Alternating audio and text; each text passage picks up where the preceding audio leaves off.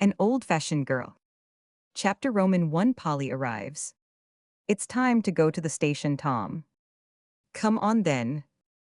Oh, I'm not going, it's too wet. Should NT have a crimp left if I went out such a day as this? And I want to look nice when Polly comes. You don't expect me to go and bring home a strange girl alone, do you? And Tom looked as much alarmed as if his sister had proposed to him, to escort the wild woman of Australia. Of course I do, it's your place to go and get her, and if you was NT a bear you'd like it. Well, I call that mean. I supposed it got to go, but you said you'd go too. Catch me bothering about your friends another time, no sir. And Tom rose from the sofa, with an air of indignant resolution, the impressive effect of which was somewhat damaged by a tousled head, and the hunched appearance of his garments generally. Now don't be cross and ill get mamma to let you have that horrid Ned Miller that you are so fond of come, and make you a visit after Polly's gone, said Fanny, hoping to soothe his ruffled feelings. How long is she going to stay? Demanded Tom, making his toilet by a promiscuous shake. A month or two maybe. She's ever so nice, and I shall keep her as long as she's happy. She won't stay long then, if I can help it, muttered Tom, who regarded girls as a very unnecessary portion of creation. Boys of 14 are apt to think so, and perhaps it is a wise arrangement for being fond of turning somersaults. They have an opportunity of indulging in a good one, metaphorically speaking, when 3 or 4 years later they become the abject slaves of those bothering girls. Look here, how am I going to know the creature? I never saw her. And she never saw me. Y'all have to come too, Fan, he added, pausing on his way to the door, arrested by the awful idea that he might have to address several strange girls before he got the right one.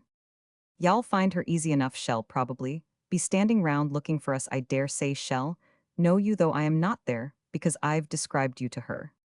Guess she won't then, and Tom gave a hasty smooth to his curly pate, and a glance at the mirror, feeling sure that his sister had done him justice. Sisters never do, as we fellows know too well. Do go along, or y'all be too late. And then what will Polly think of me? Cried Fanny, with the impatient poke, which is peculiarly aggravating to masculine dignity. Shall think you cared more about your frizzles than your friends, and shall be about right too. Feeling that he said rather a neat and cutting thing, Tom sauntered leisurely away, perfectly conscious that it was late, but bent on not being hurried. While in sight, though, he ran himself off his legs to make up for it afterward. If I was the president, I'd make a law to shut up all boys till they were grown, for they certainly are the most provoking toads in the world, said Fanny, as she watched the slouchy figure of her brother strolling down the street. She might have changed her mind, however, if she had followed him, for as soon as he turned the corner, his whole aspect altered. His hands came out of his pockets. He stopped whistling, buttoned his jacket, gave his cap a pull, and went off at a great pace. The train was just in when he reached the station, panting like a racehorse, and as red as a lobster with the wind and the run. Suppose shall wear a topknot and a thingumbob like everyone else, and however shall I know her too bad of Fan to make me come alone, thought Tom, as he stood watching the crowd stream through the depot, and feeling rather daunted at the array of young ladies who passed, as none of them seemed looking for anyone. He did not accost them, but eyed each new batch with the air of a martyr. That's her, he said to himself, as he presently caught sight of a girl in gorgeous array, standing with her hands folded, and a very small hat perched on the top of a very large chignon, as Tom pronounced it. I suppose I've got to speak to her, so here goes. And nerving himself to the task, Tom slowly approached the damsel, who looked as if the wind had blown her clothes into rags. Such a flapping of sashes, scallops, ruffles, curls, and feathers was there. I say, if you please, is your name Polly Milton? Meekly asked Tom, pausing before the breezy stranger. No, it is NT, answered the young lady with a cool stare that utterly quenched him. Where in thunder is she? Growled Tom, walking off in high dudgeon. The quick tap of feet behind him made him turn in time to see a fresh-faced little girl running down the long station, and looking as if she rather liked it as she smiled and waved her bag at him. He stopped and waited for her, saying to himself, "Hullo, I wonder if that's Polly." Up came the little girl with her hand out and a half-she-half-Marie look in her blue eyes, as she said inquiringly, "This is Tom, is NT it?" "Yes, how did you know?" And Tom got over the ordeal of handshaking without thinking of it, he was so surprised. "Oh, Fan told me you'd got curly hair and a funny nose, and kept whistling, and wore a gray cap pulled over your eyes, so I knew you directly." And Polly nodded at him, in the most friendly manner, having politely refrained from calling the hair red, the nose a pug. and the cap old all of which facts Fanny had carefully impressed upon her memory. "Where are your trunks?" asked Tom, as he was reminded of his duty, by her handing him the bag which he had not offered to take. "Father told me not to wait for anyone else, I'd lose my chance of a hack, so I gave my check to a man, and there, he is with my trunk," and Polly walked off after her one modest piece of baggage, followed by Tom, who felt a trifle depressed by his own remissness in polite attentions. "She is NT a bit of a young lady, thank goodness, Fan. Did NT tell me she was pretty, don't look like city girls, nor act like him neither," he thought, trudging in the rear and eyeing with favor the brown curls bobbing along in front. As the carriage drove off, Polly gave a little bounce on the springy seat and laughed like a delighted child. "I do like to ride in these nice hacks, and see all the fine things, and have a good time, don't you?" she said, composing herself the next minute, as if it suddenly occurred to her that she was going a-visiting. "Not much," said Tom, not minding what he said, for the fact that he was shut up with the strange girl suddenly oppressed his soul. "How's Fan? Why didn't she come too?" asked Polly, trying to look demure while her eyes danced in spite of her. Afraid of spoiling her crinkles, and Tom smiled, for this base betrayal of confidence made him feel his own man again. "You and I don't mind dampness. I am much obliged to you for coming to take care of me." It was kind of Polly to say that, and Tom felt it, for his red crop was a tender point, and to be associated with Polly's pretty brown curls seemed to lessen its coppery glow. Then he had NT done anything for her but carry the bag a few steps, yet she thanked him, he felt grateful, and in a burst of confidence, offered a handful of peanuts, for his pockets were always supplied with this agreeable delicacy, and he might be traced anywhere by the trail of shells he left behind him. As soon as he had done it, he remembered that Fanny considered them vulgar, and felt that he had disgraced his family, so he stuck his head out of the window, and kept it there so long that Polly asked if anything was the matter. "Pooh, who cares for a countrified little thing like her," said Tom manfully to himself. And then the spirit of mischief entered in and took possession of him. "He's pretty drunk, but I guess he can hold his horses," replied this evil-minded boy, with an air of calm resignation. "Is the man tipsy? Oh dear, let's get out. Are the horses bad? It's very steep here. Do you think it's safe?" cried poor Polly, making a cocked hat of her little beaver, by thrusting it out of the half-open window on her side. "There's plenty of folks to pick us up if anything happens, but perhaps it would be safer if I got out and sat with the man," and Tom quite beamed with the brilliancy of this sudden mode of relief. "Oh, do, if you ain't afraid mother would be so anxious if anything should happen to me so far away," cried Polly, much distressed. "Don't you be worried, ill managed the old chap. And the horses too," and opening the door Tom vanished aloft, leaving poor victimized Polly to quake inside, while he placidly reveled in freedom and peanuts outside with the staid old driver.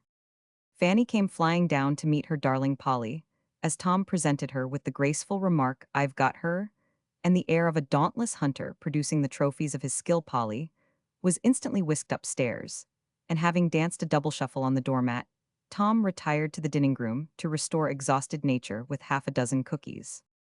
"Ain't you tired to death? Don't you want to lie down?" said Fanny, sitting on the side of the bed in Polly's room and chattering hard, while she examined everything her friend had on. "Not a bit. I had a nice time coming, and no trouble except the tipsy coachman. But Tom got out and kept him in order, so I was NT much frightened," answered innocent Polly, taking off her rough and ready coat and the plain hat without a bit of a feather. "Fiddlestick, he was NT tipsy, and Tom only did it to get out of the way. He can't bear girls," said Fanny with a superior air.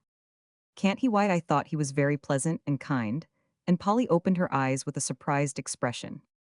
"He's an awful boy, my dear, and if you have anything to do with him, he'll torment you to death. Boys are all horrid, but he's the horridest one I ever saw."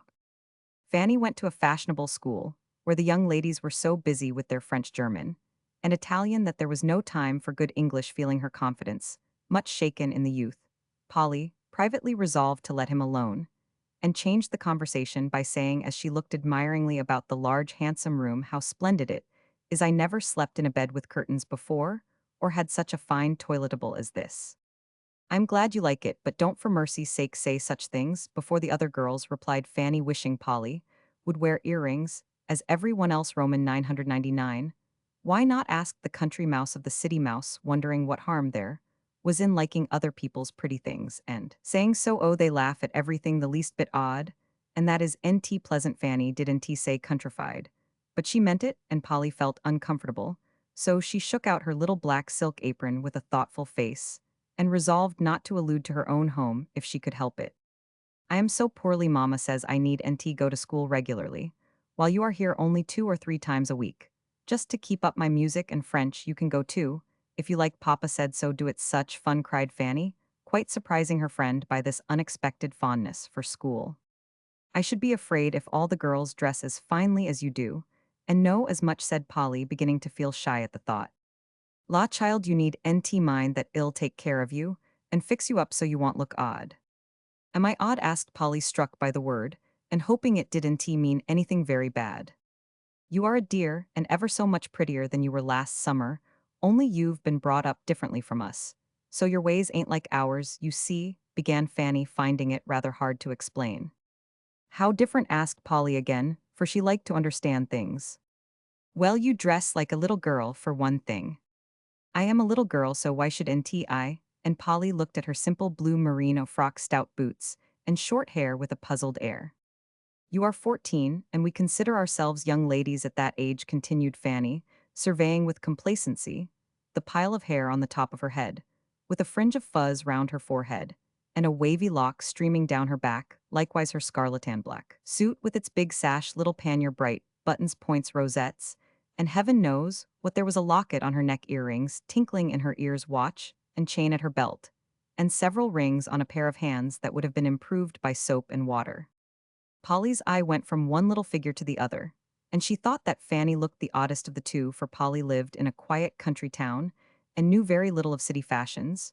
She was rather impressed by the elegance about her, never having seen Fanny's home before as they got acquainted, while Fanny paid a visit to a friend who lived near Polly, but she didn't let the contrast between herself and Fan trouble her, for in a minute she laughed and said contentedly, My mother likes me to dress simply, and I don't mind. I shouldn't know what to do rigged up as you are. Don't you ever forget to lift your sash and fix those puffy things when you sit down. Before Fanny could answer, a scream from below made both listen. It's only Maud, she fusses all day long, began Fanny, and the words were hardly out of her mouth when the door was thrown open, and a little girl of 6 or 7 came roaring in. She stopped at sight of Polly, stared a minute, then took up her roar just where she left it, and cast herself into Fanny's lap, exclaiming wrathfully, Tom's laughing at me, make him stop. What did you do to set him going? Don't scream. So y'all frightened. Polly and Fan gave the cherub a shake which produced an explanation. I only said we had cold seaweam at the party last night, and he laughed. Ice cream, child, and Fanny followed Tom's reprehensible example. I don't care, it was cold, and I warmed mine at the Register. And then it was nice, only Willie Bliss spilt it on my new Gabrielle, and Maud wailed again over her accumulated woes. Do go to Katie, you're as cross as a little bear today, said Fanny, pushing her away. Katie, don't amuse me, and I must be amused cause I am fractious, Mamma, said I was, sobbed Maud, evidently laboring under the delusion that fractiousness was some interesting malady. Come down and have dinner that will amuse you. And Fanny got up, pluming herself, as a bird does before its flight. Polly hoped the dreadful boy would not be present, but he was, and stared at her all dinner time in a most trying manner. Mr. Shaw, a busy-looking gentleman, said, How do you do, my dear? Hope y'all enjoy yourself. And then appeared to forget her entirely. Mrs. Shaw, a pale, nervous woman, greeted her little guest kindly and took care that she wanted for nothing. Madame Shaw, a quiet old lady, with an imposing cap, exclaimed on seeing Polly, Bless my heart, the image of her mother, a sweet woman, how is she, dear? And kept peering at the newcomer over her glasses, till between Madame and Tom, poor Polly lost her appetite. Fanny chatted like a magpie and Maud fidgeted, till Tom proposed to put her under the big dish cover, which produced such an explosion that the young lady was borne screaming away by the much-enduring Katie. It was altogether an uncomfortable dinner, and Polly was very glad when it was over. They all went about their own affairs, and after doing the honors of the house, Fan was called to the dressmaker, leaving Polly to amuse herself in the great drawing-room. Polly was glad to be alone for a few minutes, and having examined all the pretty things about her, began to walk up and down over the soft, flowery carpet, humming to herself as the daylight faded, and only the ruddy glow of the fire filled the room. Presently Madame came slowly in, and sat down in her armchair, saying, That's a fine old tune, sing it to me, my dear. I haven't heard it this many a day. Polly didn't like to sing before strangers, for she had had no teaching, but such as her busy mother could give her. But she had been taught the utmost respect for old people, and having no reason for refusing, she directly went to the piano and did as she was bid. That's the sort of music it's a pleasure to hear. Sing some more, dear, said Madam in her gentle way when she had done. Pleased with this praise, Polly sang away in a fresh little voice that went straight to the listener's heart, and nestled there the sweet old tunes that one is never tired of. Were all Polly's store, and her favorites were Scotch airs, such as Yellow-haired Laddie Jock, O Hazeldean down among the heather and birks of Aberfeldy. The more she sung the better she did it. And when she wound up with a health to King Charlie, the room quite rung with the stirring music made by the big piano and the little maid. By George, that's a jolly tune, sing it again, please, cried Tom's voice, and there was Tom's red head bobbing up over the high back of the chair, where he had hidden himself. It gave Polly quite a turn, for she thought no one was hearing her.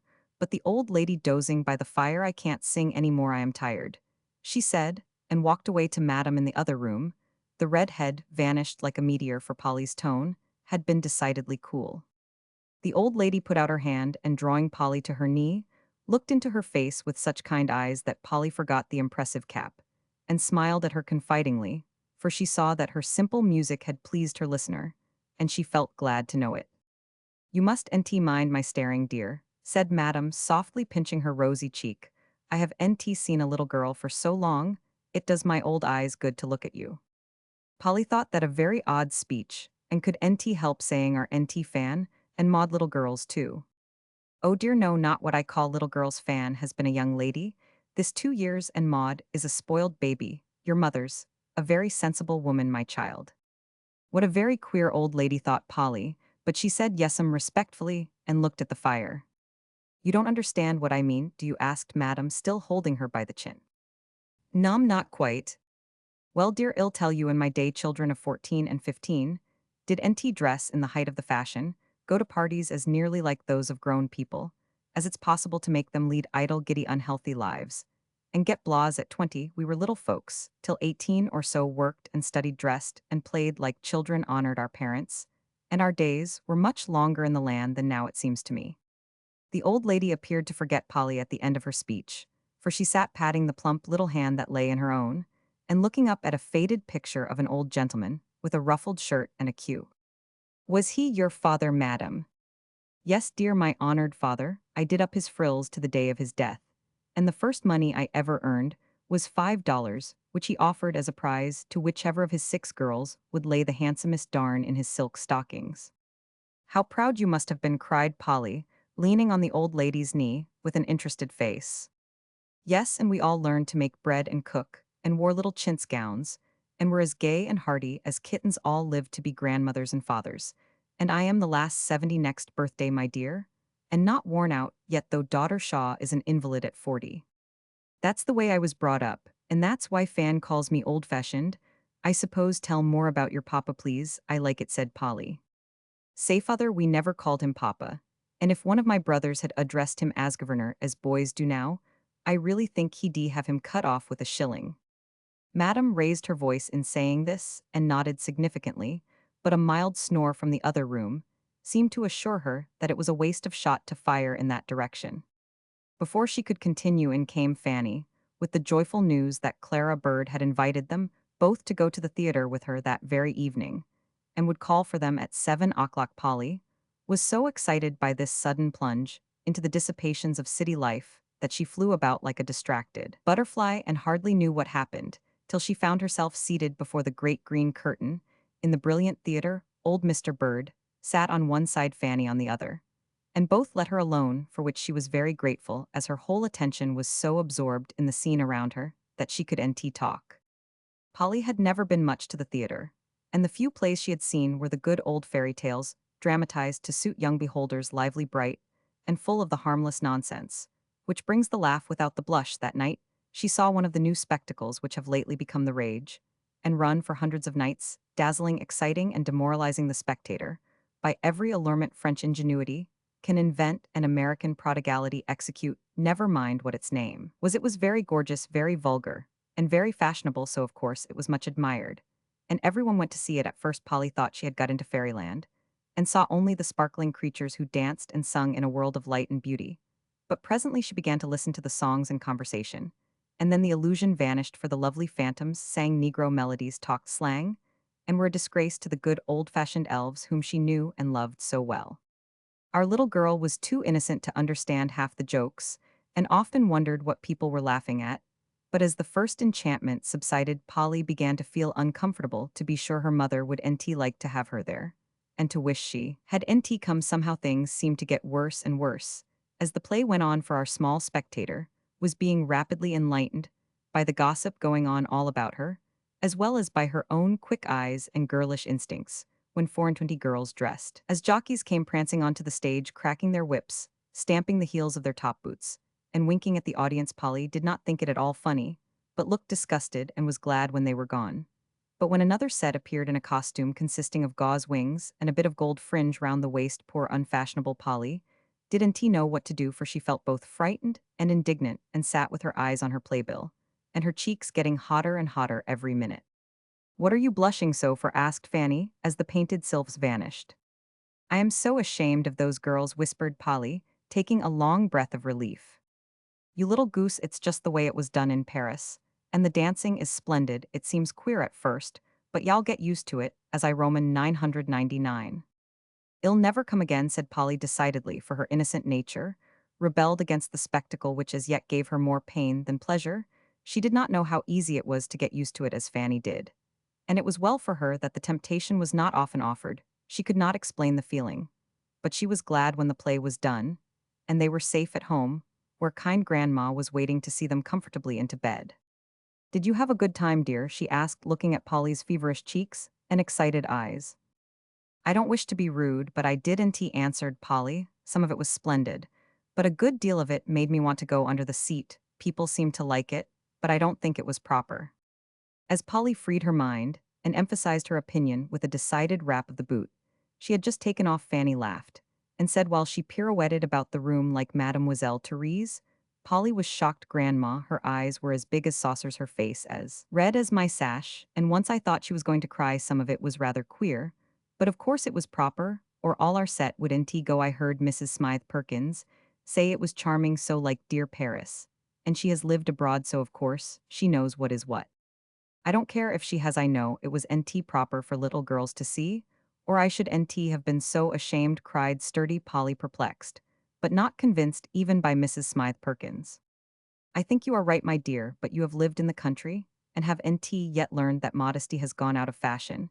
And with a good-night kiss, Grandma left Polly to dream dreadfully of dancing in jockey costume on a great stage, while Tom played a big drum in the orchestra, and the audience all wore the faces of her father and mother, looking sorrowfully at her, with eyes like saucers and faces as red as Fanny's sash. Chapter Roman 2, New Fashions. "I am going to school this morning, so come up and get ready," said Fanny a day or two after, as she left the late breakfastable. "You look very nice. What have you got to do?" asked Polly, following her into the hall. "Prink half an hour and put on her wad," answered the irreverent Tom, whose preparations for school consisted in flinging his cap onto his head and strapping up several big books that looked as if they were sometimes used as weapons of defense. "What is a wad?" asked Polly, while Fanny marched up without deigning any reply. "Somebody's hair on the top of her head in the place where it ought not to be," and Tom went whistling away with an air of sublime indifference as to the state of his own curly pow. "Why must you be so fine to go to school?" asked Polly, watching Fan arrange the little frizzles on her forehead and settle the various streamers and festoons belonging to her dress. "All the girls do, and it's proper, for you never know who you may meet. I'm going to walk after my lessons, so I wish you'd wear your best hat and sack," answered Fanny, trying to stick her own hat on at an angle which defied all the laws of gravitation. "I will if you don't think this is nice enough. I like the other best, because it has a feather, but this is warmer, so I wear it every day." And Polly ran into her own room to prink, also fearing that her friend might be ashamed of her plain costume. "Want your hands be cold in kid gloves," she said as they went down the snowy street with a north wind blowing in their faces. "Yes, horrid cold, but my muff is so big I won't carry it. Mama won't have it cut up, and my ermine one must be kept for best." And Fanny smoothed her Bismarck kids with an injured air. "I suppose my gray squirrel is ever so much too big, but it's nice and cozy, and you may warm your hands in it if you want to," said Polly, surveying her new woolen gloves with a dissatisfied look, though she had thought them quite elegant before. Perhaps I will buy, and by now, Polly, don't you be shy, I'll only introduce 2 or 3 of the girls.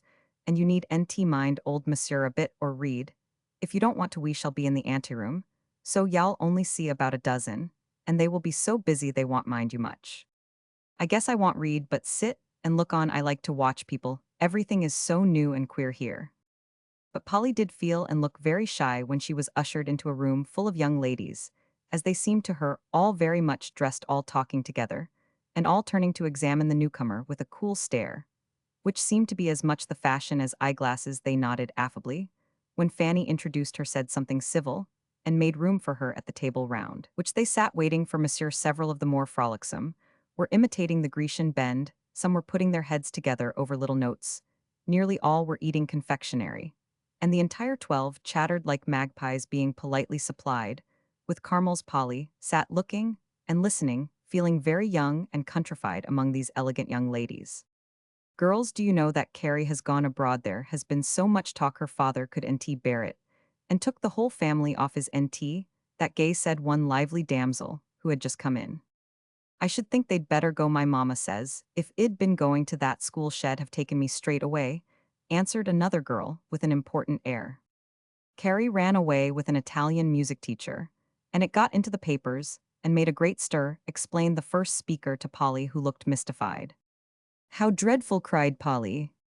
I think it was fun. She was only 16, and he was perfectly splendid, and she has plenty of money, and everyone talked about it. And when she went anywhere, people looked, and she liked it, but her papa is an old poke, so he sent them all away. It's too bad, for she was the jolliest thing I ever knew. Polly had nothing to say to lively Miss Bell, but Fanny observed, I like to read about such things, but it's so inconvenient to have it happen right here, because it makes it harder for us. I wish you could have heard my papa go on.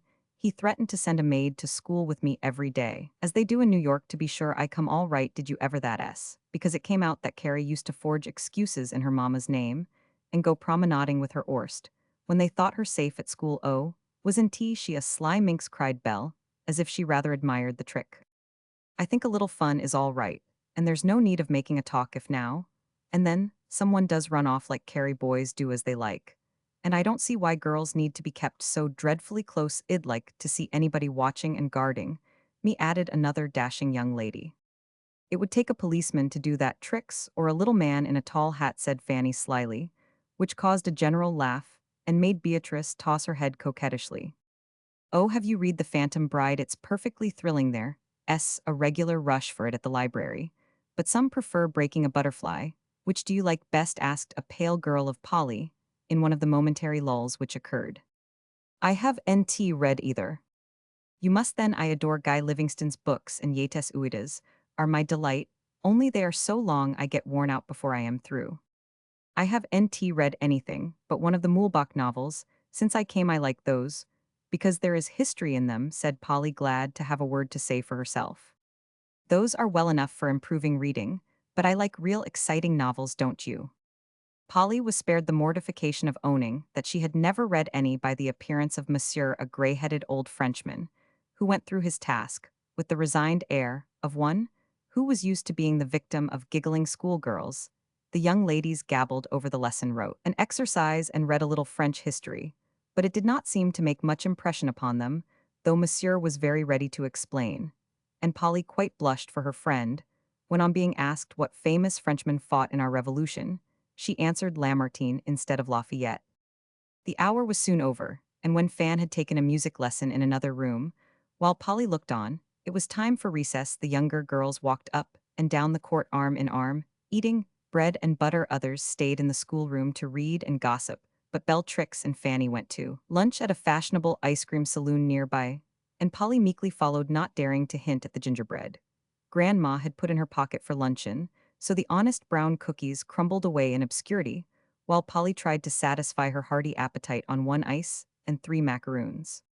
The girls seemed in great spirits, particularly after they were joined by a short gentleman, with such a young face that Polly would have called him a boy if he had not worn a tall beaver. Escorted by this impressive youth, Fanny left her unfortunate friends to return to school, and went to walk, as she called, a slow promenade down the most crowded streets. Polly discreetly fell behind, and amused herself looking into shop windows, till Fanny, mindful of her manners even at such an interesting time, took her into a picture gallery and bade her enjoy the works of art.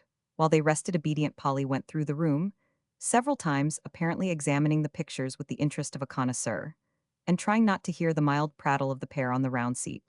But she could nt help wondering what Fan found so absorbing in an account of a recent German, and why she need promise so solemnly not to forget the concert that afternoon. When Fanny rose at last, Polly's tired face reproached her, and taking a hasty leave of the small gentleman, she turned homeward, saying confidentially, as she put one hand in Polly's muff, "Now, my dear, you must nt say a word about Frank Moore or Papa. Will take my head off, I don't care a bit for him, and he likes tricks, only they have quarreled, and he wants to make her mad by flirting a little with me. I scolded him well, and he promised to make up with her. We all go to the afternoon concerts, and have a gay time, and Belle and Trix are to be there today. So just keep quiet and everything will be all right." "I'm afraid it won't," began Polly, who, not being used to secrets, found it very hard to keep even a small one. "Don't worry, child, it's none of our business, so we can go and enjoy the music. And if other people flirt, it won't be our fault," said Fanny impatiently. "Of course not, but then, if your father don't like you to do so, ought you to go? I tell Mama, and she don't care. Papa is fussy, and Grandma makes a stir about every blessed thing. I do. You will hold your tongue, won't you?" "Yes, I truly will. I never tell tales." And Polly kept her word, feeling sure Fan did nt mean to deceive her father, since she told her mother everything. "Who are you going with?" asked Mrs. Shaw, when Fanny mentioned that it was concert day just before 3 o'clock. "Only Polly, she likes music, and it was so stormy I could nt go last week. You know," answered Fan, adding, as they left the house again, "if anyone meets us on the way, I can't help it, can I?" "You can tell them not to, can't you?" "That's rude, dear me. Here's Belle's brother Gus. He always goes. Is my hair all right, and my hat?" Before Polly could answer, Mr. Gus joined them as a matter of course, and Polly soon found herself trotting on behind, feeling that things were not all right, though she did nt know how to mend them. Being fond of music, she ignorantly supposed that everyone else went for that alone, and was much disturbed by the whispering that went on among the young people. Round her, Belle and Trix were there in full dress, and in the pauses between different pieces, Messrs. Frank and Gus, with several other splendid fellows, regaled the young ladies with college gossip and bits of news, full of interest to judge from the close attention paid to their eloquent remarks. Polly regarded these noble beings with awe, and they recognized her existence with the condescension of their sex, but they evidently considered her only a quiet little thing, and finding her not up to society talk, blandly ignored the pretty child, and devoted themselves to the young ladies. Fortunately for Polly, she forgot all about them in her enjoyment of the fine music, which she felt rather than understood, and sat listening with such a happy face that several true music lovers watched her smilingly, for her heart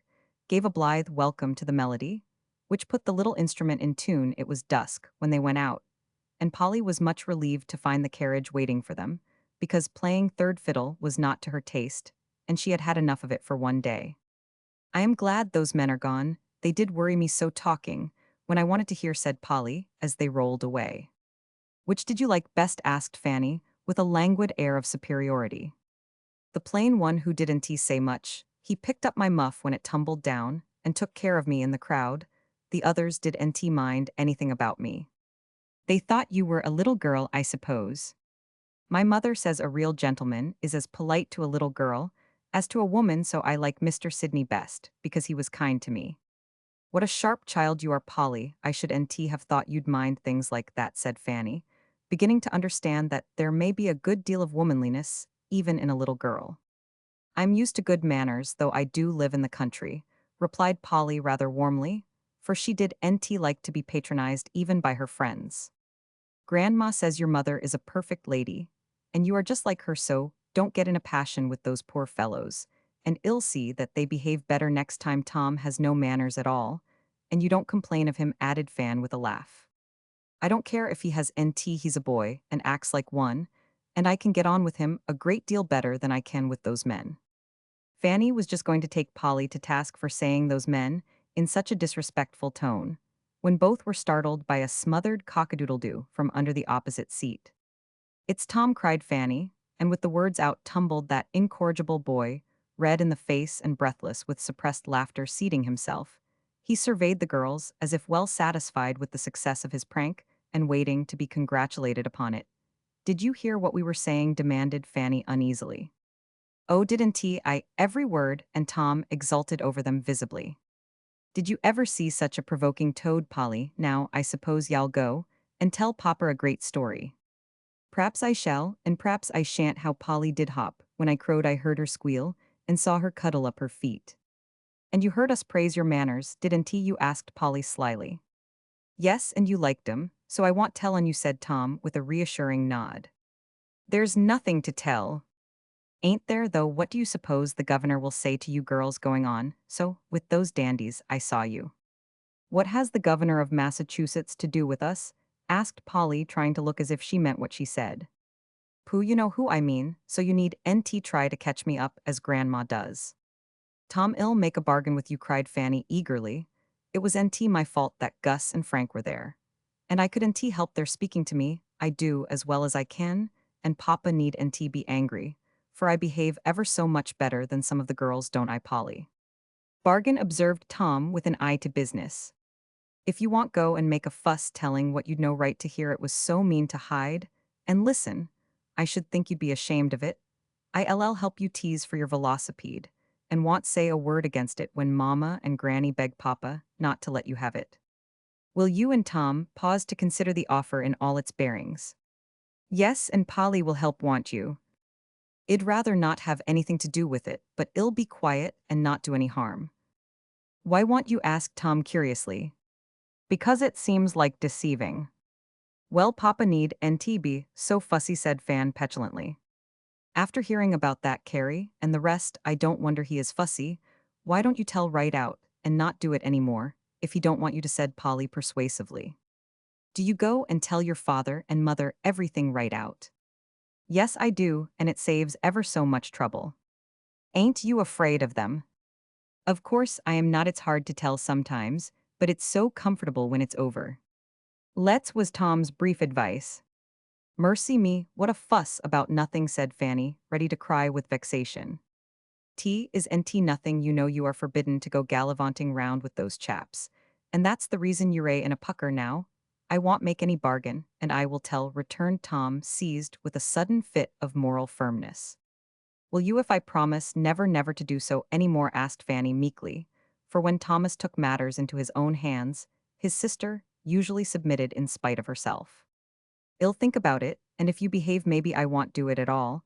I can watch you better than Papa can, so if you try it again, it's all up with you, miss, said Tom, finding it impossible to resist the pleasure of tyrannizing a little when he got the chance.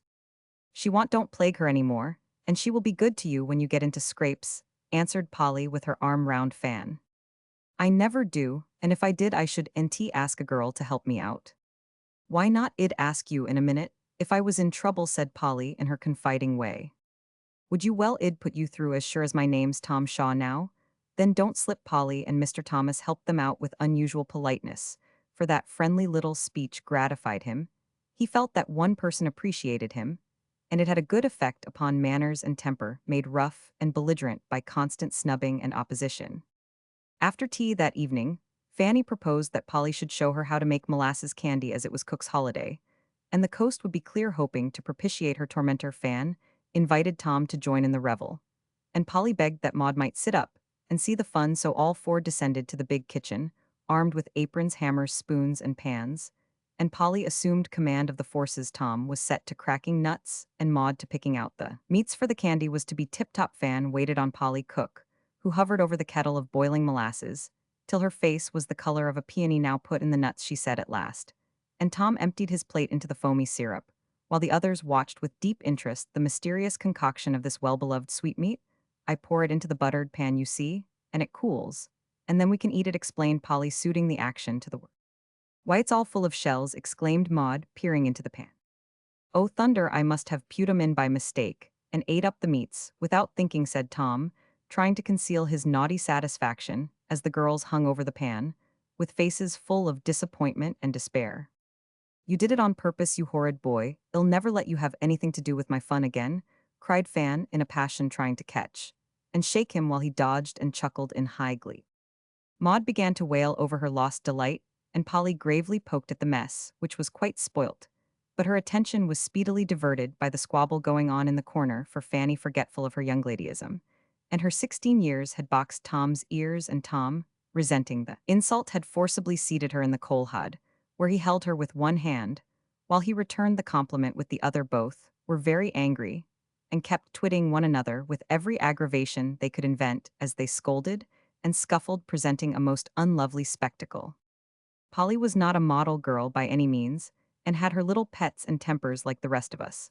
But she did fight, scream, and squabble with her brothers and sisters in this disgraceful way, and was much surprised to see her elegant friend in such a passion. "Oh, don't y'all hurt her, Tom. Let him go, Fanny. It's no matter about the candy, we can make some more," cried Polly, trying to part them, and looking so distressed that they stopped ashamed, and in a minute sorry that she should see such a display of temper.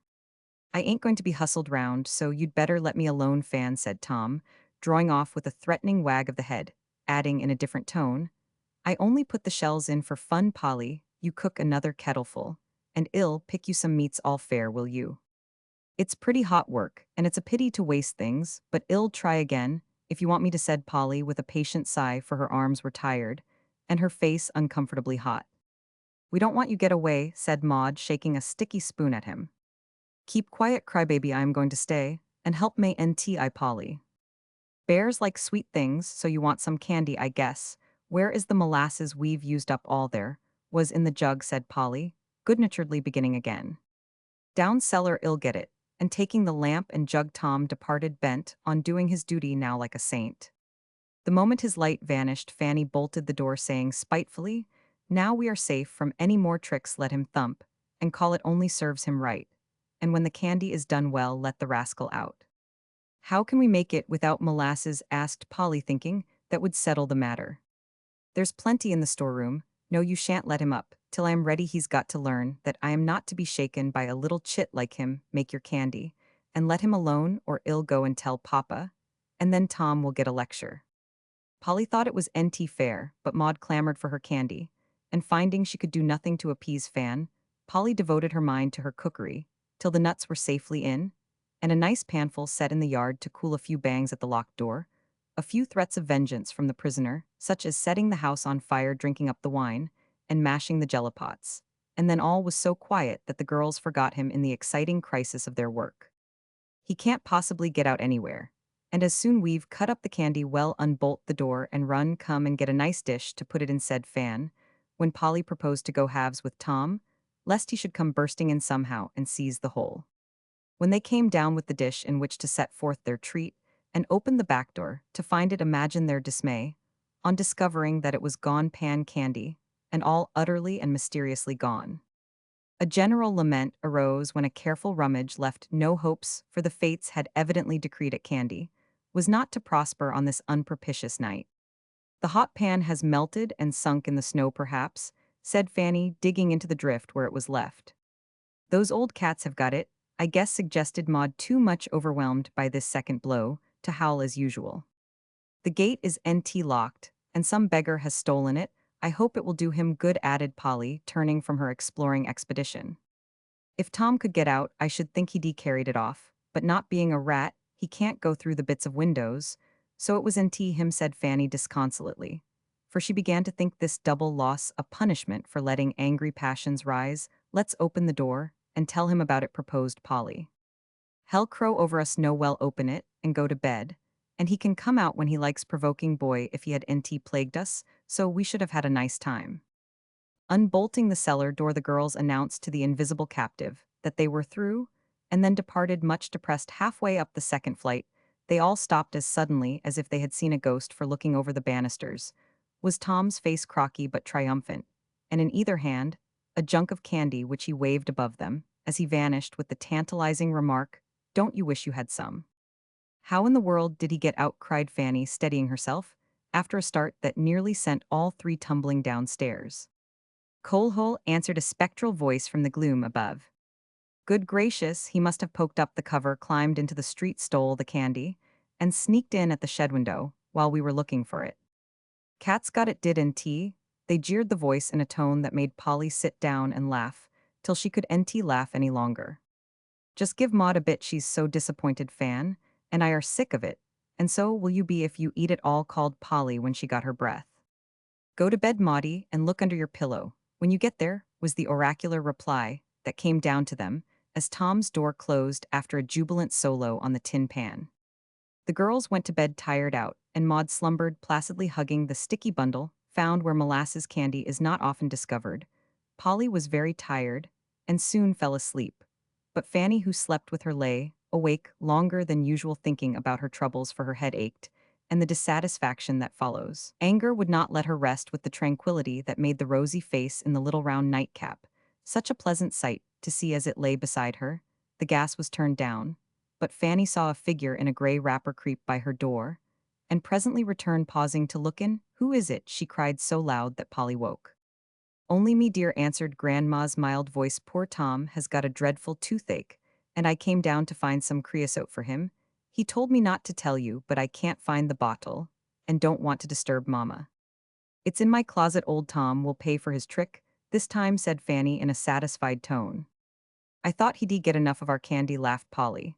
And then they fell asleep, leaving Tom to the delights of toothache and the tender mercies of kind old Grandma. Chapter Roman 3: Polly's Troubles. Polly soon found that she was in a new world, a world where the manners and customs were so different from the simple ways at home that she felt like a stranger in a strange land, and often wished that she had not come in the first place. She had nothing to do but lounge and gossip, read novels, parade the streets, and dress. And before a week was gone, she was as heartily sick of all this as a healthy person would be who attempted to live on confectionery. Fanny liked it because she was used to it and had never known anything better, but Polly had and often felt like a little woodbird shut up in a gilded cage. Nevertheless, she was much impressed by the luxuries all about her, enjoyed them, wished she owned them, and wondered why the Shaws were not a happier family.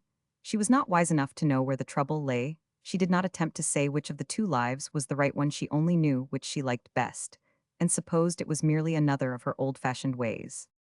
Fanny's friends did not interest her much. She was rather afraid of them. They seemed so much older and wiser than herself. Even those younger in years, they talked about things of which she knew nothing.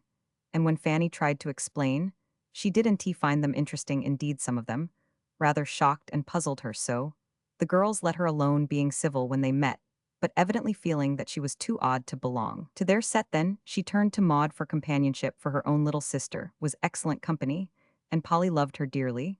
But Miss Maud was much absorbed in her own affairs, for she belonged to a set also, and these mites of 5 and 6 had their musicals, their parties, receptions, and promenades, as well as their elders, and the chief idea of their little lives seemed to be to ape the fashionable follies. They should have been too innocent to understand. Maud had her tiny card case and paid calls like Mama, and Fan her box of dainty gloves, her jewel drawer, her crimping pins, as fine and fanciful a wardrobe as a Paris doll, and a French maid to dress her. Polly couldn't get on with her at first, for Maud didn't seem like a child, and often corrected Polly in her conversation and manners, though little Mademoiselle's own were anything but perfect. Now and then, when Maud felt poorly or had a waxous turn, for she had nerves as well as Mama, she would go to Polly to be amused for her gentle ways and kind forbearance, soothed the little fine lady better than anything else. Polly enjoyed these times, and told stories, played games, or went out walking, just as Maud liked, slowly and surely winning the child's heart and relieving the whole house of the young tyrant who ruled it.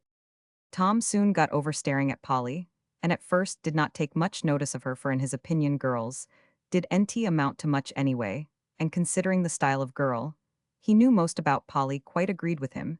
He occasionally refreshed himself by teasing her to see how she'd stand it, and caused Polly much anguish of spirit, for she never knew where he would take her next. He bounced out at her from behind doors, booed at her in dark entries, clutched her feet as she went upstairs, startled her by shrill whistles right in her ear or sudden tweaks of the hair as he passed her in the street, and as sure as there was company to dinner, he fixed his round eyes on her, and never took them off till she was reduced to a piteous state of confusion and distress. She used to beg him not to plague her, but he said he did it for her good. She was too shy and needed toughening like the other girls. In vain she protested that she didn't want to be like the other girls in that respect. He only laughed in her face, stuck his red hair straight up all over his head, and glared at her till she fled in dismay. Yet Polly rather liked Tom, for she soon saw that he was neglected, hustled out of the way, and left to get on pretty much by himself. She often wondered why his mother didn't pet him, as she did the girls, why his father ordered him about as if he was a born rebel, and took so little interest in his only son Fanny, considered him a bear and was ashamed of him but never tried to polish him up a bit. And Maud, and he lived together like a cat and dog, who did not belong to a happy family. Grandma was the only one who stood by poor old Tom, and Polly more than once discovered him doing something kind for Madam, and seeming very much ashamed when it was found out. He was NT respectful at all. He called her the old lady, and told her he would NT be fussed over. But when anything was the matter, he always went to the old lady, and was very grateful for the fussing. Polly liked him for this, and often wanted to speak of it, but she had a feeling that it would NT do for in praising their affection. She was reproaching others with neglect, so she held her tongue and thought about it. All the more Grandma was rather neglected too, and perhaps that is the reason why Tom and she were such good friends. She was even more old-fashioned than Polly, but people did NT seem to mind it so much in her, as her day was supposed to be over, and nothing was expected of her but to keep out of everybody's way, and to be handsomely dressed when she appeared before people. Grandma led a quiet, solitary life in her own rooms, full of old furniture, pictures, books, and relics of a past for which no one cared but herself. Her son went up every evening for a little call, was very kind to her, and saw that she wanted nothing money could buy. But he was a busy man, so intent on getting rich that he had no time to enjoy what he already possessed. Madam never complained, interfered, or suggested. But there was a sad sort of quietude about her, a wistful look in her faded eyes, as if she wanted something which money could not buy, and when children were near she hovered about them, evidently longing to cuddle and caress them, as only grandmothers can. Polly felt this, and as she missed the homepetting, gladly showed that she liked to see the quiet old face brighten as she entered the solitary room where few children came, except the phantoms of little sons and daughters, who to the motherly heart that loved them never faded or grew up. Polly wished the children would be kinder to Grandma, but it was not for her to tell them so, although it troubled her a good deal, and she could only try to make up for it by being as dutiful and affectionate as if their grandma was her own. Another thing that disturbed Polly was the want of exercise. To dress up and parade certain streets for an hour every day, to stand talking in doorways or drive out in a fine carriage, was not the sort of exercise she liked, and Fan would take no other. Indeed, she was so shocked when Polly one day proposed a run down the mall that her friend never dared suggest such a thing again at home. Polly ran and rode, coasted and skated, jumped rope and raked hay, worked in her garden, and rowed her boat, so no wonder she longed for something more lively than a daily promenade with a flock of giddy girls who tilted along in high-heeled boots and costumes, which made Polly ashamed to be seen with some of them. So she used to slip out alone sometimes, when Fanny was absorbed in novels, company, or millinery, and get fine brisk walks round the park on the unfashionable side, where the babies took their airings, or she went inside to watch the boys coasting, and to wish she could coast too as she did at home. She never went far and always came back rosy and gay. One afternoon just before dinner, she felt so tired of doing nothing that she slipped out for a run. It had been a dull day, but the sun was visible, now setting brightly below the clouds. It was cold, but still, and Polly trotted down the smooth, snow-covered mall, humming to herself, and trying not to feel homesick. The coasters were at it with all their might, and she watched them till her longing to join the fun grew irresistible. On the hill, some little girls were playing with their sleds, real little girls in warm hoods and coats, rubber boots and mittens, and Polly felt drawn toward them, in spite of her fear of Fan. "I want to go down, but I dars in't, it's so steep," said one of these common children, as Maud called them. "If y'all lend me your sled and sit in my lap, it'll take you down all nice," answered Polly in a confidential tone. The little girls took a look at her, seemed satisfied, and accepted her offer. Polly looked carefully round to see that no fashionable eye beheld the awful deed, and finding all safe, settled her freight and spun away downhill, feeling all over the delightsome excitement of swift motion, which makes coasting such a favorite pastime, with the more sensible portion of the child world. One after another, she took the little girls down the hill and dragged them up again, while they regarded her in the light of a gray-coated angel, descended for their express benefit. Polly was just finishing off with one delicious go all by herself, when she heard a familiar whistle behind her, and before she could get off, up came Tom, looking as much astonished as if he had found her mounted on an elephant. "Hullo, Polly, what'll Fan say to you?" was his polished salutation. "Don't know and don't care. Coasting is no harm. I like it, and I'm going to do it now I've got a chance, so clear the lulla." And away went independent Polly, with her hair blowing in the wind and an expression of genuine enjoyment, which a very red nose did NT damage in the least. Good for you, Polly, and casting himself upon his sled, with the most reckless disregard for his ribs off whizzed Tom after her, and came alongside, just as she reined up General Grant on the broad path below. "Oh, won't you get it when we go home," cried the young gentleman, even before he changed his graceful attitude. "I shan't if you don't go and tell, but of course you will," added Polly, sitting still, while an anxious expression began to steal over her happy face. "I just want then," returned Tom, with the natural perversity of his tribe. "If they ask me, I shall tell, of course. If they don't ask, I think there's no harm in keeping still. I should NT have done it if I had NT known my mother was willing. But I don't wish to trouble your mother by telling of it." "Do you think it was very dreadful of me?" asked Polly, looking at him. "I think it was downright jolly, and I won't tell if you don't want me to now come up and have another," said Tom heartily. "Just one more. The little girls want to go. This is their sled. Let 'em take it. It is NT good for much. And you come on mine. Maispa's a stunner, you see, if he is NT."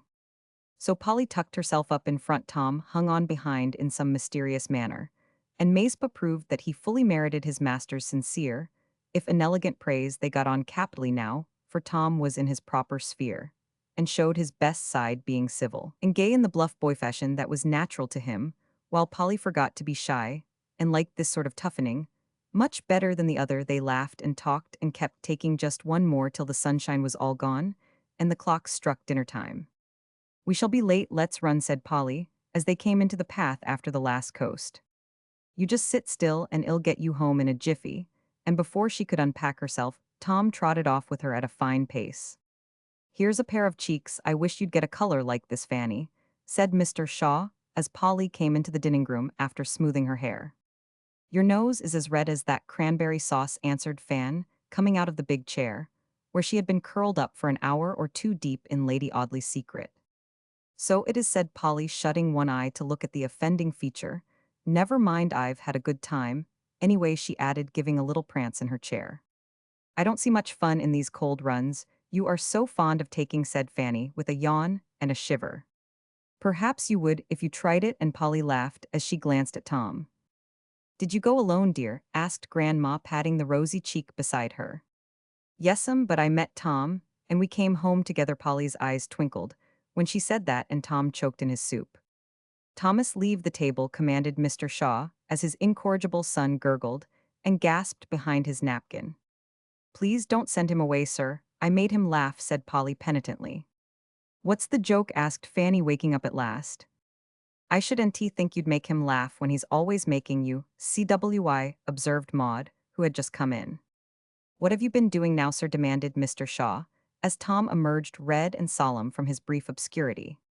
"Nothing but coast," he said gruffly, for Papa was always lecturing him and letting the girls do just as they liked.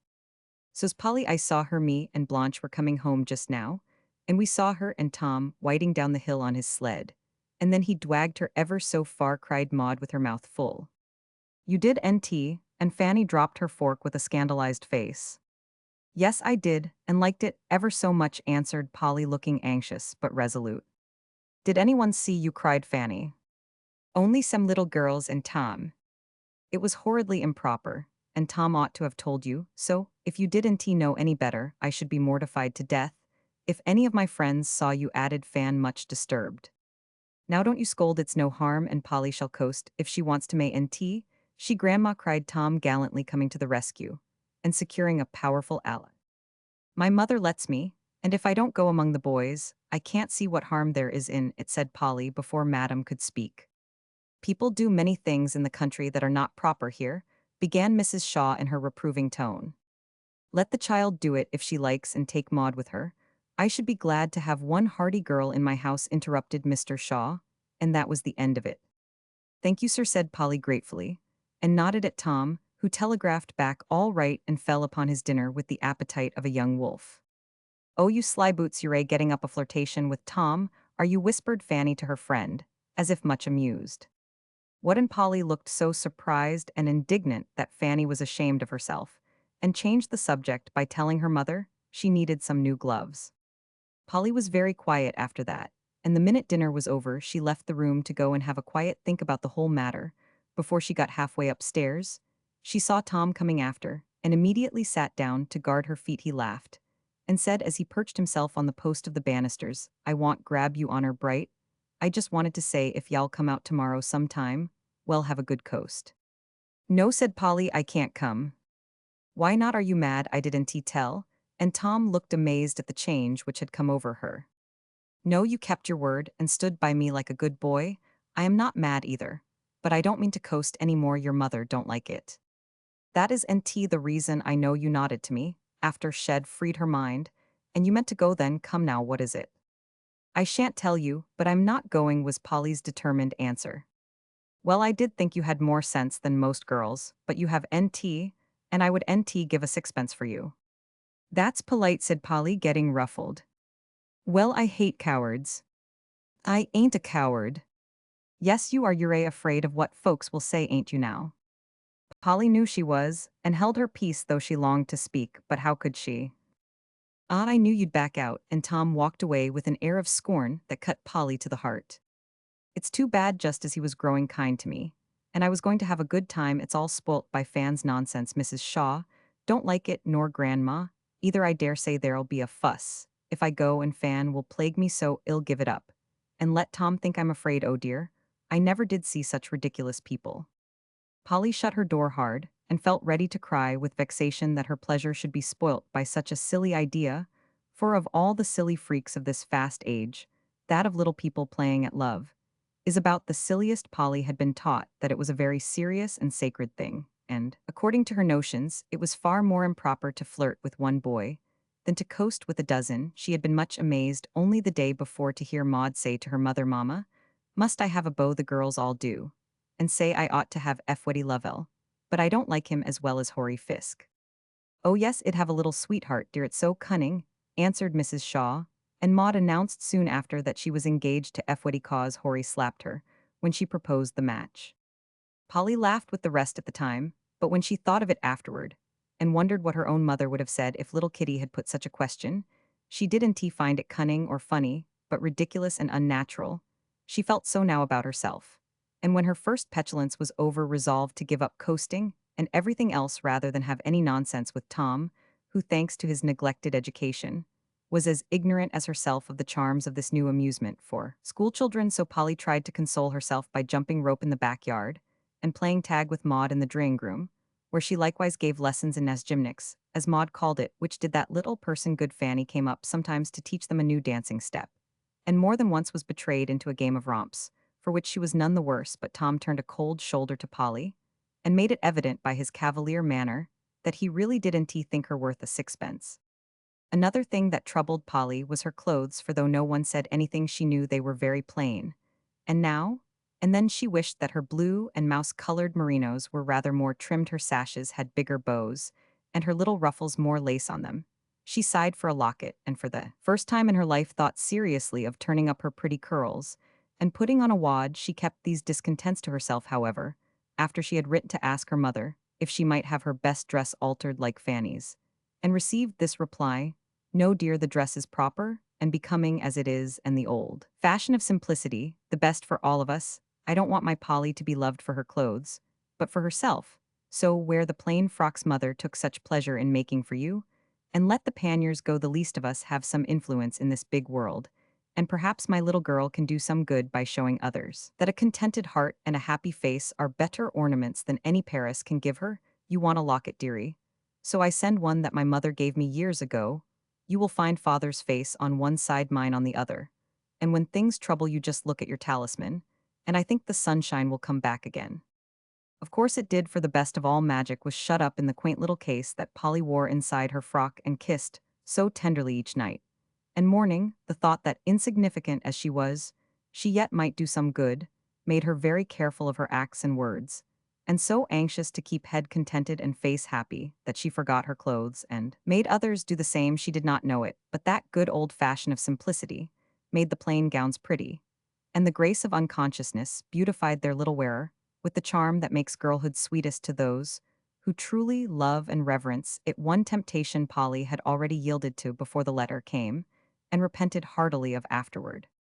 Polly, I wished you'd let me call you Marie, said Fanny, one day, as they were shopping together. You may call me Mary if you like, but I won't have any I put onto my name. I am Polly at home, and I'm fond of being called so, but Marie is Frenchified and silly. I spell my own name with an I, and so do all the girls. And what a jumble of Nett's, Nellies, Hatties, and Sallies, there is how Polly would look spelt so. Well, never mind, that was NT what I began to say. There's one thing you must have, and that is bronze boots, said Fan impressively. Why must I when I've got enough without? Because it's the fashion to have them, and you can't be finished off properly. Without I am going to get a pair, and so must you. Don't they cost a great deal? $8 or $9, I believe I have mine charged, but it don't matter if you have NT got the money, I can lend you some.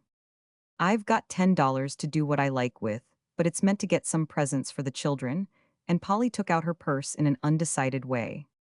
You can make presents easy enough, Grandma knows. All sorts of nice contrivances they'll do just as well, and then you can get your boots. Well, I'll look at them, said Polly, following Fanny into the store, feeling rather rich and important to be shopping in this elegant manner.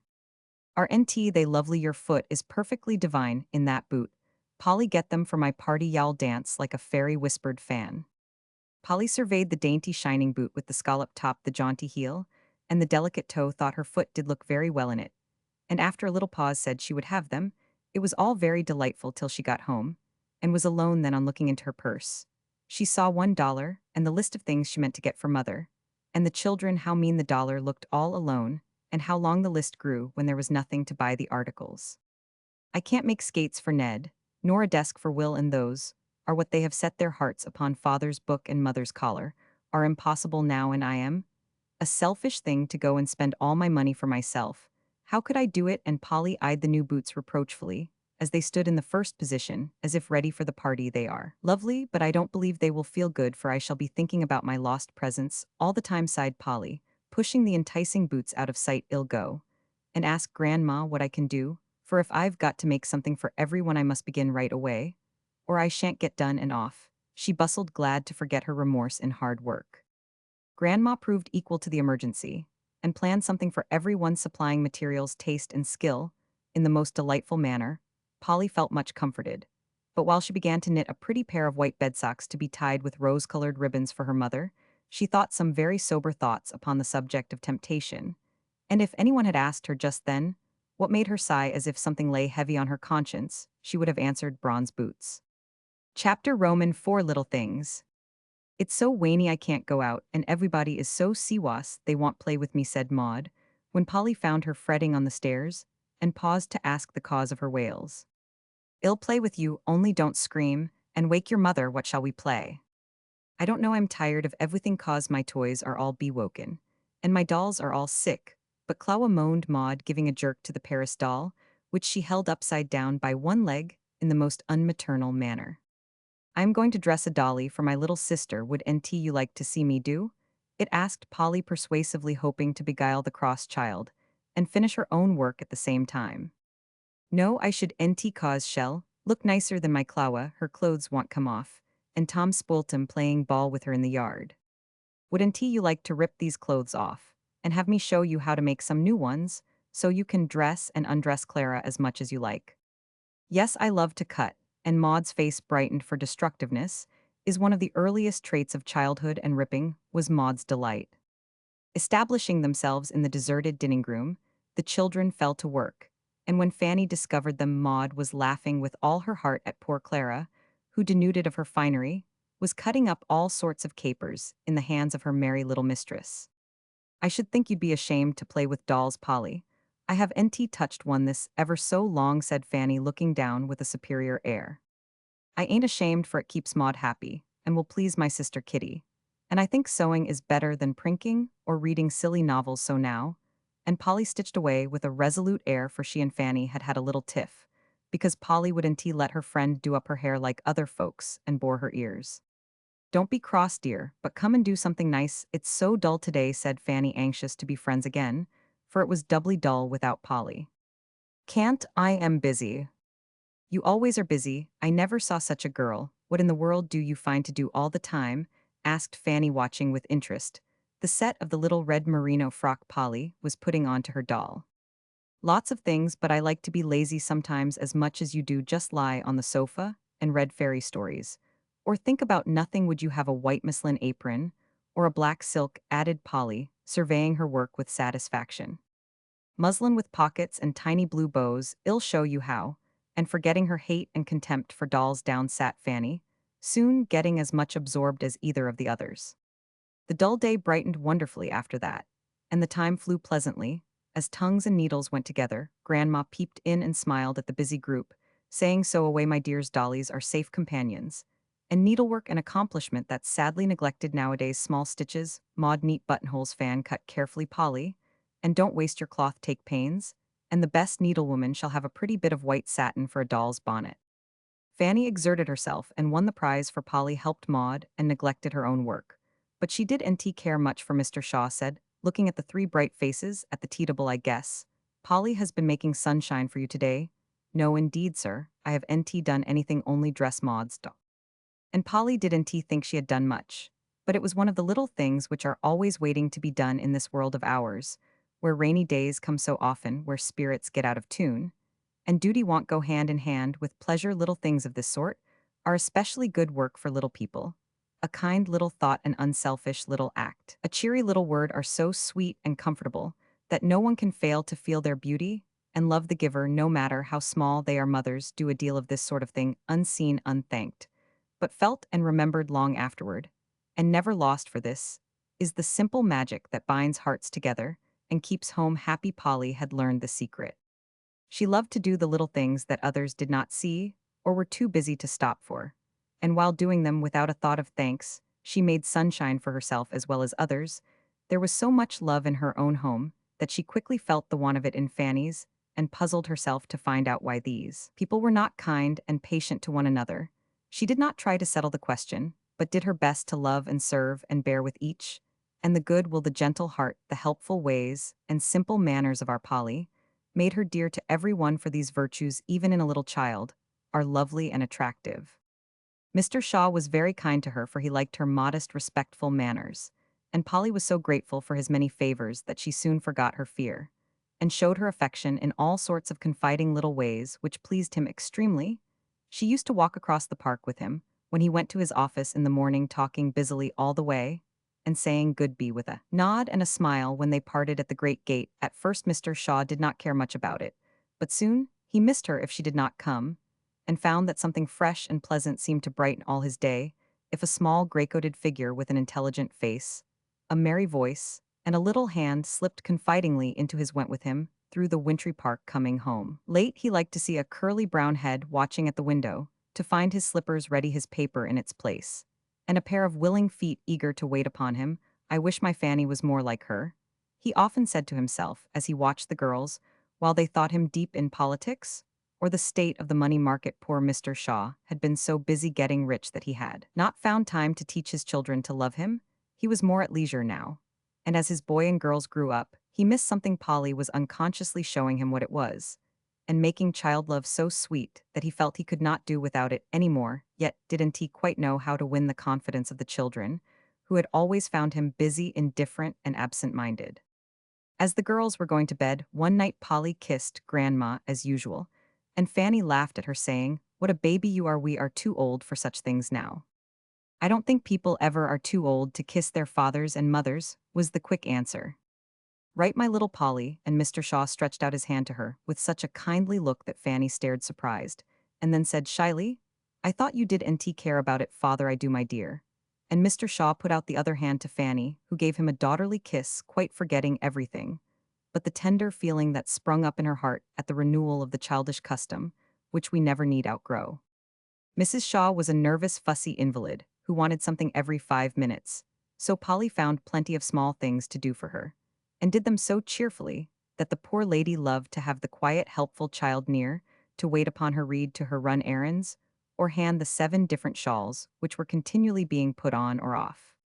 Grandma, too, was glad to find willing hands and feet to serve her, and Polly passed many happy hours in the quaint rooms, learning all sorts of pretty arts, and listening to pleasant chat, never dreaming how much sunshine she brought to the solitary old lady.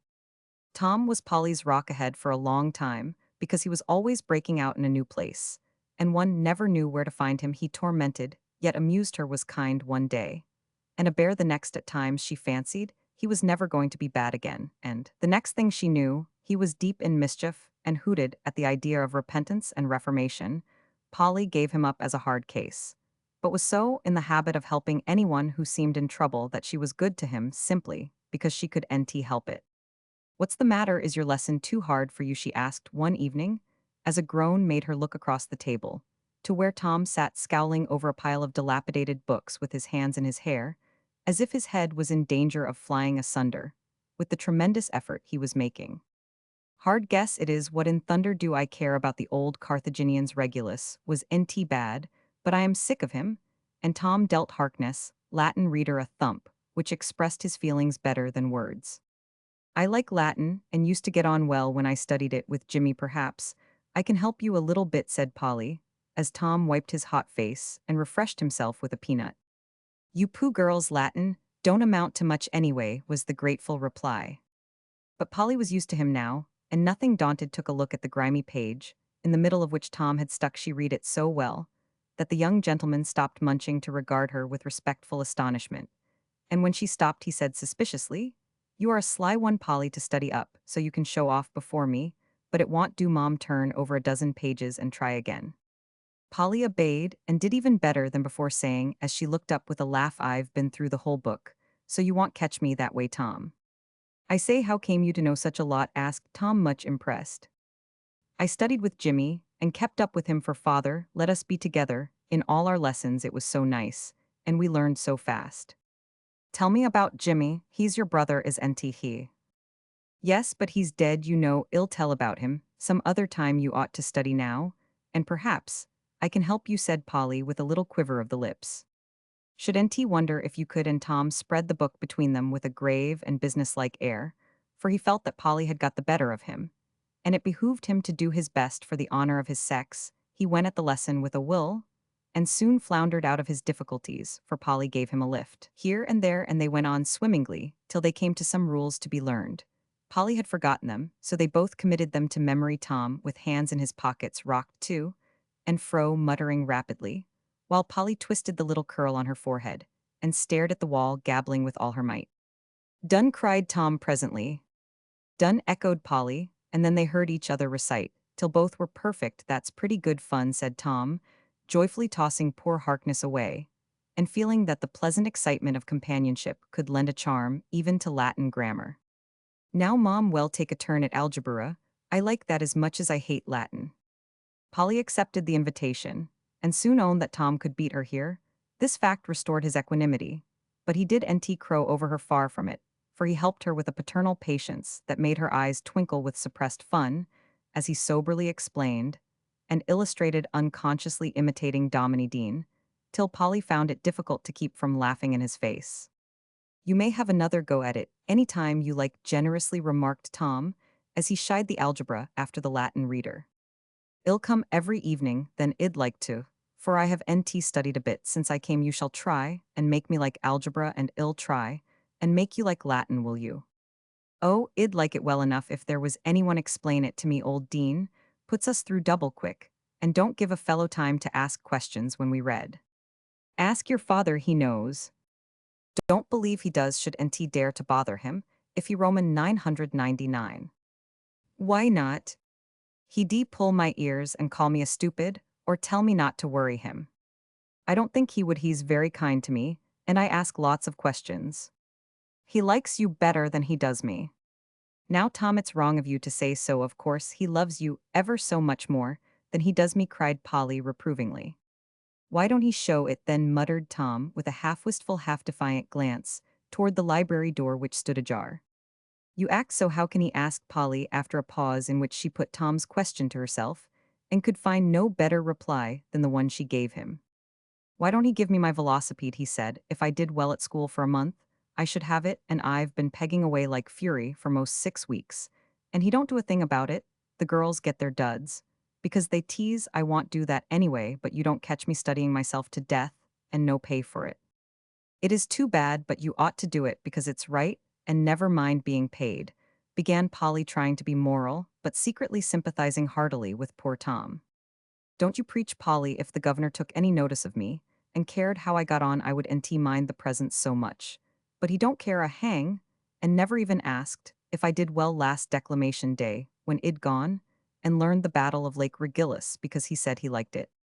Oh, Tom, did you say that it's splendid, Jim? And I used to say Horatius together. And it was such fun, do speak your piece to me, I do so like Macaulay's lays. It's dreadful long, began Tom, but his face brightened for Polly's interest, soothed his injured feelings, and he was glad to prove his elocutionary powers. He began without much spirit, but soon the martial ring of the lines fired him, and before he knew it, he was on his legs, thundering away in grand style while Polly listened. With kindling face and absorbed attention, Tom did declaim well, for he quite forgot himself, and delivered the stirring ballad with an energy that made Polly flush and tingle with admiration and delight, and quite electrified a second listener, who had heard all that went on, and watched the little scene from behind his newspaper. As Tom paused breathless and Polly clapped her hands enthusiastically, the sound was loudly echoed from behind him. Both whirled round, and there was Mr. Shaw, standing in the doorway, applauding with all his might. Tom looked much abashed and said not a word. Polly ran to Mr. Shaw, and danced before him, saying eagerly, wasn't he it splendid, didn't he do well, mayn't he have his velocipede now? Capital, Tom, you'll be an orator, yet learn another piece like that, and come and hear you speak it. Are you ready for your velocipede, hey? Polly was right, and Tom owned that the governor was kind, did like him, and had entirely forgotten his promise. The boy turned red with pleasure, and picked at the buttons on his jacket, while listening to this unexpected praise. But when he spoke, he looked straight up in his father's face, while his own shone with pleasure as he answered in one breath, "Thank'ee, sir, I'll do it, sir, guess I am, sir." "Very good, then look out for your new horse tomorrow, sir." And Mr. Shaw stroked the fuzzy red head with a kind hand, feeling a fatherly pleasure in the conviction that there was something in his boy after all. Tom got his velocipede next day, named it Black Auster in memory of the horse in the Battle of Lake Regillus, and came to grief as soon as he began to ride his new steed. "Come out and see me go it," whispered Tom to Polly after 3 days' practice in the street, for he had already learned to ride in the rink. Polly and Maud willingly went and watched his struggles with deep interest, till he got an upset which nearly put an end to his velocipeding forever. "Hi there, Auster's coming," shouted Tom, as came rattling down the long steep street outside the park. They stepped aside, and he whizzed by, arms and legs going like mad with the general appearance of a runaway engine. It would have been a triumphant descent if a big dog had not bounced suddenly through one of the openings and sent the whole concern helter-skelter into the gutter. Polly laughed as she ran to view the ruin, for Tom lay flat on his back with the velocipede atop him, while the big dog barked wildly, and his master scolded him for his awkwardness. But when she saw Tom's face, Polly was frightened, for the color had all gone out of it. His eyes looked strange and dizzy, and drops of blood began to trickle from a great cut on his forehead. The man saw it too, and had him up in a minute, but he couldn't stand, and stared about him in a dazed sort of way, as he sat on the curbstone, while Polly held her handkerchief to his forehead, and pathetically begged to know if he was killed. "Don't scare, mother, I am all right. Got upset, didn't he asked, presently eyeing the prostrate velocipede with more anxiety about its damages than his own. "I knew you'd hurt yourself with that horrid thing. Just let it be, and come home, for your head bleeds dreadfully. And everybody is looking at us," whispered Polly, trying to tie the little handkerchief over the ugly cut. "Come on then, Jove, how queer my head feels. Give us a boost, please. Stop howling, Maud, and come home.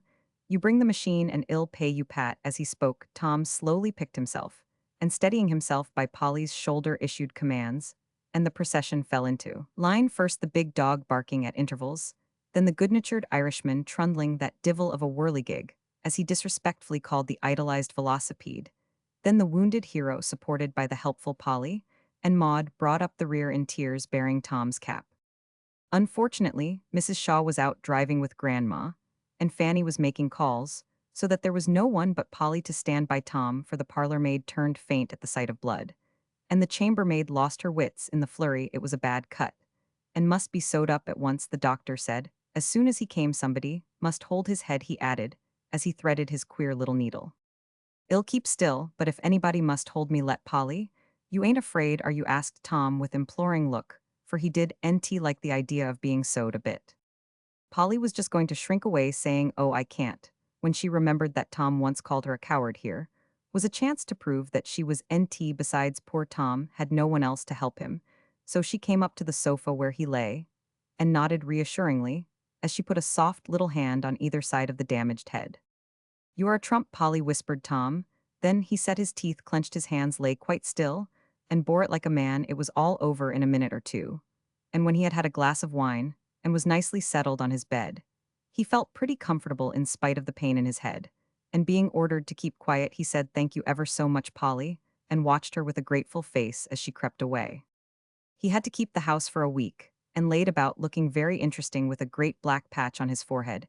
Every one pitied him, for the doctor said that if the blow had been an inch nearer the temple it would have been fatal, and the thought of losing him so suddenly made bluff old Tom very precious all. At once his father asked him how he was a dozen times a day. His mother talked continually of that dear boy's narrow escape, and Grandma cockered him up with every delicacy she could invent, and the girls waited on him like devoted slaves. This new treatment had an excellent effect, for when neglected, Tom got over his first amazement at this change of base. He blossomed out delightfully, as sick people do sometimes, and surprised his family by being unexpectedly patient, grateful, and amiable. Nobody ever knew how much good it did him, for boys seldom have confidences of this sort, except with their mothers, and Mrs. Shaw had never found the key to her son's heart. But a little seed was sowed then that took root, and though it grew very slowly, it came to something in the end. Perhaps Polly helped it a little. Evening was his hardest time, for want of exercise made him as restless and nervous as it was possible for a hardy lad to be on such a short notice. He could sleep, so the girls amused him. Fanny played and read aloud, Polly sung and told stories, and did the latter so well that it got to be a regular thing for her to begin as soon as twilight came, and Tom was settled in his favorite place on Grandma's sofa. "Fire away, Polly," said the young sultan one evening, as his little Scheherazade sat down in her low chair, after stirring up the fire, till the room was bright and cozy. "I don't feel like stories tonight, Tom. I've told all I know, and can't make up any more," answered Polly, leaning her head on her hand, with a sorrowful look that Tom had never seen before. He watched her a minute, and then asked curiously, "What were you thinking about just now when you sat staring at the fire, and getting soberer and soberer every minute?" "I was thinking about Jimmy." "Would you mind telling about him? You know you said you would some time, but don't if you'd rather not," said Tom, lowering his rough voice respectfully. "I like to talk about him, but there is much to tell," began Polly, grateful for his interest. "Sitting here with you reminded me of the way I used to sit with him when he was sick. We used to have such happy times, and it's so pleasant to think about them now." "He was awfully good, was he?" "No, he was but he tried to be, and Mother says that is half the battle. We used to get tired of trying, but we kept making resolutions and working hard to keep 'em. I don't think I got on much, but Jimmy did, and everyone loved him." "Did you ever squabble as we do?" "Yes, indeed, sometimes, but we could stay mad, and always made it up again as soon as we could. Jimmy used to come round first, and say, all serene, Polly, so kind and jolly that I could help laughing and being friends right away." "Did he not know a lot?" "Yes, I think he did, for he liked to study, and wanted to get on so he could help father. People used to call him a fine boy, and I felt so proud to hear it.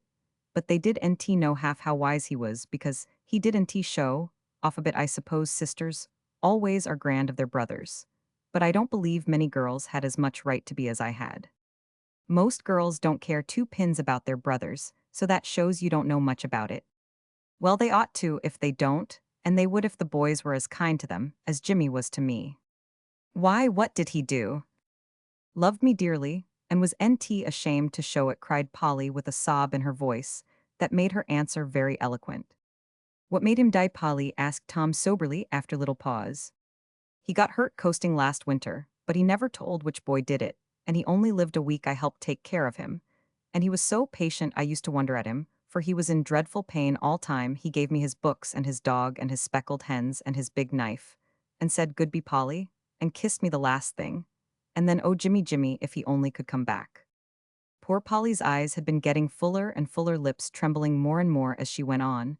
When she came to that Goodby, she couldn't get any further, but covered up her face and cried as her heart would break. Tom was full of sympathy, but didn't he know how to show it, so he sat shaking up the camphor bottle and trying to think of something proper and comfortable to say when Fanny came to the rescue. and cuddled Polly in her arms with soothing little pats and whispers and kisses, till the tears stopped. And Polly said she did NT mean too. And would NT any more? I've been thinking about my dear boy all the evening, for Tom reminds me of him, she added with a sigh. Me, how can I when I ain't a bit like him? Cried Tom, amazed. But you are in some ways. Wish I was, but I can't be, for he was good, you know. So are you when you choose, hasn't he been good and patient? And don't we all like to pet him when he's clever? Fan, said Polly, whose heart was still aching for her brother, and ready for his sake to find virtues even in tormenting Tom. Yes, I don't know the boy lately, but he'll be as bad as ever when he's well, returned Fanny, who had much faith in sickbed repentances. Much you know about it, growled Tom, lying down again, for he had sat bolt upright when Polly made the astounding declaration that he was like the well-beloved Jimmy. That simple little history had made a deep impression on Tom, and the tearful ending touched the tender spot that most boys hide so carefully. It is very pleasant to be loved and admired, very sweet to think we shall be missed and mourned when we die, and Tom was seized with a sudden desire to imitate this boy, who had done anything wonderful, yet was so dear to his sister that she cried for him a whole year. After he was dead, so studious and clever, the people called him a fine fellow, and so anxious to be good that he kept on trying, till he was better even than Polly, whom Tom privately considered a model of virtue as girls go. I just wish I had a sister like you, he broke out all of a sudden. And I just wish I had a brother like Jim, cried Fanny, for she felt the reproach in Tom's words, and knew she deserved it. I shouldn't think you'd envy anybody, for you've got one another, said Polly, with such a wistful look that it suddenly set Tom and Fanny to wondering why they did have better times together and enjoy themselves, as Polly and Jim Roman 999 Fan don't care for anybody but herself, said Tom. Tom is such a bear, retorted Fanny.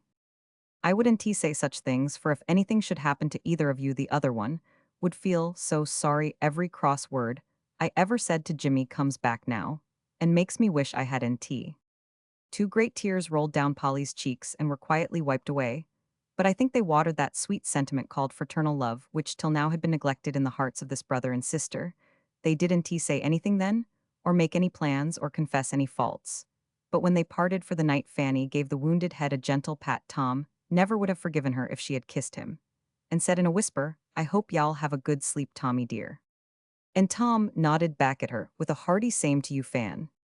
That was all, but it meant a good deal, for the voices were kind, and the eyes met full of that affection, which makes words of little consequence. Polly saw it, and though she did know that she had made the sunshine, it shone back upon her so pleasantly that she fell happily asleep, though her Jimmy was there to say good night.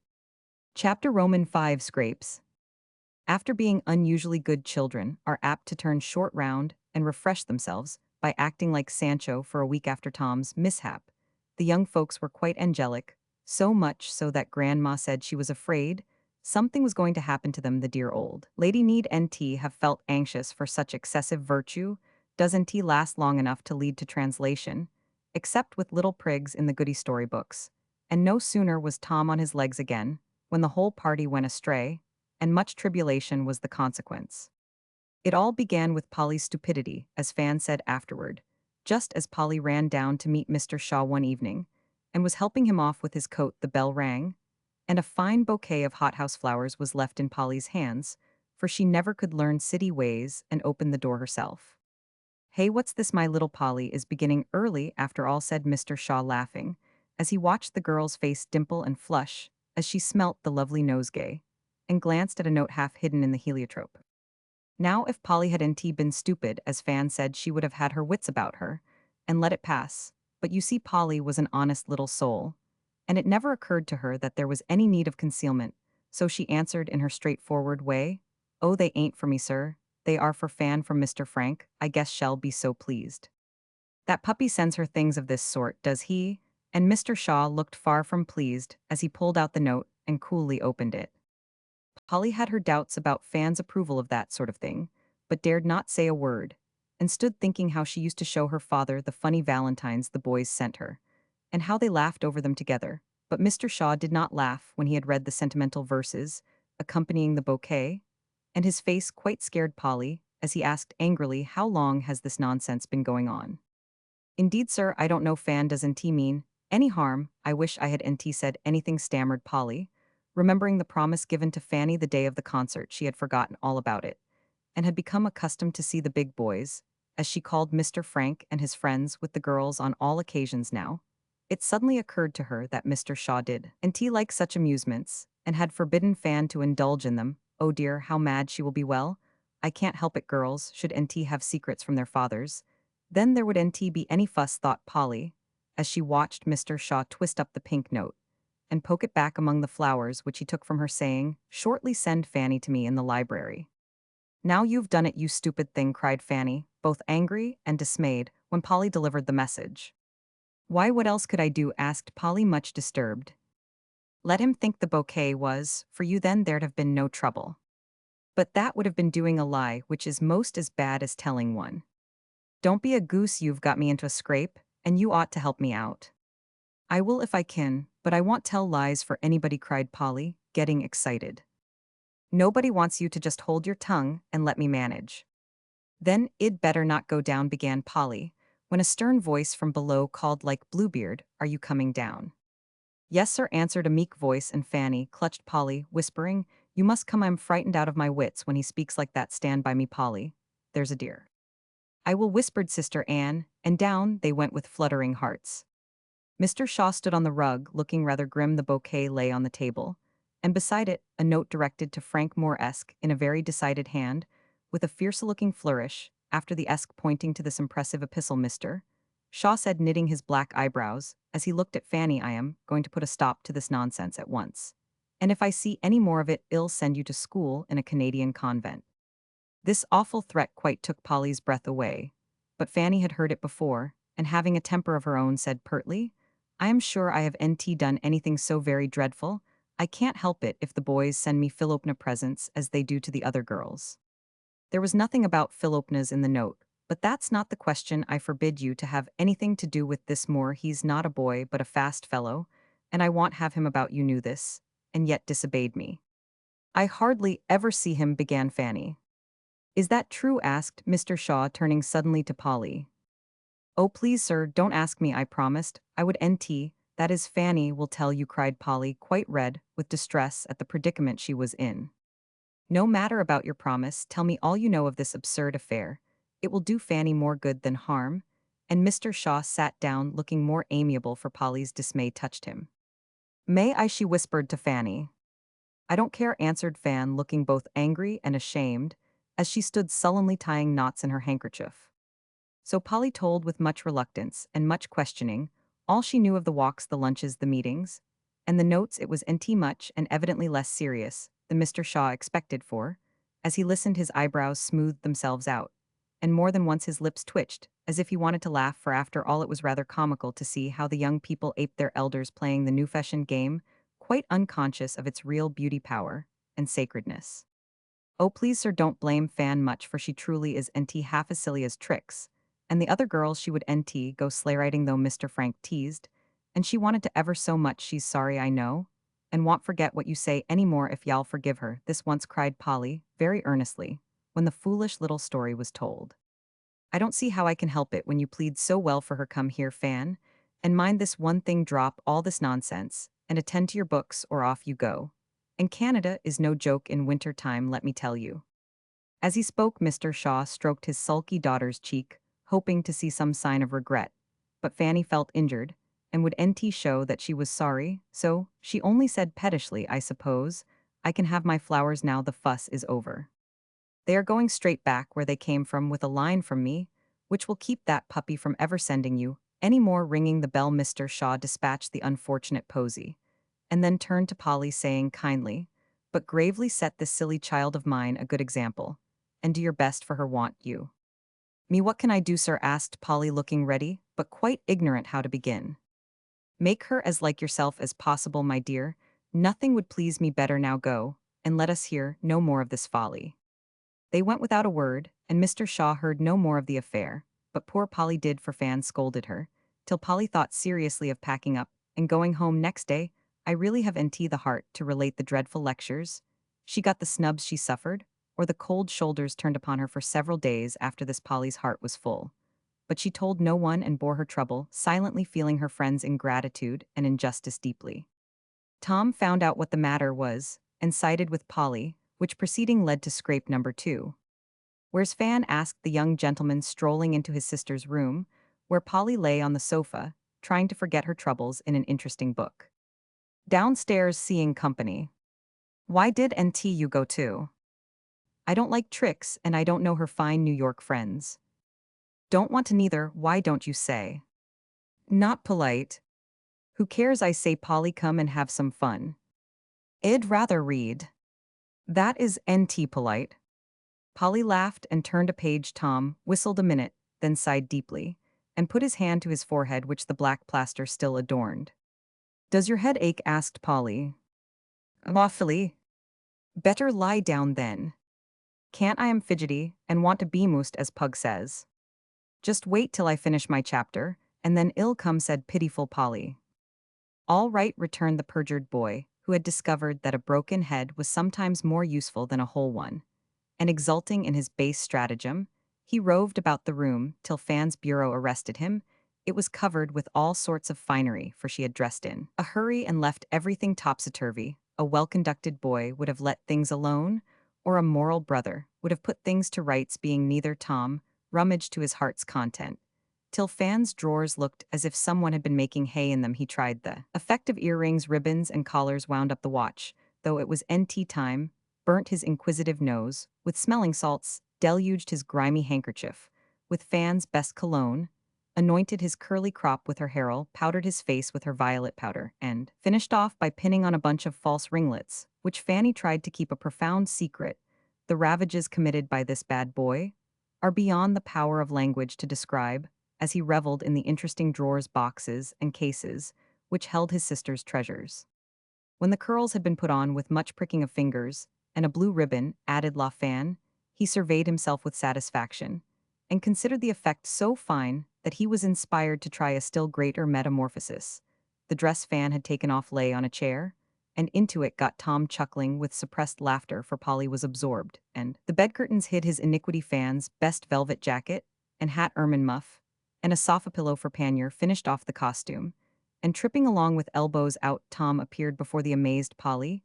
Just as the chapter ended, she enjoyed the joke so heartily that Tom forgot consequences and proposed going down into the parlor to surprise the girls. Goodness, no, Fanny never would forgive us if you showed her curls and things to those people. There are gentlemen among them. And it would NT be proper, said Polly, alarmed at the idea. All the more fun. Fan has NT treated you well, and it will serve her right if you introduce me as your dear friend Miss Shaw. Come on, it will be a jolly lark. I would NT for the world, it would be so mean. Tack him off, Tom, and I'll play anything else you like. I ain't going to dress up for nothing. I look so lovely. Someone must admire me. Take me down, Polly, and see if they don't call me sweet creature. Tom looked so unutterably ridiculous as he tossed his curls and pranced that Polly went off into another gale of merriment, but even while she laughed, she resolved not to let him mortify his sister. Now then, get out of the way, if you want. Come, I am going down, said Tom. No, you're not. How will you help it, Miss Prim? So, and Polly locked the door, put the key in her pocket, and nodded at him defiantly. Tom was a pepperpot as to temper, and anything like opposition always had a bad effect. Forgetting his costume, he strode up to Polly, saying with a threatening wag of the head, None of that, I won't stand it. Promise not to plague Fan and I'll let you out. Want promise anything, give me that key or I'll make you. Now Tom, don't be savage. I only want to keep you out of a scrape, for Fan will be raging if you go take off her things, and I'll give up.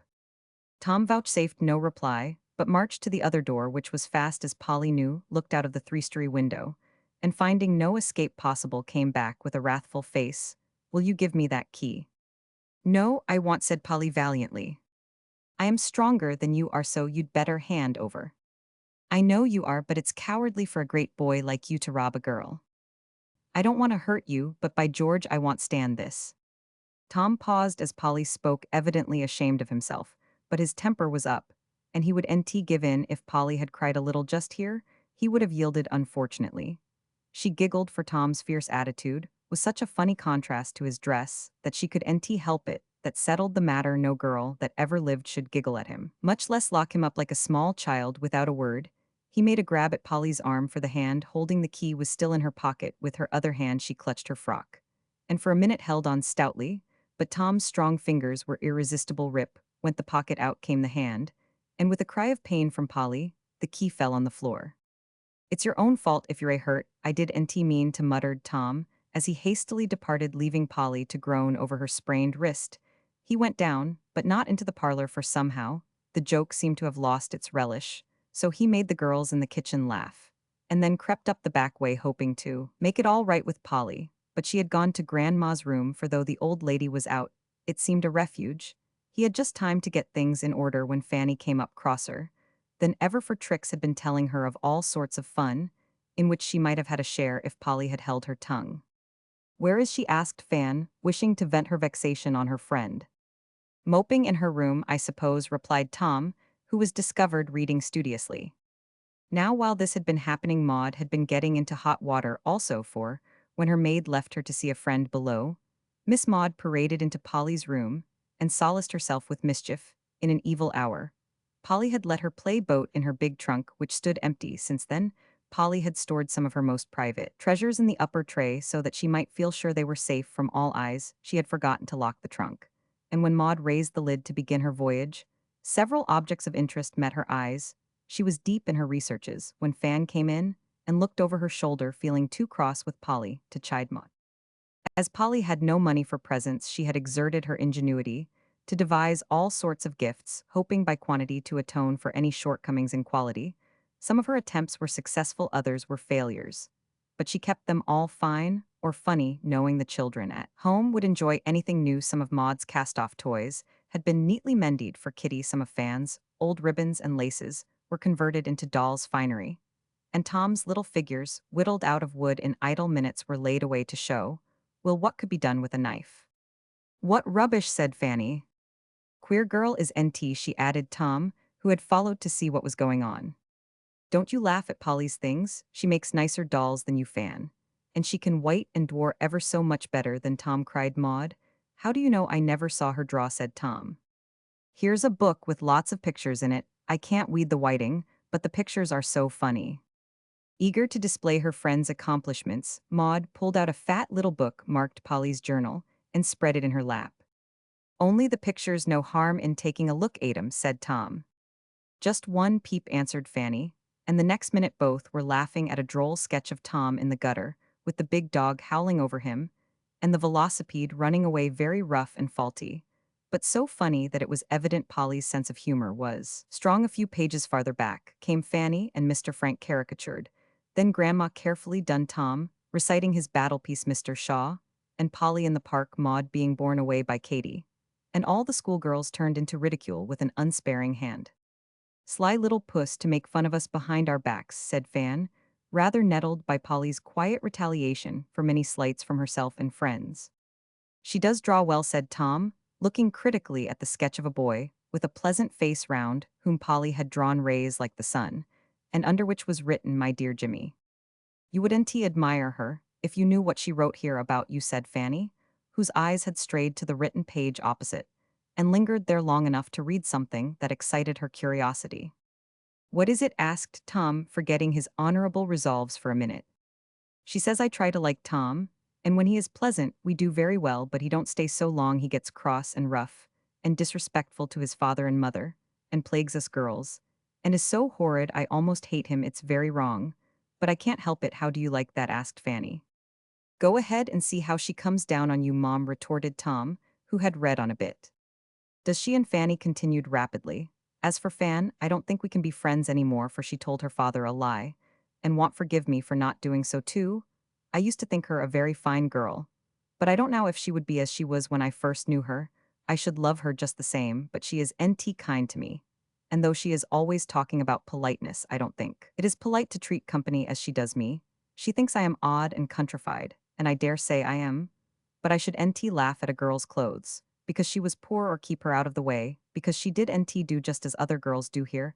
I see her make fun of me, and I can't feel as I did and go home, only it would seem ungrateful to Mr. Shaw and Grandma, and I do love them dearly. I say, Fan, you've got it now, shut the book, and come away, cried Tom, enjoying this broadside immensely, but feeling guilty as well he might. Just one bit more, whispered Fanny, turning on a page or two, and stopping at a leaf that was blurred here and there, as if tears had dropped on it. Sunday morning, early, nobody is up to spoil my quiet time, and I must write my journal, for I've been so bad lately. I couldn't bear to do it. I am glad my visit is most done, for things worry me here, and there isn't anyone to help me get right when I get wrong. I used to envy Fanny, but I don't now, for her father and mother don't take care of her as mine do of me.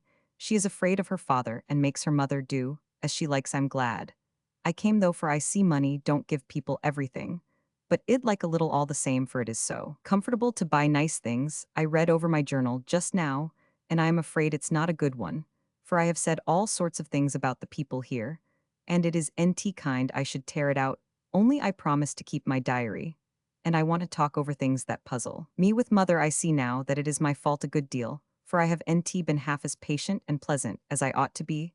I will truly try for the rest of the time, and be as good and grateful as I can, for I want them to like me, though I am only an old-fashioned country girl. That last sentence made Fanny shut the book with a face full of self-reproach, for she had said those words herself in a fit of petulance, and Polly had made no answer, though her eyes filled and her cheeks burned. Fan opened her lips to say something, but not a sound followed, for there stood Polly looking at them with an expression they had never seen before. "What are you doing with my things?" she demanded in a low tone, while her eyes kindled and her color changed.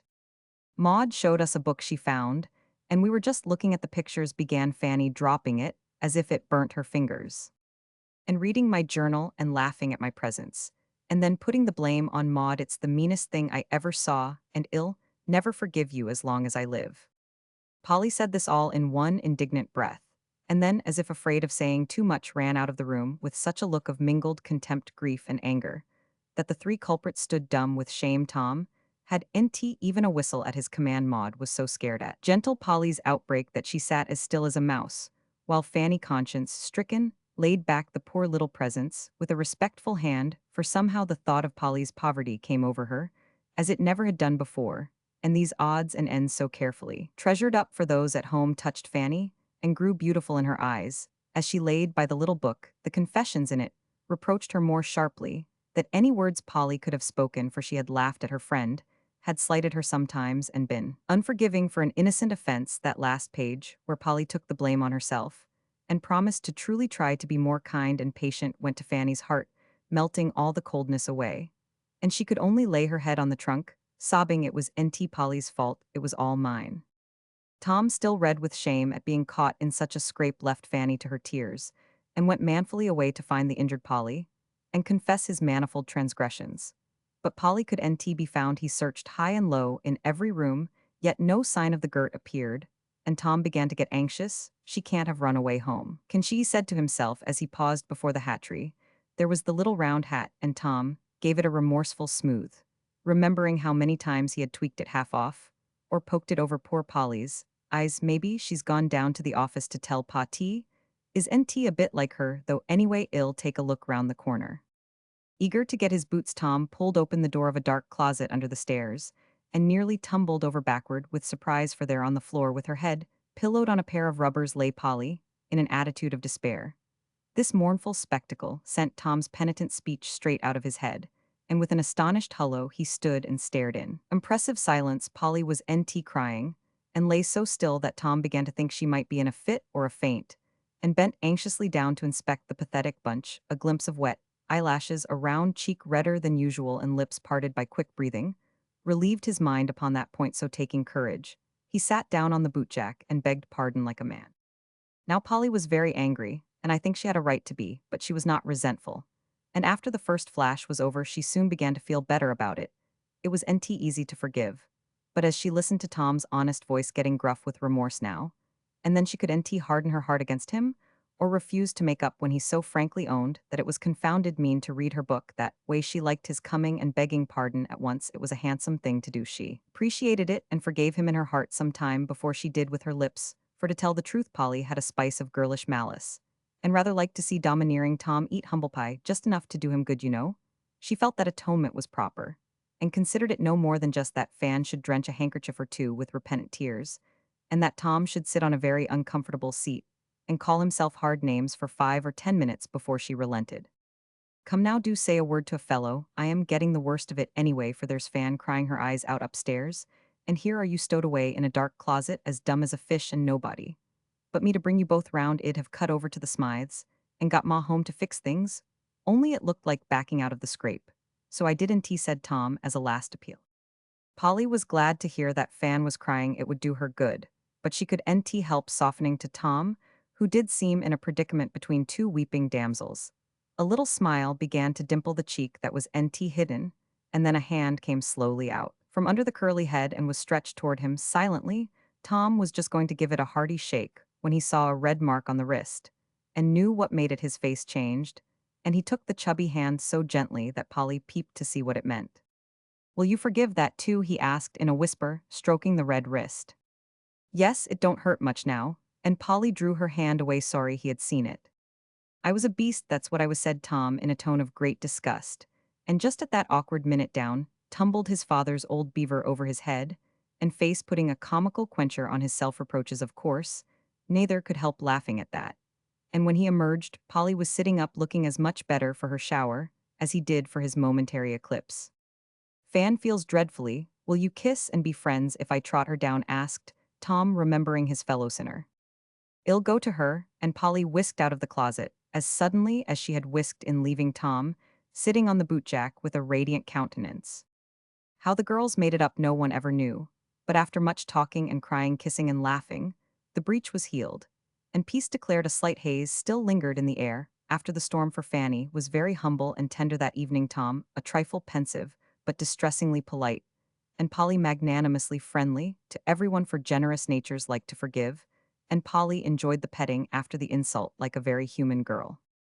As she was brushing her hair at bedtime, there came a tap on her door, and opening it she beheld nothing but a tall black bottle with a strip of red flannel tied round it like a cravat, and a cocked hat note on the cork inside were these lines written in a sprawling hand with very black ink.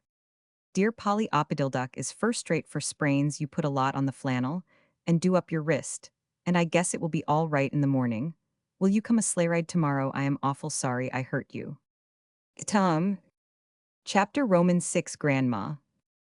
Where's Polly? Asked Fan one snowy afternoon as she came into the dining room, where Tom was reposing on the sofa with his boots in the air, absorbed in one of those delightful books in which boys are cast away on desert islands, where every known fruit, vegetable, and flower is in its prime all the year round, or lost in boundless forests, where the young heroes have thrilling adventures, kill impossible beasts, and when the author's invention gives out, suddenly find their way home, laden with tiger skins, tame buffaloes, and other pleasing trophies of their prowess. Done no, was Tom's brief reply, for he was just escaping from an alligator of the largest size. Do put down that stupid book, and let's do something, said Fanny after a listless stroll round the room. Hi, they've got him, was the only answer vouchsafed by the absorbed reader. Where's Polly? Asked Maud, joining the party with her hands full of paper dolls, all suffering for baldresses. Do get along, and don't bother me, cried Tom, exasperated at the interruption. Then tell us where she is. I'm sure you know, for she was down here a little while ago, said Fanny. Up in Grandma's room, maybe. Provoking thing, you knew it all the time, and didn't tell just to plague us, scolded Maud. But Tom was now underwater stabbing his alligator, and took no notice of the indignant departure of the young ladies. Polly's always poking up in Grandma's room. I don't see what fun there is in it, said Fanny as they went upstairs. Polly's a very queer girl, and Grandma pets her a great deal, more than she does me, observed Maud with an injured air. Let's peek and see what they are doing, whispered Fan, pausing at the half-open door. Grandma was sitting before a quaint old cabinet, the doors of which stood wide open, showing glimpses of the faded relics treasured there. On a stool at the old lady's feet sat Polly, looking up with intent face and eager eyes, quite absorbed in the history of a high-heeled brocade shoe which lay in her lap.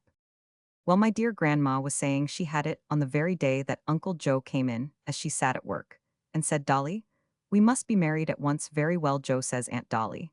And down she went to the parlor, where the minister was waiting, never stopping to change the dimity dress she wore, and was actually married with her scissors and pinball at her side, and her thimble on. That was in war times, 1812, my dear, and Uncle Joe was in the army, so he had to go.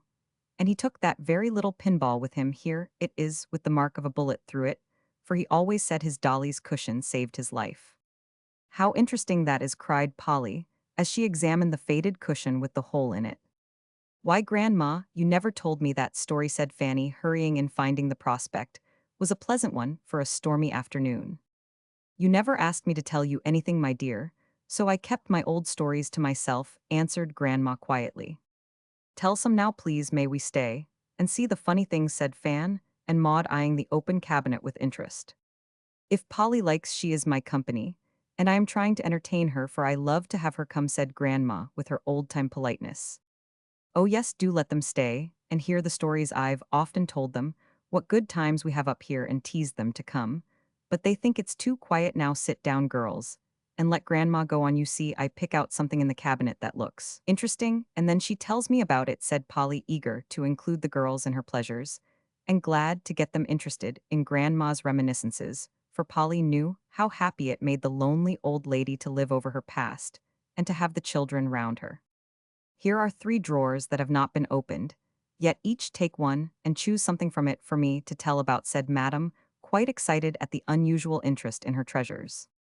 So the girls each opened a drawer and turned over the contents, till they found something they wanted to know about. Maud was ready first, and holding up an oddly shaped linen bag, with a big blue F embroidered on it, demanded her story. Grandma smiled, as she smoothed the old thing tenderly, and began her story with evident pleasure. My sister Nellie and I went to visit an aunt of ours when we were little girls, but we did have a very good time, for she was extremely strict one afternoon, when she had gone out to tea, and old Debbie, the maid, was asleep in her room. We sat on the doorstep feeling homesick, and ready for anything to amuse us. What shall we do, said Nellie. Just as she spoke, a ripe plum dropped bounce on the grass before us, as if answering her question. It was all the plum's fault, for, if it had fallen at that minute, I never should have had the thought which popped into my mischievous mind. Let's have as many as we want and plague Aunt Betsy, to pay her for being so cross, I said, giving Nellie half the great purple plum. It would be dreadful naughty, began Nellie, but I guess we will, she added, as the sweet mouthful slipped down her throat. Debbie's asleep, come on then, and help me shake, I said, getting up eager for the fun. We shook and shook till we got red in the face, but not one dropped, for the tree was large, and our little arms were not strong enough to stir the boughs. Then we threw stones, but only one green and one half-ripe. One came down, and my last stone broke the shed window, so there was an end of that. It's as provoking as Aunt Betsy herself, said Nellie, as we sat down out of breath. I wish the wind would come and blow 'em down for us, panted I, staring up at the plums with longing eyes. If wishing would do any good, I should wish 'em in my lap at once, added Nellie. You might as well wish 'em in your mouth, and done with it. If you are too lazy to pick 'em up, if the latter was too heavy, we could try that, said I, determined to have them. You know we can't stir it, so what is the use of talking about it? You proposed getting the plums now. Let's see you do it, answered Nellie rather crossly, for she had bitten the green plum, and it puckered her mouth. Wait a minute, and you will see me do it, cried I, as a new thought came into my naughty head. What are you taking your shoes and socks off for? You can't climb the tree. Fan, don't ask questions, but be ready to pick 'em up when they fall, Miss Lazybones. With this mysterious speech, I pattered into the house barefooted and full of my plan upstairs.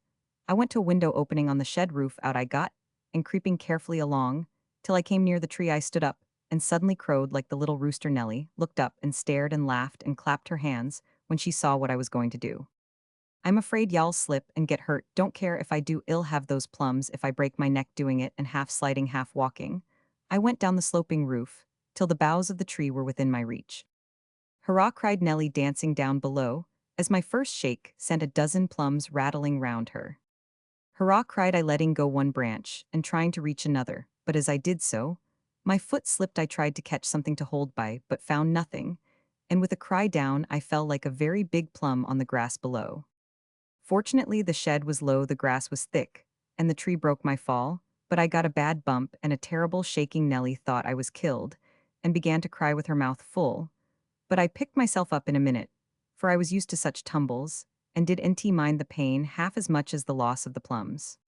Hush, Debbie will hear and spoil all the fun, I said. Id get 'em, and I have see what lots have come down with me, So their head for my fall shook the tree almost as much as it did me, and the green and purple fruit lay all about us. By the time the bump on my forehead had swelled as big as a nut, our aprons were half full, and we sat down to enjoy ourselves. But we did nt oh dear no, for many of the plums were not ripe. Some were hurt by the birds, some crushed in falling. And many as hard as stones. Nellie got stung by a wasp, my head began to ache, and we sat looking at one another rather dismally, when Nellie had a bright idea. Let's cook 'em then, they'll be good, and we can put some away in our little pails for tomorrow. That will be splendid. There's a fire in the kitchen, Debbie always leaves the kettle on, and we can use her saucepan, and I know where the sugar is, and we'll have a grand time. And we went and fell to work very quietly. It was a large open fireplace with the coals nicely covered up and the big kettle simmering on the hook. We raked open the fire, put on the saucepan, and in it the best of our plums with water enough to spoil them.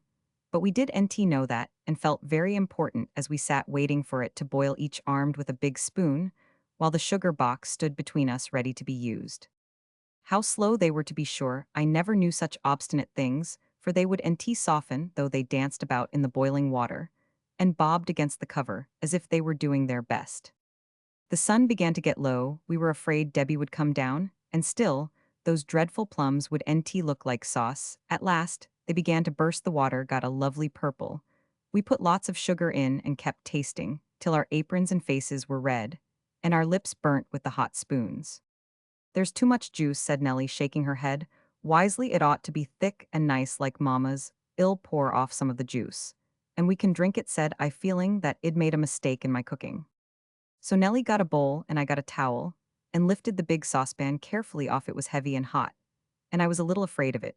But didn't he like to say so? Just as I began to pour, Debbie suddenly called from the top of the stairs, "Children, what under the sun are you doing?" It startled us both. Nellie dropped the bowl and ran. I dropped the saucepan. And didn't he run, for a part of the hot juice splashed upon my bare feet and ankles, and made me scream with dreadful pain. Down rushed Debbie to find me dancing about the kitchen with a great bump on my forehead, a big spoon in my hand, and a pair of bright purple feet. The plums were lying all over the hearth, the saucepan in the middle of the room, the basin was broken, and the sugar swimming about as if the bowl had turned itself over trying to sweeten our mess for us. Debbie was very good to me, for she never stopped to scold, but laid me down on the old sofa, and bound up my poor little feet with oil and cotton wool. Nellie, seeing me lie white and weak, thought I was dying, and went over to the neighbors for Aunt Betsy, and burst in upon the old ladies sitting primly at their tea, crying distractedly, "Oh, Aunt Betsy, come quick, for the saucepan fell off the shed and Fan's feet are all boiled purple." Nobody laughed at this funny message, and Aunt Betsy ran all the way home with a muffin in her hand and her ball in her pocket, though the knitting was left behind. I suffered a great deal, but I was nt sorry afterward, for I learned to love Aunt Betsy, who nursed me tenderly, and seemed to forget her strict ways in her anxiety for me. This bag was made for my special comfort, and hung on the sofa where I lay all those weary days. Aunt kept it full of pretty patchwork, or what I liked better, gingernuts and peppermint drops, to amuse me, though she did nt approve of cosseting children up any more than I do now. "I like that viewy well, and I wish I could have been there," was Maud's condescending remark, as she put back the little bag, after a careful peep inside, as if she hoped to find an ancient gingernut, or a well-preserved peppermint drop, still lingering in some corner. We had plums enough that autumn, but didn't seem to care much about them after all, for our prank became a household joke. And for years, we never saw the fruit, but Nellie would look at me, with a funny face, and whisper, "Purple stockings, Fan." "Thank you, Mom," said Polly. "Now, Fan, your turn next." "Well, I've a bundle of old letters, and I'd like to know if there is any story about them," answered Fanny, hoping some romance might be forthcoming. Grandma turned over the little packet tied up with a faded pink ribbon, a dozen yellow notes written on rough, thick paper, with red wafers still adhering to the folds, showing plainly that they were written before the day of initial note paper and self-sealing envelopes. "They are not love letters, dearie, but notes from my mates after I left Miss Cotton's boarding school. I don't think there is any story about them." And Grandma turned them over with spectacles before the dim eyes so young and bright when they first read the very same notes. Fanny was about to say "ill choose" again, when Grandma began to laugh so heartily that the girls felt sure she had caught some merry old memory which would amuse them. "Bless my heart, I have nt thought of that frolic this 40 years, poor dear giddy Sally Pomeroy. And she's a great grandmother now," cried the old lady, after reading one of the notes, and clearing the mist off her glasses. "Now please tell about her. I know, it's something funny to make you laugh," so said Polly and Fan together. "Well, it was droll, and I am glad I remembered it, for it's just the story to tell you young things. It was years ago," began Grandma briskly, "and teachers were very much stricter than they are now. The girls at Miss Cotton's were not allowed lights in their rooms after 9 o'clock, never went out alone, and were expected to behave like models of propriety from morning till night. As you may imagine, 10 young girls full of spirits and fun found these rules hard to keep and made up for good behavior in public by all sorts of frolics in private. Miss Cotton and her brother sat in the back parlor after school was over, and the young ladies were sent to bed. Mr. John was very deaf, and Miss Priscilla very nearsighted, two convenient afflictions for the girls on some occasions, but once they proved quite the reverse, as you shall hear.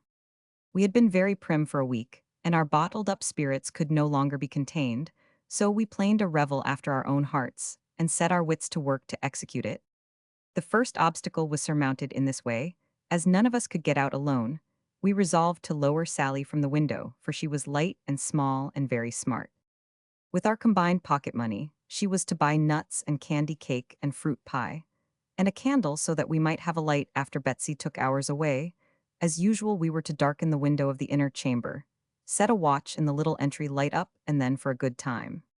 At 8 o'clock on the appointed evening, several of us professed great weariness, and went to our room, leaving the rest sewing virtuously with Miss Cotton, who read Hannah More's sacred dramas aloud in a way that fitted the listeners for bed, as well as a dose of opium would have done.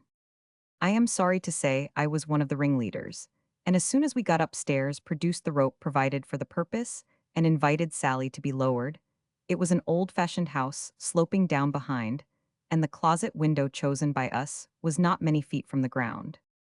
It was a summer evening, so that at 8 o'clock it was still light, but we were not afraid of being seen, for the street was a lonely one, and our only neighbors two old ladies who put down their curtains at sunset and never looked out till morning.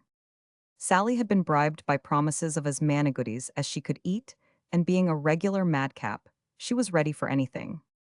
Tying the rope round her waist, she crept out, and we let her safely down, sent a big basket after her, and saw her slip round the corner in my big sun bonnet and another girl's shawl, so that she should not be recognized.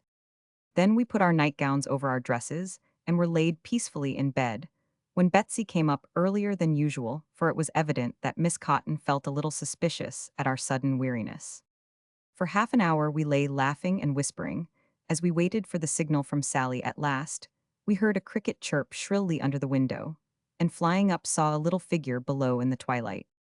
"Oh, quick, quick," cried Sally, panting with haste, "draw up the basket, and then get me in, for I saw Mr. Cotton in the market," and ran all the way home, so that I might get in before he came up. Came the heavy basket bumping and scraping on the way, and smelling oh so nice. Down went the rope, and with a long pull, a strong pull, and a pull all together, we hoisted poor Sally halfway up to the window, when, sad to tell, the rope slipped, and down she fell, only being saved from broken bones by the haycock under the window.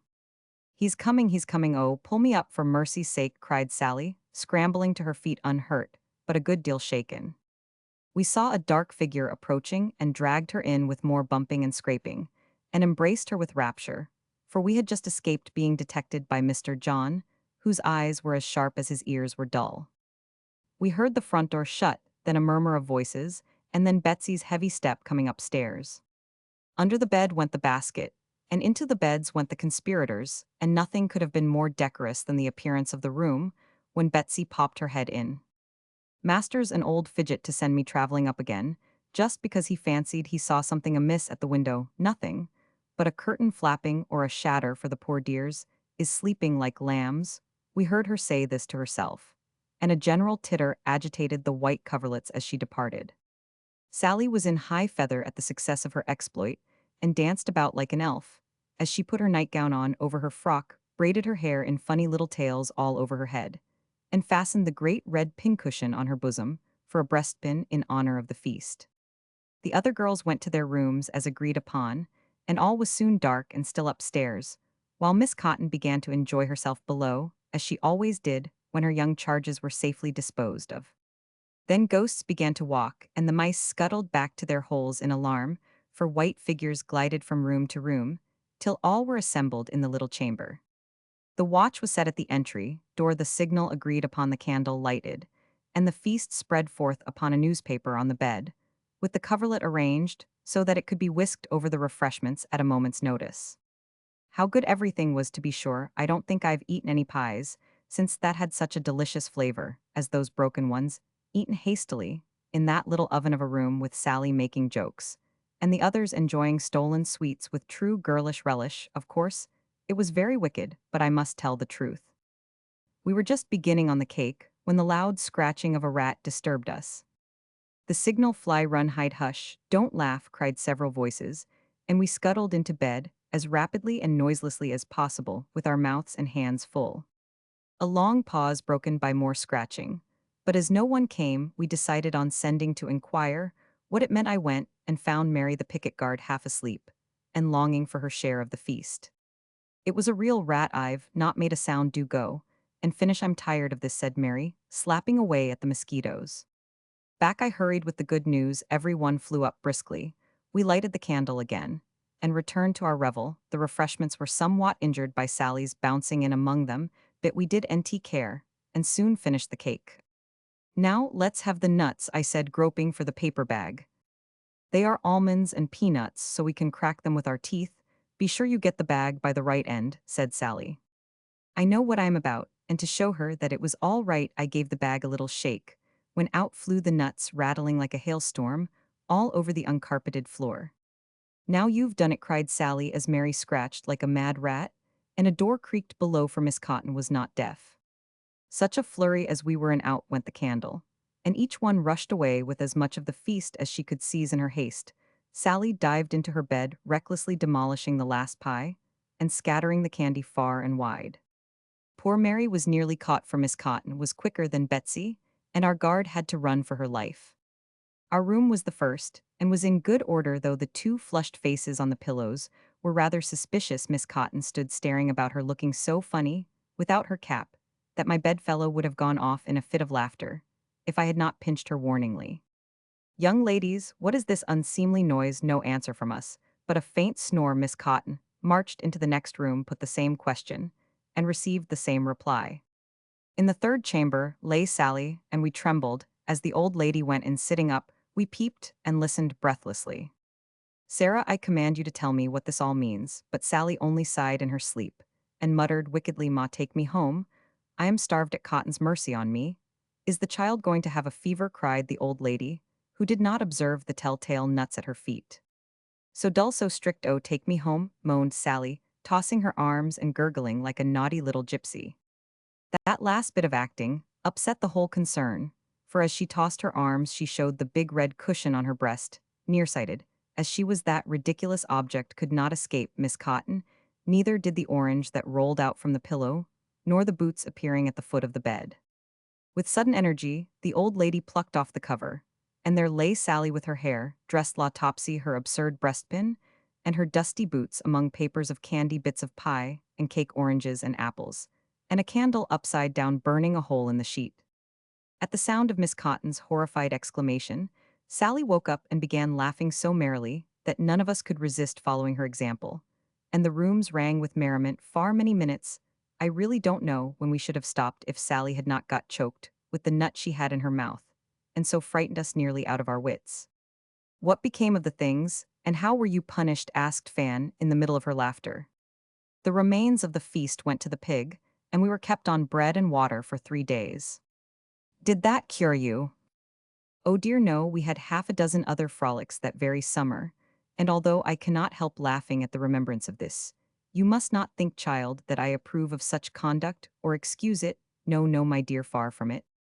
I call that a tip-top story. Drive on, Grandma, and tell one about boys. Broke in a new voice, and there was Tom astride of a chair listening and laughing with all his might, for his book had come to an end, and he had joined the party unobserved. Wait for your turn, Tommy. Now, Polly dear, what will you have said? Grandma, looking so lively and happy that it was very evident reminiscing did her good. Let mine come last, and tell one for Tom next, said Polly, looking round and beckoning him near. He came and sat himself cross-legged on the floor before the lower drawer of the cabinet, which Grandma opened for him, saying with a benign stroke of the curly head, There, dear, that's where I keep the little memorials of my brother. Jack, poor lad, he was lost at sea. You know well, choose anything you like and I'll try to remember a story about it. Tom made a rapid rummage and fished up a little broken pistol. There, that's the chap for me, wish it was NT spoilt then. We'd have fun popping away at the cats in the yard now. Then Grandma. I remember one of Jack's pranks, when that was used with great effect, said Grandma, after a thoughtful pause, during which Tom teased the girls, by snapping the lock of the pistol in their faces.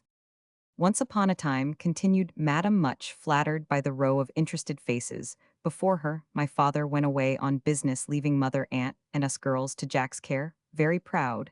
He was to be sure of the responsibility, and the first thing he did was to load that pistol and keep it by his bed in our great worriment, for we feared he'd kill himself with it. For a week all went well.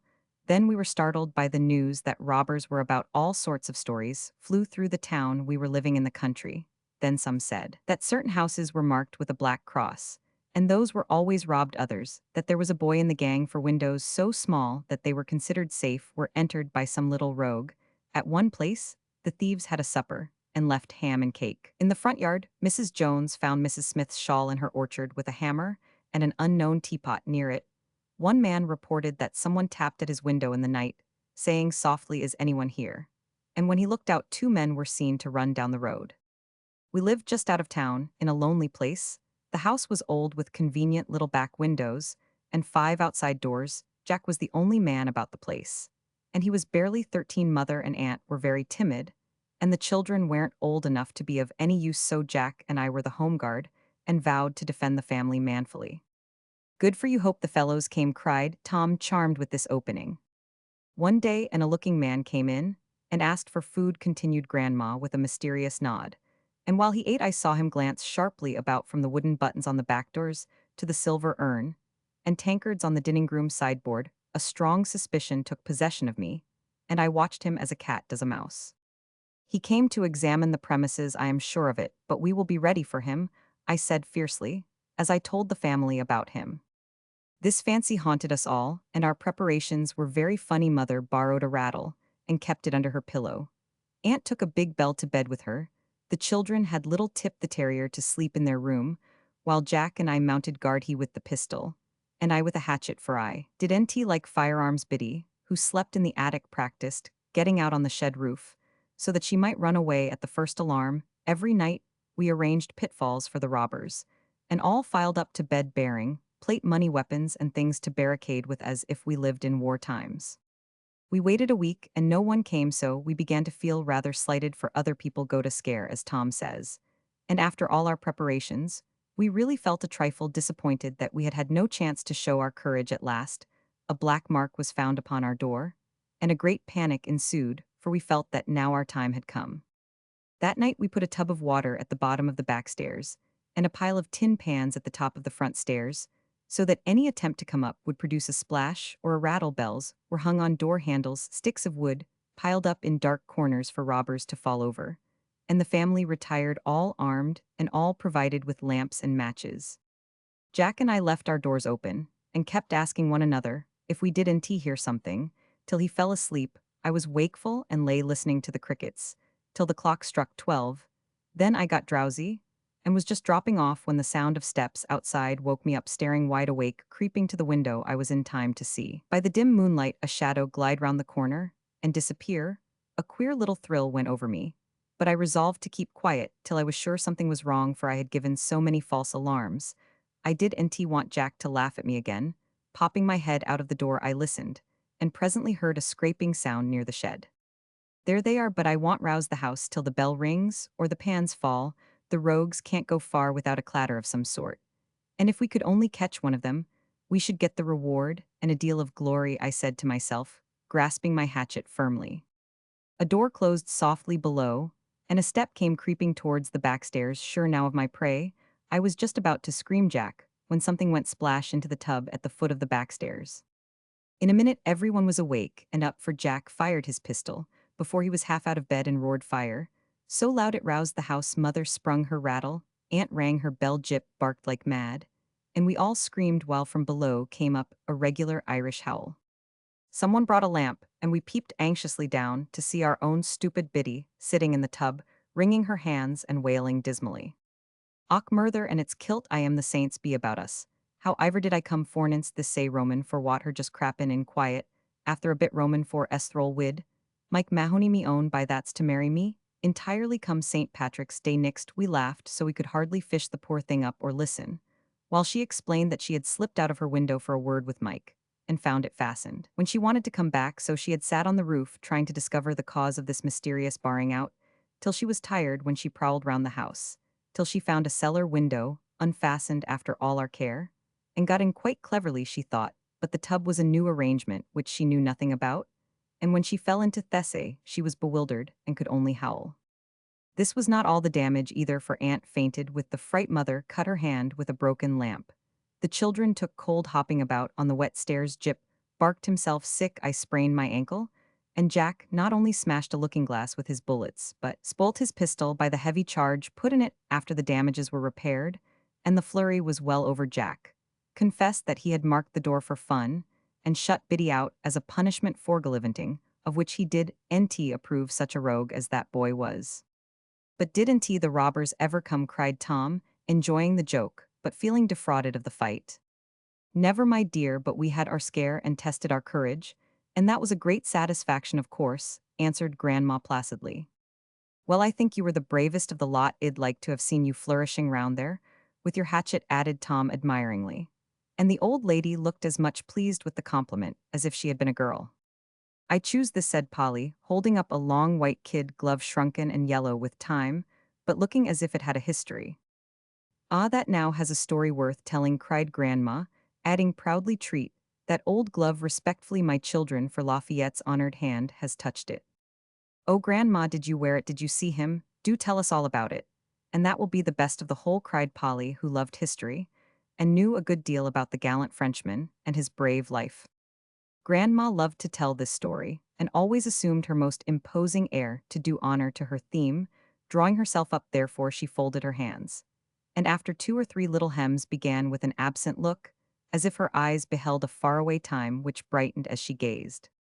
The first visit of Lafayette was before my time, of course, but I heard so much about it from my grandfather that I really felt as if I'd seen it all. Our Aunt Hancock lived in the governor's house on Beacon Hill at that time.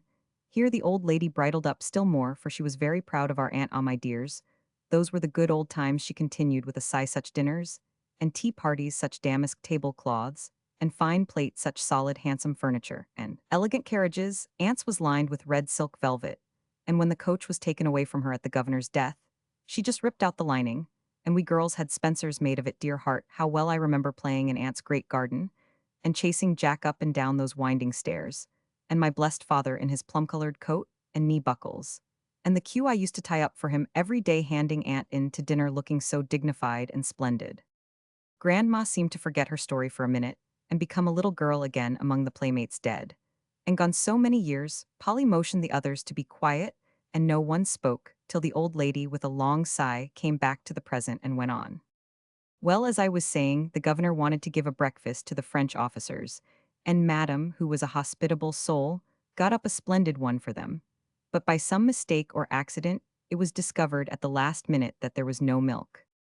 A great deal was needed, and very little could be bought or borrowed, so despair fell upon the cooks and maids, and the great breakfast would have been a failure if Madame, with the presence of mind of her sex, had not suddenly bethought herself of the cows feeding on the common. To be sure, they belonged to her neighbors, and there was no time to ask leave, but it was a national affair. Our allies must be fed, and feeling sure that her patriotic friends would gladly lay their cows on the altar of their country, Madame Hancock covered herself with glory by calmly issuing the command, milk 'em. It was done to the great astonishment of the cows, and the entire satisfaction of the guests, among whom was Lafayette. This milking feat was such a good joke that no one seems to have remembered much about the great man, though one of his officers, a count, signalized himself by getting very tipsy and going to bed with his boots and spurs, on which caused the destruction of Aunt's best yellow damask coverlet, for the restless sleeper kicked it into rags by morning. Aunt valued it very much even in its tattered condition, and kept it a long while as a memorial of her distinguished guests.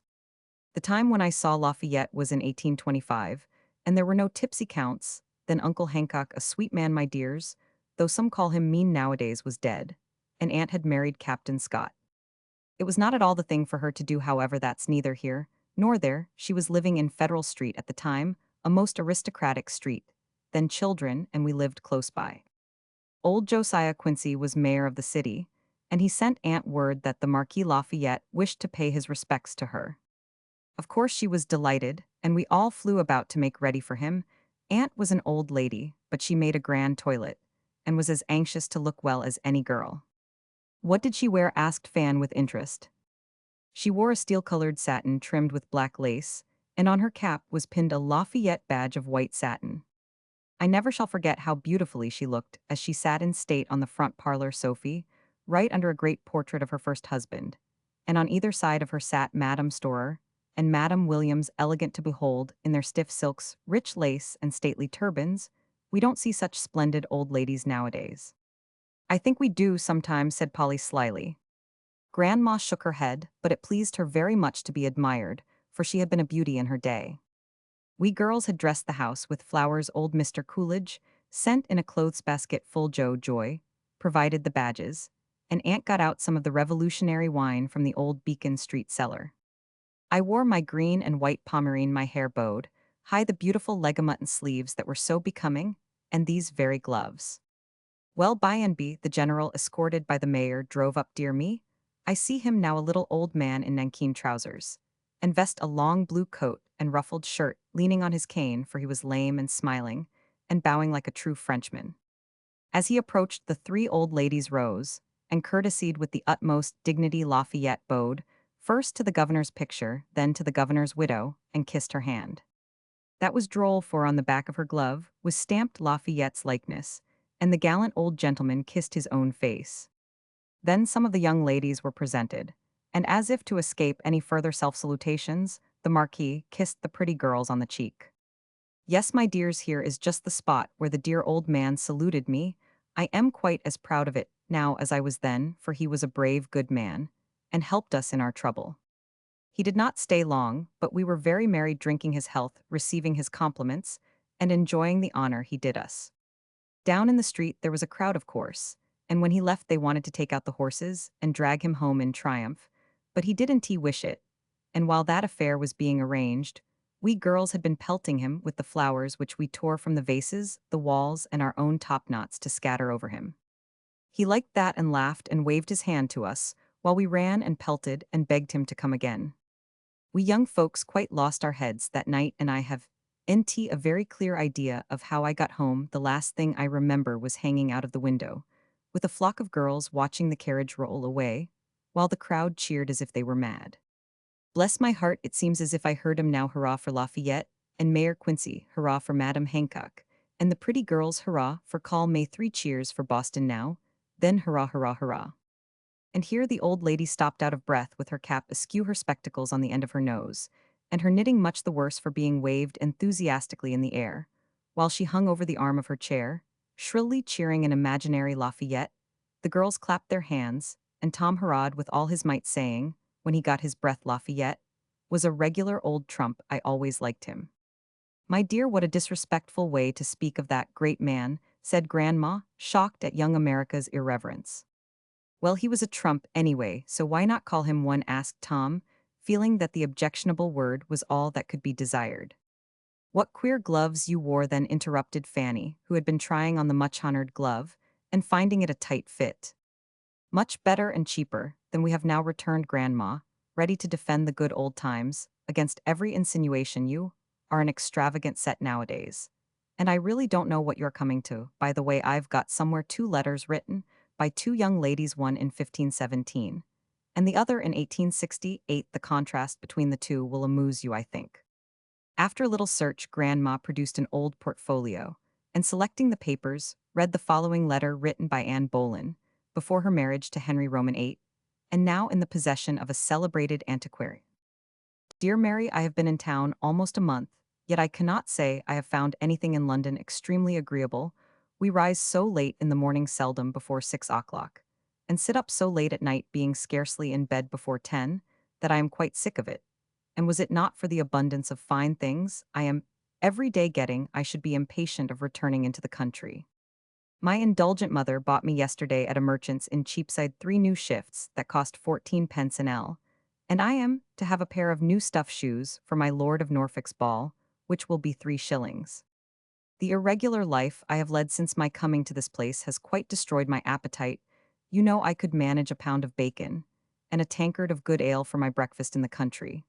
But in London, I find it difficult to get through half the quantity, though I must own I am generally eager enough for the dinner hour, which is here delayed, till 12 in your polite society. I played at hot cockles last night at my Lord of Leicester's. The Lord of Surrey was there, a very elegant young man, who sung a song of his own composition on the Lord of Kildare's daughter. It was much approved, and my brother whispered me that the fair Geraldine, for so my Lord of Surrey calls his sweetheart, is the finest woman of the age. I should be glad to see her, for I hear she is good as she is beautiful. Pray take care of the poultry during my absence, poor things. I always fed them myself, and if Marjorie has knitted me the crimson worsted mittens, I should be glad if they were sent up the first opportunity. Adieu, dear Mary, I am just going to Mass, and you shall speedily have the prayers, as you have now the kindest love of your own, Anne Boleyn. Up before 6 and think it late to go to bed at 10.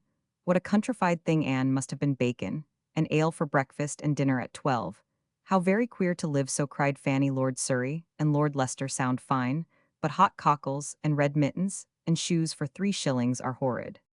I like it, said Polly thoughtfully, and I'm glad poor Anne had a little fun before her troubles began. May I copy that letter sometime, Grandma? Yes, dear, and welcome. Now, here's the other by a modern girl on her first visit to London. This will suit you better, Fan. And Grandma read what a friend had sent her, as a pendant to Anne's little picture of London life, long ago. My dearest Constance, after 3 months of intense excitement, I snatch a leisure moment to tell you how much I enjoy my first visit to London, having been educated abroad. It really seems like coming to a strange city. At first, the smoke, dirt, and noise were very disagreeable, but I soon got used to these things, and now find all I see perfectly charming. We plunged at once into a whirl of gaiety, and I have had no time to think of anything but pleasure. It is the height of the season, and every hour is engaged either in going to balls, concerts, theaters, fetes, and church, or in preparing for them. We often go to 2 or 3 parties in an evening, and seldom get home till morning, so of course we don't rise till noon next day. This leaves very little time for our drives, shopping, and calls before dinner at 8, and then the evening gaieties begin again. At a ball at Lady Russell's last night, I saw the Prince of Wales, and danced in the set with him. He is growing stout and looks dissipated.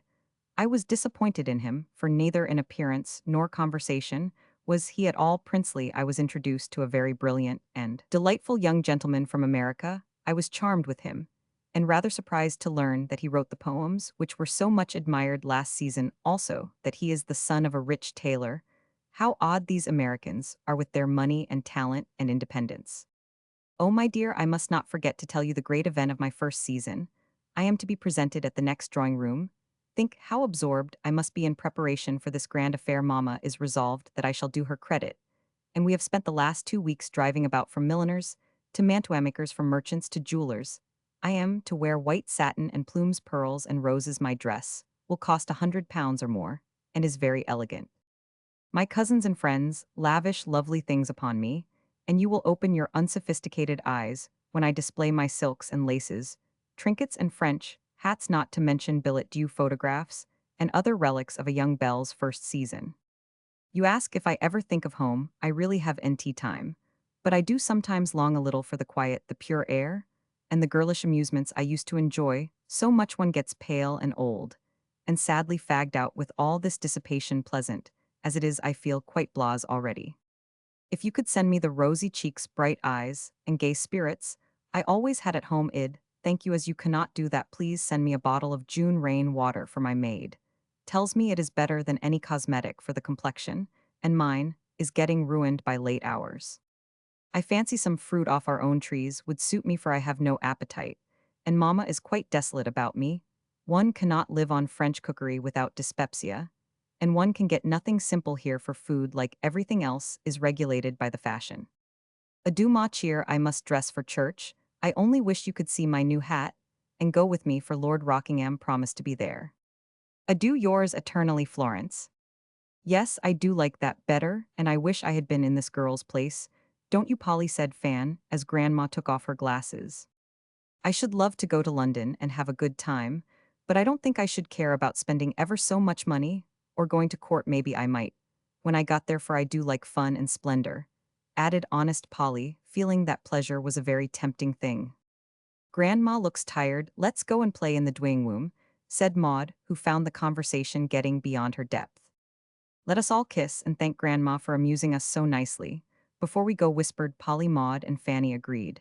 And Grandma looked so gratified by their thanks that Tom followed suit, merely waiting till those girls were out of sight to give the old lady a hearty hug and a kiss on the very cheek Lafayette had saluted. When he reached the playroom, Polly was sitting in the swing saying very earnestly, I always told you it was nice up in Grandma's room. And now you see it is. I wish you'd go oftener. She admires to have you, and likes to tell stories and do pleasant things. Only she thinks you don't care for her quiet sort of fun. I do anyway. And I think she's the kindest, best old lady that ever lived, and I love her dearly. I didn't say she was NT, only old people are sort of tedious and fussy, so I keep out of their way, said Fanny. Well, you ought not to, and you miss lots of pleasant times. My mother says we ought to be kind and patient and respectful to all old folks, just because they are old, and I always mean to be. Your mother's everlastingly preaching, muttered Fan, nettled by the consciousness of her own shortcomings with regard to Grandma. She don't preach, cried Polly, firing up like a flash. She only explains things to us, and helps us be good and never scolds, and I'd rather have her than any other mother in the world, though she don't wear velvet cloaks and splendid bonnets. So now. Go it, Polly, called Tom, who was gracefully hanging head downward from the bar put up for his special benefit. Polly's mad, sung Maud, skipping rope round the room. If Mr. Sidney could see you now, he wouldn't think you such an angel any more, added Fanny, tossing a beanbag and her head at the same time. Polly was mad, her face was very red, her eyes very bright, and her lips twitched, but she held her tongue and began to swing as hard as she could, fearing to say something she would be sorry for afterward. For a few minutes, no one spoke. Tom whistled and Maud hummed, but Fan and Polly were each soberly thinking of something, for they had reached an age when children, girls especially, begin to observe contrast and speculate upon the words, acts, manners, and looks of those about them. A good deal of thinking goes on in the heads of these shrewd little folks, and the elders should mind their ways, for they get criticized pretty sharply and imitated very closely. Two little things had happened that day, and the influence of a few words, a careless action, was still working in the active minds of the girls. Mr. Sidney had called, and while Fanny was talking with him, she saw his eye rest on Polly, who sat apart watching the faces round her with the modest, intelligent look, which many found so attractive at that minute. Madame Shaw came in and stopped to speak to the little girl. Polly rose at once and remained standing till the old lady passed on. Are you laughing at Polly's prim ways? Fanny had asked, as she saw Mr. Sidney smile. No, I am admiring Miss Polly's fine manners, he answered, in a grave, respectful tone, which had impressed Fanny very much, for Mr. Sidney was considered by all the girls as a model of good breeding, and that indescribable something which they called elegance. Fanny wished she had done that little thing, and won that approving look, for she valued the young man's good opinion, because it was so hard to win by her set, at least. So, when Polly talked about old people, it recalled this scene, and made Fan cross. Polly was remembering how, when Mrs. Shaw came home that day, in her fine visiting costume, and Maud ran to welcome her with unusual affection, she gathered up her lustrous silk, and pushed the little girl away, saying impatiently, Don't touch me, child, your hands are dirty. Then the thought had come to Polly that the velvet cloak didn't cover a right motherly heart, that the fretful face under the nodding purple plumes was not a tender motherly face, and that the hands in the delicate primrose gloves had put away something very sweet and precious. She thought of another woman whose dress never was too fine for little wet cheeks to lie against, or loving little arms to press, whose face, in spite of many lines and the gray hairs above it, was never sour or unsympathetic when children's eyes turned towards it, and whose hands never were too busy, too full, or too nice to welcome and serve the little sons and daughters who freely brought their small hopes and fears, sins and sorrows to her, who dealt out justice and mercy with such wise love. Ah, that's a mother, thought Polly, as the memory came warm into her heart, making her feel very rich and pity Maud for being so poor. This it was that caused such sudden indignation at Fanny's dreadful speech, and this it was that made quick-tempered Polly try to calm her wrath before she used toward Fanny's mother the disrespectful tone she so resented toward her own. As the swing came down after some dozen quick journeys to and fro, Polly seemed to have found a smile somewhere up aloft, for she looked toward Fan, saying pleasantly, as she paused a little in her airy exercise, "I am not mad now. Shall I come and toss with you?" "No ill come and swing with you," answered Fanny, quick to feel the generous spirit of her friend. "You are an angel, and ill never be so rude again," she added as Polly's arm came round her in half. The seat was gladly offered. "No, I ain't, but if I ever get it all like one, it will be mother's preaching that did it," said Polly with a happy laugh. "Good for you, Polly Peacemaker," cried Tom, quoting his father, and giving them a grand push as the most appropriate way of expressing his approbation of the sentiment. Nothing more was said, but from that day there slowly crept into the family more respect for Grandma, more forbearance with her infirmities, more interest in her little stories, and many a pleasant gossip did the dear old lady enjoy with the children as they gathered round her fire solitary so long. Chapter Romans 7 Goodby. "Oh dear, must you really go home Saturday?" said Fan some days after what Tom called the grand scrimmage. "I really must, for I only came to stay a month, and here I've been nearly 6 weeks," answered Polly, feeling as if she had been absent a year. "Make it 2 months and stay over Christmas, come do," now urged Tom heartily. "You are very kind, but I would nt miss Christmas at home, for anything besides mother says they can't possibly do without me." "Neither can we, can't you tease your mother and make up your mind to stay," began Fan. "Polly never teases, she says it's selfish, and I don't do it now much," put in Maud with a virtuous air.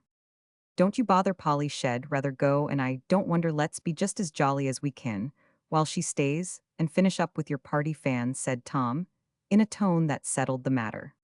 Polly had expected to be very happy in getting ready for the party, but when the time came, she was disappointed, for somehow that naughty thing called envy took possession of her and spoiled her pleasure before she left home. She thought her new white muslin dress with its fresh blue ribbons the most elegant and proper costume she could have. But now when she saw Fanny's pink silk, with a white tarlatan tunic and innumerable puffings, bows and streamers, her own simple little toilet lost all its charms in her eyes and looked very babyish and old-fashioned. Even Maud was much better dressed than herself, and looked very splendid in her cherry-colored and white suit with a sash so big she could hardly carry it, and little white boots with red buttons. They both had necklaces and bracelets, earrings and brooches, but Polly had no ornament except the plain locket on a bit of blue velvet. Her sash was only a wide ribbon tied in a simple bow, and nothing but a blue snood in the pretty curls. Her only comfort was the knowledge that the modest tucker drawn up round the plump shoulders was real lace, and that her bronze boots cost $9. Poor Polly, with all her efforts to be contented and not to mind looking unlike other people, found it hard work to keep her face bright and her voice happy. That night no one dreamed what was going in under the muslin frock, till Grandma's wise old eyes spied out the little shadow on Polly's spirits and guessed the cause of it. When dressed, the three girls went up to show themselves to the elders, who were in Grandma's room, where Tom was being helped into an agonizingly stiff collar. Maud pranced like a small peacock, and Fan made a splendid courtesy as everyone turned to survey them, but Polly stood still, and her eyes went from face to face with an anxious, wistful air, which seemed to say, "I know I am not right, but I hope I don't look very bad." Grandma read the look in a minute, and when Fanny said with a satisfied smile, "How do we look?" she answered, drawing Polly toward her so kindly. "Very like the fashion plates you got the patterns of your dresses from, but this little costume suits me best." "Do you really think I look nice?" And Polly's face brightened, for she valued the old lady's opinion very much. "Yes, my dear, you look just as I like to see a child of your age look. What particularly pleases me is that you have kept your promise to your mother, and have nt let anyone persuade you to wear borrowed finery, young things, like you don't need any ornaments, but those you wear tonight, youth, health, intelligence, and modesty."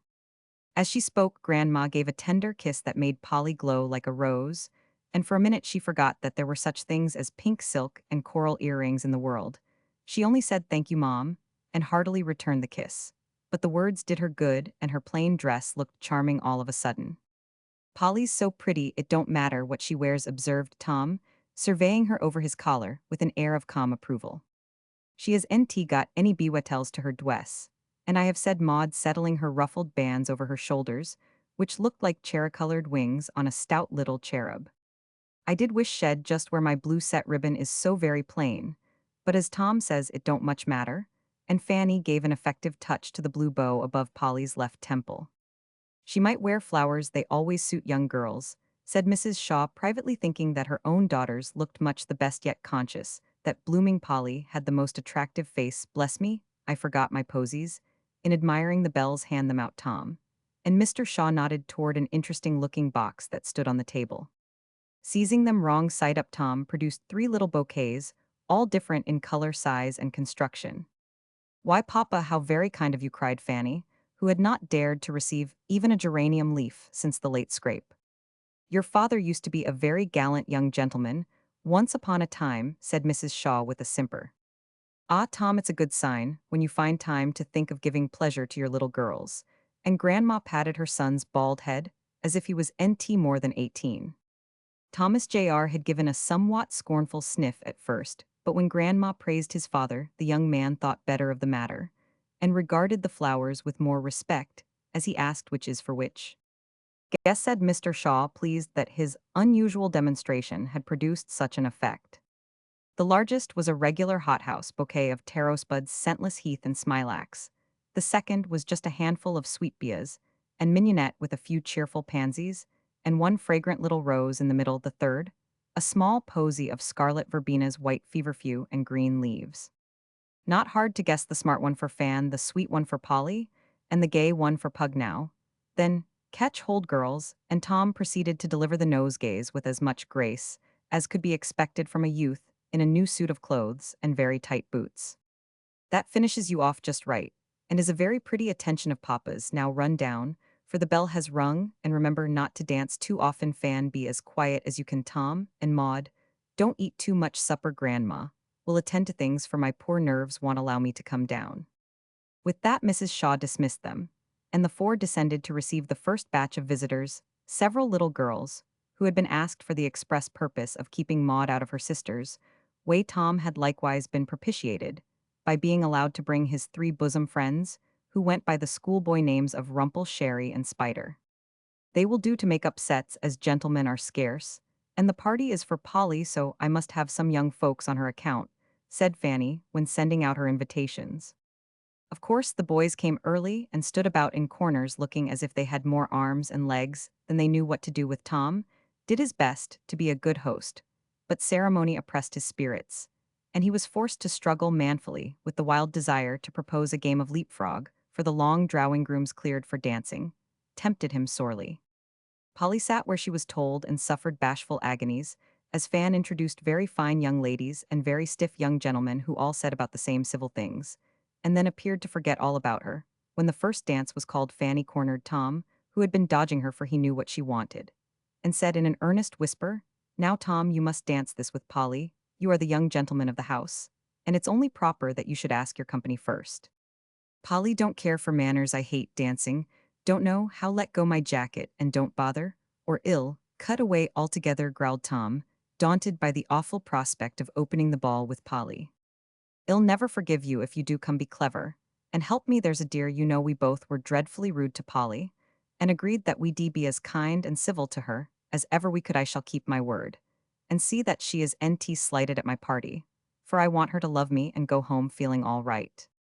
This artful speech made an impression on the rebellious Thomas, who glanced at Polly's happy face, remembered his promise, and with a groan resolved to do his duty. "Well, I'll take her, but I shall come to grief, for I don't know anything about your old dances." "Yes, you do. I've taught you the steps a dozen times. I am going to begin with a redowa, because the girls like it, and it's better fun than square dances. Now put on your gloves and go, and ask Polly like a gentleman."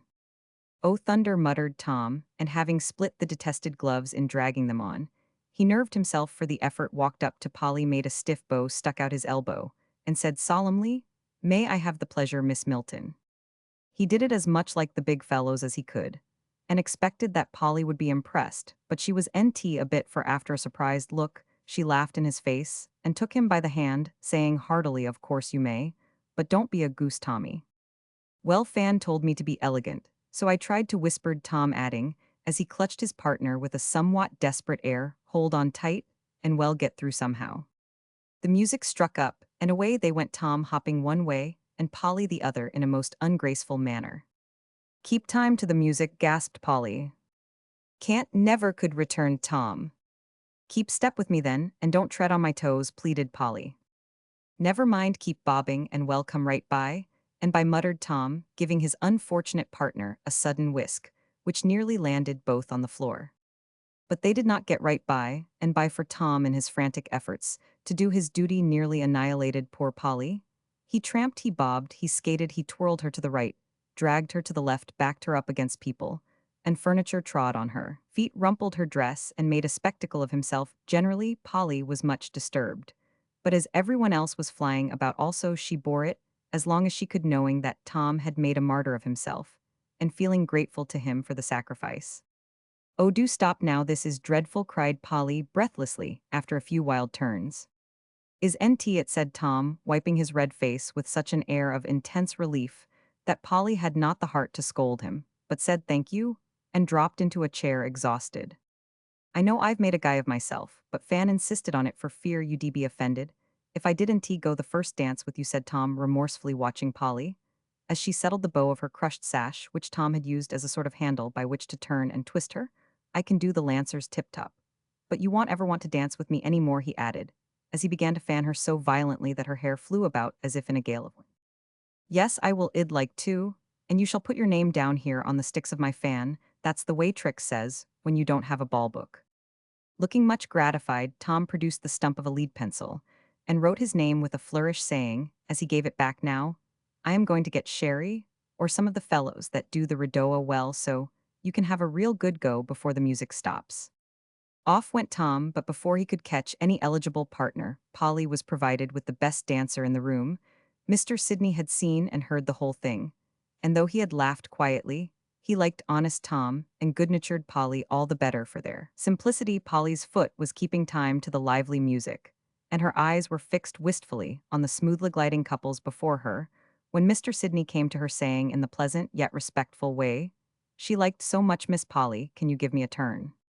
Oh yes, I am dying for another, and Polly jumped up with both hands out, and such a grateful face that Mr. Sidney resolved she should have as many turns as she liked.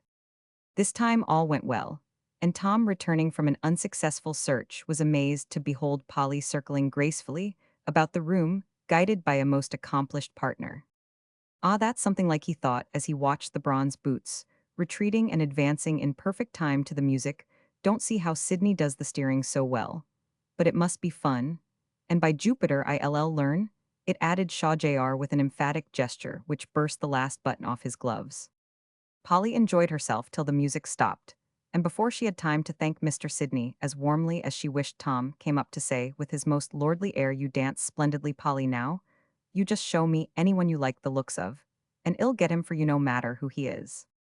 I don't want any of the gentlemen, they are so stiff and don't care to dance with me, but I like those boys over there, and I'll dance with any of them, if they are willing, said Polly after a survey.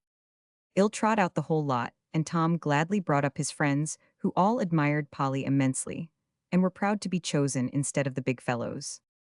There was no sitting still for Polly after that, for the lads kept her going at a great pace, and she was so happy she never saw or suspected how many little maneuvers, heartburnings, displays of vanity, affectation, and nonsense were going on all round her. She loved dancing, and entered into the gaiety of the scene with a heartiness that was pleasant to see. Her eyes shone, her face glowed, her lips smiled, and the brown curls waved in the air as she danced with a heart as light as her feet. Are you enjoying yourself, Polly? Asked Mr. Shaw, who looked in now and then to report to Grandma that all was going well.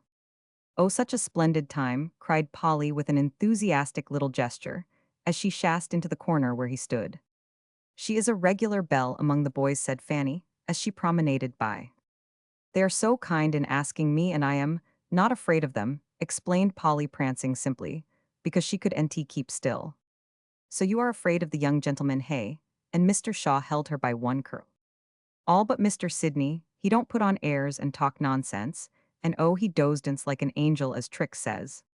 Papa, I wish you'd come and waltz with me. Fan told me not to go near her cause my wed dwess makes her pink one look ugly, and Tom want and I want to dreadfully.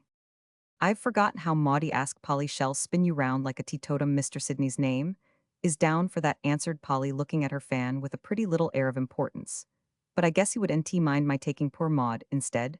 She has NT danced hardly any? And I've had more than my share, would it be very improper to change my mind?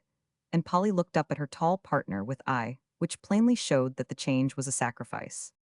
Not a bit, give the little dear a good waltz, and we will look on, answered Mr. Sidney with a nod and smile.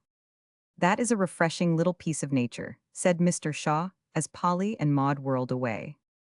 She will make a charming little woman if she is NT spoilt. No danger of that, she has got a sensible mother. I thought so, and Sidney sighed, for he had lately lost his own good mother. When supper was announced, Polly happened to be talking or trying to talk to one of the poky gentlemen, whom Fan had introduced. He took Miss Milton down, of course, put her in a corner, and having served her to a dab of ice and one macaroon, he devoted himself to his own supper, with such interest that Polly would have fared badly if Tom had not come and rescued her. I've been looking everywhere for you, come with me, and don't sit starving here, said Tom, with a scornful look from her empty plate to that of her recreant escort, which was piled with good things. Following her guide, Polly was taken to the big china closet, opening from the dining room to the kitchen, and here she found a jovial little party, feasting at ease. Maud and her bosom friend Grace were seated on tin cake boxes. Sherry and Spider adorned the refrigerator, while Tom and Rumple foraged for the party. Here's fun, said Polly, as she was received with a clash of spoons and a waving of napkins. You just perch on that cracker keg and I'll see that you get enough, said Tom, putting a dumbwaiter before her, and issuing his orders with a fine air of authority.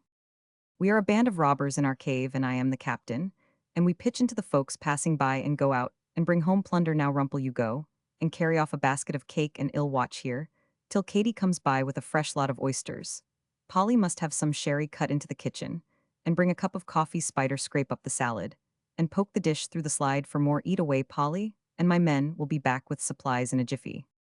Such fun as they had in that closet, such daring robberies of jellipots and cake boxes, such successful raids into the dining room and kitchen, such base assaults upon poor Katy and the colored waiter who did his best, but was helpless in the hands of the robber horde. A very harmless little revel, for no wine was allowed, and the gallant band were so busy skirmishing to supply the ladies that they had not time to eat too much. No one missed them, and when they emerged, the feast was over, except for a few voracious young gentlemen who still lingered among the ruins. That's the way they always do, poke the girls in corners, give 'em just one taste of something, and then go and stuff like pigs, whispered Tom, with a superior air, forgetting certain private banquets of his own, after company had departed. The rest of the evening was to be devoted to the German, and as Polly knew nothing about it, she established herself in a window recess to watch the mysteries for a time. She enjoyed it, for it was all new to her, and the various pretty devices were very charming, but by and by that bitter weed envy cropped up again, and she could not feel happy to be left out in the cold, while the other girls were getting gay tissue paper suits, droll bonbons, flowers, ribbons, and all manner of tasteful trifles in which girlish souls delight. Everyone was absorbed. Mr. Sidney was dancing, Tom and his friends were discussing baseball on the stairs, and Maud's set had returned to the library to play. Polly tried to conquer the bad feeling, but it worried her till she remembered something her mother once said to her: when you feel out of sorts, try to make someone else happy, and you will soon be so yourself. I will try it, thought Polly, and looked round to see what she could do. Sounds of strife in the library led her to enter Maud, and the young ladies were sitting on the sofa, talking about each other's clothes, as they had seen their mammas do. Was your dress imported? Asked Grace. No, was yours, returned Blanche. Yes, and it cost, oh, ever so much. I don't think it is as pretty as Maud's. Mine was made in New York, said Miss Shaw, smoothing her skirts complacently. I can't dress much now, you know, 'cause Mamma's in black, for somebody, observed Miss Alice Lovett, feeling the importance which affliction conferred upon her, when it took the form of a jet necklace. Well, I don't care if my dress is in tea imported. My cousin had 3 kinds of wine at her party, so now, said Blanche. Did she? And all the little girls looked deeply impressed, till Maud observed with a funny imitation of her father's manner, my papa said it was scandalous for some of the little boys got tipsy, and had to be tooked home. He would nt let us have any wine, and Grandma said it was very improper for children to do so. My mother says your mother's coo is nt half so stylish as ours, put in Alice. Yes, it is too, it's all lined with green silk. And that's nicer than old wed cloth, cried Maud, ruffling up like an insulted chicken. Well, my brother don't wear a horrid old cap.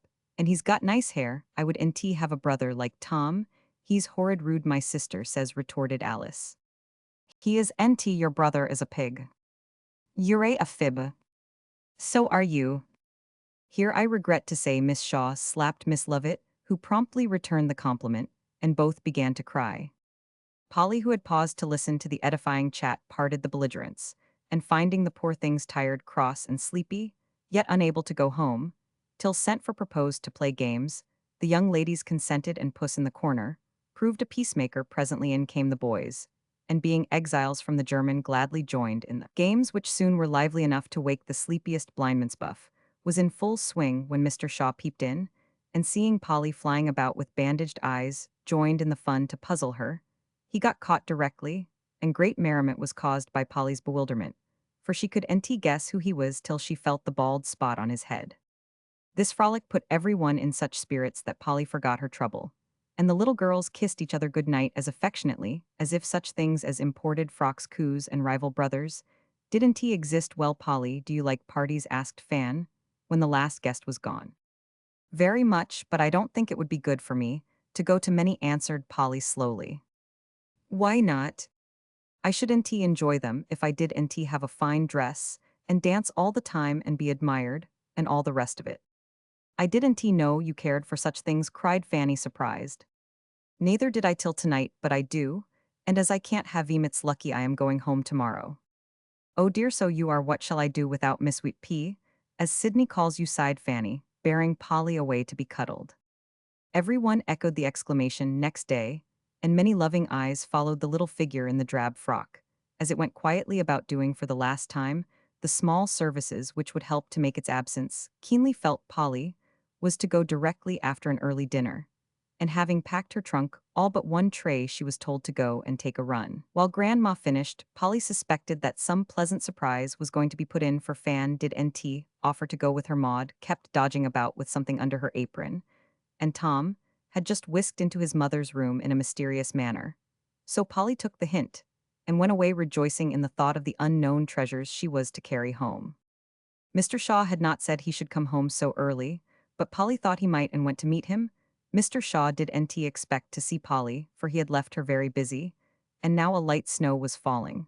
But as he turned into the mall, there was the round hat, and under it the bright face looking all the rosier for being powdered with snowflakes, as Polly came running to meet him. There won't be anyone to help the old gentleman safely home tomorrow, he said, as Polly took his hand in both hers with an affectionate squeeze. Yes, there, will see if there is, cried Polly, nodding and smiling, for Fan had confided to her that she meant to try it after her friend had gone. I'm glad of it, but my dear, I want you to promise that you will come and make us a visit every winter, a good long one, said Mr. Shaw, patting the blue mittens folded round his hand. If they can spare me from home, I'd love to come dearly. They must lend you for a little while because you do us all good, and we need you. Do I don't see how, but I'm glad to hear you say so, cried Polly, much touched. I can't tell you how exactly, but you brought something into my house that makes it warmer and pleasanter, and won't quite vanish, I hope, when you go away, my child. Polly had never heard Mr. Shaw speak like that before, and didn't know what to say. She felt so proud and happy at this proof of the truth of her mother's words, when she said that even a little girl could exert an influence and do some good in this big, busy world. She only gave her friend a grateful look sweeter than any words, and they went on together hand in hand through the soft falling snow. If Polly could have seen what went into that top tray, she would have been entirely overcome, for Fanny had told Grandma about the poor little presents she had once laughed at, and they had all laid their heads together to provide something really fine and appropriate for every member of the Milton family. Such a mine of riches, and so much goodwill, affection, and kindly forethought was packed away in the tempting bundles that no one could feel offended but would find an unusual charm about the pretty gifts that made them doubly welcome. I only know that if Polly had suspected that a little watch was ticking away in a little case, with her name on it, inside that trunk, she never could have left it locked as Grandma advised, or have eaten her dinner so quietly, as it was. Her heart was very full, and the tears rose to her eyes more than once. Everyone was so kind, and so sorry to have her go. Tom didn't need any urging to play escort now, and both Fan and Maud insisted on going too. Mrs. Shaw forgot her nerves, and put up some gingerbread with her own hands. Mr. Shaw kissed Polly, as if she had been his dearest daughter, and Grandma held her close, whispering in a tremulous tone, "My little comfort, come again soon," while Katy waved her apron from the nursery window, crying as they drove away, "The saints bless ye, Miss Polly dear, and Cindy the best of lucks." But the crowning joke of all was Tom's Goodby, for when Polly was fairly settled in the car, the last all aboard uttered, and the train in motion, Tom suddenly produced a knobby little bundle, and thrusting it in at the window while he hung on in some breakneck fashion, said with a droll mixture of fun and feeling in his face, "It's horrid. But you wanted it, so I put it in to make you laugh. Goodby, Polly, Goodby, Goodby." The last ado was a trifle husky, and Tom vanished, as it was uttered, leaving Polly to laugh over his parting souvenir, till the tears ran down her cheeks. It was a paper bag of peanuts, and poked down at the very bottom a photograph of Tom. It was horrid, for he looked as if taken by a flash of lightning, so black, wild, and staring was it, but Polly liked it. And whenever she felt a little pensive at parting with her friends, she took a peanut or a peep at Tom's funny picture, which made her merry again. So the short journey came blithely to an end, and in the twilight she saw a group of loving faces at the door of a humble little house, which was more beautiful than any palace in her eyes, for it was home. Chapter Roman 8. 6 years afterward. "What do you think Polly is going to do this winter?" exclaimed Fanny, looking up from the letter she had been eagerly reading. "Going to deliver lectures on woman's rights," said the young gentleman, who was carefully examining his luxuriant crop of decidedly auburn hair, as he lounged with both elbows on the chimney-piece. "Going to set her cap for some young minister, and marry him in the spring," added Mrs. Shaw, whose mind ran a good deal upon matchmaking just now. "I think she is going to stay at home, and do all the work, cause servants cost so much it would be just like her," observed Maud, who could pronounce the letter R now. "It's my opinion she is going to open a school, or something of that sort, to help those brothers of hers along," said Mr. Shaw, who had put down his paper at the sound of Polly's name. "Every one of you wrong, though Papa comes nearest the truth," cried Fanny. "She is going to give music lessons, and support herself, so that Will may go to college. He is the studious one. And Polly is very proud of him. Ned, the other brother, has a business talent, and don't care for books, so he has gone out west, and will make his own way. Anywhere Polly says she is nt needed at home, now the family is so small, and Kitty can take her place nicely. So she is actually going to earn her own living and hand over her share of the family income to Will. What a martyr that girl does make of herself." And Fanny looked as solemn as if Polly had proposed some awful self-sacrifice. "She is a sensible, brave-hearted girl, and I respect her for doing it," said Mr. Shaw emphatically. "One never knows what may happen, and it does no harm for young people to learn to be independent. If she is as pretty as she was last time I saw her, shall get pupils fast enough. I would nt mind taking lessons myself," was the gracious observation of Shaw Jr., as he turned from the mirror, with the soothing certainty that his objectionable hair actually was growing darker. "She would nt take you at any price," said Fanny, remembering Polly's look of disappointment and disapproval when she came on her last visit, and found him an unmistakable dandy. "You just wait and see," was the placid reply. "If Polly does carry out her plan, I wish Maud to take lessons of her. Fanny can do as she likes, but it would please me very much to have one of my girls sing. As Polly sings, it suits old people better than your opera things, and Mother used to enjoy it so much." As he spoke, Mr. Shaw's eye turned toward the corner of the fire, where Grandma used to sit. The easy-chair was empty now, the kind old face was gone, and nothing but a very tender memory remained. "I'd like to learn. Papa and Polly is a splendid teacher. I know she's always so patient, and makes everything so pleasant. I do hope she will get scholars enough to begin right away," said Maud. "When is she coming?" asked Mrs. Shaw, quite willing to help Polly, but privately resolving that Maud should be finished off by the most fashionable master in the city. "She doesn't say. She thanks me for asking her here as usual, but says she shall go right to work, and had better begin with her own little room at once. Want it seems strange to have Polly in town, and yet not with us. Well, get her somehow. The little room will cost something, and she can stay with us just as well as not, even if she does teach. Tell her I say so," said Mr. Shaw. "She won't come, I know, for if she undertakes to be independent shall do it in the most thorough manner," answered Fanny, and Mrs. Shaw sincerely hoped she would. It was all very well to patronize the little music teacher, but it was not so pleasant to have her settled in the family. "I shall do what I can for her among my friends, and I dare say she will get on very well with young pupils to begin with if she starts right, puts her terms high enough, and gets a few good names to give her the entree into our first families. I don't doubt she will do nicely, for I must say Polly has the manners of a lady," observed Mrs. Shaw. "She's a mighty taking little body, and I am glad she's to be in town, though I'd like it better if she didn't bother about teaching, but just stayed here and enjoyed herself," said Tom lazily. "I've no doubt she would feel highly honored to be allowed to devote her time to your amusement, but she can't afford expensive luxuries, and she don't approve of flirting, so you will have to let her go her own way and refresh herself with such glimpses of you as her engagements permit," answered Fanny in the sarcastic tone, which was becoming habitual to her. "You are getting to be a regular old maid fan, as sharp as a lemon." "And twice as sour," returned Tom, looking down at her with an air of calm superiority. "Do be quiet, children, you know I can't bear anything like contention. Maud, give me my Shetland shawl and put a cushion at my back." As Maud obeyed her mother with a reproving look at her erring brother and sister, a pause followed for which every one seemed grateful. They were sitting about the fire after dinner, and all looked as if a little sunshine would do them good. It had been a dull November day, but all of a sudden the clouds lifted, and a bright ray shot into the room. Everyone turned involuntarily to welcome it, and everyone cried out, "Why, Polly!" For there on the threshold stood a bright-faced girl smiling, as if there was no such thing as November weather in the world. "You dear thing, when did you come?" cried Fanny, kissing both the blooming checks with real affection, while the rest hovered near waiting for a chance. "I came yesterday and have been getting my nest in order, but I couldn't keep away any longer, so I ran up to say, 'How do you do?'" answered Polly, in the cheery voice that did one's heart good to hear.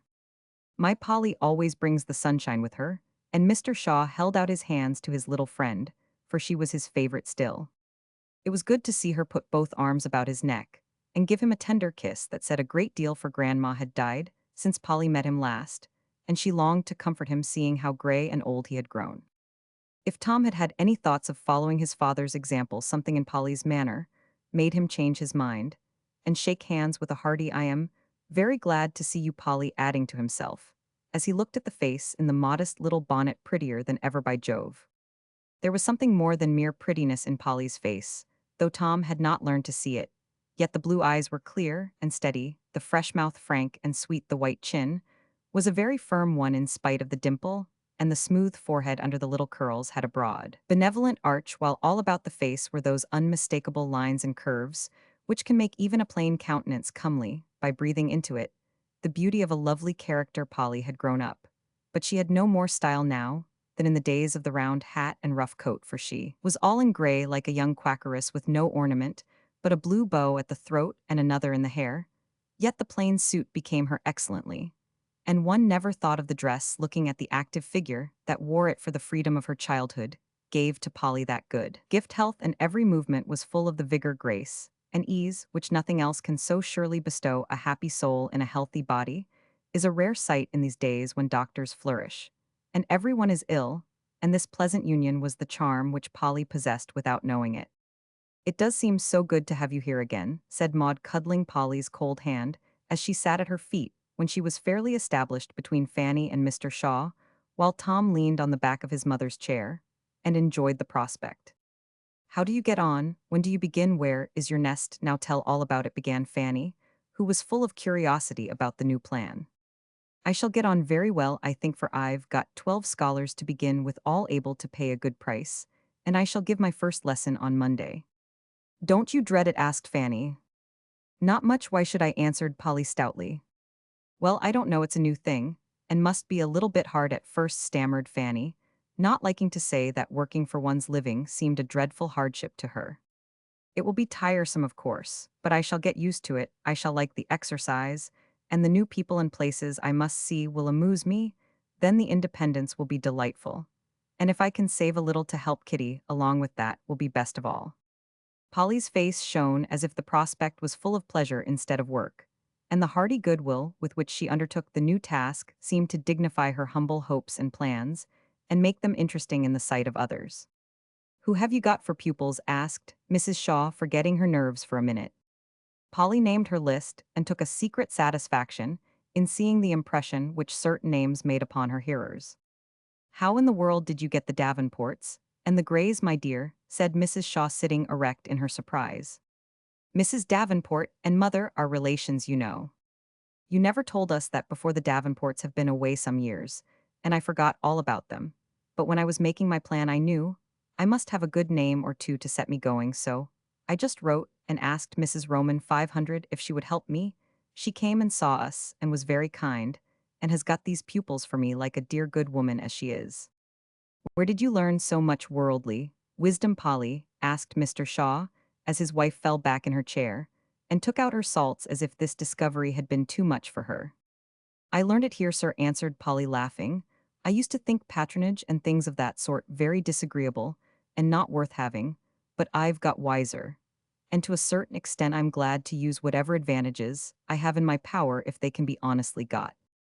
Why didn't you let us help you in the beginning? We should have been very glad to, I am sure, put in Mrs. Shaw, who quite burned to be known as a joint patroness with Mrs. Davenport. I know you would, but you have all been so kind to me. I didn't want to trouble you with my little plans, till the first steps were taken. Besides, I didn't know as you would like to recommend me as a teacher, though you like me well enough as plain Polly. My dear, of course I would, and we want you to take Maud at once and teach her your sweet songs. She has a fine voice, and is really suffering for a teacher. A slight smile passed over Polly's face, as she returned her thanks for the new pupil, for she remembered a time when Mrs. Shaw considered her sweet songs quite unfit for a fashionable young lady's repertoire. Where is your room? Asked Maud. My old friend Miss Mills has taken me in, and I am nicely settled, Mother. Did NT like the idea of my going to a strange boarding house? So Miss Mills kindly made a place for me, you know. She lets her rooms without board, but she is going to give me my dinners. And I am to get my own breakfast and tea quite independently. I like that way, and it's very little trouble. My habits are so simple: a bowl of bread and milk night and morning with baked apples, or something of that sort, is all I want, and I can have it when I like. Is your room comfortably furnished? Can't we lend you anything, my dear? An easy chair now, or a little couch so necessary when one comes in tired, said Mrs. Shaw, taking unusual interest in the affair.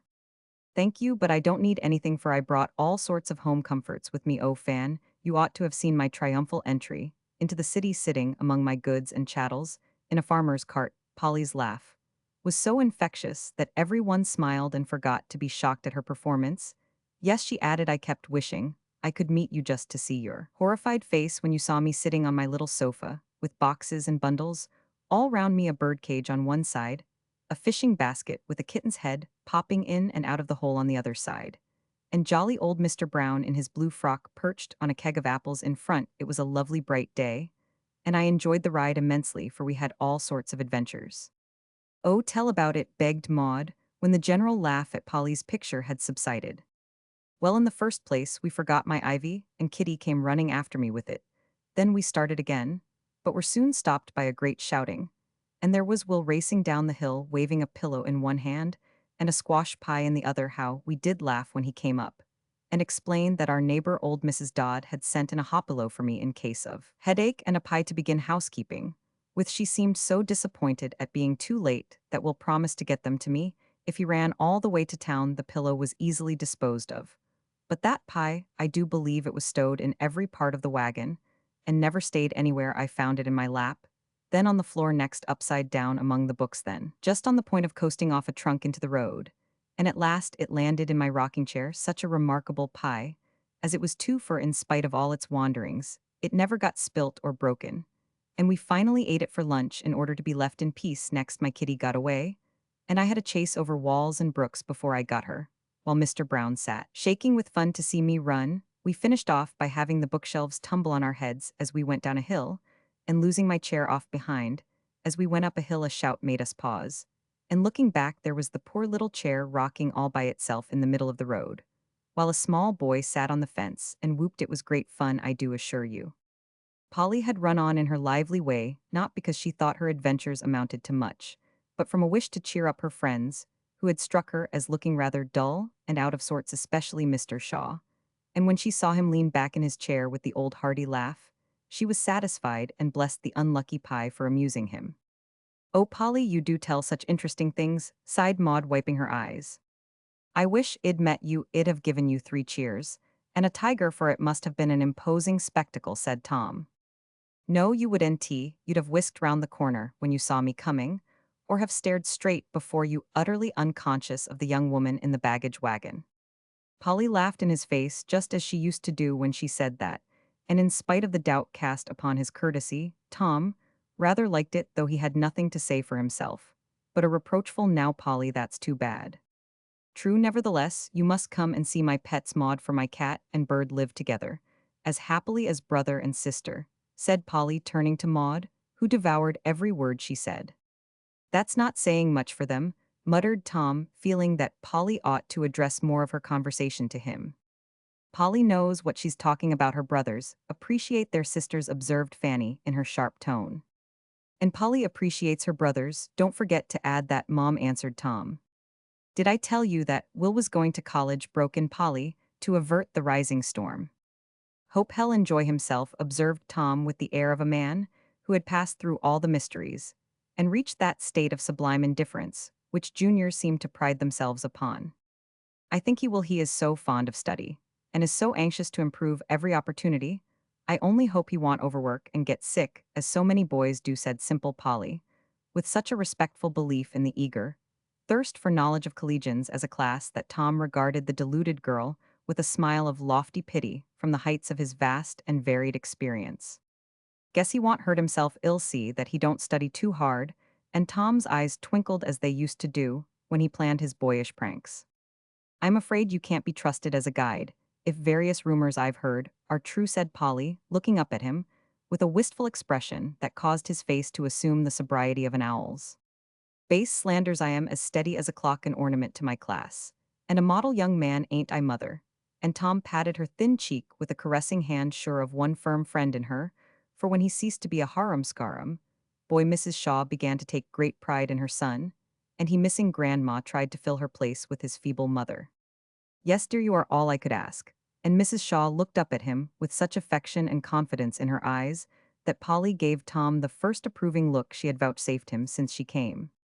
Why Tom should look troubled and turn grave all at once she couldn't understand, but she liked to see him stroke his mother's cheek so softly, as he stood with his head resting on the high back of her chair, for Polly fancied that he felt a man's pity for her weakness, and was learning a son's patient love for a mother who had had much to bear with him. I am so glad you are going to be here all winter, for we are to be very gay, and I shall enjoy taking you round with me, began Fanny, forgetting Polly's plan for a moment. Polly shook her head decidedly. It sounds very nice, but it can't be done, Fan, for I've come to work, not play, to save, not spend, and parties will be quite out of the question for me. You don't intend to work all the time, without a bit of fun, I hope, cried Fanny, dismayed at the idea. I mean to do what I've undertaken, and not to be tempted away from my purpose by anything. I should nt be fit to give lessons. If I was up late, should I? And how far would my earnings go towards dress carriages, and all the little expenses which would come if I set up for a young lady in society? I can't do both, and I'm not going to try, but I can pick up bits of fun as I go along, and be contented with free concerts and lectures, seeing you pretty often, and every Sunday Will is to spend with me, so I shall have quite as much dissipation as is good for me. If you don't come to my parties, I'll never forgive you, said Fanny, as Polly paused, while Tom chuckled inwardly at the idea of calling visits from a brother dissipation. Any small party where it will do to wear a plain black silk I can come to, but the big ones must be thought of, thank you. It was charming to see the resolution of Polly's face when she said that, for she knew her weakness, and beyond that black silk, she had determined not to go. Fanny said no more, for she felt quite sure that Polly would relent when the time came, and she planned to give her a pretty dress for a Christmas present, so that one excuse should be removed. I say, Polly, want you give some of us fellows music lessons? Somebody wants me to play, and id rather learn of you than any senor twankadillo, said Tom, who did find the conversation interesting. Oh yes, if any of you boys honestly want to learn, and will behave yourselves, I'll take you, but I shall charge extra, answered Polly, with a wicked sparkle of the eye, though her face was quite sober, and her tone delightfully businesslike. Why, Polly, Tom is a boy, he's 20, and he says I must treat him with respect, besides he's engaged, and does put on such airs, broke in Maud, who regarded her brother as a venerable being. Who is the little girl? Asked Polly, taking the news as a joke. Trix, why didn't you You know it, answered Maud, as if it had been an event of national importance. No, is it true, Fan? And Polly turned to her friend with a face full of surprise, while Tom struck an imposing attitude, an affected absence of mind. I forgot to tell you in my last letter, it's just out, and we don't like it very well, observed Fanny, who would have preferred to be engaged first herself. It's a very nice thing, and I am perfectly satisfied, announced Mrs. Shaw, rousing from a slight doze. Polly looks as if she did NT believe it have NT I the appearance of the happiest man alive, asked Tom, wondering if it could be pity which he saw in the steady eyes fixed on him. No, I don't think you have, she said slowly. How the deuce should a man look? Then cried Tom, rather nettled at her sober reception of the grand news. As if he had learned to care for someone a great deal more than for himself, answered Polly, with sudden color in her cheeks, and a sudden softening of the voice as her eyes turned away from Tom, who was the picture of a complacent dandy, from the topmost curl of his auburn head to the tips of his aristocratic boots. Tommy's quenched. I agree with you, Polly. I never liked tricks, and I hope it's only a boy and girl fancy that will soon die a natural death, said Mr. Shaw, who seemed to find it difficult to help falling into a brown study, in spite of the lively chatter going on about him. Shaw Jr., being highly incensed at the disrespectful manner in which his engagement was treated, tried to assume a superb air of indifference, and finding that a decided failure, was about to stroll out of the room with a comprehensive nod when his mother called after him, "Where are you going, dear?" To see tricks, of course, Goodby Polly, and Mr. Thomas departed, hoping that, by the skillful change of tone from ardent impatience to condescending coolness, he had impressed one hearer at least with the fact that he regarded Trix as the star of his existence, and Polly as a presuming little chit. If he could have heard her laugh and Fanny's remarks, his wrath would have boiled over. Fortunately, he was spared the trial, and went away hoping that the coquetries of his tricks would make him forget Polly's look when she answered his question. "My dear, that boy is the most deluded creature you ever saw," began Fanny as soon as the front door banged bell, and Trix both tried to catch him, and the slyest got him, for in spite of his airs, he is as soft-hearted as a baby. You see, Trix has broken off 2 engagements already, and the 3rd time she got jilted. Herself such a fuss as she made, I declare it really was absurd.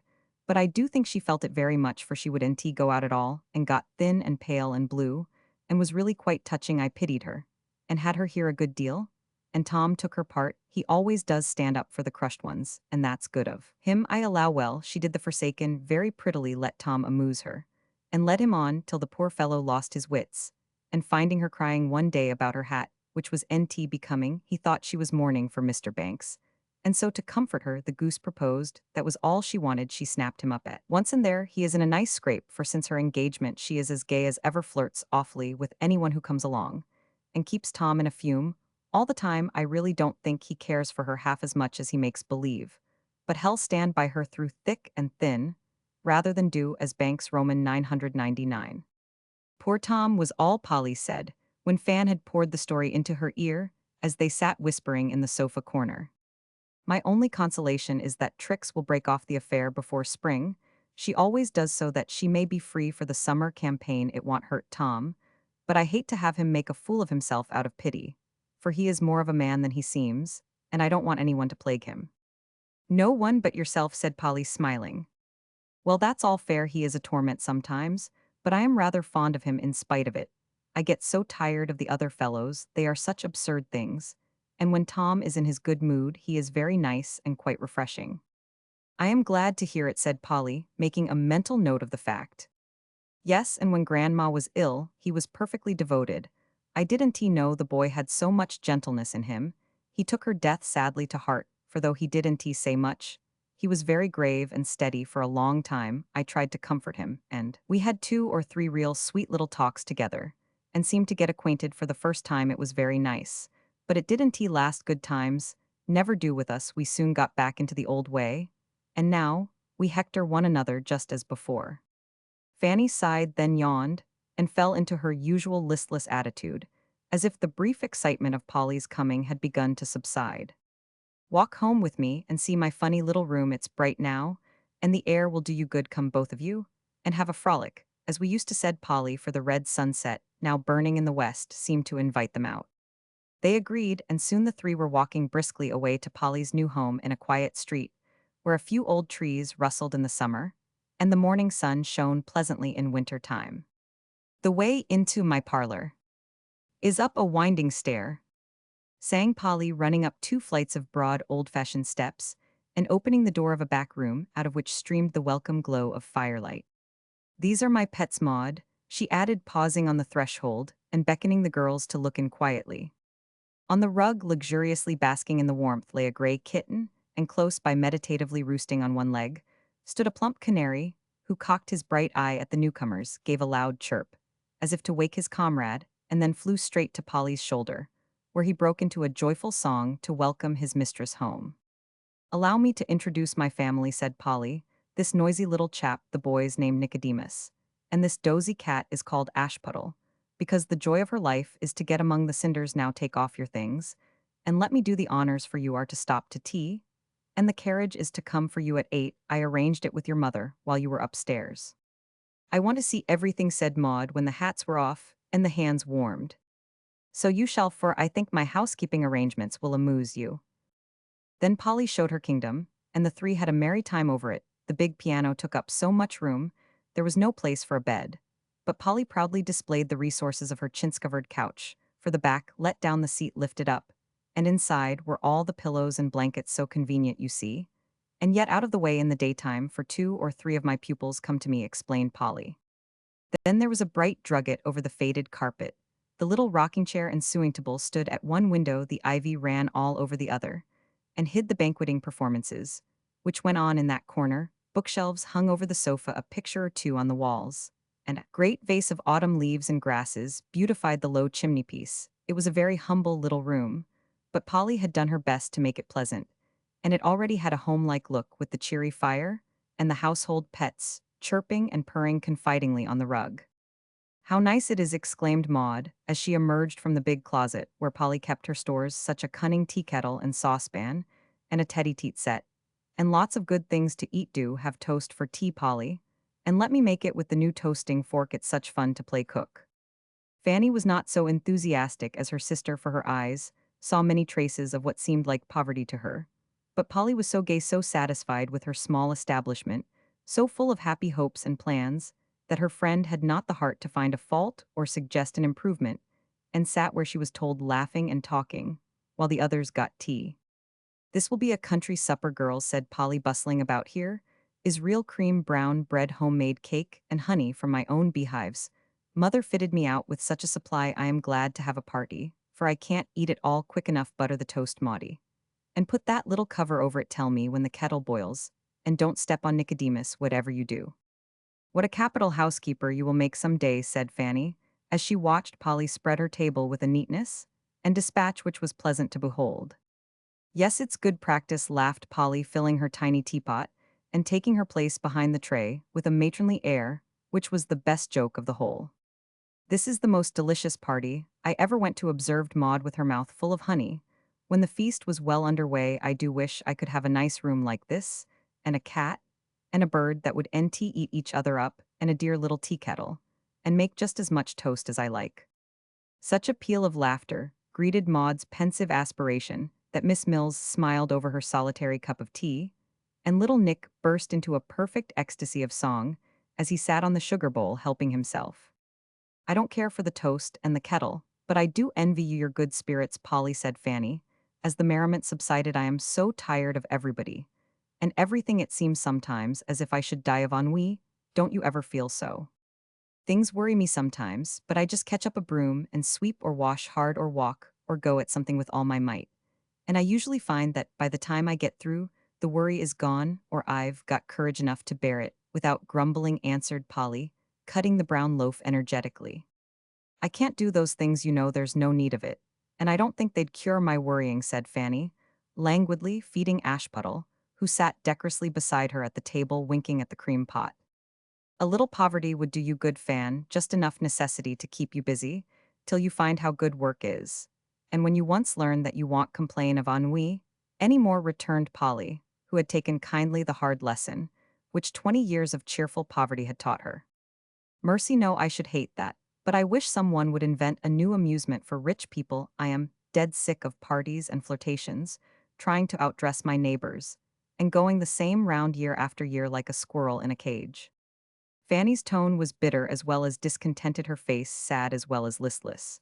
And Polly had an instinctive feeling that some trouble more real than any she had ever known before was lying heavy at her friend's heart. That was not the time to speak of it, but Polly resolved to stand ready to offer sympathy, if nothing more, whenever the confidential minute came, and her manner was so kind, so comfortable, that Fanny felt its silent magic, grew more cheerful in the quiet atmosphere of that little room. And when they said good night after an old-time gossip by the fire, she kissed her hostess, warmly saying with a grateful look, "Polly dear, I shall come often, you do me so much good." Chapter Roman 9 Lessons.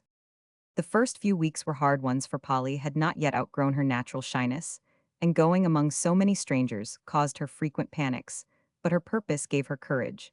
And when the ice was once broken, her little pupils quickly learned to love her. The novelty soon wore off, and though she thought she was prepared for drudgery, she found it very tedious to go on doing the same thing day after day. Then she was lonely, for Will could only come once a week. Her leisure hours were Fanny's busiest, and the bits of pleasure were so few and far between that they only tantalized her. Even her small housekeeping lost its charms, for Polly was a social creature, and the solitary meals were often sad ones. Ashbuttle and Nick did their best to cheer her, but they too seemed to pine for country freedom and home atmosphere. Poor Puddle, after gazing wistfully out of the window at the gaunt city cats skulking about the yard, would retire to the rug and curl herself up as if all hope of finding congenial society had failed, while little Nick would sing till he vibrated on his perch, without receiving any response, except an inquisitive chirp from the pert sparrows, who seemed to twit him with his captivity. Yes.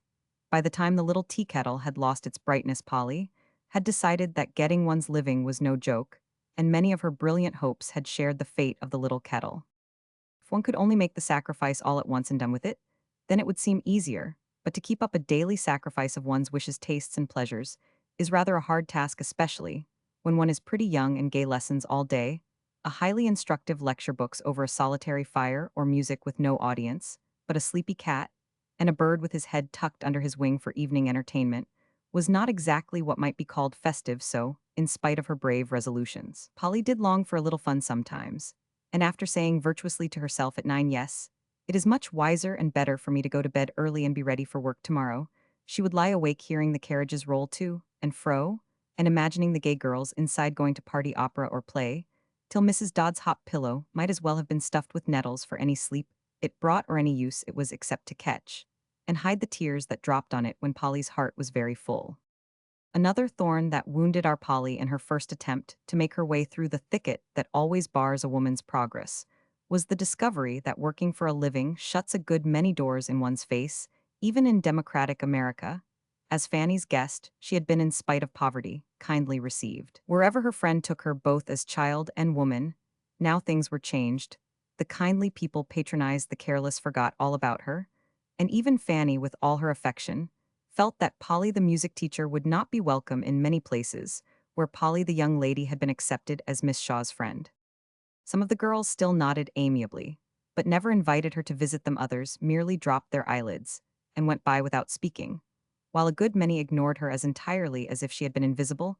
These things hurt Polly more than she would confess, for at home everyone worked and everyone was respected for it. She tried not to care, but girls feel little slights keenly, and more than once Polly was severely tempted to give up her plan and run away to the safe shelter at home.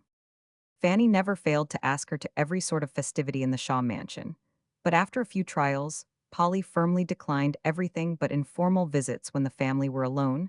She soon found that even the new black silk was fine enough for Fanny's smallest party, and after receiving a few of the expressive glances by which women convey their opinion of their neighbor's toilet, and overhearing a joke or two about that inevitable dress and the little blackbird, Polly folded away the once treasured frock, saying with a choke in her voice, "I'll wear it, for Will, he likes it, and clothes can't change his love for me."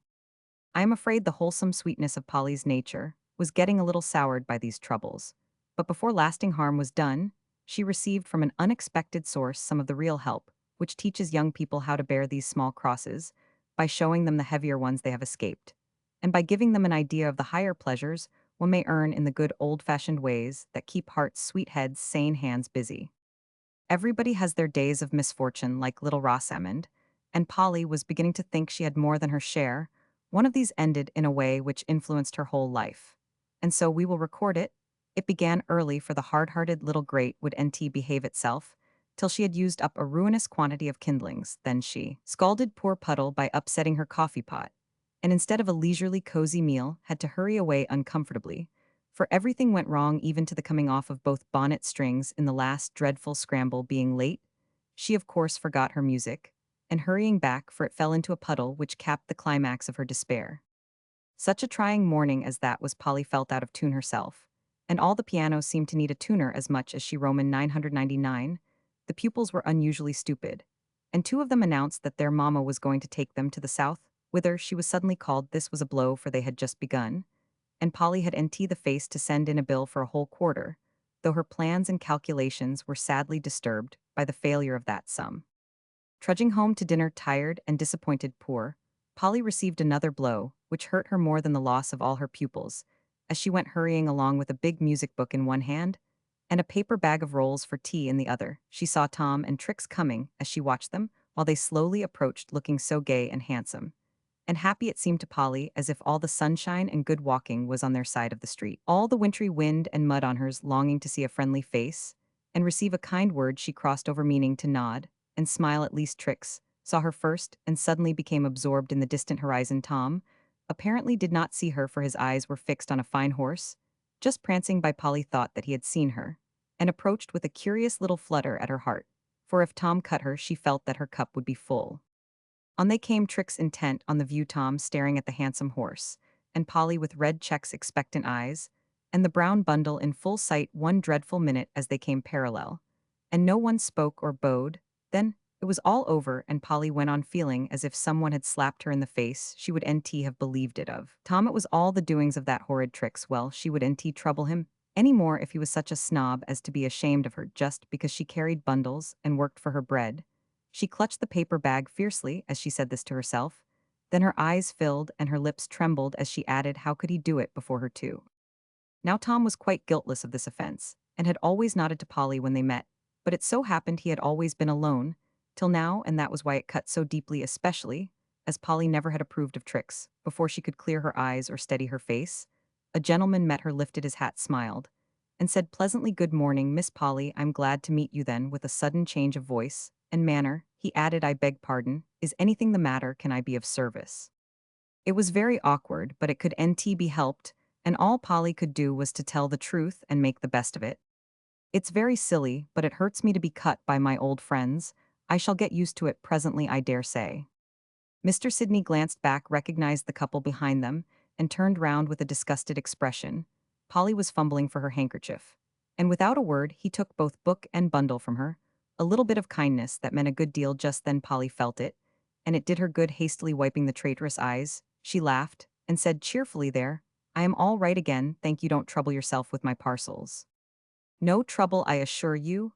And this book reminds me of what I was about to say. Have you an hour to spare for my little niece? Her mother wants her to begin, and desired me to make the inquiry." "Did she really?" And Polly looked up at him, as if she suspected him of inventing the whole thing out of kindness. Mr. Sidney smiled, and taking a note from his pocket, presented it, saying with a reproachful look, "Behold the proof of my truth, and never doubt again." Polly begged pardon, read the note from the little girl's mother, which was to have been left at her room if she was absent, and gave the bearer a very grateful look, as she accepted this welcome addition to her pupils. Well pleased at the success of his mission, Sidney artfully led the conversation to music, and for a time Polly forgot her woes, talking enthusiastically on her favorite theme, as she reclaimed her book and bag at her own door. She said in her honest way, "Thank you very much for trying to make me forget my foolish little troubles. Then let me say one thing more, though appearances are against him, I don't believe Tom Shaw saw you, Miss Trix, is equal to that sort of thing. But it is NT like Tom, for with all his foppery, he is a good fellow at heart." As Mr. Sidney said this, Polly held out her hand with a hearty thank you for that. The young man shook the little hand in the gray woolen glove, gave her exactly the same bow which he did the Honorable Mrs. Davenport, and went away, leaving Polly to walk upstairs and address Puddle with the peculiar remark, "You are a true gentleman, so kind to say that about Tom. Ill think it's so anyway, and want I teach Minnie in my very best style." Puddle purred, Nick chirped approvingly, and Polly ate her dinner with a better appetite than she had expected, but at the bottom of her heart there was a sore spot still, and the afternoon lessons dragged dismally. It was dusk when she got home, and as she sat in the firelight eating her bread and milk, several tears bedewed the little rolls, and even the home honey had a bitter taste. Now this won't do, she broke out all at once. This is silly and wicked, and can't be allowed. Ill try the old plan, and put myself right by doing some little kindness to somebody now. What shall it be? Oh, I know Fan is going to a party tonight. Ill run up, and help her dress. She likes to have me, and I enjoy seeing the pretty things, yes. And Ill take her 2 or 3 clusters of my Daphne, it's so sweet. Up got Polly, and taking her little posy, trotted away to the Shaws determined to be happy and contented in spite of tricks and hard work. She found Fanny enduring torment under the hands of the hairdresser, who was doing his best to spoil her hair and distort her head with a mass of curls, braids, frizzles, and puffs. For though I discreetly refrain from any particular description, still judging from the present fashions, I think one may venture to predict that 6 years hence they would be something frightful. How kind of you, Polly. I was just wishing you were here to arrange my flowers. These lovely daphnes will give odor to my camellias. And you were a dear to bring them. There's my dress. How do you like it? Said Fanny, hardly daring to lift her eyes from under the yellow tower on her head. It's regularly splendid, but how do you ever get into it? Answered Polly, surveying with girlish interest the cloud of pink and white lace that lay upon the bed. It's fearfully and wonderfully made, but distractingly becoming, as you shall see. Trix thinks I'm going to wear blue, so she has got a green one, and told Belle it would spoil the effect of mine, as we are much together, of course. Was NT that sweet of her? Belle came, and told me in time, and I just got pink, so my amiable sister, that is to be, won't succeed in her pretty little plot. I guess she has been reading the life of Josephine. You know, she made a pretty lady of whom she was jealous sit beside her on a green sofa, which set off her own white dress, and spoilt the blue. One of her guests, answered Polly, busy with the flowers. Trix never reads anything. You are the one to pick up clever little stories. Ill remember. And use this one. Am I done? Yes, that is charming. Is NT it, Polly? And Fan rose to inspect the success of Monsieur's long labor. You know I don't appreciate a stylish coiffure, as I ought, so I like your hair in the old way best. But this is the thing, I suppose, and not a word must be said. Of course it is. Why, child, I have frizzed and burnt my hair, so that I look like an old maniac with it in its natural state, and have to repair damages, as well as I can now. Put the flowers just here. And Fanny laid a pink camellia in a nest of fuzz, and stuck a spray of Daphne straight up at the back of her head. Oh, Fan, don't, it looks horridly so, cried Polly, longing to add a little beauty to her friend's sallow face by a graceful adjustment of the flowers. Can't help it, that's the way, and so it must be, answered Fan, planting another sprig halfway up the tower. Polly groaned and offered no more suggestions as the work went on, but when Fan was finished from top to toe, she admired all she honestly could, and tried to keep her thoughts to herself. But her frank face betrayed her, for Fanny turned on her suddenly, saying, You may as well free your mind, Polly, for I see by your eyes that something don't suit. I was only thinking of what Grandma once said, that modesty had gone out of fashion, answered Polly, glancing at the waist of her friend's dress, which consisted of a belt, a bit of lace, and a pair of shoulder straps. Fanny laughed good-naturedly, saying as she clasped her necklace, If I had such shoulders as yours I should nt care what the fashion was now. Don't preach. But put my cloak on nicely, and come along, for I am to meet Tom and Trix, and promise to be there early. Polly was to be left at home, after depositing Fan at Belle's. I feel as if I was going myself, she said, as they rolled along. I wish you were, and you would be, Polly, if you weren't such a resolute thing. I've teased and begged, and offered anything I have if y'all only break your absurd vow and come and enjoy yourself. Thank you, but I want so, don't trouble your kind heart about me. I am all right, said Polly stoutly. But when they drew up before the lighted house, and she found herself in the midst of the pleasant stir of festivity, the coming and going of carriages, the glimpses of bright colors, forms, and faces, the bursts of music, and a general atmosphere of gaiety, Polly felt that she was NT all right. And as she drove away for a dull evening in her lonely little room, she just cried as heartily as any child denied a stick of candy. It's dreadful wicked of me, but I can't help it, she sobbed to herself, in the corner of the carriage. That music sets me all in a twitter, and I should have looked nice in Fan's blue tarlatan, and I know I could behave as well as anyone and have lots of partners, though I'm not in that set. Oh, just one good gallop with Mr. Sidney, or Tom. No, Tom would NT ask me there. And I would NT, except if he Roman 999, Oh me, I wish I was as old and homely and good and happy as Miss Mills."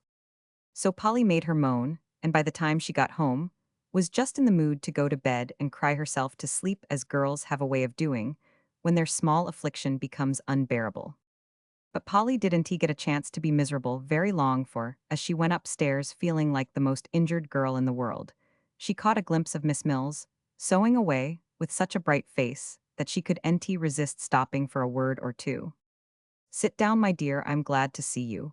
But excuse me if I go on with my work as I am in a driving hurry to get these things done tonight," said the brisk little lady with a smile and a nod as she took a new needleful of thread and ran up a seam as if for a wager. "Let me help you then, I am lazy and cross. And it will do me good," said Polly, sitting down, with the resigned feeling, "well, if I can't be happy, I can be useful perhaps." "Thank you, my dear, yes, you can just hem the skirt while I put in the sleeves, and that will be a great lift." Polly put on her thimble in silence, but as Miss Mills spread the white flannel over her lap, she exclaimed, "Why, it looks like a shroud, is it one?" "No, dear, thank God it is NT. But it might have been if we had NT saved the poor little soul," cried Miss Mills, with a sudden brightening of the face, which made it beautiful in spite of the stiff gray curl that bobbed on each temple, the want of teeth, and a crooked nose. "Will you tell me about it? I like to hear your adventures and good works so much," said Polly, ready to be amused by anything that made her forget herself. "Ah, my dear, it's a very common story, and that's the saddest part of it. I'll tell you all about it, for I think you may be able to help me. Last night I watched with poor Mary Floyd. She's dying of consumption, you know," began Miss Mills, as her nimble fingers flew, and her kind old face beamed over the work as if she put a blessing in with every stitch. "Mary was very low, but about midnight fell asleep, and I was trying to keep things quiet when Mrs. Finn, she's the woman of the house, came and beckoned me out with a scared face. 'Little Jane has killed herself, and I don't know what to do,' she said, leading me up to the attic." "Who was little Jane?" broke in Polly, dropping her work.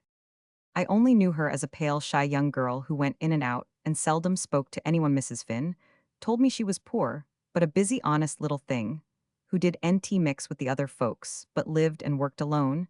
She has looked so downhearted and pale for a week that I thought she was sick, and asked her about it," said Mrs. Finn, "but she thanked me in her bashful way and said she was pretty well, so I let her alone. But tonight, as I went up late to bed, I was kind of impressed to look in and see how the poor thing did, for she had NT left her room all day. I did look in, and here's what I found." As Mrs. Finn ended, she opened the door of the back attic, and I saw about as sad a sight as these old eyes ever looked at. "Oh, what?" cried Polly, pale now with interest. "A bare room, cold as a barn, and on the bed, a little dead white face that almost broke my heart, it was so thin, so patient, and so young. On the table was a bottle half full of laudanum, an old pocketbook, and a letter read that, 'My dear, and don't think hard of little Jane.'"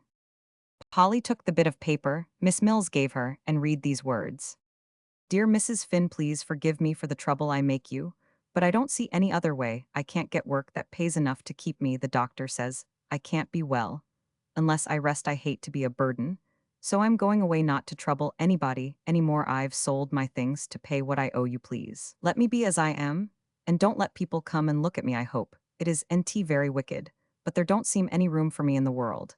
And I'm not afraid to die now, though I should be if I stayed and got bad, because I had NT strength to keep right. Give my love to the baby, and so good be, good be.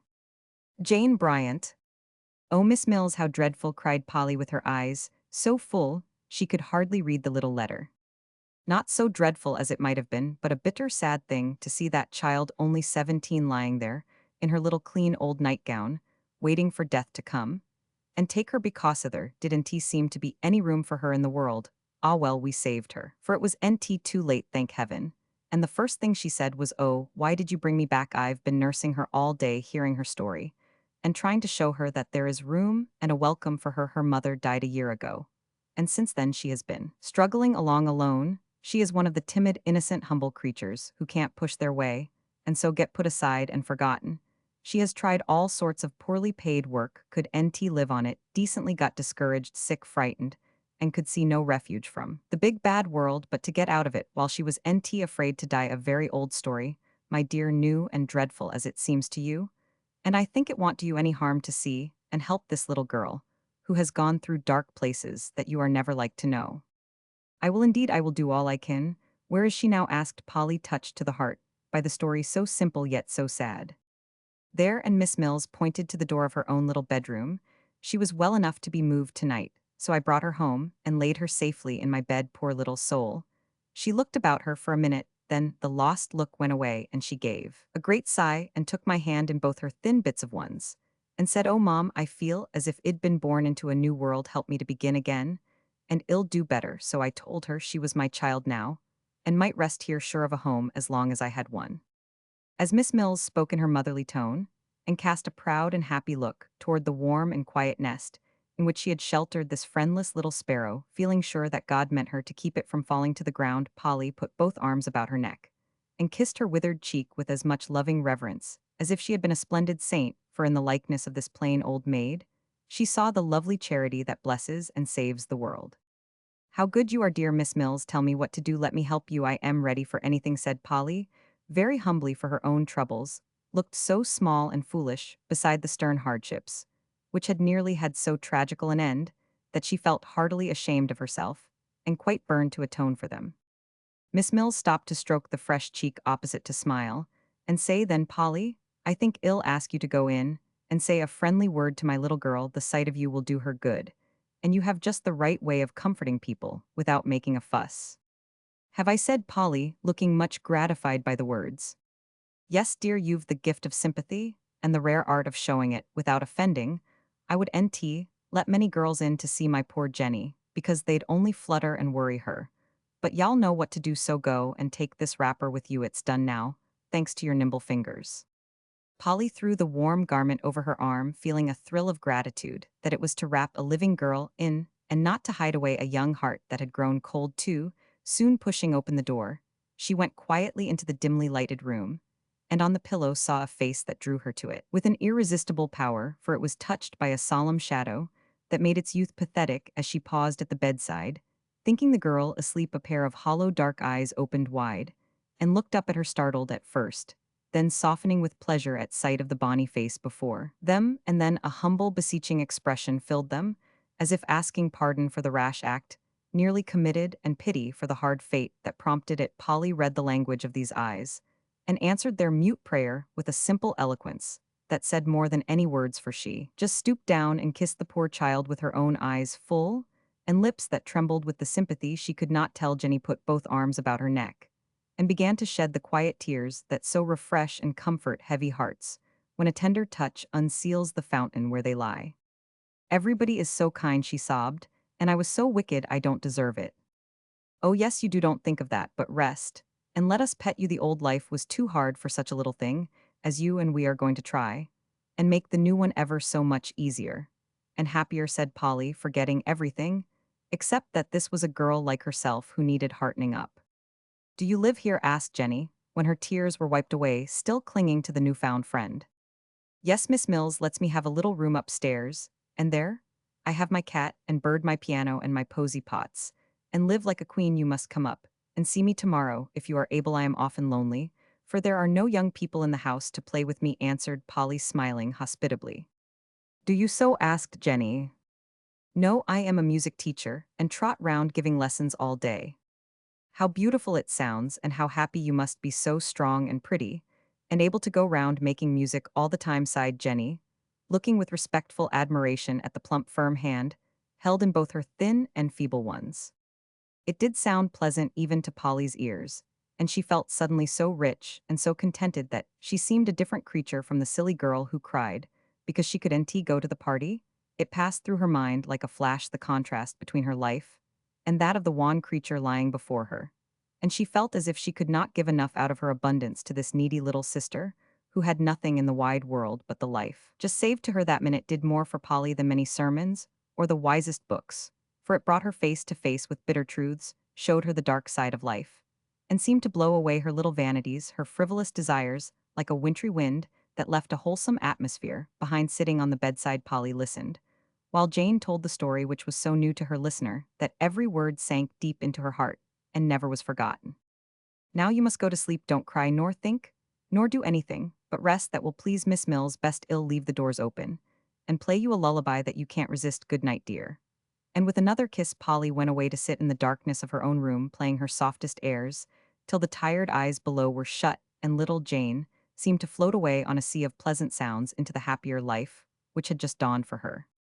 Polly had fully intended to be very miserable and cry herself to sleep, but when she lay down at last her pillow seemed very soft, her little room very lovely, with the firelight flickering on all the homelike objects, and her new-blown roses breathing her a sweet good night. She no longer felt an injured, hard-working, unhappy Polly, but as if quite burdened with blessings for which she was half grateful enough. She had heard of poverty and suffering in the vague, far-off way, which is all that many girls safe in happy homes ever know of it, but now she had seen it in a shape which she could feel and understand, and life grew more earnest to her. From that minute so much to do in the great busy world, and she had done so little. Where should she begin then? Like an answer, came little Jenny's words, now taking a new significance to Polly's mind: to be strong and beautiful and go round making music all the time. Yes, she could do that. And with a very earnest prayer Polly asked for the strength of an upright soul, the beauty of a tender heart, the power to make her life a sweet and stirring song, helpful while it lasted, remembered when it died. Little Jane's last thought had been to wish with all her might that God would bless the dear kind girl up there, and give her all she asked. I think both prayers, although too humble to be put in words, went up together, for in the fullness of time they were beautifully answered. Chapter Roman 10, Brothers and Sisters. Polly's happiest day was Sunday, for Will never failed to spend it with her. Instead of sleeping later than usual that morning, she was always up bright and early, flying round to get ready for her guest, for Will came to breakfast, and they made a long day of it. Will considered his sister the best and prettiest girl going, and Polly, knowing well that a time would come when he would find a better and a prettier, was grateful for his good opinion, and tried to deserve it. So she made her room and herself as neat and inviting as possible, and always ran to meet him with a bright face and a motherly greeting when he came tramping in, ruddy, brisk, and beaming, with the brown loaf and the little pot of beans from the bakehouse nearby. They liked a good country breakfast, and nothing gave Polly more satisfaction than to see her big boy clear the dishes, empty the little coffee pot, and then sit and laugh at her across the ravaged table. Another pleasure was to let him help clear away, as they used to do at home, while the peals of laughter that always accompanied this performance did Miss Mill's heart good to hear, for the room was so small, and Will so big, that he seemed to be everywhere at once, and Polly and Puddle were continually dodging his long arms and legs. Then they used to inspect the flower pots, pay Nick a visit, and have a little music as a good beginning for the day, after which they went to church and dined with Miss Mills, who considered Will an excellent young man if the afternoon was fair. They took a long walk together over the bridges into the country, or about the city streets full of Sabbath quietude. Most people meeting them would have seen only an awkward young man with a boy's face atop of his tall body, and a quietly dressed, fresh-faced little woman hanging on his arm, but a few people with eyes to read romances and pleasant histories everywhere found something very attractive in this couple, and smiled as they passed, wondering if they were young lovers or country cousins looking round.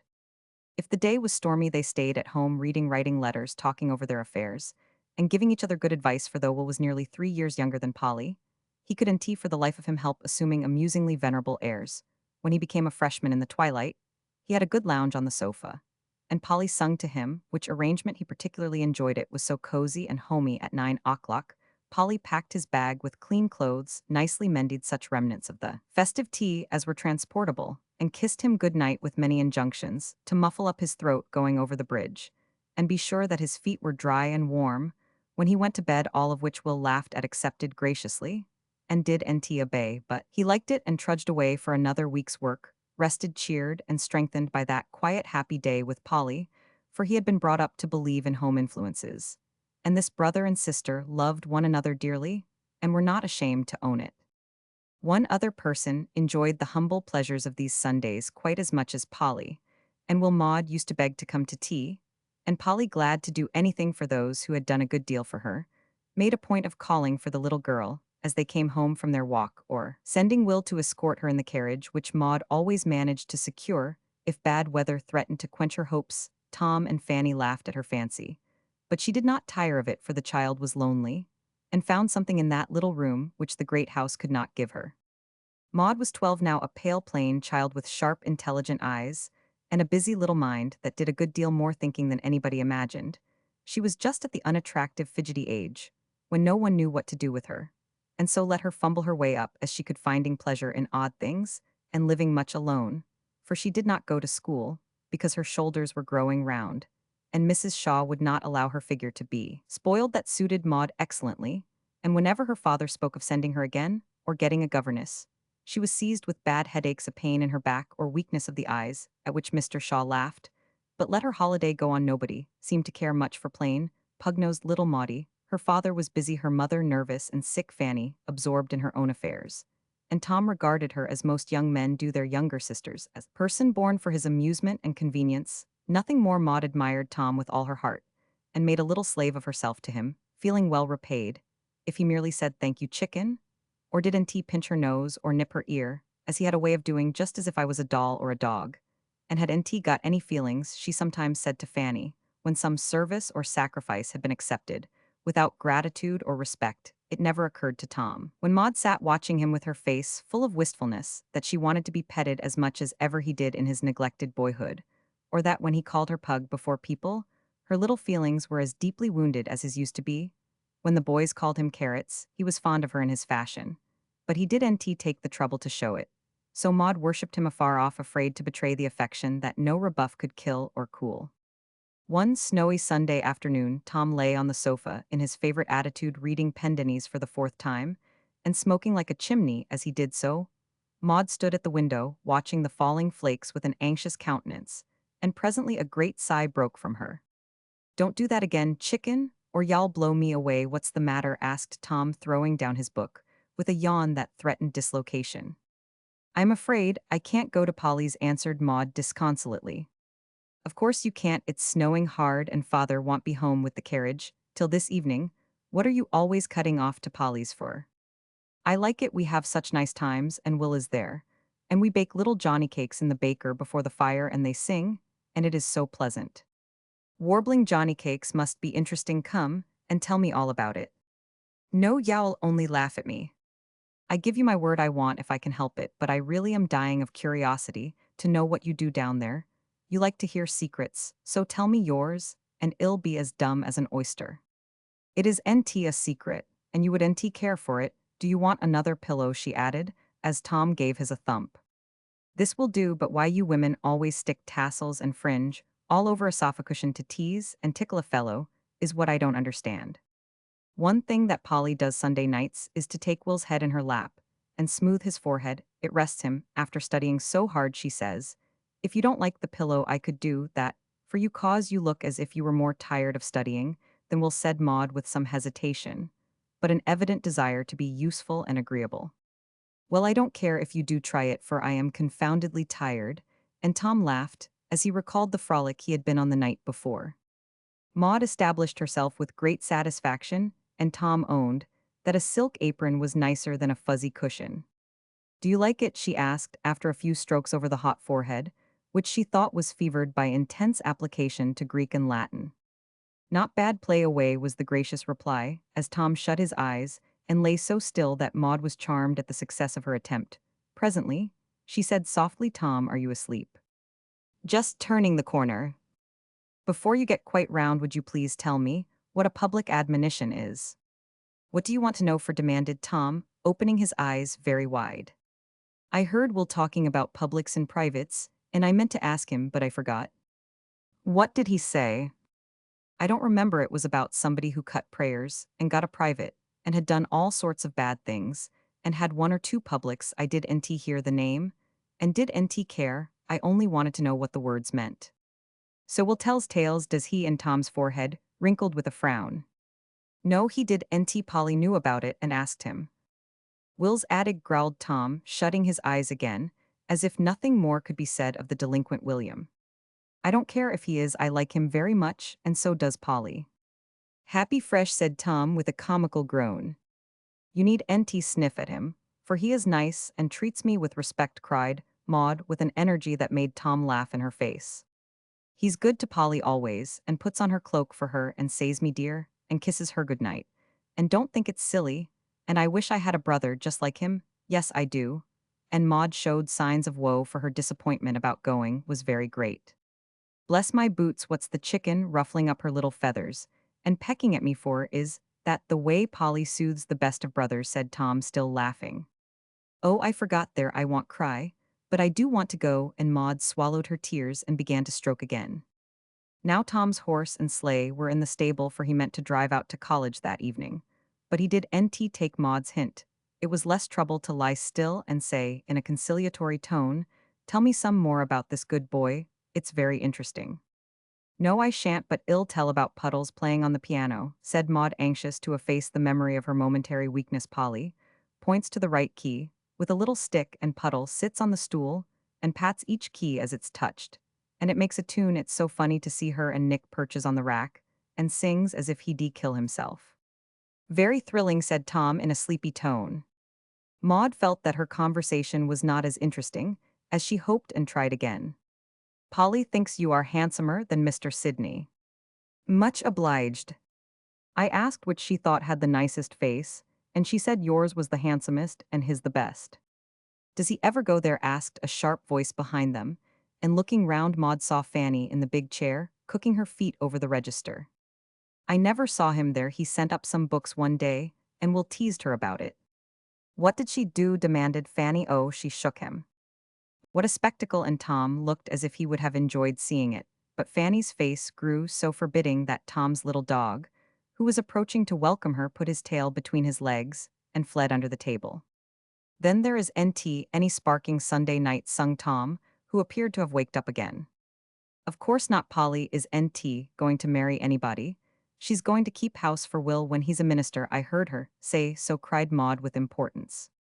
"What a fate for pretty Polly," ejaculated Tom. "She likes it, and I am sure I should think she would. It's beautiful to hear 'em plan it all out." "Any more gossip to retail, Pug?" asked Tom a minute after, as Maud seemed absorbed in visions of the future. "He told a funny story about blowing up one of the professors. You never told us, so I suppose you did. NT know it. Some bad fellow put a torpedo or some sort of powder thing under the chair, and it went off in the midst of the lesson, and the poor man flew up, frightened most to pieces, and the boys ran with pails of water to put the fire out. But the thing that made Will laugh most was that the very fellow who did it got his trousers burnt trying to put out the fire, and he asked the is it faculty or president?" "Either will do," murmured Tom, who was shaking with suppressed laughter. "Well, he asked 'em to give him some new ones, and they did give him money enough for a nice pair, but he got some cheap ones with horrid great stripes one, and always wore 'em to that particular class, which was one too many for the fellows," Will said. "And with the rest of the money he had a punch party. Was NT it dreadful?" "Awful," and Tom exploded into a great laugh that made Fanny cover her ears and the little dog bark wildly. "Did you know that bad boy?" asked innocent Maud. Slightly gasped Tom, in whose wardrobe at college those identical trousers were hanging at that moment. "Don't make such a noise, my head aches dreadfully," said Fanny fretfully. "Girls' heads always do ache," answered Tom, subsiding from a roar into a chuckle. "What pleasure you boys can find in such ungentlemanly things, I don't see," said Fanny, who was evidently out of sorts. "As much a mystery to you as it is to us how you girls can like to gabble and prink from one week's end to the other," retorted Tom. There was a pause after this little passage at arms, but Fan wanted to be amused, for time hung heavily on her hands, so she asked in a more amiable tone, "How's Trix?" "As sweet as ever," answered Tom gruffly.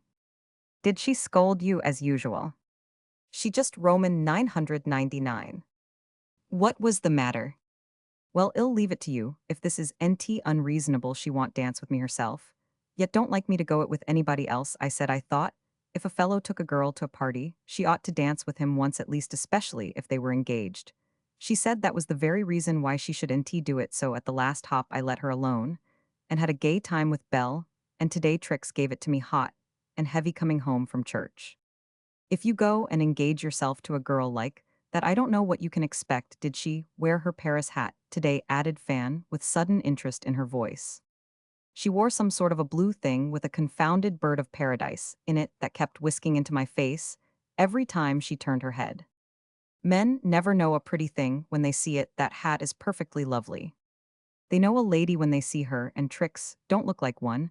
I can't say where the trouble is, but there's too much fuss and feathers for my taste. You are twice as stylish, yet you never look loud or fast." Touched by this unusual compliment, Fanny drew her chair nearer, as she replied with complacency, "Yes, I flatter myself. I do know how to dress well. Trix never did. She's fond of gay colors, and generally looks like a walking rainbow.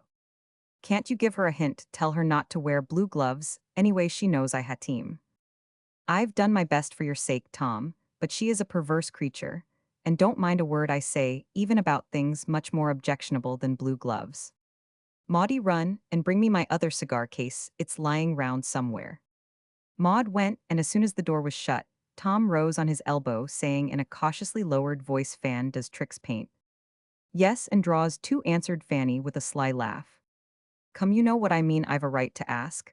And you ought to tell, said Tom soberly, for he was beginning to find that being engaged was not unmitigated bliss. What makes you think she does?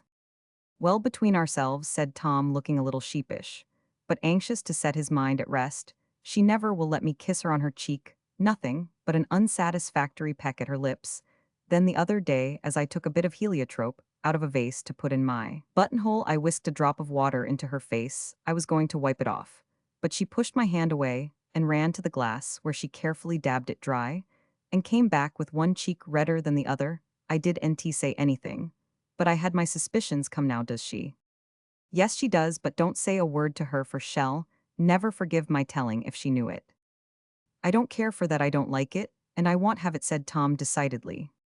You can't help yourself, half the girls do it, either paint or powder, darken their lashes with burnt hairpins, or take cologne on lumps of sugar or belladonna to make their eyes bright. Clara tried arsenic for her complexion, but her mother stopped it, said Fanny, betraying the secrets of the prison house in the basest manner. I knew you girls were a set of humbugs, and very pretty ones too, some of you, but I can't say I like to see you painted up like a lot of actresses, said Tom, with an air of disgust. I don't do anything of the sort or need it, but Trix does, and having chosen her, you must abide your choice for better or worse. It has NT come to that yet, muttered Tom as he lay down again, with a rebellious air. Maud's return put an end to these confidences, though Tom excited her curiosity by asking the mysterious question, I say, Fan, is Polly up to that sort of thing? No, she thinks it's awful when she gets pale, and dragged out, she will probably change her mind. I doubt it, said Tom. Polly says it is NT proper to talk secrets before people who ain't in M, observed Maud with dignity. Do for mercy's sake stop talking about Polly, I am sick to death of it, cried Fanny snappishly. Hullo, and Tom sat up to take a survey. I thought you were bosom friends and as spoony as ever. Well, I am fond of Polly, but I get tired of hearing Maud sing her praises everlastingly. Now don't go and repeat that chatterbox. My goodness, is NT, she cross-whispered Maud to Tom. As two sticks let her be, there's the bell, see? Who it is, Pug, answered Tom, as a tingle broke the silence of the house. Maud went to peep over the banisters, and came flying back in a rapture. It's will come for me, can't I go it, don't snow hard and ill, bundle up, and you can send for me when Papa comes. I don't care what you do, answered Fan, who was in a very bad temper. Without waiting for any other permission, Maud rushed away to get ready. Will wouldn't he come up, he was so snowy, and Fanny was glad, because with her, he was bashful, awkward, and silent. So Tom went down and entertained him with Maud's report. They were very good friends, but led entirely different lives, Will being a dig and Tom a bird, or in plain English, one was a hard student, and the other a jolly young gentleman. Tom had rather patronized Will, who did NT like it, and showed that he did NT by refusing to borrow money of him, or accept any of his invitations to join the clubs and societies to which Tom belonged. So Shaw let Milton alone, and he got on very well in his own way, doggedly sticking to his books, and resisting all temptations, but those of certain libraries, athletic games, and such inexpensive pleasures as were within his means for this benighted youth, had not yet discovered that college nowadays is a place in which to skylark, not to study. When Maud came down and trotted contentedly away holding Will's hand, Tom watched them out of sight, and then strolled about the house whistling and thinking, till he went to sleep in his father's armchair. For want of something better to do, he awoke to the joys of a solitary tea, for his mother never came down, and Fanny shut herself and her headache up in her own room. Well, this is cheerful, he said, as the clock struck 8, and his fourth cigar came to an end. Trix is mad and Fan in the dumps, so I'll take myself off. Guess I'll go round to Polly's, and ask Will to drive out with me, and save him the walk. Poor chap might bring Midget home, it will please her, and there's no knowing when the governor will be back. With these thoughts in his head, Tom leisurely got under way, and left his horse at a neighboring stable, for he meant to make a little call, and see what it was Maud enjoyed so much. Polly is holding forth, he said to himself as he went quietly upstairs, and the steady murmur of a pleasant voice came down to him. Tom laughed at Polly's earnest way of talking, when she was interested in anything, but he liked it because it was so different from the coquettish clatter of most of the girls with whom he talked. Young men often laugh at the sensible girls, whom they secretly respect, and affect to admire the silly ones, whom they secretly despise, because earnestness, intelligence, and womanly dignity are not the fashion. The door was ajar, and pausing in the dark entry, Tom took a survey before he went in. The prospect was not dazzling, but homelike and pleasant. The light of a bright fire filled the little room, and down on a stool before it was Maud, tending puddle and watching with deep interest the roasting of an apple, intended for her special benefit. On the couch lounged Will, his thoughtful eyes fixed on Polly, who, while she talked, smoothed the broad forehead of her yellow-haired laddie, in a way that Tom thought an immense improvement on Maud's performance. They had evidently been building castles in the air, for Polly was saying in her most impressive manner, "Well, whatever you do, Will, don't have a great costly church that takes so much money to build and support it that you have nothing to give away. I like the plain, old-fashioned churches, built for use, not show, where people met for hearty praying and preaching, and where everybody made their own music, instead of listening to opera singers, as we do now. I don't care if the old churches were bare and cold, and the seats hard. There was real piety in them, and the sincerity of it was felt in the lives of the people. I don't want a religion that I put away with my Sunday clothes, and don't take out till the day comes round again. I want something to see and feel and live by day. And I hope y'all be one of the true ministers who can teach by precept and example how to get and keep it.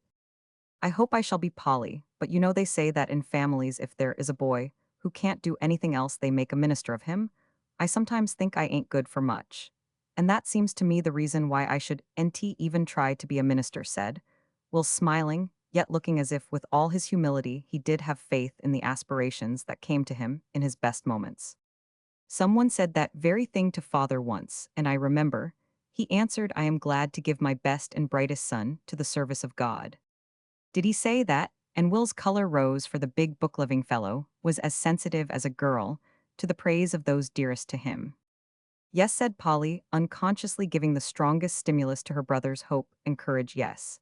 And he added, "I shall let my boys follow the guide that is in them, and only ask of them to use their gifts conscientiously, and be honest, useful men. So we will. Ned is doing well out west, and I'm hard at it here. If father does his best to give us the chance we each want, the least we can do is to work with a will."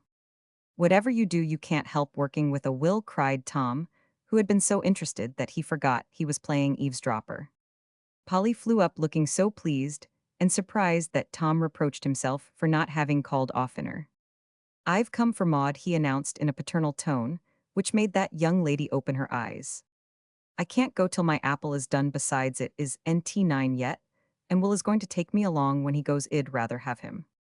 I'm going to take you both in the cutter. The storm is over, but it is heavy walking, so y'all drive out with me, old man," said Tom, with a nod at Will. "Of course he will, and thank you very much. I've been trying to keep him all night. Miss Mills always manages to find a corner for stray people, but he insists on going so as to get to work early tomorrow," said Polly, delighted to see that Tom was taking off his coat, as if he meant to wait for Maud's apple, which Polly blessed for being so slow to cook. Putting her guest into the best chair, Polly sat down and beamed at him with such hospitable satisfaction that Tom went up several pegs in his own estimation. "You don't come very often, so we are rather overpowered when you do honor us," she said demurely. "Well, you know we fellows are so busy we have nt much time to enjoy ourselves," answered Tom. "Ahem," said Will loudly. "Take a troke," said Tom. Then they both burst out laughing, and Polly, fully understanding the joke, joined them, saying, "Here are some peanuts, Tom. Do enjoy yourself while you can." Now I call that a delicate compliment, and Tom, who had not lost his early relish for this sort of refreshment, though he seldom indulged his passion nowadays, because peanuts are considered vulgar, fell to cracking and munching with great satisfaction. "Do you remember the first visit I made at your house, how you gave me peanuts coming from the depot, and frightened me out of my wits, pretending the coachman was tipsy?" asked Polly. "Of course I do, and how we coasted one day," answered Tom, laughing. "Yes, and the velocipede, you've got the scar of that yet, I see. I remember how you stood by me while it was sewed up. That was very plucky, Polly." "I was dreadfully afraid, But I remember I wanted to seem very brave because you'd called me a coward. Did I ought to have been ashamed of myself? I used to rough you shamefully, Polly, and you were so good-natured you let me do it. Couldn't he help myself, laughed Polly. I did used to think you were an awful boy, but seems to me I rather liked it. She had so much of it at home, she got used to it put in, while pulling the little curl behind Polly's ear. You boys never teased me as Tom did, that's the reason it amused me, I suppose, novelty hath charms, you know. Grandma used to lecture Tom for plaguing you, Polly, and he used to say he'd be a tip-top boy, but he was NT, observed Maud with a venerable air. Dear old grandma, she did her best, but I am a bad lot, said Tom with a shake of the head and a sober face. It always seems as if she must be up in her rooms, and I can't get used to finding them empty, added Polly softly. Father wouldn't have anything moved, and Tom sits up there sometimes. It makes him feel good, he says, said Maud, who had a talent for betraying trifles, which people preferred should not be mentioned in public. You'd better hurry up your apple, for if it is nt done pretty soon, you'll have to leave it, pug, said Tom, looking annoyed. How is Fan, asked Polly with tact. Well, Fan is rather under the weather, says she's dyspeptic, which means cross. She is cross, but she's sick too, for I found her crying one day, and she said nobody cared about her. And she might as well be dead, added Maud, having turned her apple with tender care. We must try to cheer her up among us. If I was nt so busy I'd like to devote myself to her. She has done so much for me, said Polly gratefully. I wish you could. I can't understand her, for she acts like a weathercock. And I never know how I'm going to find her. I hate to have her mope so. But upon my life, I don't know what to do, said Tom. But as he uttered the words, something was suggested by the sight before him. Chairs were few, and Polly had taken half of Will's when they drew round the fire. Now she was leaning against him in a cozy, confiding way delightful to behold, while Will's strong arm went round her with a protecting air which said as plainly as any words that this big brother and small sister knew how to love and help one another. It was a pleasant little picture, all the pleasanter for its unconsciousness, and Tom found it both suggestive and agreeable. Poor old Fan, she don't get much petting, maybe that's what she wants. I'll try it and see, for she stands by me like a trump. If she was a rosy, cozy little woman like Polly, it would come easier, though, thought Tom, as he meditatively ate his last nut, feeling that fraternal affection could not be very difficult of demonstration to brothers, blessed with pretty good-tempered sisters. I told Tom about the bad fellow who blew up the professor, and he said he knew him slightly, and I was so relieved because I had a kind of a feeling that it was Tom himself, you, and Will laughed so about it. Maud had a queer way of going on with her own thoughts, and suddenly coming out with whatever lay uppermost regardless of time, place, or company. As this remark fell from her, there was a general smile, and Polly said with mock solemnity, it was a sad thing, and I've no doubt that misguided young man is very sorry for it now. He looked perfectly bowed down with remorse last time I saw him, said Will, regarding Tom with eyes full of fun, for Will was a boy as well as a bookworm, and relished a joke as well as scatterbrained Tom. He always is remorseful after a scrape, I've understood, for he is nt a very bad fellow, only his spirits are one too many for him, and he is nt as fond of his book as another fellow I know. I am afraid hell he expelled, if you don't mind, said Polly warningly. Shouldn't he wonder if he's such an unlucky dog, answered Tom rather soberly. I hope he'll remember that his friends will be very much disappointed. If he is, he might make them so proud and happy that I guess he will, for he is nt half as thoughtless as he makes himself out, said Polly, looking across at Tom with such friendly eyes that he was quite touched, though of course he did nt show it. Thank you, Polly, he may pull through, but I have my doubts now, old man. Let us bud along, it's getting late for the chicken, he added, relapsing into the graceful diction with which a classical education gifts its fortunate possessor. Taking advantage of the moment, while Will was wrestling with his boots in the closet, and Maud was absorbed in packing her apple into a large basket, Polly said to Tom in a low tone, Thank you very much for being so kind to Will. Bless your heart, I have nt done anything, he's such a proud fellow, he won't let me, answered Tom. But you do in many little ways, tonight for example. Do you think I don't know that the suit of clothes he's just got would have cost a good deal more if your tailor had nt made them? He's only a boy and don't understand things. Yet, but I know your way of helping proud people, so that they don't find it out, and I do thank you, Tom, so much. Oh, come, Polly, that won't do. What do you know about tailors? and college matters, said Tom, looking as much confused as if she had found him out in something reprehensible. I don't know much, and that's the reason why I'm grateful for your kindness. To Will, I don't care what stories they tell about you. I am sure you won't lead him into trouble. But keep him straight for my sake. You know I've lost one brother, and Will takes Jimmy's place to me now. The tears in Polly's eyes as she said that made Tom vow a tremendous vow within himself to stand by Will through thick and thin, and keep him straight for Polly's sake, feeling all the time how ill-fitted he was for such a task. "I'll do my best," he said heartily, as he pressed the hand Polly gave him with a look which assured her that he felt the appeal to his honor, and that henceforth the country lad was safe from all the temptations Tom could have offered him. "There now, I shall give that to Mamma to take her pills, and it's just what she likes, and it pleases her to be thought of," said Maud, surveying her gift with complacency as she put on her things. "You're a good little soul to remember poor Mum," said Tom with an approving nod. "Well, she was so pleased with the grapes you brought her, I thought I'd try something, and maybe she'd say thank you darling to me too. Do you think she will?" whispered Maud with the wistful look so often seen on her little plain face. "See if she don't," and to Maud's great surprise, Tom did NT laugh at her project. "Good night, dear, take care of yourself, and keep your muffler round your mouth, going over the bridge, or yowl, be as hoarse as a crow tomorrow," said Polly, as she kissed her brother, who returned it without looking as if he thought it girl's nonsense. Then the three piled into the sleigh and drove off, leave Polly nodding on the doorstep. Maud found the drive altogether too short, but was consoled by the promise of a longer one if the sleighing lasted till next Saturday.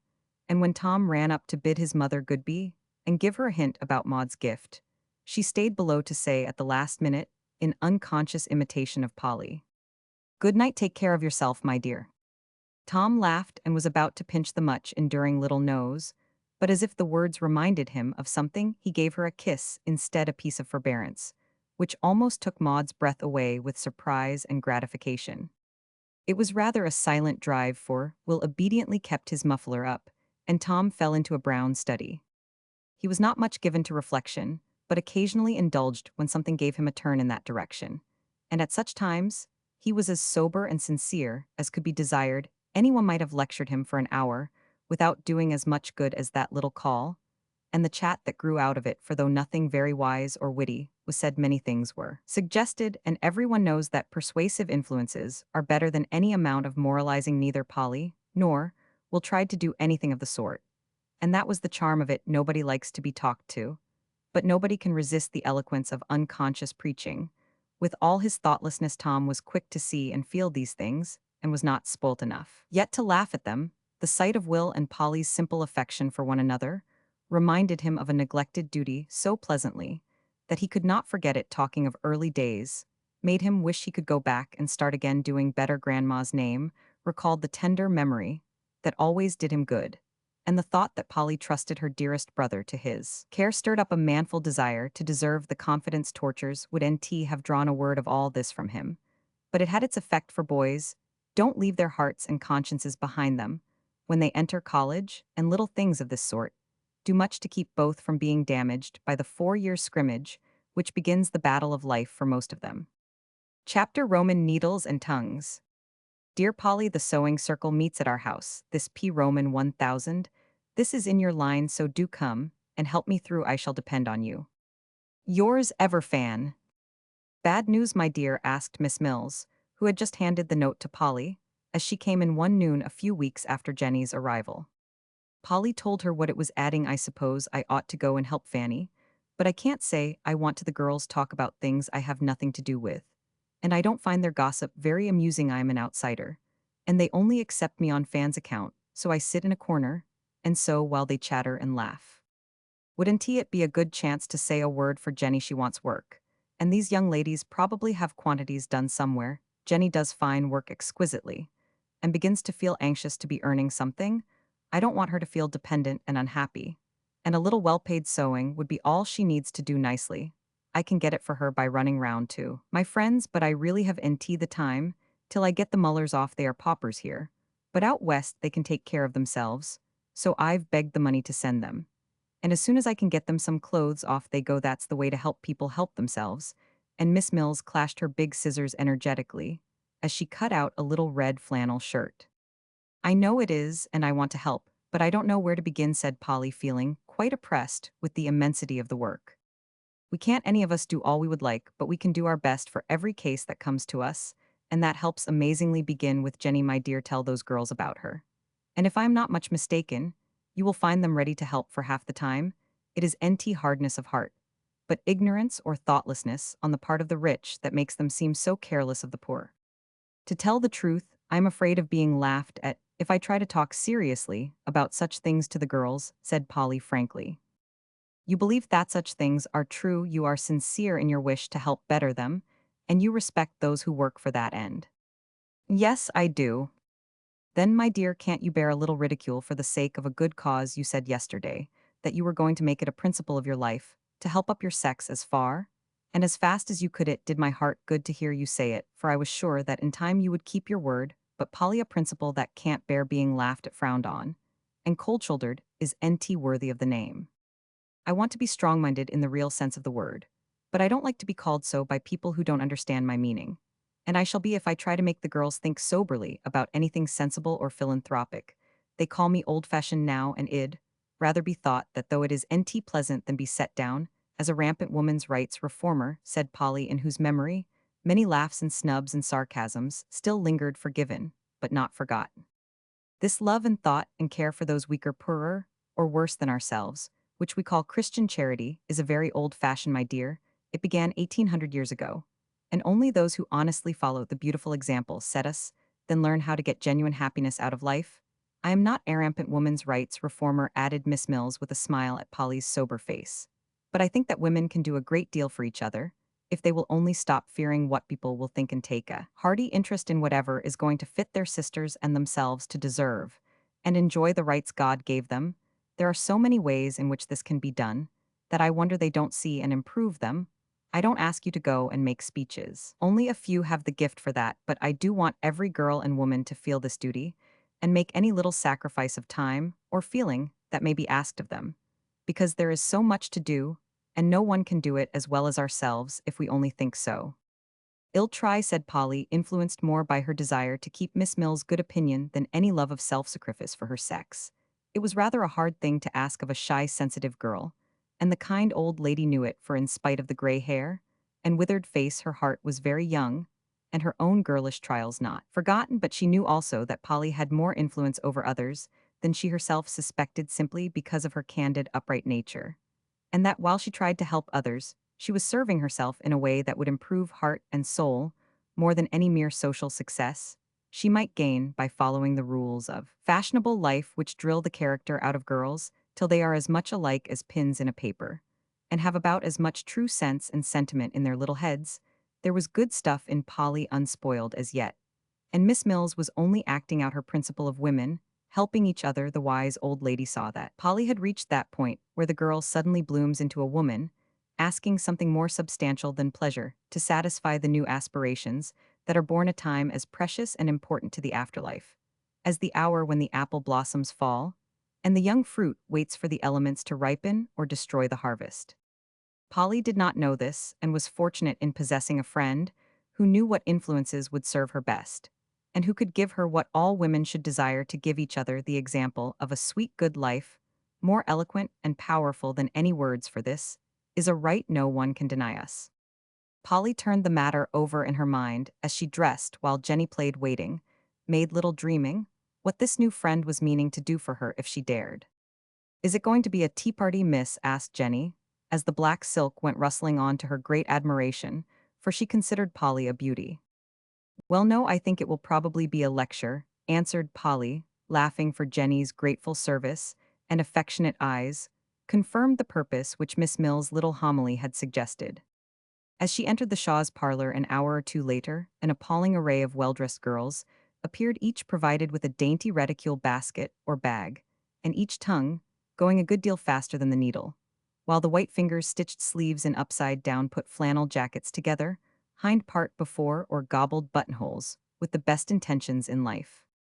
You are a dear to come so early. Here's a nice place for you between Belle and Miss Perkins, and here's a sweet little dress to make, unless you like something else better, said Fanny, receiving her friend with warmth, and placing her where she thought she would enjoy herself. Thank you. Ill take an unbleached cotton shirt, if you have such a thing for it is likely to be needed, before a cambric frock replied Polly, subsiding into her corner, as quickly as possible, for at least 6 eyeglasses were up. And she did enjoy being stared at.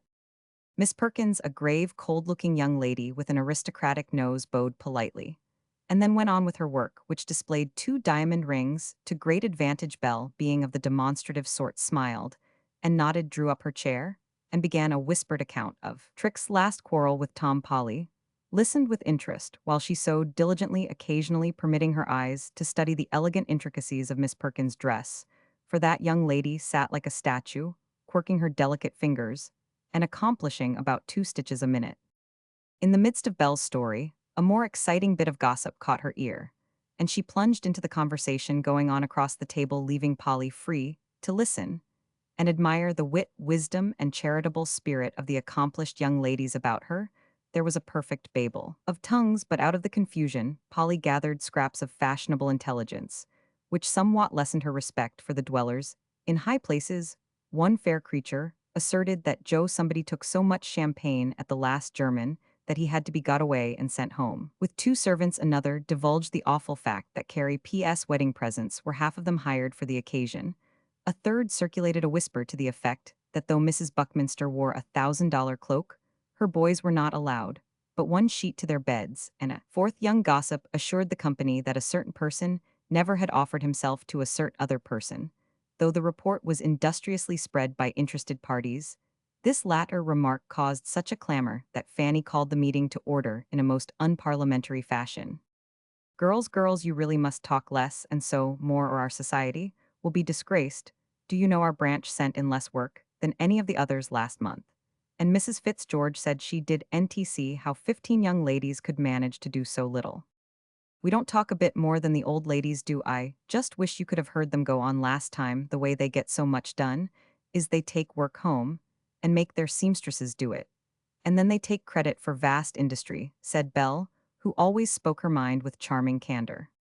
That reminds me that Mama says they want as many things as we can make, for it's a hard winter. And the poor are suffering very much. Do any of you wish to take articles home to do at odd times? Said Fan, who was president of this energetic Dorcas society. Mercy, no, it takes all my leisure time to mend my gloves and refresh my dresses, answered Belle.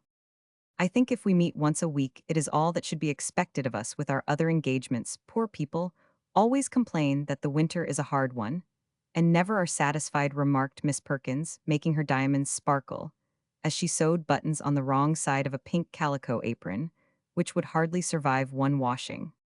Nobody can ask me to do any more if they remember all I've got to attend to. Before summer, said Trix with an important air, I've got 3 women hard at work, and want another. But everyone is so busy, and asks such abominable prices, that I am in despair, and shall have to take hold myself, I am afraid.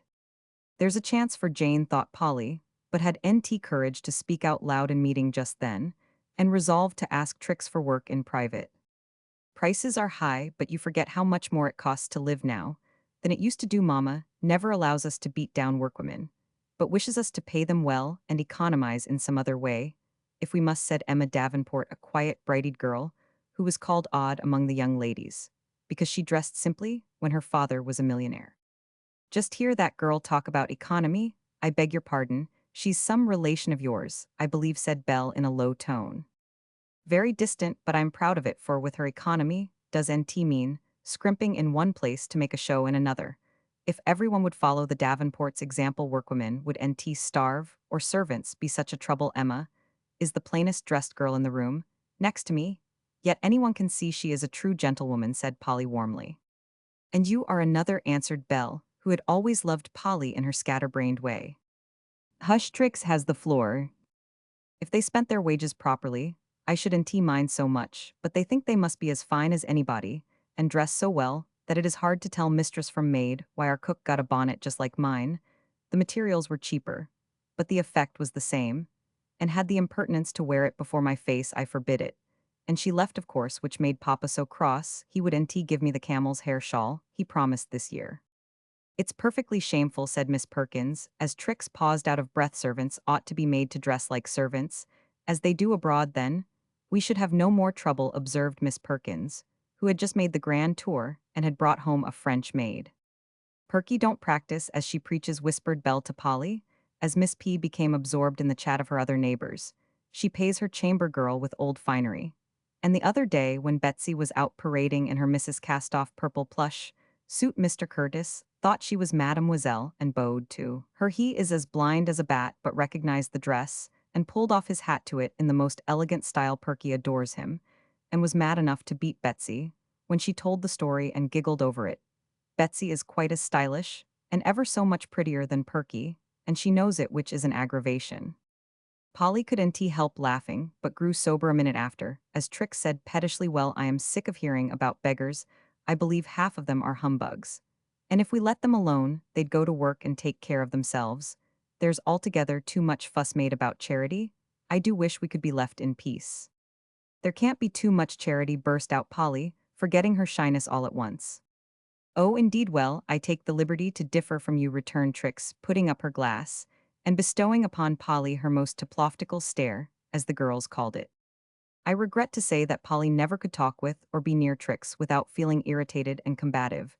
She tried to conquer this feeling, but she could NT, and when Trix put on airs, Polly felt an intense desire to box her ears. That eyeglass was her especial aversion for. Trix was no more nearsighted than herself, but pretended to be, because it was the fashion, and at times used the innocent glass as a weapon with which to put down anyone who presumed to set themselves up. The supercilious glance, which accompanied her ironically polite speech, roused Polly, who answered with sudden color, and the kindling of the eyes that always betrayed a perturbed spirit.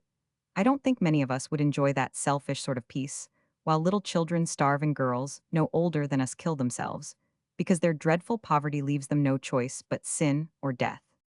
A sudden lull took place, for though Polly did not raise her voice, it was full of indignant emotion, and the most frivolous girl there felt a little thrill of sympathy, for the most utterly fashionable life does not kill the heart out of women, till years of selfish pleasure have passed over their heads. Trix was ashamed of herself, but she felt the same antagonism toward Polly that Polly did toward her, and being less generous took satisfaction in plaguing her. Polly did not know that the secret of this was the fact that Tom often held her up as a model for his fiancée to follow, which caused that young lady to dislike her more than ever.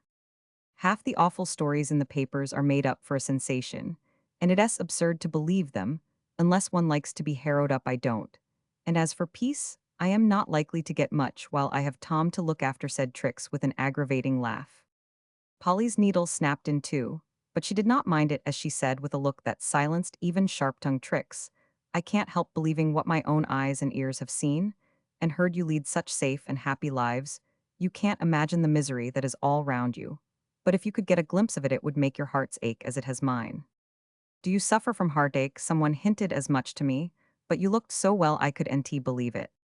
Now that was cruel in Trix, more cruel than anyone guessed, but girls' tongues can deal wounds as sharp and sudden as the slender stiletto Spanish women wear in their hair, and Polly turned pale as those words stabbed her. Belle saw it and rushed to the rescue with more goodwill than wisdom. "Nobody ever accused you of having any heart to ache with, Polly, and I are not old enough yet to get tough and cool, and we are still silly enough to pity unhappy people, Tom Shaw especially," added Belle under her breath. That was a two-edged thrust, for Trix was decidedly an old girl and Tom was generally regarded as a hapless victim. Trix turned red, but before she could load and fire again, Emma Davenport, who labored under the delusion that this sort of skirmishing was ill-natured and therefore ill-bred, spoke up in her pleasant way. "Speaking of pitying the poor, I always wonder why it is that we all like to read and cry over their troubles in books, but when we have the real thing before us, we think it is uninteresting and disagreeable. It's the genius that gets into the books which makes us like the poverty, I fancy. But I don't quite agree that the real thing is interesting. I think it would be if we knew how to look at and feel it," said Polly very quietly, as she pushed her chair out of the Arctic circle of Miss Perkins into the temperate one of friendly Emma. "But how shall we learn that? I don't see what we girls can do more than we do now. We have much money for such things. Should know how to use it if we had? And it is proper for us to go poking into dirty places, to hunt up the needy. Going about doing good in pony phaetons, as somebody says, may succeed in England. But it won't work here," said Fanny, who had begun lately to think a good deal of someone beside herself, and so found her interest in her fellow beings increasing daily. "We can't do much perhaps just yet, but still, There are things left undone that naturally fall to us. I know a house, said Polly, sewing busily, as she talked, where every servant who enters it becomes an object of interest to the mistress and her daughters. These women are taught good habits, books are put where they can get them, sensible amusements are planned for them. Sometimes, and they soon, feel that they are not considered mere scrubs to do as much work as possible, for as little money as possible, but helpers in the family, who are loved and respected in proportion to their faithfulness. This lady feels her duty to them, owns it, and does it as conscientiously as she wants them to do theirs by her, and that is the way it ought to be, I think. As Polly paused, several keen eyes discovered that Emma's cheeks were very red, and saw a smile lurking in the corners of the mouth that tried to look demure, which told them who Polly meant. Do the biddies all turn out saints in that well-regulated family? Asked the irrepressible Trix. No few of us do that even in the parlor, but every one of the biddies is better for being there, whether they are grateful or not. I ought not to have mentioned this perhaps, but I wanted to show you one thing that we girls can do. We all complain about bad servants most as much as if we were housekeepers ourselves, but it never occurs to us to try and mend the matter by getting up a better spirit between mistress and maid. Then, there's another thing we can do, added Polly, warming up. Most of us find money enough for our little vanities and pleasures, but feel dreadfully poor. When we come to pay for work, sewing especially, couldn't we give up a few of the vanities and pay the seamstresses better? I declare I will, cried Belle, whose conscience suddenly woke, and smote her for beating down the woman who did her plain sewing in order that she might have an extra flounce on a new dress. Belle has got a virtuous fit, pity, it won't last a week, said Trix. Wait and see, retorted Belle, resolving that it should last just to disappoint that spiteful minx, as she sweetly called her old schoolmate. Now we shall behold Belle galloping away at a great pace on her new hobby. I shouldn't be surprised to hear of her preaching in the jail, adopting a nice, dirty little orphan, or passing round tracts at a woman's rights meeting, said Trix, who never could forgive Belle for having a lovely complexion, and so much hair of her own that she never patronized either rats, mice, waterfalls, switches, or puffcombs. Well, I might do worse, and I think of the two id rather amuse myself, so than as some young ladies do who get into the papers for their pranks, returned Belle, with a moral air. Suppose we have a little recess and rest, while Polly plays to us. Will you, Polly? It will do us good, they all want to hear you, and begged Id. Ask. Then I will with pleasure, and Polly went to the piano with such obliging readiness that several reproachful glances fell upon Trix, who did need her glass to see them. Polly was never too sad, perturbed, or lazy to sing, for it was almost as easy to her as breathing, and seemed the most natural outlet for her emotions. For a minute her hands wandered over the keys, as if uncertain what to play, then falling into a sad, sweet strain, she sang the Bridge of Sighs. Polly didn't know why she chose it, but the instinct seemed to have been a true one, for old as the song was, it went straight to the hearts of the hearers, and Polly sung it better than she ever had before. For now the memory of little Jane lent it a tender pathos, which no art could give. It did them all good, for music is a beautiful magician, and few can resist its power. The girls were touched by the appeal. Polly was lifted out of herself, and when she turned round, the softened look on all the faces told her that for the moment foolish differences and frivolous beliefs were forgotten in the one womanly sentiment of pity for the wrongs and woes of which the listeners' happy lives were ignorant. That song always makes me cry, and feel as if I had no right to be so comfortable, said Belle, openly, wiping her eyes on a crash towel. Fortunately, such cases are very rare, said another young lady, who seldom read the newspapers. I wish they were, but I'm afraid they are not, for only 3 weeks ago, I saw a girl younger than any of us, and no worse, who tried to destroy herself simply because she was so discouraged, sick, and poor, said Polly. Do tell about her, cried Belle eagerly. Feeling that the song had paved the way for the story, and given her courage to tell it, Polly did tell it, and must have done it well, for the girls stopped work to listen. And when she ended, other eyes, beside warm-hearted Belle's, were wet. Trix looked quite subdued, Miss Perkins thawed to such a degree that something glittered on her hand, as she bent over the pink pinafore. Again, better and brighter than her biggest diamond, Emma got up, and went to Polly with a face full of affectionate respect, while Fanny, moved by a sudden impulse, caught up a costly Sevres plate that stood on the étagère, and laying a $5 bill in it, passed it round, quoting Polly's words, "Girls, I know y'all like to help poor little Jenny begin again, and do better this time." It was good to see how quickly the pretty purses were out, how generously each gave of its abundance, and what hearty applause broke from the girls as Belle laid down her gold thimble, saying with an April face, "There, take that I never have any money somehow it won't stay with me, but I can't let the plate pass me this time. When Fanny brought the contributions to Polly, she just gathered it up in her two hands with such a glad, grateful face. The girls wished they had had more to give. I can't thank you enough, she said with an eloquent little choke in her voice. This will help Jenny very much, but the way in which it was done will do her more good than double the money, because it will prove to her that she is NT without friends, and make her feel that there is a place in the world for her. Let her work for you in return for this. She don't ask alms, she only wants employment and a little kindness, and the best charity we can bestow is to see that she has both. I'll give her as much sewing as she wants, and she can stay at our house while she does it if she needs a home, said Trix in a spasm of benevolence. She does NT need a home, thank you, Miss Mills, has given half of hers and considers Jane her child, answered Polly, with proud satisfaction in the fact. What an old dear, cried Belle. I want to know her, May, I whispered Emma. Oh yes, I'm glad to make her known to anyone. She is a quiet little old lady, but she does one heaps of good, and shows you how to be charitable in the wisest way. Do tell us about it. I am sure I want to do my duty, but it's such a muddle I don't know how, said Belle. Then quite naturally, the conversation fell upon the great work that none should be too busy to think of, and which few are too young or too poor to help on. With their might, the faces grew more earnest, the fingers flew faster, as the quick young hearts and brains took in the new facts, ideas, and plans that grew out of the true stories, the sensible hints, the successful efforts which Polly told them fresh from the lips of Miss Mills, for of late Polly had talked much with the good lady and learned, quickly, the lessons her unselfish life conveyed. The girls found this more interesting than gossip, partly owing to its novelty doubtless. But the enthusiasm was sincere while it lasted, and did them good. Many of them forgot all about it in a week.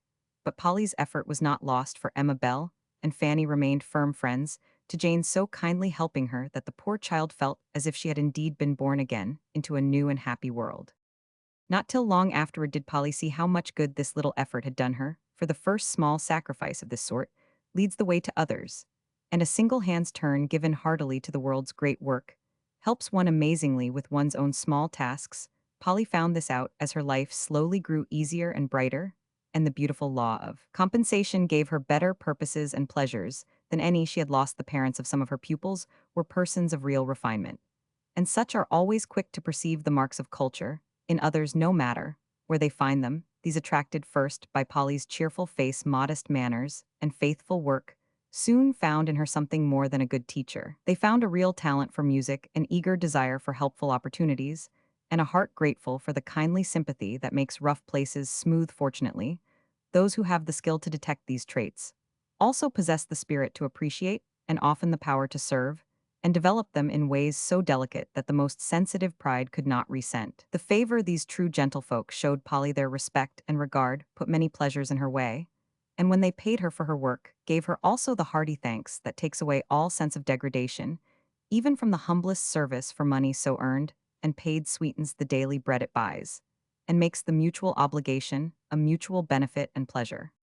A few such patrons did much for Polly, and the music she gave them had an undertone of gratitude that left blithe echoes in those great houses, which money could not buy.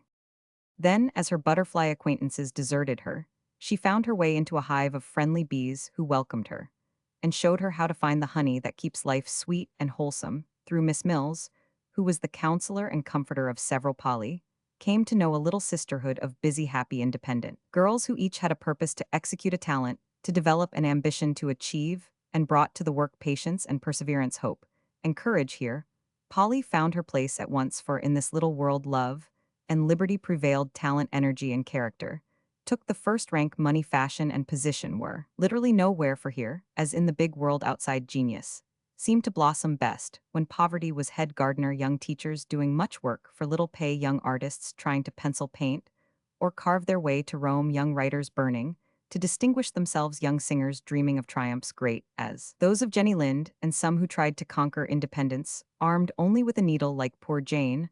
All these helped Polly as unconsciously as she helped them, for purpose and principle are the best teachers we can have, and the want of them makes half the women of America what they are: restless, aimless, frivolous, and sick. To outsiders, that was a very hardworking and uneventful winter. To Polly, she thought so herself. But as spring came on, the seed of new virtues, planted in the winter time, and ripened by the sunshine of endeavor began to bud in Polly's nature, betraying their presence to others by the added strength and sweetness of her character, long before she herself discovered these May flowers that had blossomed for her underneath the snow. Chapter Roman 12 Forbidden Fruit. I am perfectly aching for some fun, said Polly to herself, as she opened her window one morning, and the sunshine and frosty air set her blood dancing, and her eyes sparkling with youth, health, and overflowing spirits. I really must break out somewhere and have a good time. It's quite impossible to keep steady any longer. Now what will I do? Polly sprinkled crumbs to the doves who came daily to be fed, and while she watched the gleaming necks and rosy feet, she racked her brain to devise some unusually delightful way of enjoying herself, for she really had bottled up her spirits so long they were in a state of uncontrollable effervescence. "I'll go to the opera," she suddenly announced to the doves. "It's expensive, I know, but it's remarkably good and music is such a treat to me. Yes, I'll get 2 tickets as cheap as I can send a note to Will. Poor lad, he needs fun as much as I do, and well go and have a nice time in some corner, as Charles Lamb and his sister used to." With that, Polly slammed down the window to the dismay of her gentle little pensioners, and began to fly about with great energy, singing and talking to herself. As if it was impossible to keep quiet, she started early to her first lesson, that she might have time to buy the tickets, hoping, as she put a $5 bill into her purse, that they would be very high, for she felt that she was not in a mood to resist temptation. But she was spared any struggle, for when she reached the place, the ticket office was blocked up by eager purchasers, and the disappointed faces that turned away told Polly there was no hope for her. "Well, I don't care, I'll go somewhere, for I will have my fun," she said, with great determination, for disappointment only seemed to whet her appetite, but the playbills showed her nothing inviting, and she was forced to go away to her work, with the money burning her pocket and all manner of wild schemes floating in her head. At noon, instead of going home to dinner, she went and took an ice, trying to feel very gay and festive all by herself. It was rather a failure, however, and after a tour of the picture shops, she went to give Maud a lesson, feeling that it was very hard to quench her longings and subside into a prim little music teacher. Fortunately, she did not have to do violence to her feelings very long, for the first thing Fanny said to her was, "Can you go?" "Where? Did you get my note?" "I did. Go home to dinner. Tom wants us to go to the opera tonight," and Fan got no further, for Polly uttered a cry of rapture and clasped her hands. "Go, of course I will. I've been dying to go all day, tried to get tickets this morning, and could been fuming about it ever since, and now oh how splendid," and Polly could not restrain an ecstatic skip, for this burst of joy rather upset her. "Well, you come to tea and well dressed together, and go all comfortable with Tom, who is in a heavenly frame of mind today. I must run home and get my things," said Polly, resolving on the spot to buy the nicest pair of gloves the city afforded. "You shall have my white cloak, and any other little rigging you want. Tommy likes to have his ladies a credit to him, you know," said Fanny, departing to take a beauty sleep. Polly instantly decided that she would borrow Becky's best bonnet, as she at first intended, but get a new one, for in her present excited state, no extravagance seemed too prodigal in honor of this grand occasion. I am afraid that Maud's lesson was not as thorough as it should have been, for Polly's head was such a chaos of bonnets, gloves, opera cloaks, and fans that Maud blundered through, murdering time and tune at her own suite. Well, the instant it was over, Polly rushed away and bought not only the kids, but a bonnet frame, a bit of illusion, and a pink crepe rose, which had tempted her for weeks in a certain shop window, then home, and to work with all the skill and speed of a distracted milliner. I am rushing madly into expense, I'm afraid, but the fit is on me, and I'll eat bread and water for a week to make up for it. I must look nice, for Tom seldom takes me, and ought to be gratified. When he does, I want to do like other girls just for once and enjoy myself, without thinking about right and wrong. Now a bit of pink ribbon to tie it with, and I shall be done in time to do up my best collar," she said, turning her boxes topsy-turvy for the necessary ribbon in that delightful flurry which young ladies feel on such occasions. "It is my private opinion that the little shifts and struggles we poor girls have to undergo beforehand give a peculiar relish to our fun. When we get it, this fact will account for the rapturous mood in which Polly found herself, when after making her bonnet, washing and ironing her best set, blacking her boots, and mending her fan, she at last, like Consuelo, put on a little dress of black silk, and with the smaller adornments pinned up in a paper, started for the Shaws, finding it difficult to walk decorously when her heart was dancing in her bosom. Maud happened to be playing a redowa up in the parlor, and Polly came prancing into the room, so evidently spoiling for a dance that Tom, who was there, found it impossible to resist catching her about the waist and putting her through the most intricate evolutions, till Maud's fingers gave out. "That was splendid. Oh, Tom, thank you so much for asking me tonight. I feel just like having a regular good time," cried Polly, when she stopped with her hat hanging round her neck and her hair looking as if she had been out in a high wind. "Glad of it, I felt so myself, and thought we'd have a jolly little party all in the family," said Tom, looking much gratified at her delight. "Is Trix sick?" asked Polly. "Gone to New York for a week." "Ah, when the cat's away the mice will play." "Exactly, come and have another turn." Before they could start, however, the awful spectacle of a little dog trotting out of the room with a paper parcel in his mouth made Polly clasp her hands with the despairing cry, "My bonnet, oh my bonnet." "Where, what, which?" and Tom looked about him bewildered. "Snip's got it, save it, save it." "I will," and Tom gave chase with more vigor than discretion. Snip, evidently regarding it as a game got up for his special benefit, enjoyed the race immensely, and scampered all over the house, shaking the precious parcel like a rat, while his master ran and whistled, commanded and coaxed in vain. Polly followed, consumed with anxiety, and Maud laughed till Mrs. Shaw sent down to know, who was in hysterics. A piteous yelp from the lower regions, at last, announced that the thief was captured, and Tom appeared bearing Snip by the nape of the neck in one hand and Polly's cherished bonnet in the other. "The little scamp was just going to worry it when I grabbed him. I'm afraid he has eaten one of your gloves. I can't find it. And this one is pretty well chewed up," said Tom, bereaving Snip of the torn kid, to which he still pertinaciously clung. "Serves me right," said Polly with a groan. "Id no business to get a new pair, but I wanted to be extra gorgeous tonight, and this is my punishment for such mad extravagance." "Was there anything else?" asked Tom.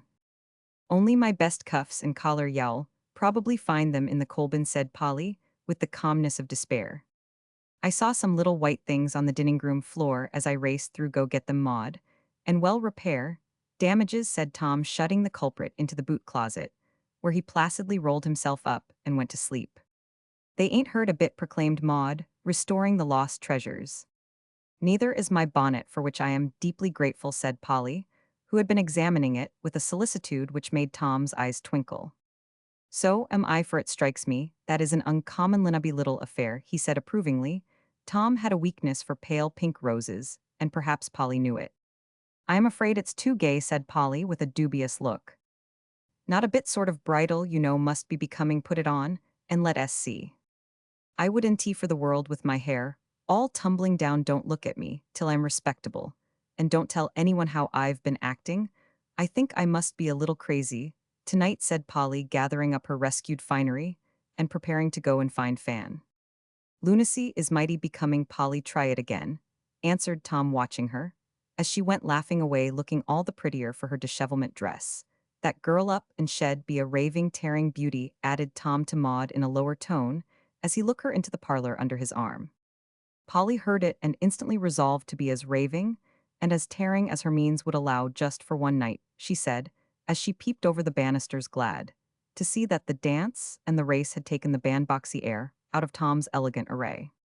"I deeply regret being obliged to shock the eyes and ears of such of my readers as have a prejudice in favor of pure English by expressions like the above, but having rashly undertaken to write a little story about young America for young America, I feel bound to depict my honored patrons as faithfully as my limited powers permit. Otherwise, I must expect the crushing criticism, 'Well, I dare say it's all very prim and proper, but it is NT a bit like us, and never hope to arrive at the distinction of finding the covers of an old-fashioned girl the dirtiest in the library.'"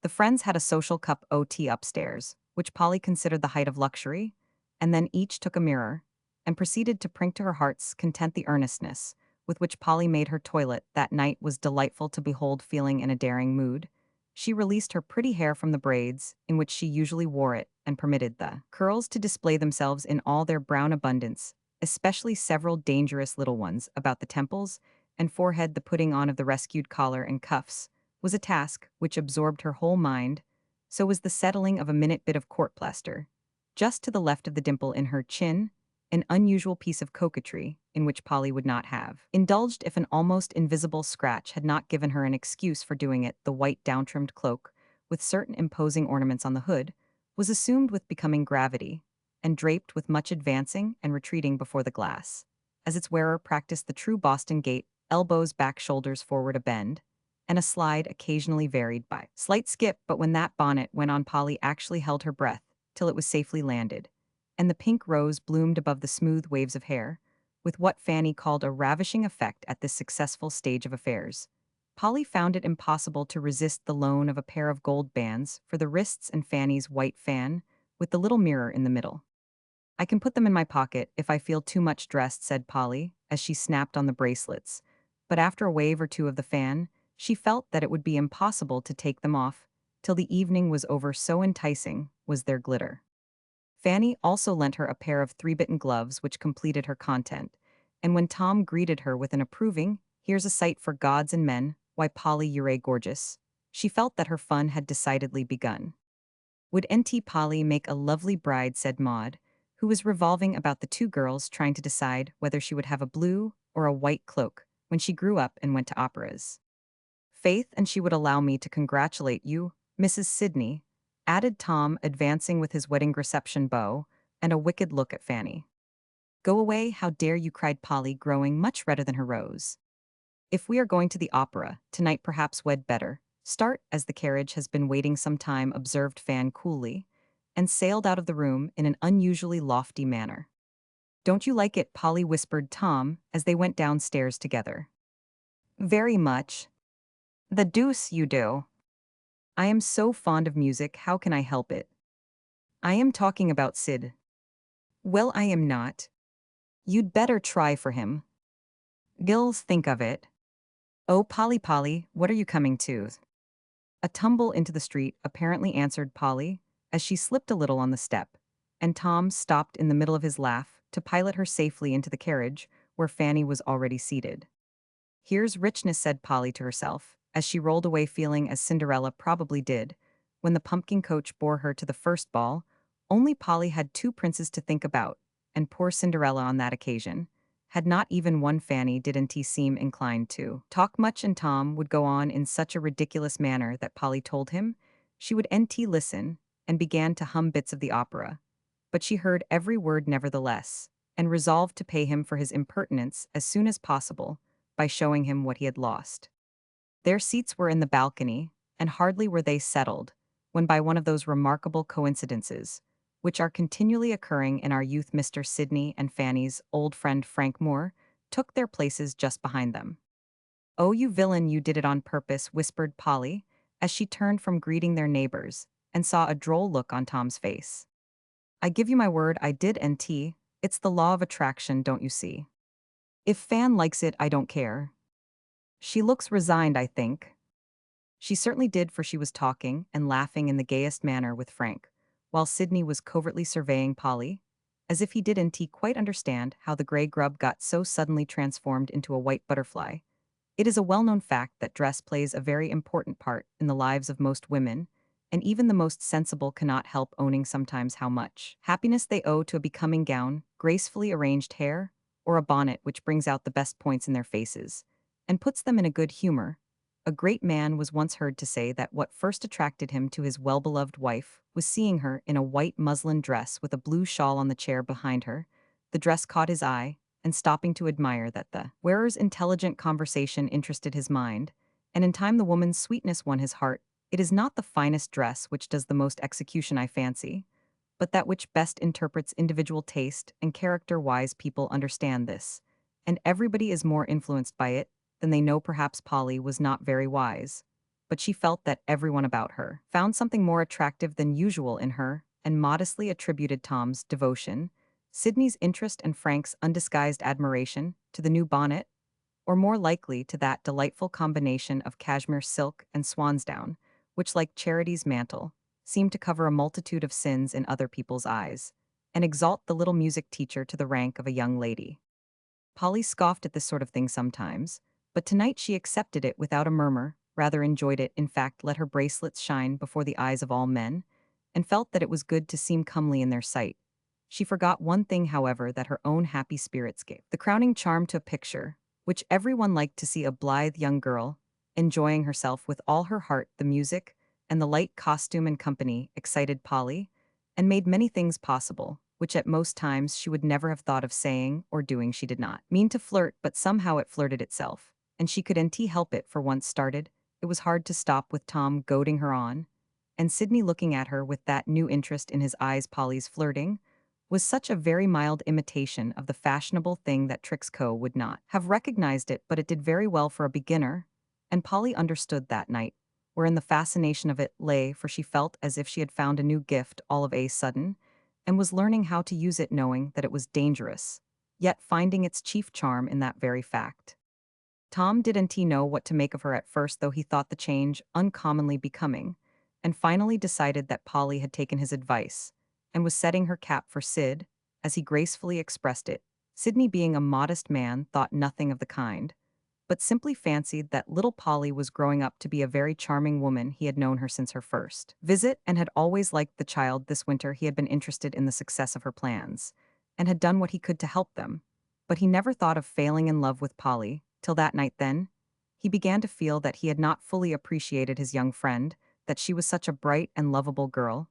It was a pity she should not always be gay and pretty and enjoy herself, that she would make a capital wife for somebody, and perhaps it was about time to think of settling.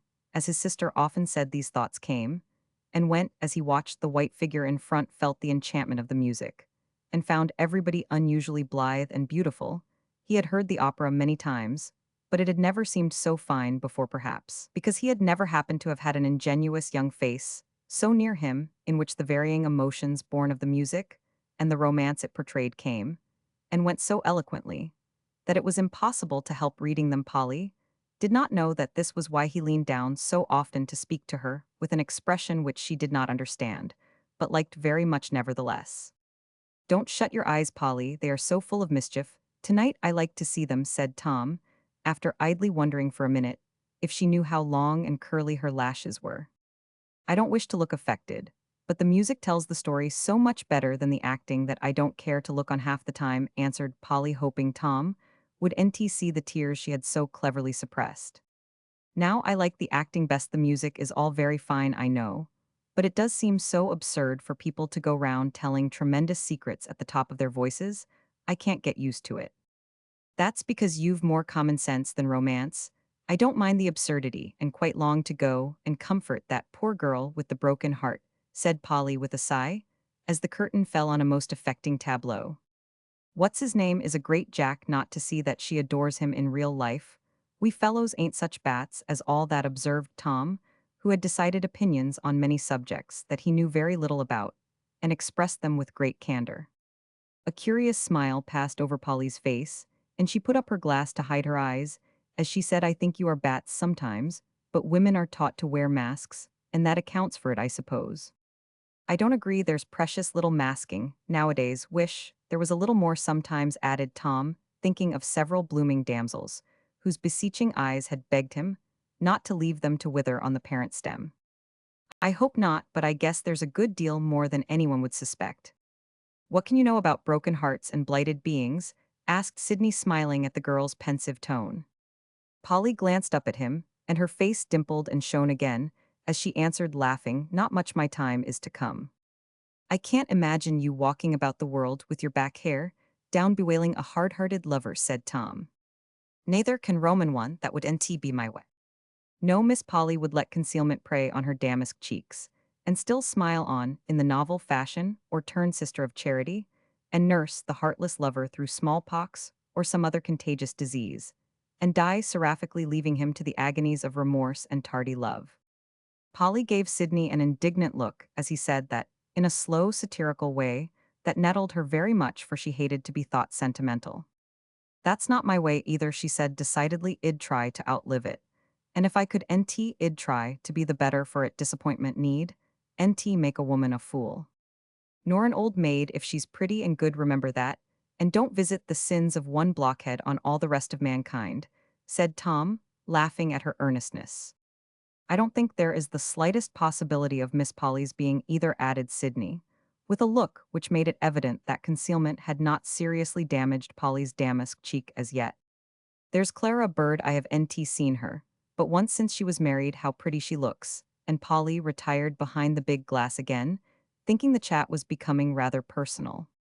Now there's a girl who tried a different cure for unrequited affection from any you mentioned people, say she was fond of Belle's brother, he did nt reciprocate, but went off to India to spoil his constitution, so Clara married a man 20 years older than she is, and consoles herself by being the best dressed woman in the city. That accounts for it, said Polly, when Tom's long whisper ended. For what? The tired look in her eyes. I don't see it, said Tom after a survey through the glass. Did nt expect you would? I see what you mean, a good, many women have it nowadays, said Sydney, over Polly's shoulder. What's she tired of the old gentleman? Asked Tom.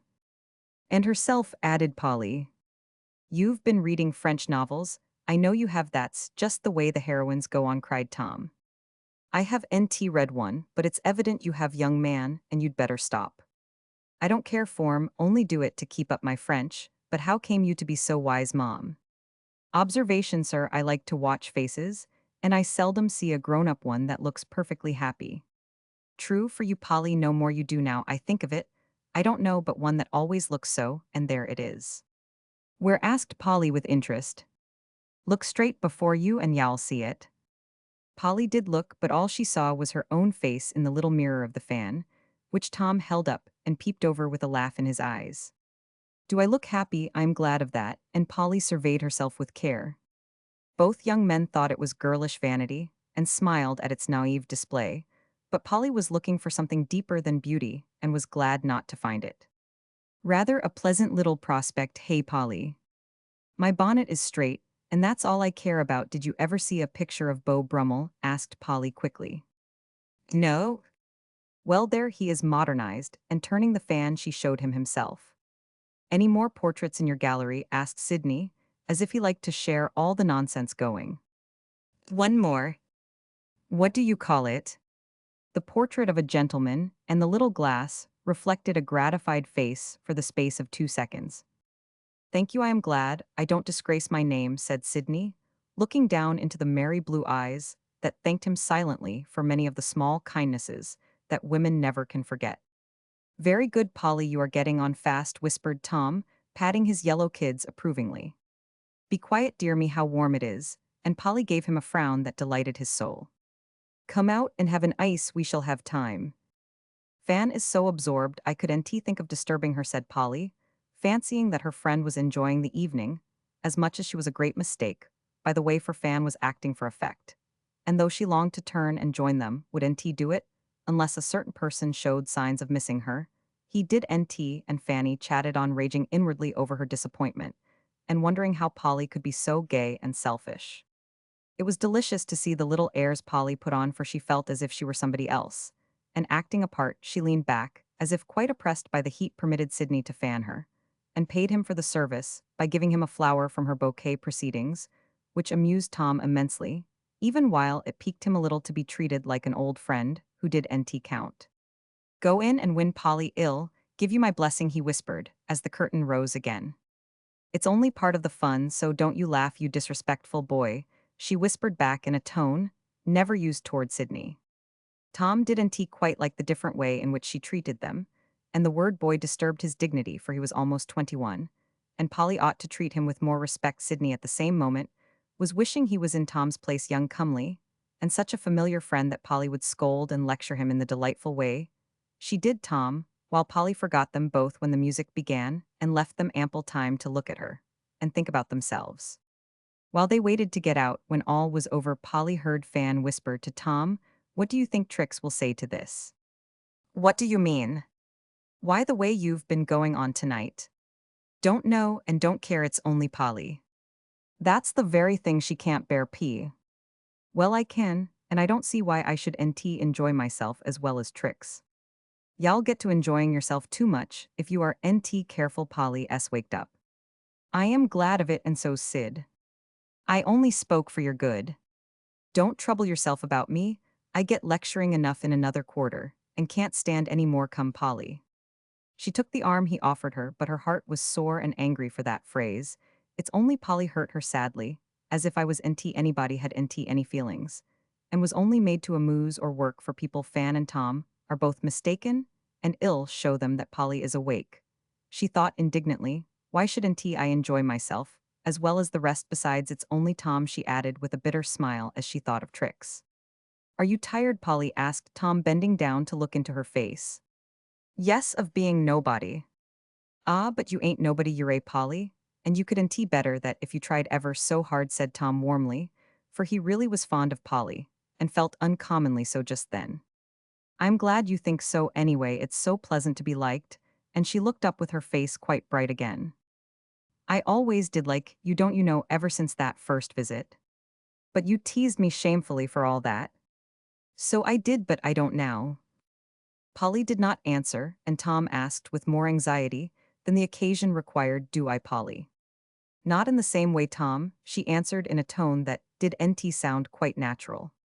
Well, I never will again. Yes, you will, you can't help it, and Polly's eye glanced at Sydney, who was in front with Fan. Tom laughed and drew Polly closer as the crowd pressed, saying with mock tenderness, didn't she like to be chaffed about her sweethearts? Well, she shan't be, if I can help it, poor dear. Did she get her little bonnet knocked into a cocked hat, and her little temper riled at the same time? Polly couldn't help laughing, and in spite of the crush, enjoyed the slow journey from seat to carriage, for Tom took such excellent care of her, she was rather sorry when it was over. They had a merry little supper after they got home, and Polly gave them a burlesque opera that convulsed her hearers, for her spirits rose again, and she was determined to get the last drop of fun before she went back to her humdrum life again. I've had a regularly splendid time, and thank you ever so much, she said, when the good nights were being exchanged. So have Roman one, let's go and do it again tomorrow, said Tom, holding the hand from which he had helped to pull a refractory glove. Not for a long while, please, too much pleasure would soon spoil me, answered Polly, shaking her head. I don't believe it. Good night, sweet Mistress Milton, as Sid called you, sleep like an angel, and don't dream of I forgot, no teasing allowed. And Tom took himself off with a theatrical farewell. Now it's all over and done with, thought Polly as she fell asleep after a long vigil. But it was not, and Polly's fun cost more than the price of gloves and bonnet for having nibbled at forbidden fruit. She had to pay the penalty. She only meant to have a good time, and there was no harm in that, but unfortunately she yielded to the various small temptations that beset pretty young girls and did more mischief to others than to herself. Fanny's friendship grew cooler after that night. Tom kept wishing tricks was half as satisfactory as Polly and Mr. Sidney began to build castles that had no foundation. Chapter Roman 13, The Sunny Side. I've won the wager, Tom. Did NT know there was one? Don't you remember you said Polly would be tired of her teaching and give it up in 3 months, and I said she would NT. Well, is NT she? Not a bit of it. I thought she was at one time, and expected every day to have her come in with a long face and say she could NT stand it, but somehow lately, she is always bright and happy, seems to like her work, and don't have the tired, worried look she used to at first. The 3 months are out, so pay up, Tommy. All right, what will you have? You may make it gloves, I always need them, and Papa looks sober when I want money. There was a minute's pause as Fan returned to her practicing, and Tom relapsed into the reverie he was enjoying, seated astride of a chair, with his chin on his folded arms. Seems to me Polly don't come here as often as she used to, he said presently. No, she seems to be very busy, got some new friends, I believe old ladies sewing girls, and things of that sort. I miss her. But no, she'll get tired of being goody, and will come back to me before long. Don't be too sure of that, Mom. Something in Tom's tone made Fan turn round and ask, what do you mean? Well, it strikes me that Sydney is one of Polly's new friends. Have NTU observed that she is uncommonly jolly, and don't that sort of thing account for it? Nonsense, said Fanny sharply. Hope it is, coolly returned Tom. What put it into your head? Demanded Fanny, twirling round again, so that her face was hidden. Oh well, I keep meeting Sid and Polly circulating in the same directions. She looks as if she had found something uncommonly nice, and he looks as if all creation was getting pollified pretty rapidly. Wonder, you have NT observed it? I have. It was Tom's turn to look surprised now, for Fanny's voice sounded strange to him.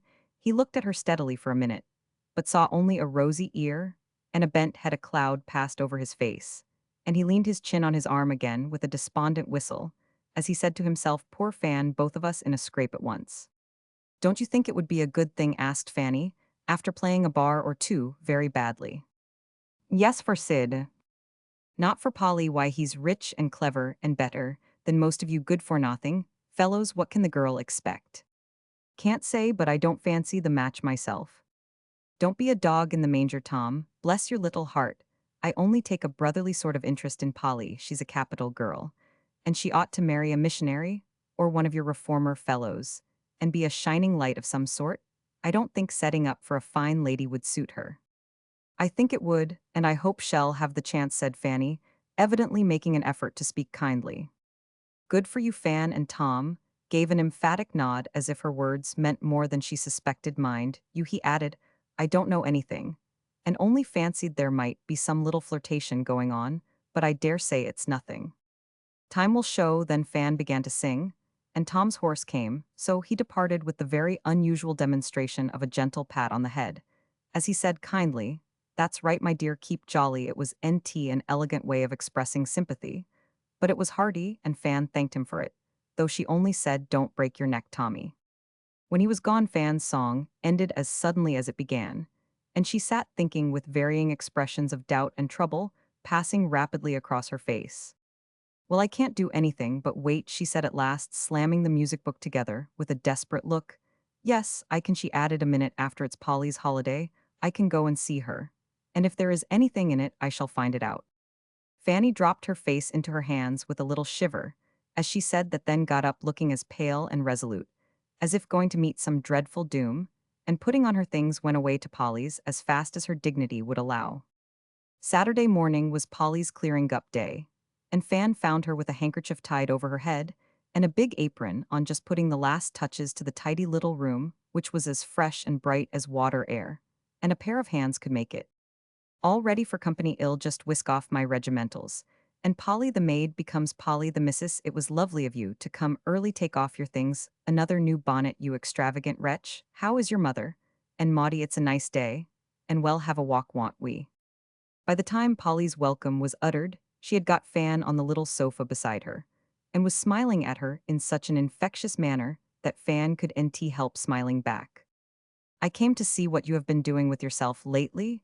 You don't come and report. And I got anxious about you," said Fanny, looking into the clear eyes before her.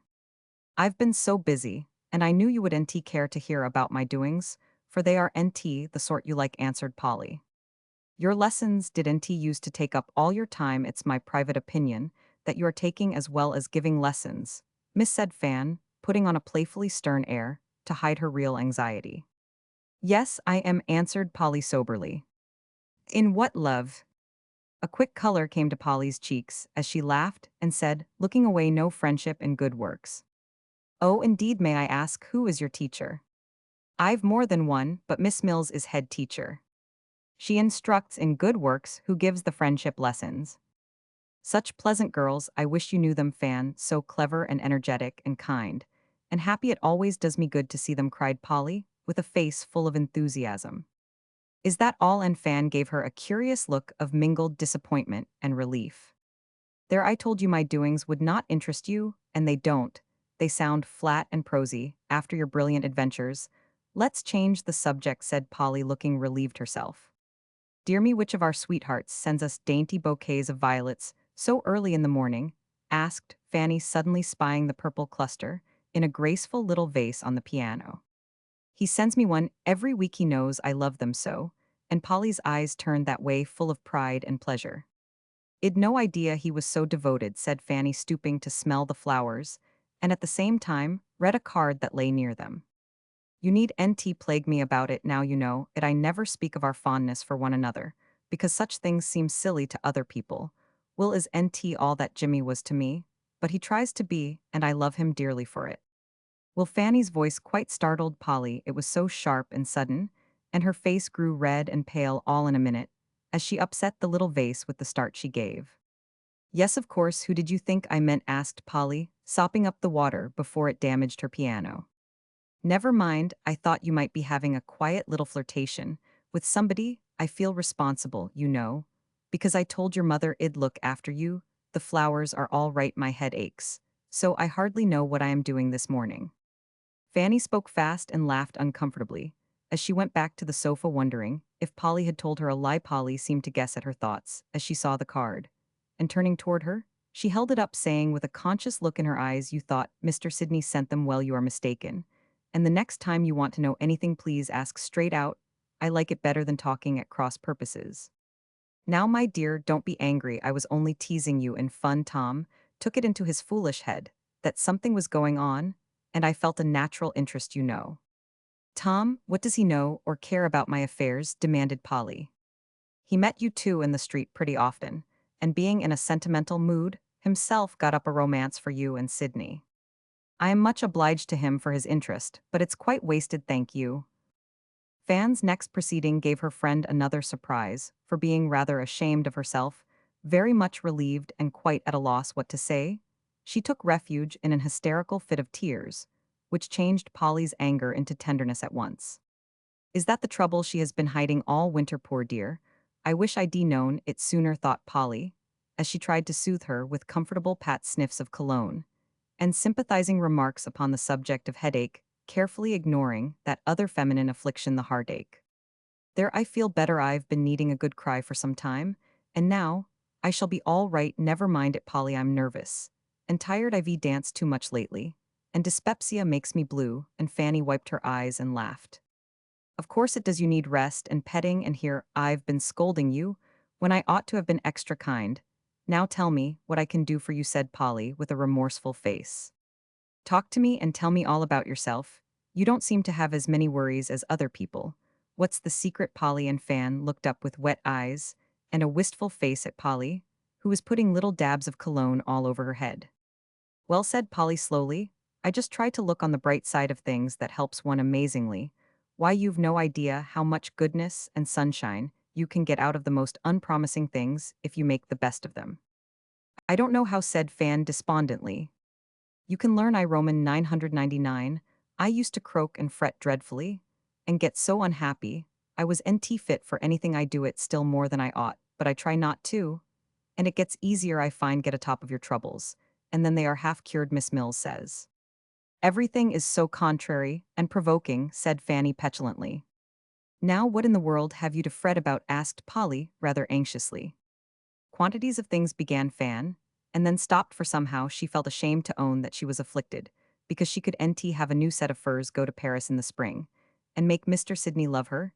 She hunted up something more presentable, and said in a despairing tone, "Well, mother is very poorly. Tom and Trix quarrel all the time. Maud gets more and more willful every day, and Papa is worried about his affairs. A sad state of things, but nothing very desperate. Can't you lend a hand anywhere that might do good all round?" "No, I have the talent for managing people, but I see what ought to be done." "Well, don't wail about it. Keep yourself happy. If you can, it will help other people to see you cheerful." Just what Tom said, keep jolly, but dear me, how can one when everything is so stupid and tiresome? "If ever a girl needed work, it's you," cried Polly. "You began to be a young lady so early that you are tired of everything at 22. I wish you'd go at something then. You'd find how much talent and energy you really had. I know ever so many girls who are just like me, sick to death of fashionable life, but don't know what to take in its place. I'd like to travel, but Papa says he can't afford it, so I can only drag about and get on as I may. I pity you rich girls so much. You have so many opportunities, and don't seem to know how to use them. I suppose I should do just the same in your place. But it seems now as if I could be very happy and useful with plenty of money. You are that without it there. I won't croak any more. Let us go and take a good walk, and don't you tell anyone how I came and cried like a baby." "Never," said Polly, putting on her bonnet. "I ought to go and make calls," said Fanny, "but I don't feel now as if I ever wanted to see any of the girls again. Dreadful state of mind, is it? Suppose you come and see some of my friends instead. They are not fine or ceremonious, but lively, odd, and pleasant. Come, it will amuse you." "I will," cried Fanny, whose spirits seemed improved by the shower. "Nice little old lady is she," added Fan, as she caught sight of Miss Mills on their way out, sitting at a table piled with work, and sewing away with an energy that made the gray curls vibrate. Saint Mehitable I call her now, there is a rich woman who knew how to get happiness out of her money, said Polly. As they walked away she was poor, till she was nearly 50 then a comfortable fortune was left her. And she knew just how to use it, that house was given her. But instead of living in it all alone, she filled it with poor gentlefolks who needed neat respectable homes.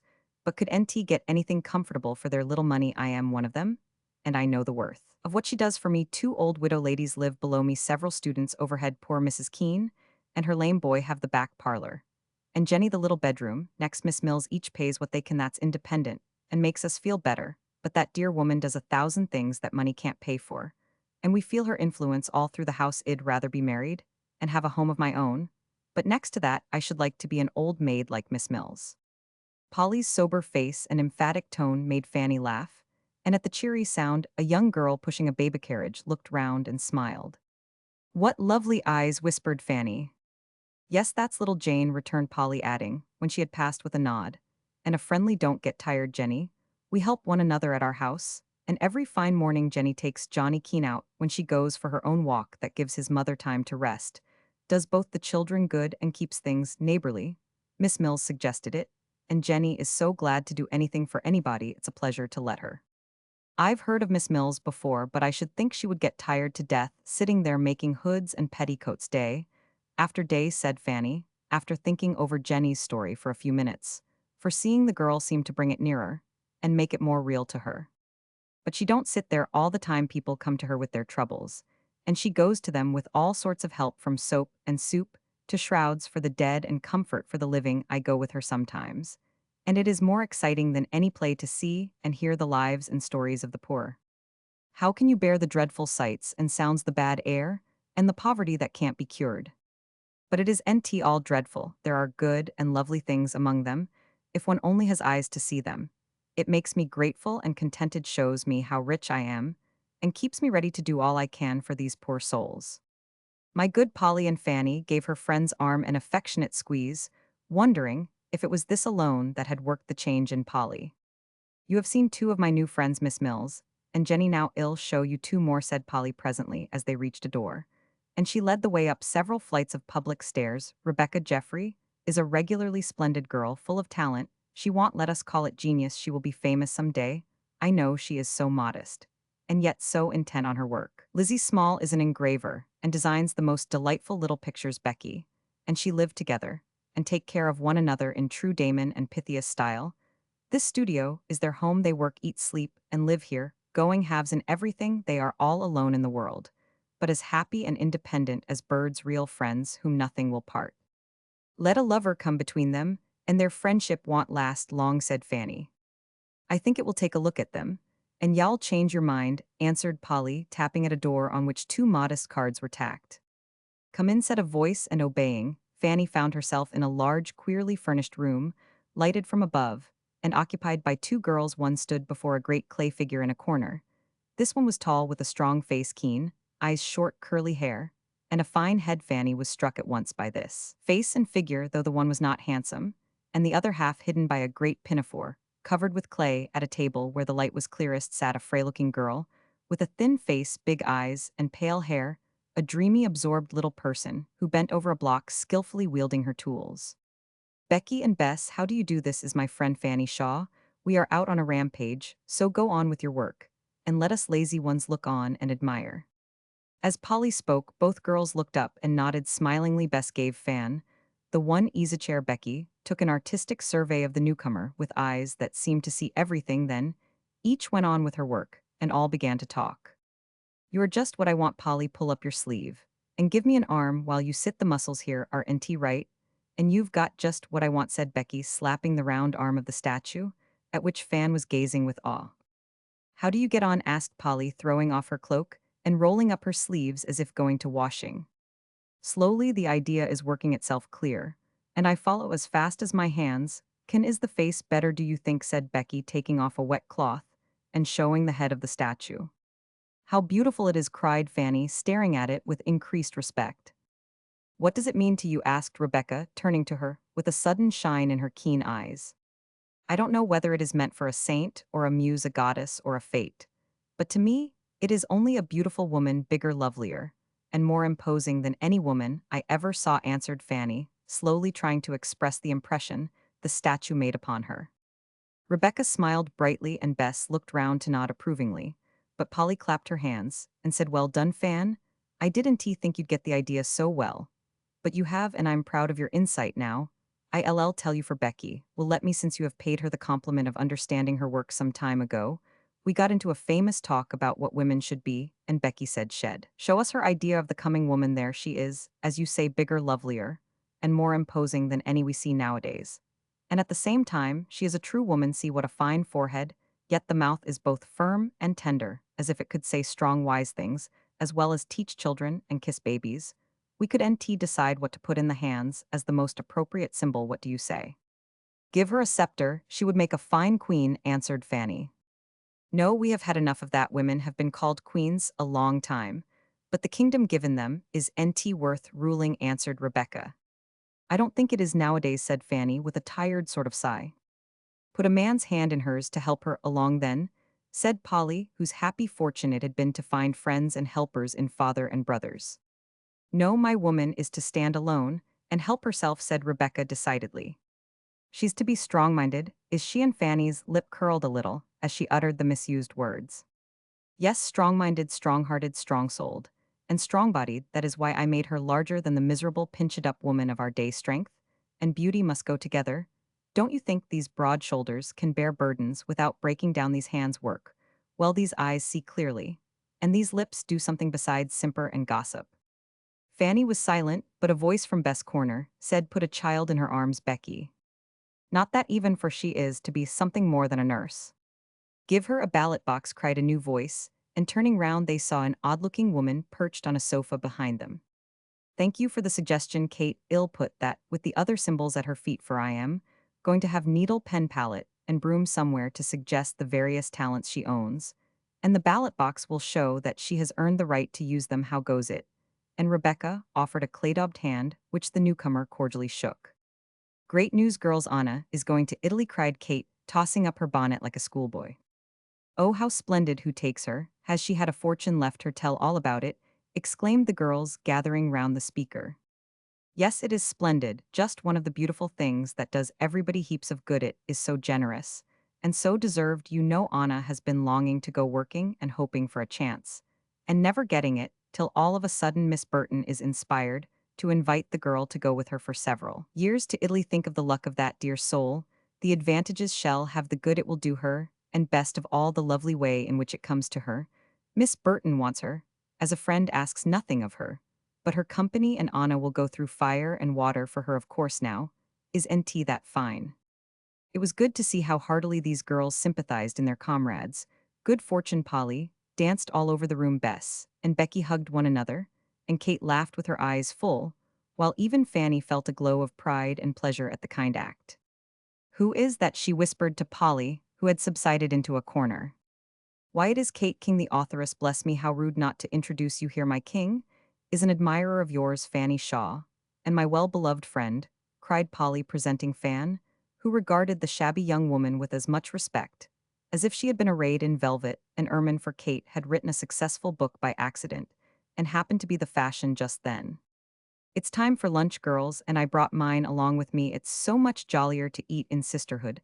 Let's club together and have a revel," said Kate, producing a bag of oranges and several big plummy buns. "We've got sardines, crackers, and cheese," said Bess, clearing off a table with all speed. "Wait a bit and I'll add my share," cried Polly, and catching up her cloak, she ran off to the grocery store nearby. "Y'all be shocked at our performances, Miss Shaw, but you can call it a picnic and never tell what dreadful things you saw us do," said Rebecca, polishing a paint knife by rubbing it up and down in a pot of ivy, while Kate spread forth the feast in several odd plates and a flat shell or two. "Let us have coffee to finish off with," put on the pot Bess, "and skim the milk," added Becky, as she produced cups, mugs, and a queer little vase to supply drinking vessels for the party. "Here's nuts, a pot of jam, and some cake. Fan likes sweet things, and we want to be elegant when we have company," said Polly, flying in again and depositing her share on the table.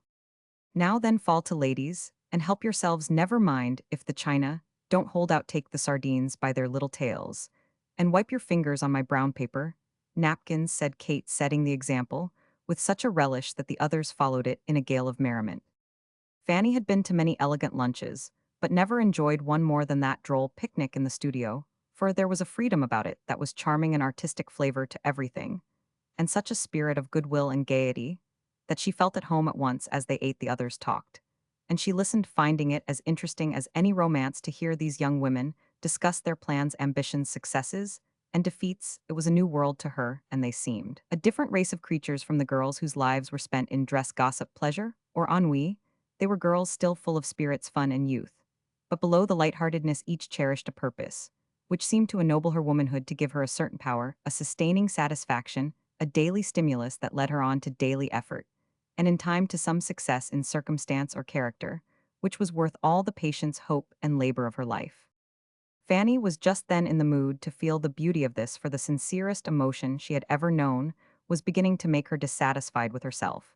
And the aimless life she led, men must respect such girls as these, she thought, yes, and love them too, for in spite of their independence they are womanly. I wish I had a talent to live for, if it would do as much for me as it does for them. It is this sort of thing that is improving Polly, that makes her society interesting to Sydney and herself, so dear to every one. Money can't buy these things for me, and I want them very much. As these thoughts were passing through her mind, Fanny was hearing all sorts of topics discussed with feminine enthusiasm and frankness: art, morals, politics, society, books, religion, housekeeping, dress, and economy, for the minds and tongues roved from subject to subject with youthful rapidity, and seemed to get something from the driest and the dullest. "How does the new book come on?" asked Polly, sucking her orange in public, with a composure which would have scandalized the good ladies of Cranford. "Better than it deserves, my children. Beware of popularity. It is a delusion, and a snare. It puffeth up the heart of man, and especially of woman. It blindeth the eyes to faults. It exalteth unduly the humble powers of the victim. It is apt to be capricious. And just as one gets to liking the taste of this intoxicating draught, it suddenly faileth, and one is left gasping like a fish out of water." And Kate emphasized her speech by spearing a sardine with a penknife and eating it with a groan. "It won't hurt you much. I guess you have worked and waited so long. A large dose will do you good," said Rebecca, giving her a generous spoonful of jam, as if eager to add as much sweetness as possible to a life that had not been an easy one. "When are you and Becky going to dissolve partnership?" asked Polly, eager for news of all. "Never. George knows he can't have one without the other, and has not suggested such a thing as parting us. There is always room in my house for Becky, and she lets me do as she would if she was in my place," answered Bess, with a look which her friend answered by a smile. "The lover won't separate this pair of friends, you see," whispered Polly to Fan. "Bess is to be married in the spring, and Becky is to live with her. By the way, Polly, I've got some tickets for you. People are always sending me such things, and as I don't care for them, I'm glad to make them over to you young and giddy infants. There are passes for the statuary exhibition. Becky shall have those. Here are the concert tickets for you, my musical girl. And that is for a course of lectures on literature, which I'll keep for myself." As Kate dealt out the colored cards to the grateful girls, Fanny took a good look at her, wondering if the time would ever come when women could earn a little money and success without paying such a heavy price for them, for Kate looked sick, tired, and too early old. Then her eye went to the unfinished statue, and she said impulsively, "I hope y'all put that in marble and show us what we ought to be." "I wish I could," and an intense desire shone in Rebecca's face as she saw her faulty work and felt how fair her model was. For a minute the five young women sat silent, looking up at the beautiful strong figure before them, each longing to see it done, and each unconscious that she was helping by her individual effort and experience to bring the day when their noblest ideal of womanhood should be embodied in flesh and blood, not clay. The city bells rung one, and Polly started up. "I must go, for I promised a neighbor of mine a lesson at 2. "I thought this was a holiday," said Fanny. "So it is, but this is a little labor of love, and does NT spoil the day at all? The child has talent, loves music, and needs help. I can't give her money, but I can teach her, so I do, and she is the most promising pupil I have. Help one another is part of the religion of our sisterhood. Fan, I must put you in a story, Polly. I want a heroine, and you will do," said Kate. "Me? Why, there never was such a humdrum, unromantic thing as I am," cried Polly, amazed. "I've booked you nevertheless, so in you go, but you may add as much romance as you like. It's time, you Roman 999. I'm ready for it when it comes, but it can't be forced, you know," and Polly blushed and smiled as if some little spice of that delightful thing had stolen into her life for all its prosaic seeming. Fanny was amused to see that the girls did not kiss at parting, but shook hands in a quiet, friendly fashion, looking at one another with eyes that said more than the most gushing words. "I like your friends very much, Polly. I was afraid I should find them mannish and rough or sentimental and conceited. But they are simple, sensible creatures full of talent, and all sorts of fine things. I admire and respect them, and want to go again if I may. Oh, Fan, I am so glad. I hoped you'd like them. I knew they'd do you good and ill, take you any time, for you stood the test better than I expected. Becky asked me to bring you again.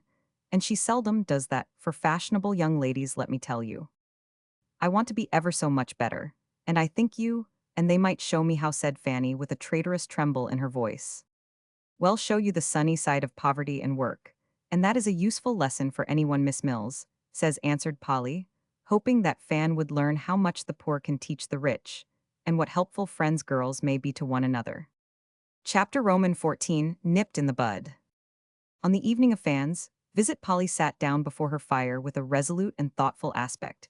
She pulled her hair down, turned her skirt back, put her feet on the fender, and took Puddle into her lap, all of which arrangement signified that something very important had got to be thought over and settled. Polly did not soliloquize aloud as heroines on the stage, and in books have a way of doing, but the conversation she held with herself was very much like this. "I am afraid there is something in it. I've tried to think it's nothing but vanity or imagination. Yet I can't help seeing a difference and feeling as if I ought not to pretend that I don't. I know it's considered proper for girls to shut their eyes and let things come to a crisis, no matter how much mischief is done. But I don't think it's doing as would be done by. And it seems a great deal more honest to show a man that you don't love him before he has entirely lost his heart." The girls laughed at me when I said so, and they declared that it would be a very improper thing to do. But I've observed that they don't hesitate to snoob eligible parties, as they call poor very young or unpopular men. It's all right then.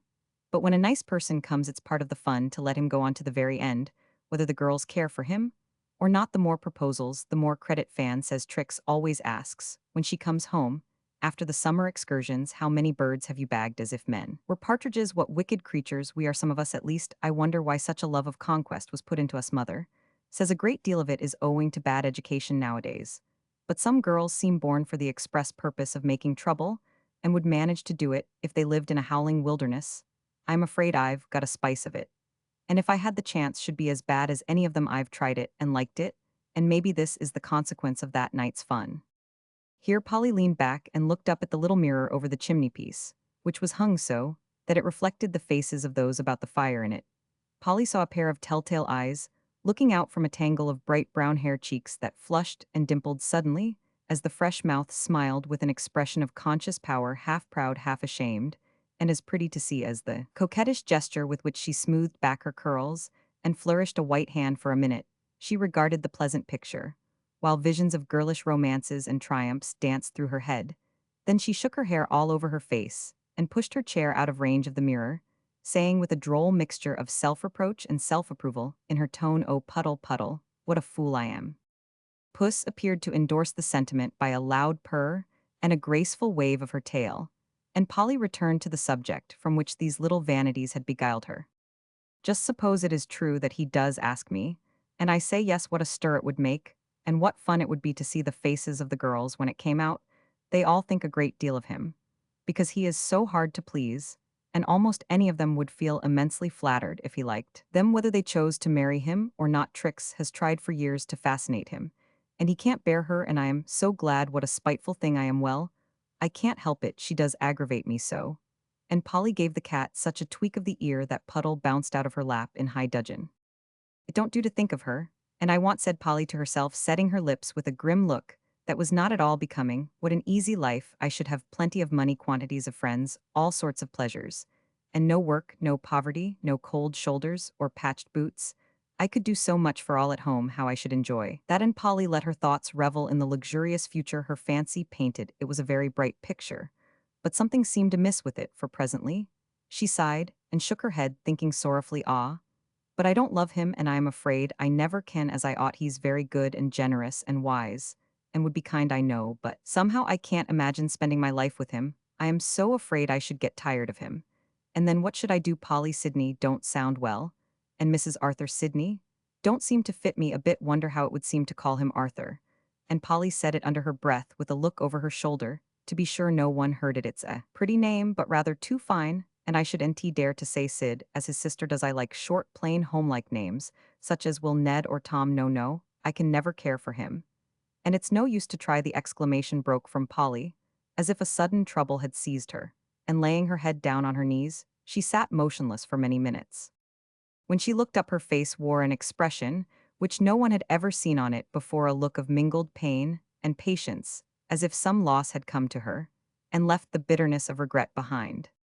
I won't think of myself or try to mend one mistake by making another, she said with a heavy sigh. Ill, do what I can for Fan, and not stand between her and a chance of happiness. Let me see, how can I begin? I won't walk with him any more. Ill dodge and go roundabout ways, so that we can't meet. I never had much faith in the remarkable coincidence of his always happening home to dinner, just as I go to give the Roths their lesson. The fact is, I like to meet him. I am glad to be seen with him, and put on airs, I dare say, like a vain goose. As I am well, I won't do it any more. And that will spare Fan one affliction, poor dear. How I must have worried her all this time, and never guessed it. She has been quite as kind as ever, but when she got sharp I fancied it was dyspepsia. Oh me, I wish the other trouble could be cured as easily as this. Here Puss showed an amiable desire to forgive and forget, and Polly took her up, saying aloud, Puddle, when Mrs. abuses you, play it's dyspepsia, and don't bear malice, because it's a very trying disease, my dear. Then going back to her thoughts, she rambled on again.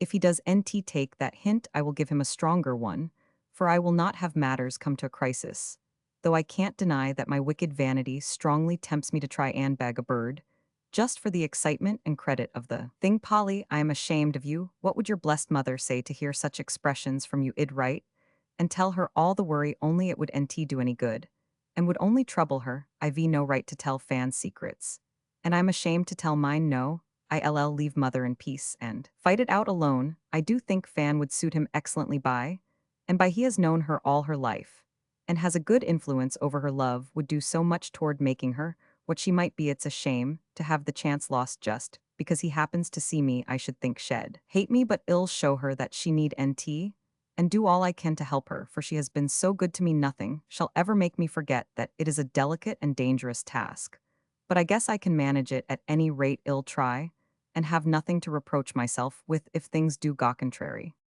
What Polly thought of as she lay back in her chair with her eyes shut and a hopeless look on her face is none of our business, though we might feel a wish to know what caused a tear to gather slowly from time to time under her lashes and roll down on Puddle's quacker-colored coat. Was it regret for the conquest she relinquished? Was it sympathy for her friend? Or was it an uncontrollable overflow of feeling, as she read some sad or tender passage of the little romance which she kept hidden away in her own heart? On Monday, Polly began the delicate and dangerous task. Instead of going to her pupils by way of the park and the pleasant streets adjoining, she took a roundabout route through back streets, and thus escaped Mr. Sidney, who as usual came home to dinner very early that day, and looked disappointed because he nowhere saw the bright face in the modest bonnet. Polly kept this up for a week, and by carefully avoiding the Shaw's house during calling hours, she saw nothing of Mr. Sidney, who, of course, didn't visit her at Miss Mill's. Minnie happened to be poorly that week, and took no lesson, so Uncle Sid was deprived of his last hope, and looked as if his allowance of sunshine had been suddenly cut off. Now, as Polly was by no means a perfect creature, I am free to confess that the old temptation assailed her more than once that week, for when the first excitement of the dodging reform had subsided, she missed the pleasant little interviews that used to put a certain flavor of romance into her dull, hard-working days. She liked Mr. Sidney very much, for he had always been kind and friendly since the early times when he had treated the little girl with a courtesy which the young woman gratefully remembered. I don't think it was his wealth, accomplishments, or position that most attracted Polly, though these doubtless possessed a greater influence than she suspected. It was that indescribable something which women are quick to see and feel in men who have been blessed with wise and good mothers. This had an especial charm to Polly, for she soon found that this side of his character was not shown to everyone with most girls. He was very like the other young men of his set, except perhaps in a certain grace of manner, which was as natural to him as his respect for all womankind. But with Fanny and Polly, he showed the domestic traits and virtues which are more engaging to womanly women than any amount of cool intellect or worldly wisdom. Polly had seen a good deal of him during her visits at the Shaws, where he was intimate owing to the friendship between Madame and his mother.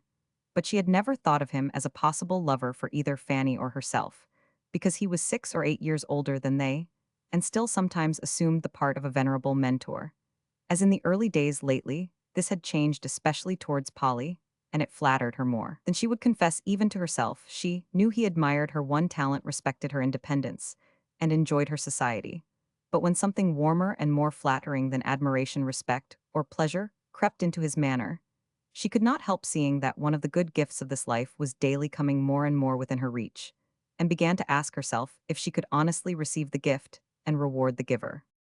At first she tried to think she could, but unfortunately hearts are so contrary that they won't be obedient to reason will, or even gratitude. Polly felt a very cordial friendship for Mr. Sidney, but not one particle of the love which is the only coin in which love can be truly paid. Then she took a fancy into her head that she ought to accept this piece of good fortune for the sake of the family and forget herself. But this false idea of self-sacrifice did not satisfy, for she was not a fashionable girl trained to believe that her first duty was to make a good match, and never mind the consequences though they rendered her miserable for life. Polly's creed was very simple: if I don't love him, I ought not to marry him, especially when I do love somebody else, though everything is against me. If she had read as many French novels as some young ladies, she might have considered it interesting to marry under the circumstances and suffer a secret anguish to make her a romantic victim. But Polly's education had been neglected, and after a good deal of natural indecision, she did what most women do in such cases: thought she would wait and see. The discovery of Fanny's secret seemed to show her something to do, for if the wait and see decision was making her friend unhappy, it must be changed as soon as possible. This finished Polly's indecision, and after that night, she never allowed herself to dwell upon the pleasant temptation which came, in a guise particularly attractive to a young girl with a spice of the old Eve in her composition. So day after day, she trudged through the dull back streets, longing for the sunny park, the face that always brightened when it saw her coming, and most of all the chance of meeting, well, it was N.T. Tricks. When Saturday came, Polly started as usual for a visit to Becky and Bess. But could N.T. resist stopping at the Shaws to leave a little parcel for Fan, though it was calling time? As she stepped in, meaning to run up for a word, if Fanny should chance to be alone, 2 hats on the hall table arrested her. "Who is here, Katie?" "Only Mr. Sidney and Master Tom. Want you stop a bit, Miss Polly?" "Not this morning, I am rather in a hurry," and away went Polly, as if a dozen eager pupils were clamoring for her presence. But as the door shut behind her, she felt so left out in the cold that her eyes filled, and when Nep Tom's great Newfoundland came blundering after her, she stopped and hugged his shaggy head, saying softly, as she looked into the brown, benevolent eyes, full of almost human sympathy, "Now go back, old dear. You must and follow me. Oh, Nep, it's so hard to put love away when you want it very much. And it is NT right to take it a foolish little speech to make to a dog, but you see Polly was only a tender-hearted girl trying to do her duty. Since he is safe with Fanny, I may venture to walk where I like. It's such a lovely day.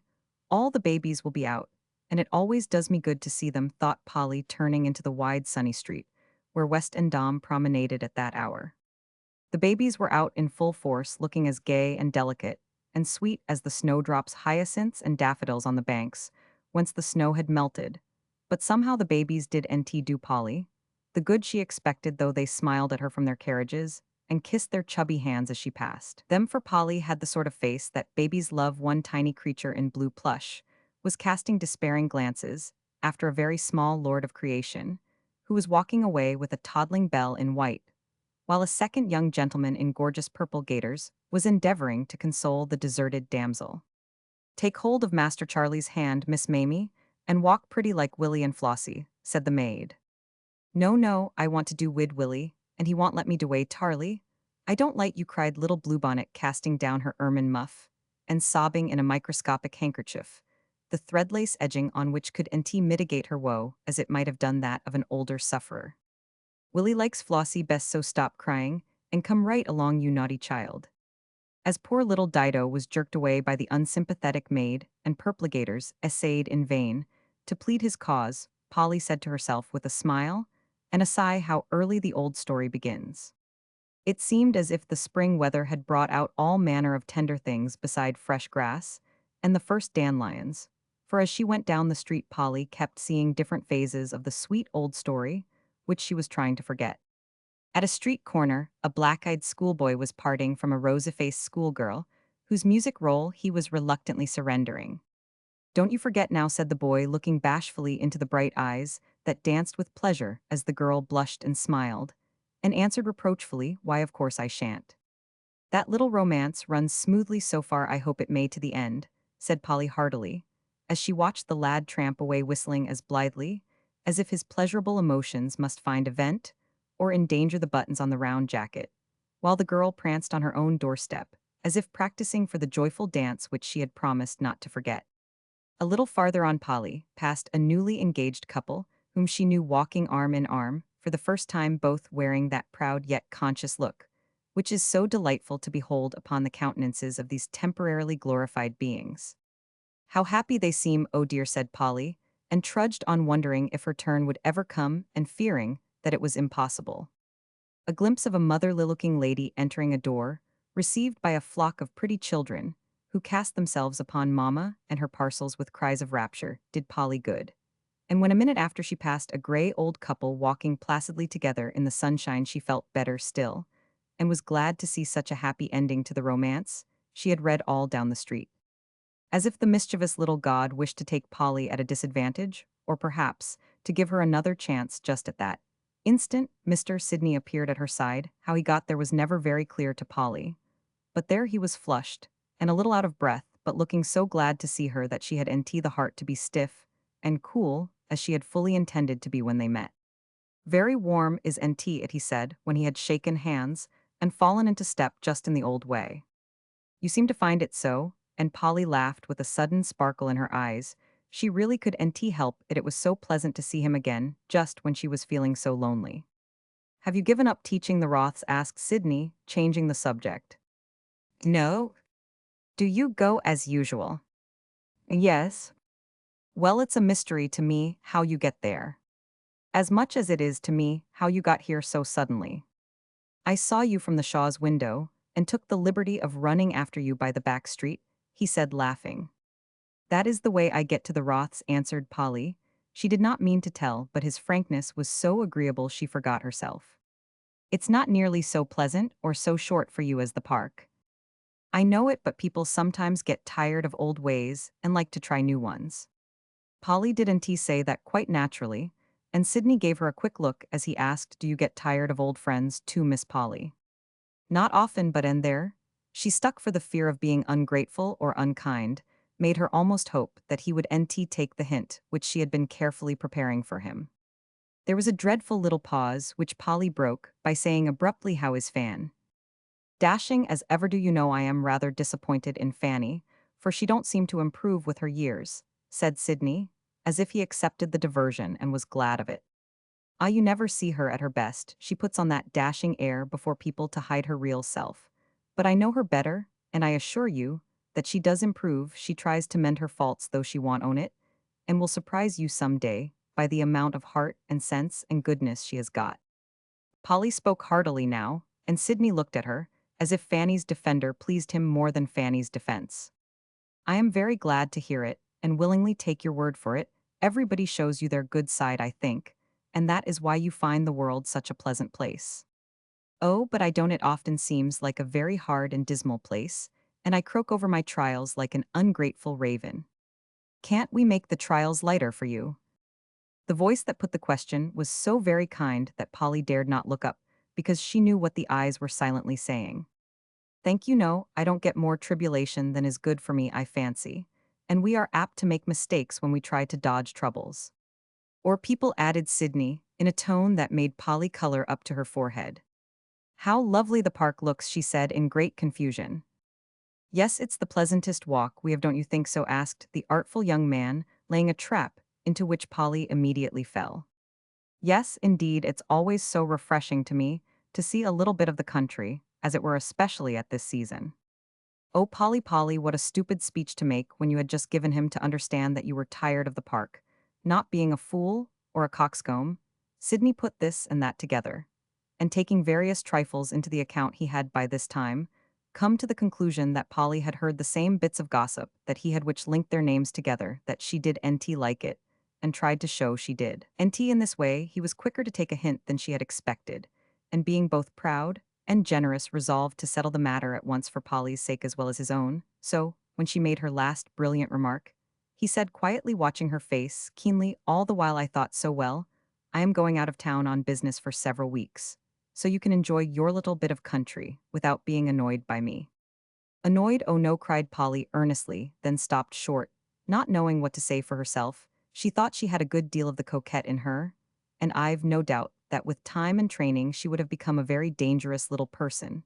But now she was far too transparent and straightforward by nature even to tell a white lie cleverly. Sydney knew this, and liked her for it, but he took advantage of it nevertheless, by asking suddenly, honestly, "Now would NT you go the old way, and enjoy it as much as ever if I was NT anywhere about to set the busybodies gossiping?" "Yes," said Polly before she could stop herself, and then could have bitten her tongue out for being so rude. Another awful pause seemed impending. But just at that moment, a horseman clattered by with a smile and a salute, which caused Polly to exclaim, "Oh, there's Tom," with a tone and a look that silenced the words hovering on Sydney's lips, and caused him to hold out his hand with a look which made Polly's heart flutter then, and ache with pity for a good while afterward, though he only said "Goodbye, Polly." He was gone before she could do anything but look up at him with a remorseful face, and she walked on feeling that the first, and perhaps the only lover she would ever have had read his answer, and accepted it in silence. She did not know what else he had read, and comforted herself with the thought that he did not care for her very much since he took the first rebuff so quickly. Polly did not return to her favorite walk, till she learned from Minnie that Uncle had really left town, and then she found that his friendly company and conversation was what had made the way so pleasant. After all, she sighed over the perversity of things in general, and croaked a little over her trials in particular, but on the whole got over her loss better than she expected, for soon she had other sorrows beside her own to comfort, and such work does a body more good than floods of regretful tears or hours of sentimental lamentation. She shunned Fanny for a day or two, but gained nothing by it, for that young lady, hearing of Sydney's sudden departure, could not rest till she discovered the cause of it, and walked in upon Polly one afternoon, just when the dusk made it a propitious hour for tender confidences. "What have you been doing with yourself lately?" asked Fanny, composing herself with her back toward the rapidly waning light. "Wagging to and fro as usual." "What's the news with you?" answered Polly, feeling that something was coming, and rather glad to have it over and done with. "Nothing particular." Trix treats Tom shamefully, and he bears it like a lamb. I tell him to break his engagement and not be worried so, but he won't, because she has been jilted once, and he thinks it such a mean thing to do. Perhaps she'll jilt him. I've no doubt she will if anything better comes along, but Trix is getting pass, and I shouldn't wonder if she kept him to his word, just out of perversity if nothing else. "Poor Tom, what a fate," said Polly with what was meant to be a comical groan, but it sounded so tragical that she saw it would NT pass, and hastened to hide the failure by saying with a laugh, "If you call Trix pass at 23, what shall we all be at 25, utterly done with, and laid upon the shelf? I feel so already, for I don't get half the attention I used to have, and the other night I heard Maud and Grace wondering why those old girls did NT stay at home and give them a chance." "How is Maudie?" "Pretty well, but she worries me by her queer tastes and notions. She loves to go into the kitchen and mess. She hates to study, and said right before the Vincents that she should think it would be great fun to be a beggar girl, to go round with a basket. It must be so interesting to see what you'd get. Minnie said the other day she wished she was a pigeon, so she could paddle in the puddles and not fuss about rubbers." "By the way, when is her uncle coming back?" asked Fanny, who could NT wait any longer, and joyfully seized the opening Polly made for her. "I am sure I don't know. Nor care, I suppose, you hard-hearted thing." "Why, Fan, what do you mean?"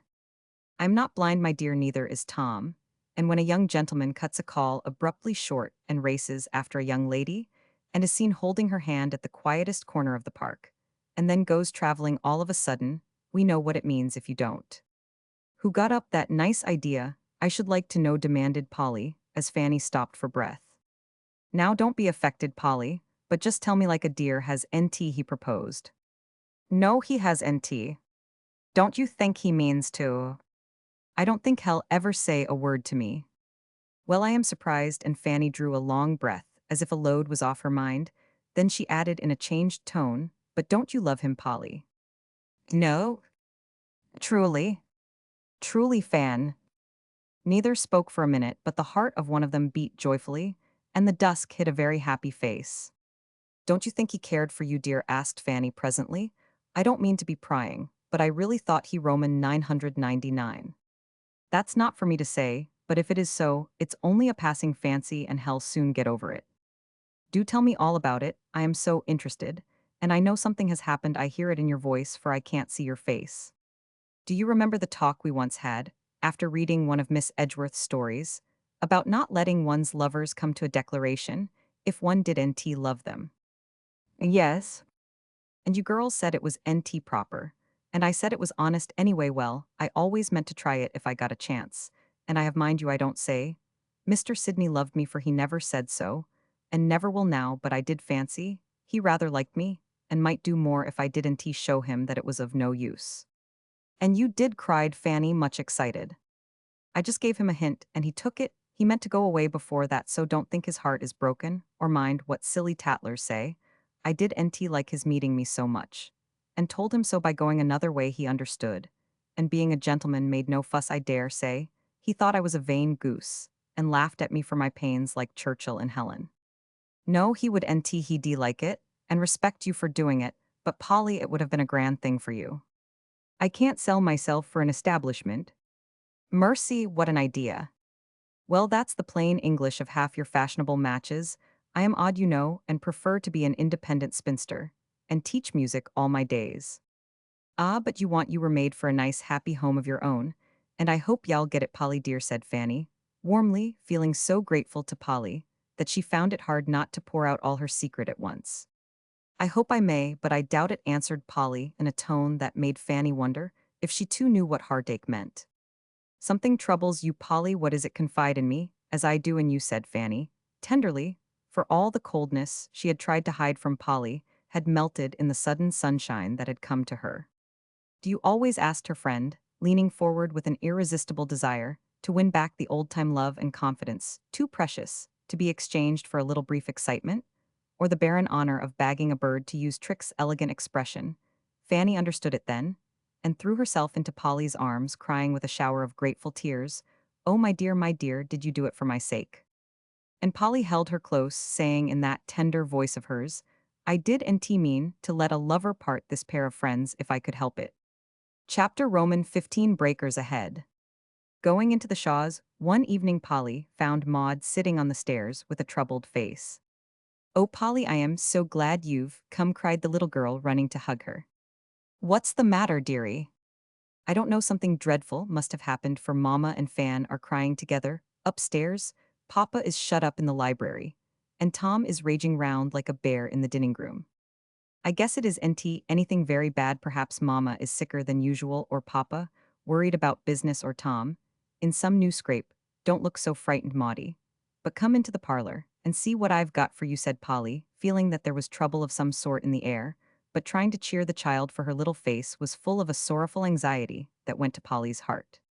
"I don't think I can like anything till I know what the matter is," answered Maud. "It's something horrid, I am sure, for when Papa came home, he went up to Mamma's room and talked ever so long, and Mamma cried very loud, and when I tried to go in, Fan wouldn't he let me, and she looked scared and strange. I wanted to go to Papa when he came down, but the door was locked, and he said, 'Not now, my little girl,' and then I sat here waiting to see what would happen, and Tom came home. But when I ran to tell him, he said, 'Go away and don't bother,' and just took me by the shoulders and put me out. Oh dear, everything is so queer and horrid, I don't know what to do." Maud began to cry, and Polly sat down on the stairs beside her, trying to comfort her, while her own thoughts were full of a vague fear. All at once the dining room door opened, and Tom's head appeared. A single glance showed Polly that something was the matter, for the care and elegance which usually marked his appearance were entirely wanting. His tie was under one ear, his hair in a toss, the cherished mustache had a neglected air, and his face an expression both excited, ashamed, and distressed. Even his voice betrayed disturbance, for instead of the affable greeting he usually bestowed upon the young lady, he seemed to have fallen back into the bluff tone of his boyish days, and all he said was, "Hullo, Polly."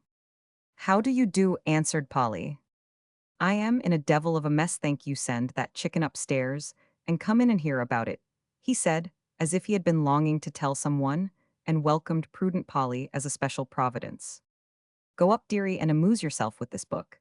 And these ginger snaps that I made for you, there's a good child," whispered Polly as Maud rubbed away her tears and stared at Tom with round, inquisitive eyes. "Y'all tell me all about it and by want you," she whispered, preparing to obey. "If I may," answered Polly. Maud departed with unexpected docility, and Polly went into the dining room, where Tom was wandering about in a restless way. If he had been raging like a bear, Polly would NT have cared. She was so pleased that he wanted her, and so glad to be a confidant, as she used to be in the happy old days, that she would joyfully have faced a much more formidable person than reckless Tom. "Now then, what is it?" she said, coming straight to the point. "I guess you've killed your horse racing. Worse than that, you are suspended again. Worse than that, Trix has run away with somebody," cried Polly with a gasp. "Worse still. Oh, Tom, you have NT horse whipped or shot anyone. Came pretty near blowing my own brains out, but you see I didn't.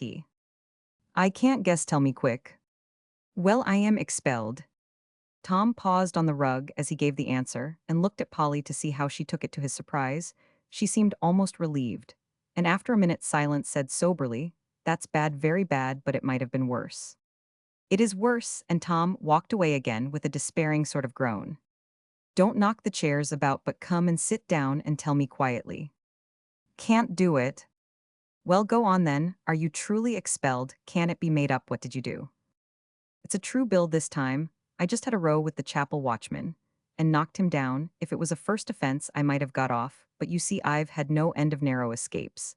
And this was my last chance. I've lost it, and now there'll be the dickens to pay. I knew it was all up with me, so I didn't wait to be turned out, but just took myself off." "What will your father say?"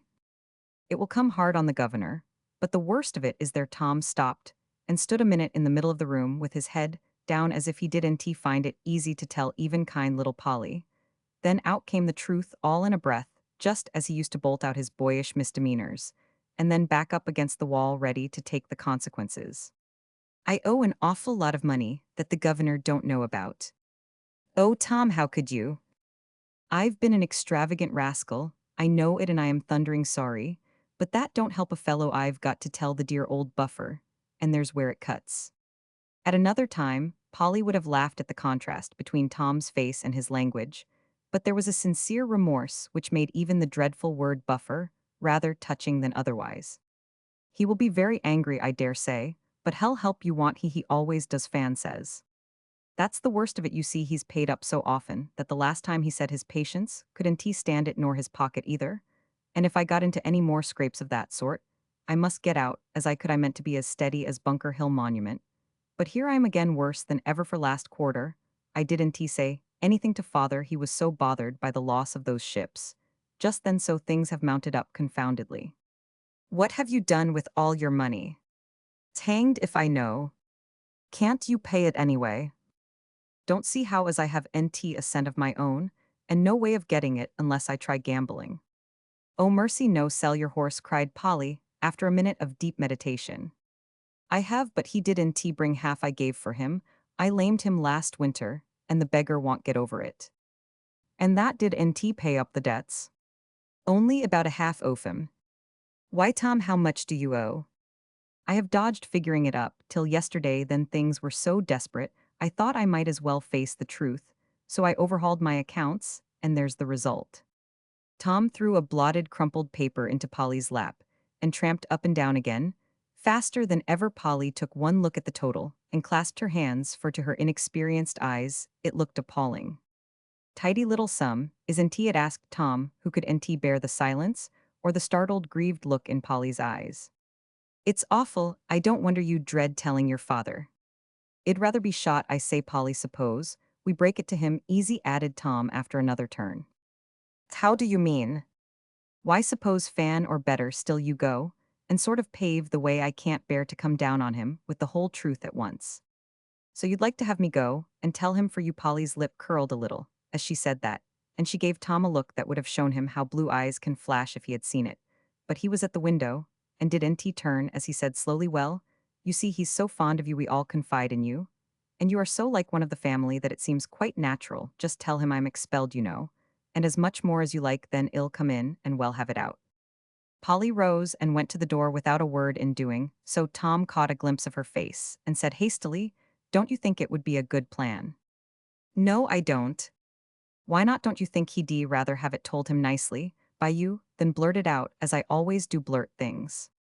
I know he'd rather have his son go to him, and tell the truth like a man, instead of sending a girl to do what he is afraid to do himself." If Polly had suddenly boxed his ears, Tom could have looked more taken aback than by that burst. He looked at her excited face, seemed to understand the meaning of it, and remembered all at once that he was trying to hide behind a girl. He turned scarlet, said shortly, "Come back, Polly," and walked straight out of the room, looking as if going to instant execution, for poor Tom had been taught to fear his father, and had not entirely outgrown the dread. Polly sat down looking both satisfied and troubled. "I hope I did right," she said to herself. "I could bear to have him shirk and seem cowardly. He is only he didn't think how it seemed to me. And I don't wonder he was a little afraid. Mr. Shaw is so severe with the poor fellow. Oh dear, what should we do if we'll got into such scrapes? Thank goodness he's poor, and can't I'm so glad of that."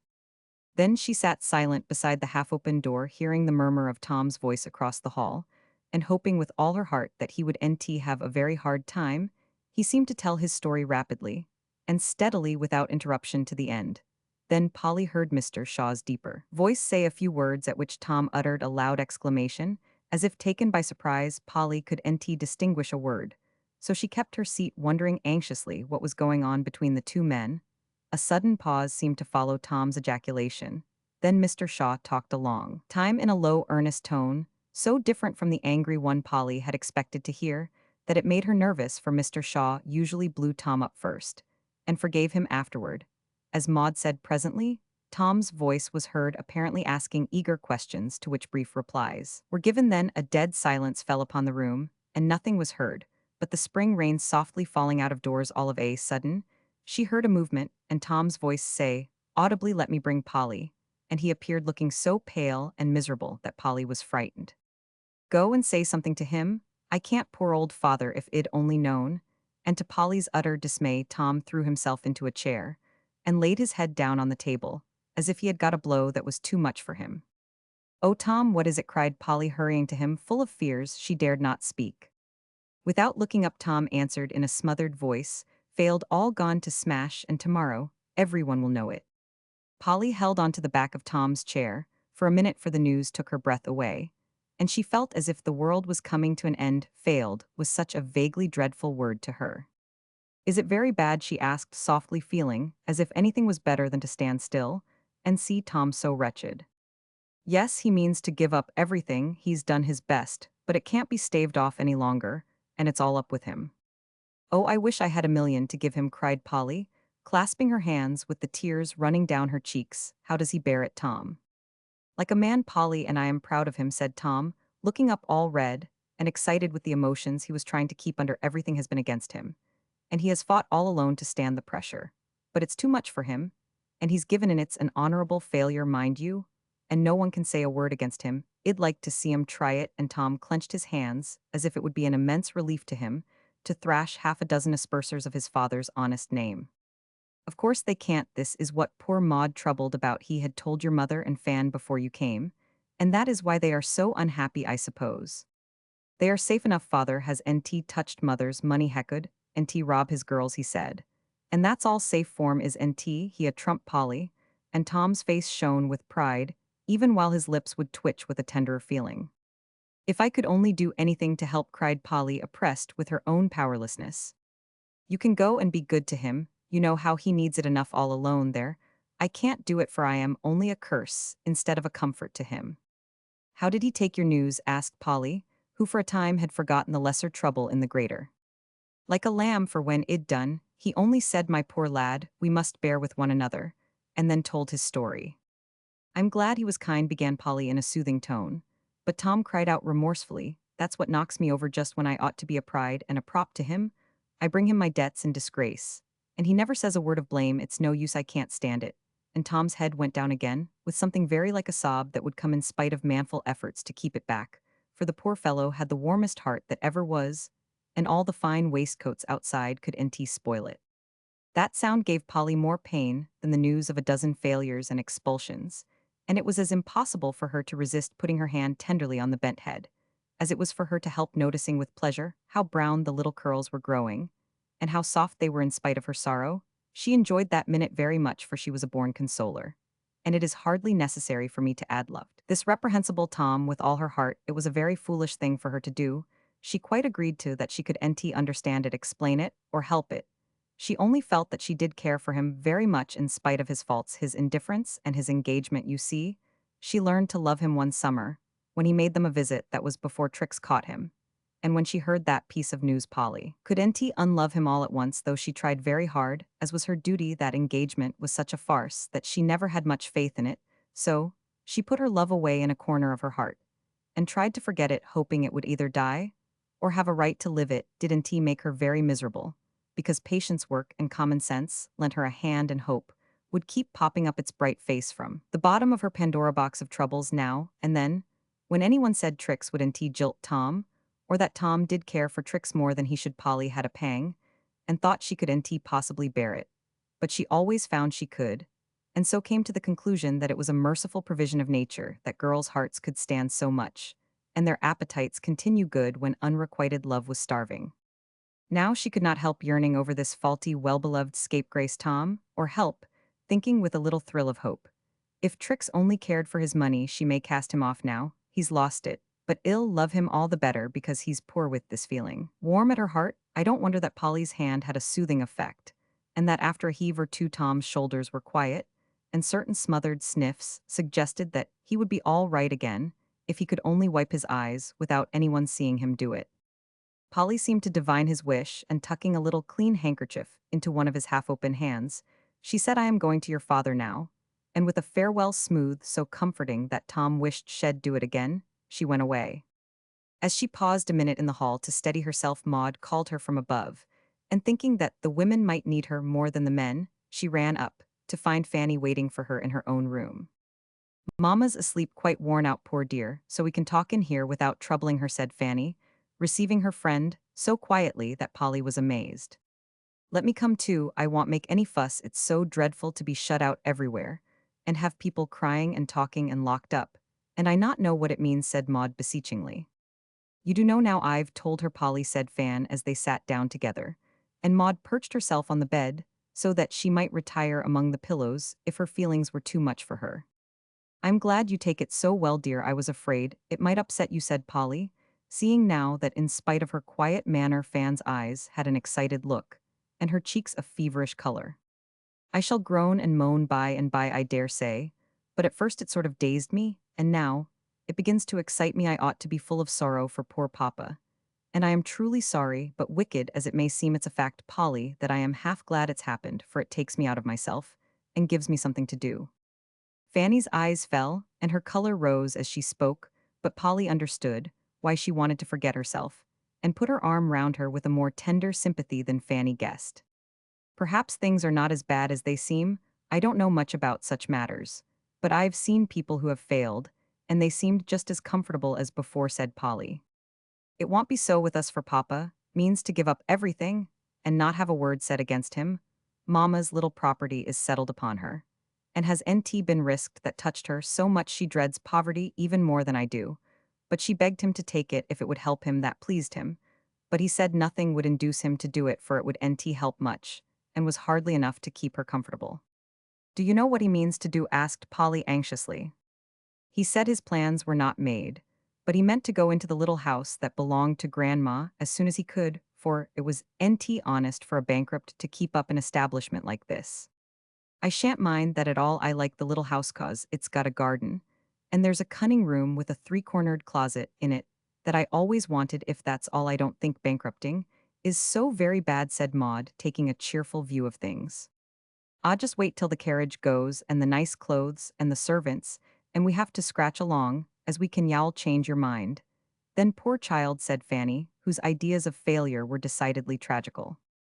"Will they take all my things away?" cried Maud in dismay. "I dare say. I don't know what we are allowed to keep, but not much, I fancy," and Fan looked as if strung up to sacrifice everything she possessed. They shan't have my new earrings, il hidim, and my best dress, and my gold-smelling bottle. Oh, oh, oh, I think it's mean to take a little girl's things away.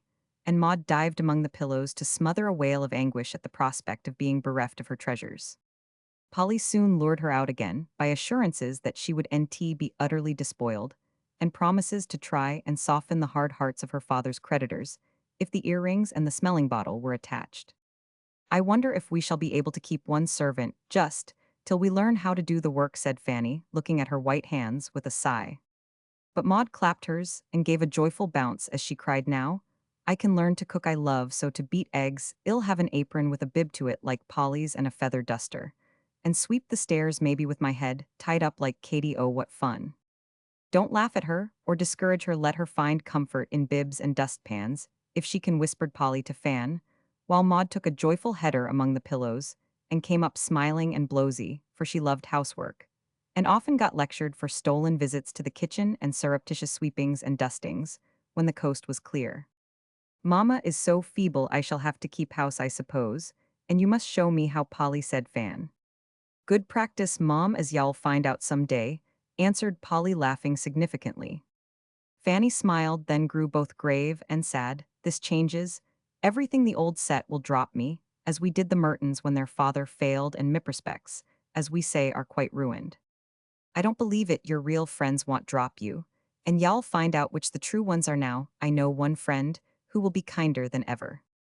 Oh, Polly, do you think so? And Fanny's eyes softened with sudden tears. I know who she means, cried Maud, always eager to find out things it s herself. Polly won't mind. If we are poor cause, she likes beggars. Is that who you meant, asked Fan wistfully. No, it's a much better and dearer friend than I am, said Polly, pinching Fanny's cheek, as it reddened prettily under her eyes. Y'all never guess, Maud, so I would try. But be planning what you will put in your cunning three-cornered closet when you get it. Having got rid of Miss Paulina Pry, as Tom called Maud, who was immediately absorbed by her cupboard, the older girls soberly discussed the sudden change which had come, and Polly was surprised to see what unexpected strength and sense Fanny showed. Polly was too unconscious of the change which love had made in herself to understand at first the cause of her friends' new patience and fortitude, but she rejoiced over it, and felt that her prophecy would yet be fulfilled. Presently Maud emerged from her new closet, bringing a somewhat startling idea with her. Do bankrupting men, Maud, like that new word, always have fits? Mercy, no, what put that into your head, child, cried Polly. Why, Mr. Merton did, and I was thinking perhaps Papa had got one down there, and it kind of frightened me. Mr. Merton's was a bad, disgraceful failure, and I don't wonder he had a fit. Ours is NT, and Papa won't do anything of that sort, you may be sure, said Fanny, with as proud an air as if our failure was rather an honor than otherwise. Don't you think you and Maud had better go down and see him, asked Polly. Perhaps he would like it, and I don't know what to say either, began Fan. But Polly said eagerly, I know he would like it, never mind what you say, just go and show him that you don't doubt or blame him for this, but love him all the more, and are ready and glad to help him bear the trouble. I'm going, I ain't afraid, I'll just hug him, and say I am ever so glad we are going to the little house, cried Maud, scrambling off the bed and running downstairs. Come with me, Polly, and tell me what to do, said Fanny, drawing her friend after her. Y'all know what to do when you see him better than I can tell you, answered Polly, readily yielding, for she knew they considered her quite one of the family, as Tom said. At the study door, they found Maud, whose courage had given out for Mr. Merton's fit, rather haunted her. Polly opened the door, and the minute Fanny saw her father, she did know what to do. The fire was low, the gas dim, and Mr. Shaw was sitting in his easy chair, his gray head in both his hands, looking lonely, old, and bowed down with care. Fanny gave Polly one look, then went and took the gray head in both her arms, saying with a tender quiver in her voice, Father dear, we've come to help you bear it. Mr. Shaw looked up, and seeing in his daughter's face something that never had been there before, put his arm about her and leaned his tired head against her, as if when least expected he had found the consolation he most needed in that minute. Fanny felt with mingled joy and self-reproach what a daughter might be to her father, and Polly, thinking of feeble, selfish Mrs. Shaw asleep upstairs, saw with sudden clearness what a wife should be to her husband, a helpmeet, not a burden. Touched by these unusual demonstrations, Maud crept quietly to her father's knee and whispered with a great tear shining on her little pug nose, Papa, we don't mind it much, and I'm going to help Fan keep house for you. I'd like to do it truly. Mr. Shaw's other arm went round the child, and for a minute, no one said anything, for Polly had slipped behind his chair that nothing should disturb the three who were learning from misfortune how much they loved one another. Presently, Mr. Shaw steadied himself and asked, "Where is my other daughter? Where's my Polly?" She was there at once, gave him one of the quiet kisses that had more than usual tenderness in it, for she loved to hear him say "my other daughter," and then she whispered, "Don't you want Tom too?" "Of course I do. Where is the poor fellow?" "I'll bring him," and Polly departed with most obliging alacrity. But in the hall she paused a minute to peep into the glass and see if she was all right, for somehow she was more anxious to look neat and pretty to Tom in his hour of trouble than she had ever been in his prosperous days. In lifting her arms to perk up the bow at her throat, she knocked a hat off the bracket. Now, a shiny black beaver is not an object exactly calculated to inspire tender or romantic sentiments, one would fancy, but that particular stovepipe seemed to touch Polly to the heart, for she caught it up, as if its fall suggested a greater one, smoothed out a slight dint, as if it was symbolical of the hard knocks its owner's head was now in danger of receiving, and stood looking at it with as much pity and respect as if it had been the crown of a disinherited prince. Girls will do such foolish little things, and though we laugh at them, I think we like them the better for it after all. Richard was himself again. When Polly entered, for the handkerchief had disappeared, his head was erect, his face was steady, and his whole air had a dogged composure, which seemed to say to fate, "Hit away, I am ready." He did not hear Polly come in, for he was looking fixedly at the fire with eyes that evidently saw a very different future there from that which it used to show him. But when she said, "Tom, dear, your father wants you," he got up at once, held out his hand to her, saying, "Come too. We can't get on without you," and took her back into the study with him. Then they had a long talk, for the family troubles seemed to warm and strengthen the family affection and confidence. And as the young people listened, while Mr. Shaw told them as much of his business perplexities as they could understand, every one of them blamed him or herself for going on so gaily and blindly, while the storm was gathering, and the poor man was left to meet it all alone. Now, however, the thunderclap had come, and after the first alarm, finding they were not killed, they began to discover a certain half-anxious, half-pleasant excitement in talking it over, encouraging one another, and feeling unusually friendly as people do when a sudden shower drives two or three to the shelter of one umbrella. It was a sober talk, but not all sad, for Mr. Shaw felt inexpressibly comforted by his children's unexpected sympathy, and they, trying to take the downfall cheerfully for his sake, found it easier to bear themselves. They even laughed occasionally, for the girls in their ignorance asked queer questions, Tom made ludicrously unbusinesslike propositions, and Maud gave them one hearty peal that did a world of good by pensively remarking, when the plans for the future had been explained to her, "I am so relieved, for when Papa said we must give up everything, and Mama called us all beggars, I did think I'd got to go round asking for cold victuals with a big basket and an old shawl over my head. I said once I'd like that. But I'm afraid I should end tea, for I can't bear Indian cake and cold potatoes. That's what the poor children always seem to get. And I should hate to have Grace and the rest see me scuffing round the back gates. My little girl shall never come to that if I can help it," said Mr. Shaw, holding her close, with a look that made Maud add, as she laid her cheek against his own, "But I'd do it, father, if you asked me to, for I truly want to help." "So do I," cried Fanny, wondering at the same minute how it would seem to wear turned silks and clean her gloves. Tom said nothing, but drew toward him a paper of figures which his father had drawn up, and speedily reduced himself to the verge of distraction by trying to understand them in his ardent desire to prove his willingness to put his shoulder to the wheel. "We shall pull through, children, so don't borrow trouble. Only be ready for discomforts and annoyances. Put your pride in your pockets, and remember, poverty is not disgraceful, but dishonesty is." Polly had always loved kind Mr. Shaw, but now she respected him heartily, and felt that she had not done him justice when she sometimes thought that he only cared for making money. "I should not wonder if this was a good thing for the whole family, though it don't look so. Mrs. Shaw will take it the hardest, but it may stir her up so she will forget her nerves, and be as busy and happy as mother is," said Polly to herself, in a hopeful mood, for poverty was an old friend, and she had learned long ago not to fear it, but to take its bitter and its sweet and make the best of both. When they parted for the night, Polly slipped away first to leave them free, yet could NT help lingering outside to see how tenderly the girls parted from their father. Tom had NT a word to say for himself, for men don't kiss, caress, or cry when they feel most, and all he could do to express his sympathy and penitence was to wring his father's hand with a face full of respect, regret, and affection. and then bolt upstairs as if the Furies were after him, as they were in a mild and modern form. Chapter Romans 16, A Dress Parade. The weeks that followed taught the Shaws, as many other families have been taught, how rapidly riches take to themselves wings and fly away, when they once begin to go. Mr. Shaw carried out his plans with an energy and patience that worked wonders and touched the hearts of his hardest creditors. The big house was given up as soon as possible, and the little house taken, being made comfortable with the furniture Madame left there.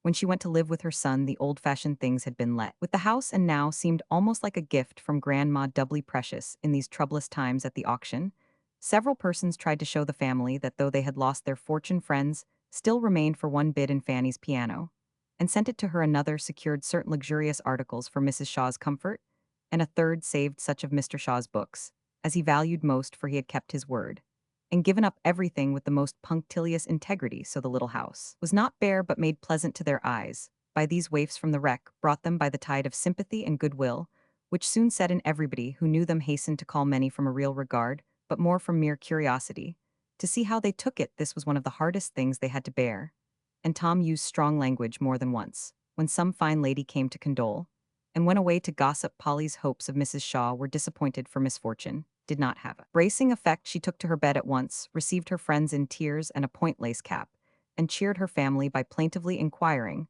when she was to be taken to the almshouse. This was hard for Fanny, but after an interval of despair, she came to the conclusion that under the circumstances, it was the best thing her mother could have done. And with something of her father's energy, Fanny shouldered the new burden, feeling that at last necessity had given her what she had long needed, something to do. The poor girl knew as much of household affairs as Snip, but pride and the resolution to stand by father kept up her courage, and she worked away with feverish activity at whatever task came first, till just as strength and heart were about to fail, order began to emerge from chaos, and the vision of a home made happy and comfortable by her skill and care came to repay and sustain her. Maud, being relieved from the fear of backdoor beggary, soon became reconciled to bankruptcy, thought it rather a good joke on the whole for children, like novelty, and don't care much for Mrs. Grundy. She regarded the new abode as a baby house on a large scale, where she was allowed to play her part in the most satisfactory manner. From the moment when, on taking possession of the coveted room, she opened the doors of the three-cornered closet and found a little kettle just like Polly's standing there, she felt that a good time was coming for her, and fell to dusting furniture, washing cups, and making toast, the happiest, fussiest little housewife in the city. For Maud inherited the notable gifts of her grandmother, and would have made a capital farmer's daughter in spite of her city breeding. Polly came and went through all these changes, faithful, helpful, and as cheery as she could be when her friends were in trouble. The part seemed reversed now, and it was Polly who gave, Fanny who received, for where everything seemed strange and new to Fan, Polly was quite at home, and every one of the unfashionable domestic accomplishments now came into play to the comfort of the Shaws and the great satisfaction of Polly. She could not do enough to prove her gratitude for former favors, and went toiling and moiling about, feeling that the hardest, most disagreeable tasks were her especial duty. In the moving, nothing suited her better than to trot up and down lugging heavy things, to pound her fingers black and blue nailing carpets and curtains, and the day she nearly broke her neck tumbling down the cellar stairs in her eagerness to see that Mrs. Shaw's wine was rightly stored. She felt that she was only paying her debts, and told Tom she liked it when he picked her up looking as grimy as a chimney sweep. "You can turn your hand to anything, you clever girl, so do come and give me some advice, for I am in the depths of despair," said Fanny, when the maid of fallwork, as Polly called herself, found a leisure hour. "What is it, moths in the furs, a smoky chimney, or smallpox next door?" asked Polly as they entered Fan's room, where Maud was trying on old bonnets before the looking-glass.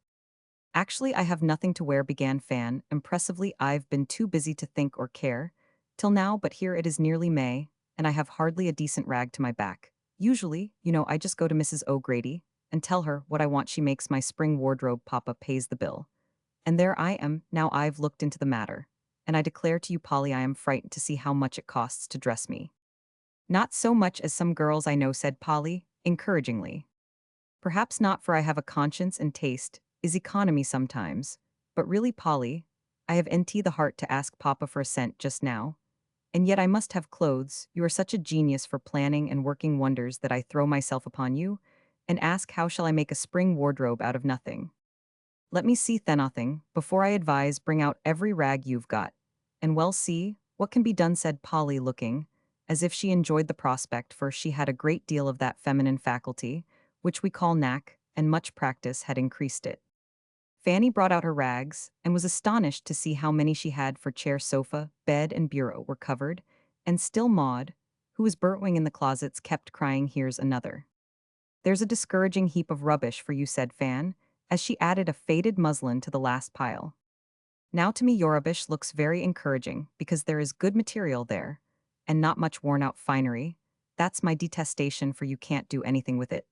Let me see 5 bonnets, put the winter ones away, till autumn, rip up the summer ones, and out of 3 old ones, well, get a pretty new one if my eyes don't deceive me. I'll rip, and then, do let me see you make a bonnet, it must be so interesting," said Maud, whipping out her scissors, and eagerly beginning to reduce a shabby little bonnet to its original elements. "Now the dresses," continued Polly, who had rapidly sorted out the piles. "Will you have the goodness to look at this?" said Fan, holding up a gray street suit, faded past cure. Polly whisked it wrong side out, and showing the clean bright fabric, said, with a triumphant wave, "Behold your new suit, fresh trimming, and less of it will finish you off as smart as ever." "I never wore a turned dress in my life. Do you suppose people will know it?" said Fan doubtfully. "What if they do? It won't hurt you, not 1 in 100 will ever think anything about your dress, except that it is pretty. I've worn turned and dyed gowns all my days, and it don't seem to have alienated my friends or injured my constitution. That it has nt I am a goose, Polly, and I'll get over the feeling that it's sort of disgraceful to be poor and have to economize. Well, turn the gray, and I'll wear it bravely. Then it will be more becoming than ever. Oh, here's the pretty violet silk. That will make a lovely suit," cried Polly, going on with the review. "Don't see how 2 draggled skirts and a stained waist can be transformed into a whole rig," said Fan, sitting on the bed, with her garments strewn about her, in various attitudes of limp despondency. "Well, Mom, my plan is this," began Polly, imitating Mrs. O'Grady's important tone, "and bad grammar. Gores is out, and plates is in, therefore, as the top of this skirt is quite fresh, we will take off the ruffles, turn it upside down, and leave it plain. The upper skirt will be made scanter, and finished with a frill, then the waist can be refreshed with the best parts of these wide flounces. And out of those new bits we will concoct a hat. The black lace Maud has just taken off, the green one will do to edge the violet, and with your nice silk mantilla, you are complete, don't you see? I don't quite see it yet, but I have firm faith that I shall in time, and consider my calling costume finished," said Fanny, getting more and more interested, as she saw her condemned wardrobe coming out fresh again, under Polly's magic knack. "There are 2 then. That peak is all right if you cut the tail off the jacket, and change the trimming a bit. The muslins only need mending, and doing up to look as well as ever. You ought not to put them away torn and soiled, my child. The 2 black silks will be good standbys for years. If I were you, I'd have a couple of neat pretty prints for homeware. And then I don't see why you are nt fixed well enough for our short season. Can't I do anything with this barge? It's one of my favorite dresses, and I hate to give it up. You wore that thoroughly out, and it's only fit for the rag bag. Yes, it was very pretty and becoming, I remember, but its day is over." Fanny let the dress lie in her lap a minute as she absently picked at the fringe, smiling to herself over the happy time when she wore it last. And Sydney said she only needed cowslips in her lap to look like spring presently. She folded it up and put it away with a sigh, but it never went into the rag bag, and my sentimental readers can understand what saved it. "The ball dresses had better be put nicely away till next year," began Polly, coming to a rainbow-colored heap. "My day is over. I shall never use them again. Do what you like with them," said Fan calmly. "Did you ever sell your cast-off finery, as many ladies do?" asked Polly. "Never. I don't like the fashion. I give it away, or let Maud have it for tableaux." "I wonder if you would mind my telling you something?" Belle proposed. "If it's an offer to buy my clothes, I should mind," answered Fanny sharply. "Then I want," and Polly retired behind a cloud of arsenic green gauze, which made her look as if she had the cholera. "If she wanted to buy that horrid new gooseberry-colored gown, as Tom calls it, id, let her have it cheap," put in Maud, who was of a practical turn. "Does she want it?" Polly asked Fan, whose curiosity got the better of her pride. "Well, she merely asked me if I thought you'd be mortally offended if she offered to take it off your hands, as you'd never worn it. You don't like it. And in another season, it will be all out of fashion," said Polly from her verdant retreat. "What did you say?" "I saw she meant it kindly, so I said I'd ask. Now between ourselves, Fan, The price of that dress would give you all y'all want for your spring fixings. That's one consideration, then here's another, which may have some weight with you, added Polly slyly. Tricks told Belle. She was going to ask you for the dress, as you would nt care to wear it now. That made Belle fire up and say it was a mean thing to do without offering some return for a costly thing like that. And then Belle said in her blunt way, "I'll give Fan all she paid for it. And more too, if it will be any help to her. I don't care for the dress, but I'd like to slip a little money into her pocket, for I know she needs it, and is too good to ask dear Mr. Shaw for anything she can get on without." "Did she say that I'll give her the dress, and not take a penny for it?" cried Fan, flushing up with mingled anger toward Trix and gratitude to Belle. "That won't suit her. You let me manage it, and don't feel any shame or anxiety about it. You did many a kind and generous thing for Belle when you had the power, and you like to do it now. Let her pay her debts and have the same pleasure. If she looks at it in that way, it makes a difference. Perhaps id better the money would be an immense help, only I don't quite like to take it. Kings and queens sell their jewels when times are hard, or they get turned off their thrones, and no one thinks it anything amiss, so why need you? It's just a little transaction between two friends who exchange things they don't want for things which they do, and I'd do it if I were you." "Well, see about it," said Fan, privately resolving to take Polly's advice. "If I had lots of things like Fan, I'd have an auction, and get all I could for them. Why don't you?" asked Maud, beginning on her third bonnet. "We will," said Polly, and mounting a chair, she put up bid in and knocked down Fan's entire wardrobe to an imaginary group of friends, with such droll imitations of each one, that the room rang with laughter. "That's enough nonsense, now we'll return to business," said Polly, descending breathless, but satisfied with the effect of her fun. "These white muslins and pretty silks will keep for years, so I should lay them by, till they are needed. It will save buying, and you can go to your stock any time, and make over what you want. That's the way Mother does. We've always had things sent us from richer friends, and whatever was nt proper for us to wear at the time Mother put away to be used, when we needed it. Such funny bundles, as we used to have, sometimes odd shoes, bonnets without crowns, stockings without heels or toes, and old finery of all sorts. We used to rush when a bundle came, and sit round, while Mother opened it. The boys always made fun of the things, though they were as grateful really as any of us. We made a verse one day which we thought pretty well for a little chap: to poor country folks, who have any clothes, rich folks to relieve them send old lace gowns and satin bows. I think that Will is going to be as nice a poet as Mr. Shakespeare," remarked Maud in a tone of serious conviction. "He is already a Milton, but I don't believe he will ever be anything but a poet in name," said Polly, working away while she talked. "Didn't your mother ever let you wear the nice things that came?" asked Maud. "No, she thought it was the thing for a poor minister's girls to go flourishing about in second-hand finery, so she did what I am doing now: put away what would be useful and proper for us by and by, and let us play with the shabby silk bonnets and dirty flounced gowns. Such fun as we used to have up in our big garret. I remember one day we'd been playing have a ball, and were all rigged up, even the boys. Some new neighbors came to call, and expressed a wish to see us, having been told that we were pattern children. Mother called us, but we had paraded out into the garden after our ball, and were having a concert as we sat about on the cabbages for green satin seats. So we did hear the call, and just as the company was going a great noise, arrested them on the doorstep, and round the corner of the house rattled Ned, in full costume, wheeling Kitty in a barrow, while Jimmy, Will, and I ran screaming after, looking like bedlamites, for we were playing that Lady Fitzperkins had fainted, and was being borne home senseless in a cab. I thought Mother would kill herself with laughing, and you can imagine what a fine impression the strangers received of the model children.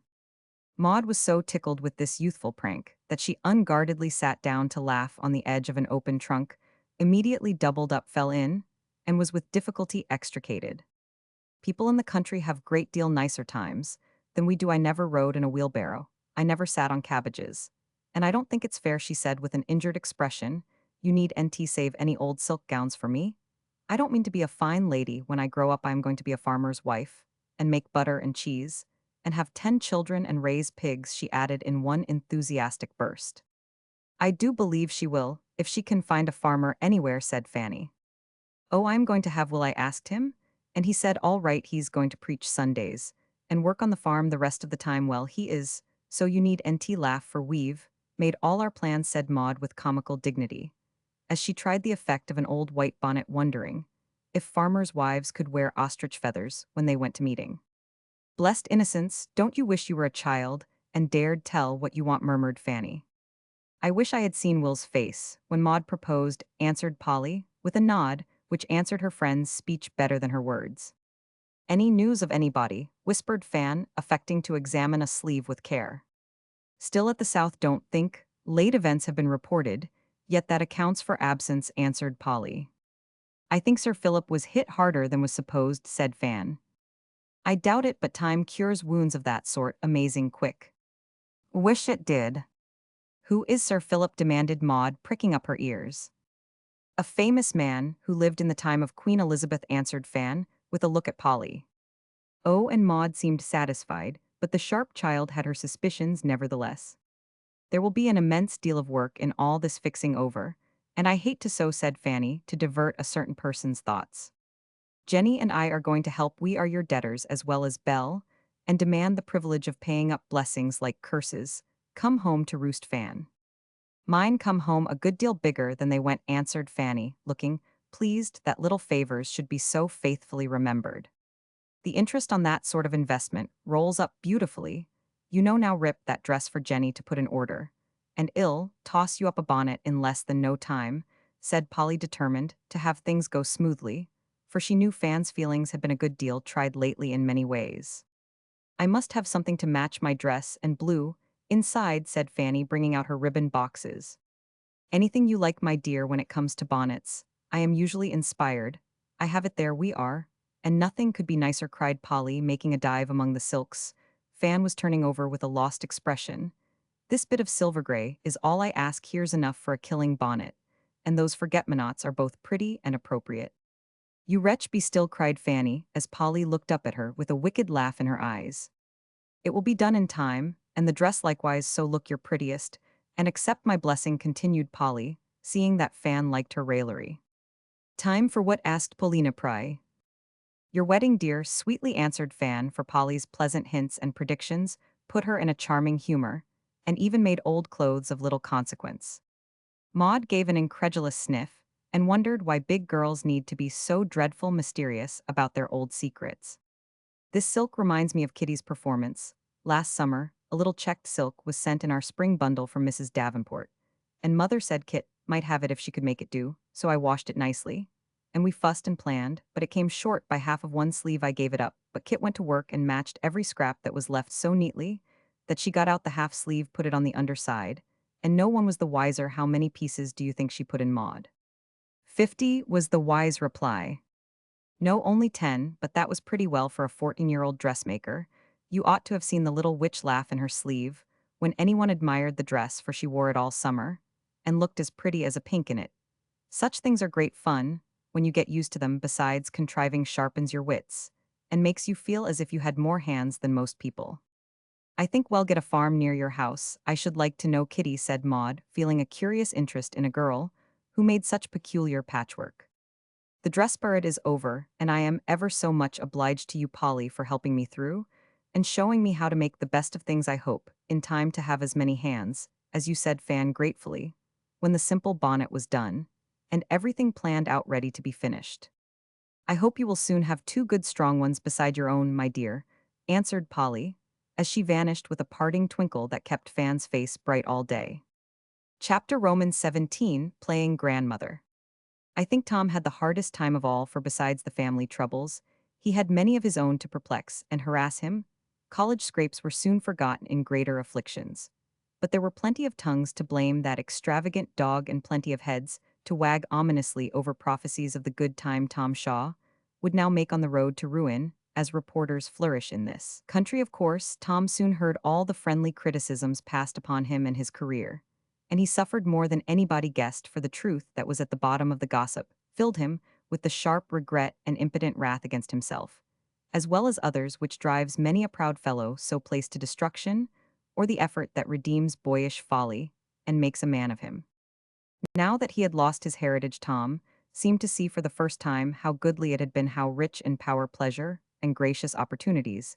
He felt its worth even while he acknowledged, with the sense of justice that is strong in manly men, how little he deserved a gift which he had so misused. He brooded over this a good deal, for like the bat in the fable, he did nt seem to find any place in the new life, which had begun for all knowing nothing of business.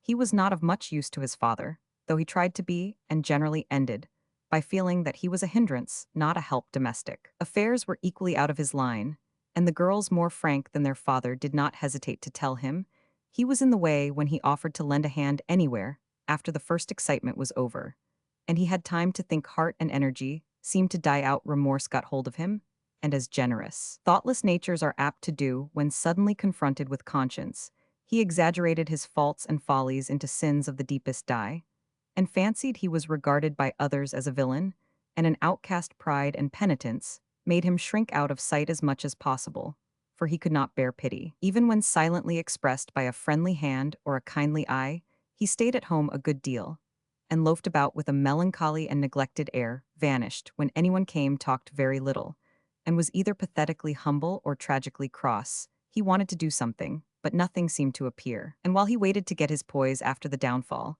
he was so very miserable that I'm afraid if it had not been for one thing, my poor Tom would have got desperate and been a failure. But when he seemed most useless, outcast, and forlorn, he discovered that one person needed him, one person never found him in the way. One person always welcomed and clung to him with the strongest affection of a very feeble nature. This dependence of his mother's was Tom's salvation at that crisis of his life. And the gossips who said softly to one another over their muffins and tea, it really would be a relief to that whole family if poor dear Mrs. Shaw could be mercifully removed, did not know that the invalid's weak, idle hands were unconsciously keeping the son safe in that quiet room, where she gave him all that she had to give mother love, till he took heart again, and faced the world ready to fight his battles manfully. Dear, dear, how old and bent poor father does look. I hope he won't forget to order my sweetbread, sighed Mrs. Shaw one day, as she watched her husband slowly going down the street. Tom, who stood by her idly spinning the curtain tassel, followed the familiar figure with his eye, and seeing how gray the hair had grown, how careworn the florid face, and how like a weary old man his once strong handsome father walked, he was smitten by a new pang of self-reproach, and with his usual impetuosity set about repairing the omission as soon as he discovered it. "I'll see to your sweetbread, mum, good, be back to dinner," and with a hasty kiss Tom was off. He did nt know exactly what he meant to do, but it had suddenly come over him that he was hiding from the storm, and letting his father meet it alone, for the old man went to his office every day with the regularity of a machine that would go its usual round, until it stopped, while the young man stayed at home with the women, and let his mother comfort him. He has a right to be ashamed of me, but I act as if I was ashamed of him. Dare say people think so, ill show them that I ain't. Yes, by the powers I will. And Tom drew on his gloves with the air of a man about to meet and conquer an enemy. "Have an arm, sir, if you don't mind. I'll walk down with you. Little commission for mother. Nice day, is nt it." Tom rather broke down at the end of his speech, for the look of pleased surprise with which his father greeted him, the alacrity with which he accepted, and leaned on the strong arm, offered him, proved that the daily walks had been solitary and doubtless sad ones. I think Mr. Shaw understood the real meaning of that little act of respect, and felt better for the hopeful change it seemed to foretell, but he took it quietly, and leaving his face to speak for him, merely said, "Thanky, Tom, yes, mother will enjoy her dinner twice as much if you order it." Then they began to talk business with all their might, as if they feared that some trace of sentiment might disgrace their masculine dignity.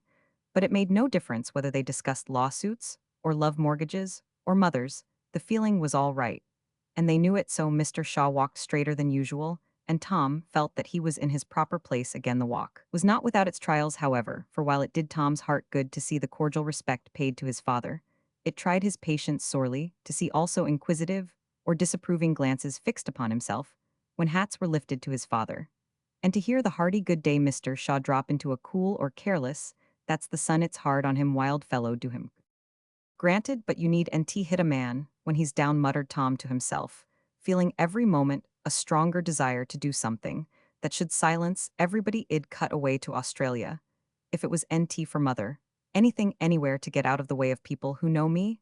I never can right myself here with all the fellows watching and laying wagers whether I sink or swim. Hang Greek and Latin, wish I'd learned a trade, and had something to fall back upon. Have nt a blessed thing now, but decent French and my fists Wonder if old Bell don't want a clerk for the Paris branch of the business. That would NT be bad faith, ill try it. And when Tom had landed his father safely at the office to the great edification of all beholders, he screwed up his courage, and went to prefer his request, feeling that the prospect brightened a little. But Mr. Bell was not in a good humor, and only gave Tom a severe lecture on the error of his ways, which sent him home much depressed, and caused the horizon to lower again. As he roamed about the house that afternoon trying to calculate how much an Australian outfit would cost, the sound of lively voices and clattering spoons attracted him to the kitchen there. He found Polly giving Maud lessons in cookery, for the new help not being a high-priced article could not be depended on for desserts, and Mrs. Shaw would have felt as if the wolf was at the door if there was not a sweet dish at dinner. Maud had a genius for cooking and Fanny hated it, so that little person was in her glory studying receipt books and taking lessons whenever Polly could give them. Gracious me, Tom, don't come now. We are awful busy men, don't belong in kitchens, cried Maud, as her brother appeared in the door. Couldn't he think what you were about? Mum is asleep. And fan out, so I loafed down to see if there was any fun afoot, said Tom, lingering, as if the prospect was agreeable. He was a social fellow, and very grateful just then to anyone who helped him to forget his worries for a time. Polly knew. This felt that his society would not be a great affliction to herself at least, and whispering to Maud he want no, she added aloud, come in if you like and stir this cake for me. It needs a strong hand in mine, are tired there, put on that apron to keep you tidy, sit here, and take it easy. I used to help Grandma bat up cake, and rather liked it if I remember right, said Tom, letting Polly tie a checked apron on him, put a big bowl into his hands, and settle him near the table where Maud was picking raisins, and she herself stirring busily about among spice boxes, rolling pins, and butter pots. You do it beautifully, Tom. Ill give you a conundrum to lighten your labor. Why are bad boys like cake? Asked Polly, anxious to cheer him up. Because a good beating makes them better. I doubt that myself, though, answered Tom, nearly knocking the bottom of the bowl out with his energetic demonstrations, for it really was a relief to do something. Bright boy, here's a plum for you, and Polly threw a plump raisin into his mouth. Put in lots, want you? I am rather fond of plum cake, observed Tom, likening himself to Hercules with the distaff, and finding his employment pleasant if not classical. I always do if I can. There's nothing I like better than to shovel in sugar and spice, and make nice plummy cake for people. It's one of the few things I have a gift for. You've hit it this time, Polly. You certainly have a gift for putting a good deal of both articles into your own and other people's lives, which is lucky, as we all have to eat that sort of cake, whether we like it or not, observed Tom so soberly that Polly opened her eyes, and Maud exclaimed, I do believe he's preaching. Feel as if I could sometimes, continued Tom. Then his eye fell upon the dimples in Polly's elbows, and he added with a laugh, that's more in your line, Mom. Can't you give us a sermon?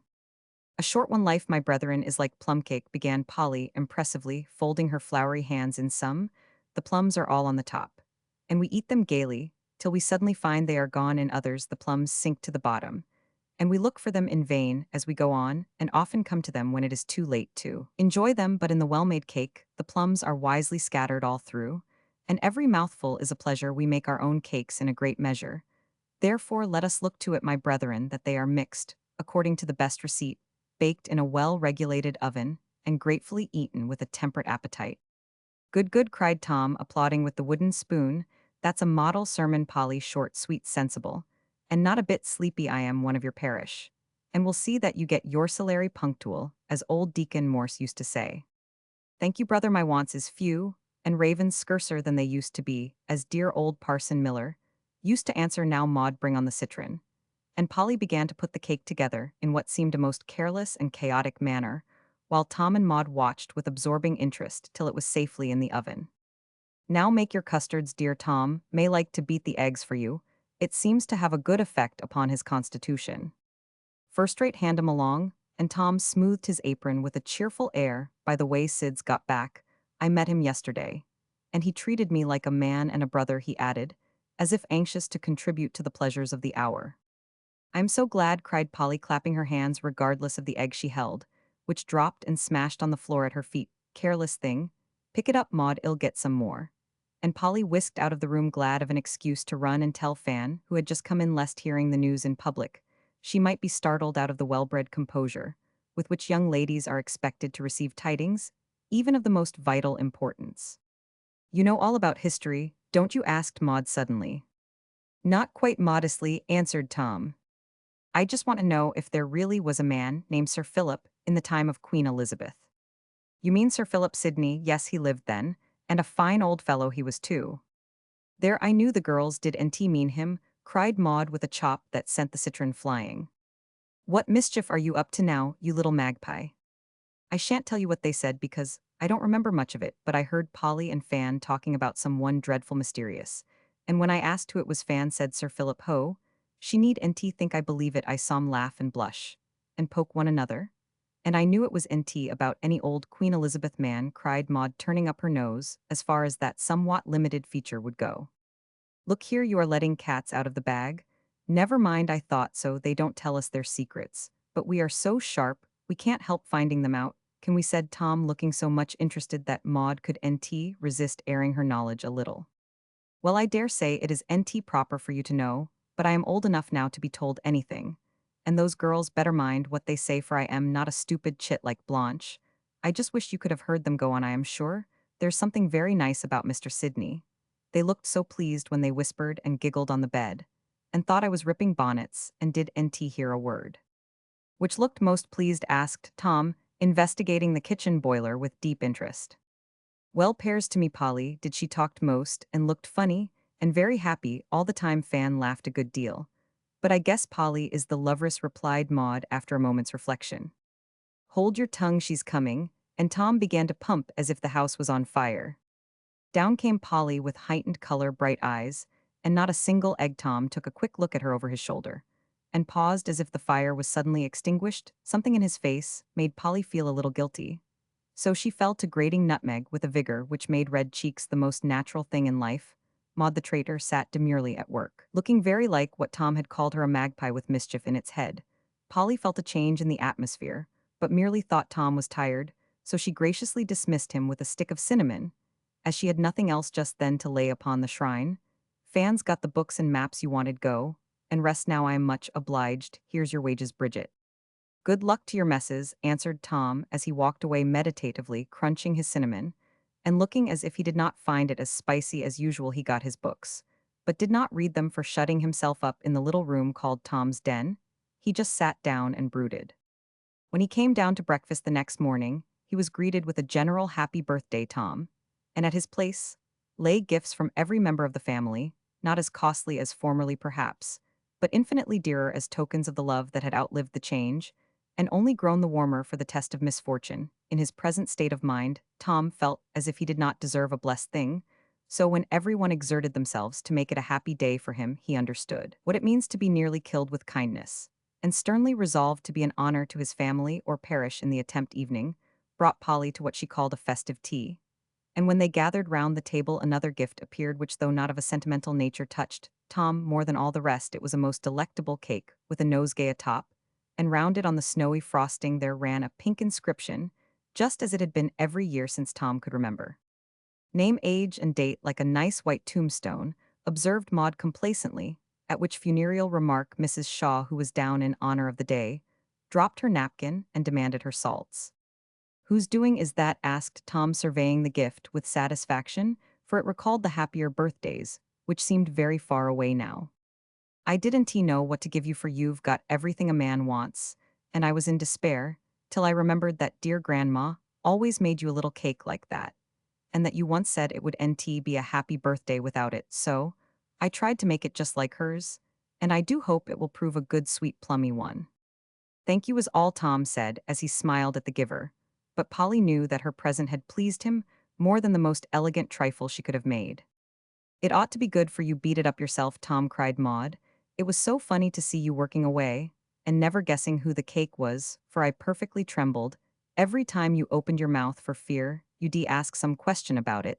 That was the reason Polly preached, and I kept talking when she was gone. Very stupid of me, but I forgot all about today. Suppose we cut it? I don't seem to care for anything else, said Tom, feeling no appetite, but bound to do justice to that cake, if he fell a victim to his gratitude. I hope the plums won't all be at the bottom, said Polly, as she rose to do the honors of the cake, by universal appointment. I've had a good many at the top already, answered Tom, watching the operation with as much interest as if he had faith in the omen. Cutting carefully slice after slice fell apart, each firm and dark spicy, and rich under the frosty rime above, and laying a specially large piece. In one of Grandma's quaint little china plates, Polly added the flowers, and handed it to Tom with a look that said a good deal for seeing that he remembered her sermon. She was glad to find that her allegory held good in one sense, at least. Tom's face brightened as he took it, and after an inspection which amused the others very much, he looked up saying with an air of relief, "Plums all through, I am glad. I had a hand in it, but Polly deserves the credit, and must wear the posy." And turning to her, he put the rose into her hair with more gallantry than taste for a thorn, pricked her head, the leaves tickled her ear, and the flower was upside down.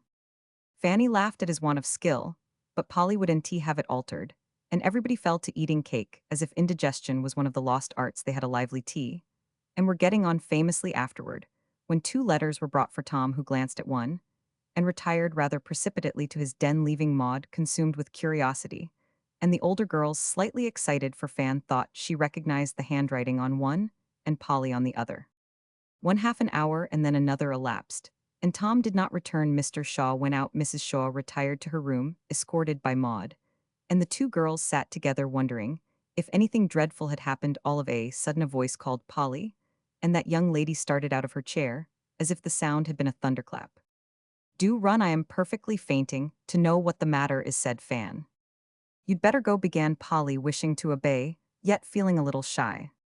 "He don't want me. Besides, I could nt say a word for myself, if that letter was from Sydney," cried Fanny, hustling her friend towards the door in a great flutter. Polly went without another word, but she wore a curiously anxious look, and stopped on the threshold of the den, as if a little afraid of its occupant. Tom was sitting in his favorite attitude, astride of a chair with his arms folded, and his chin on the top rail. Not an elegant posture, but the only one in which he said he could think well. "Did you want me, Tom?"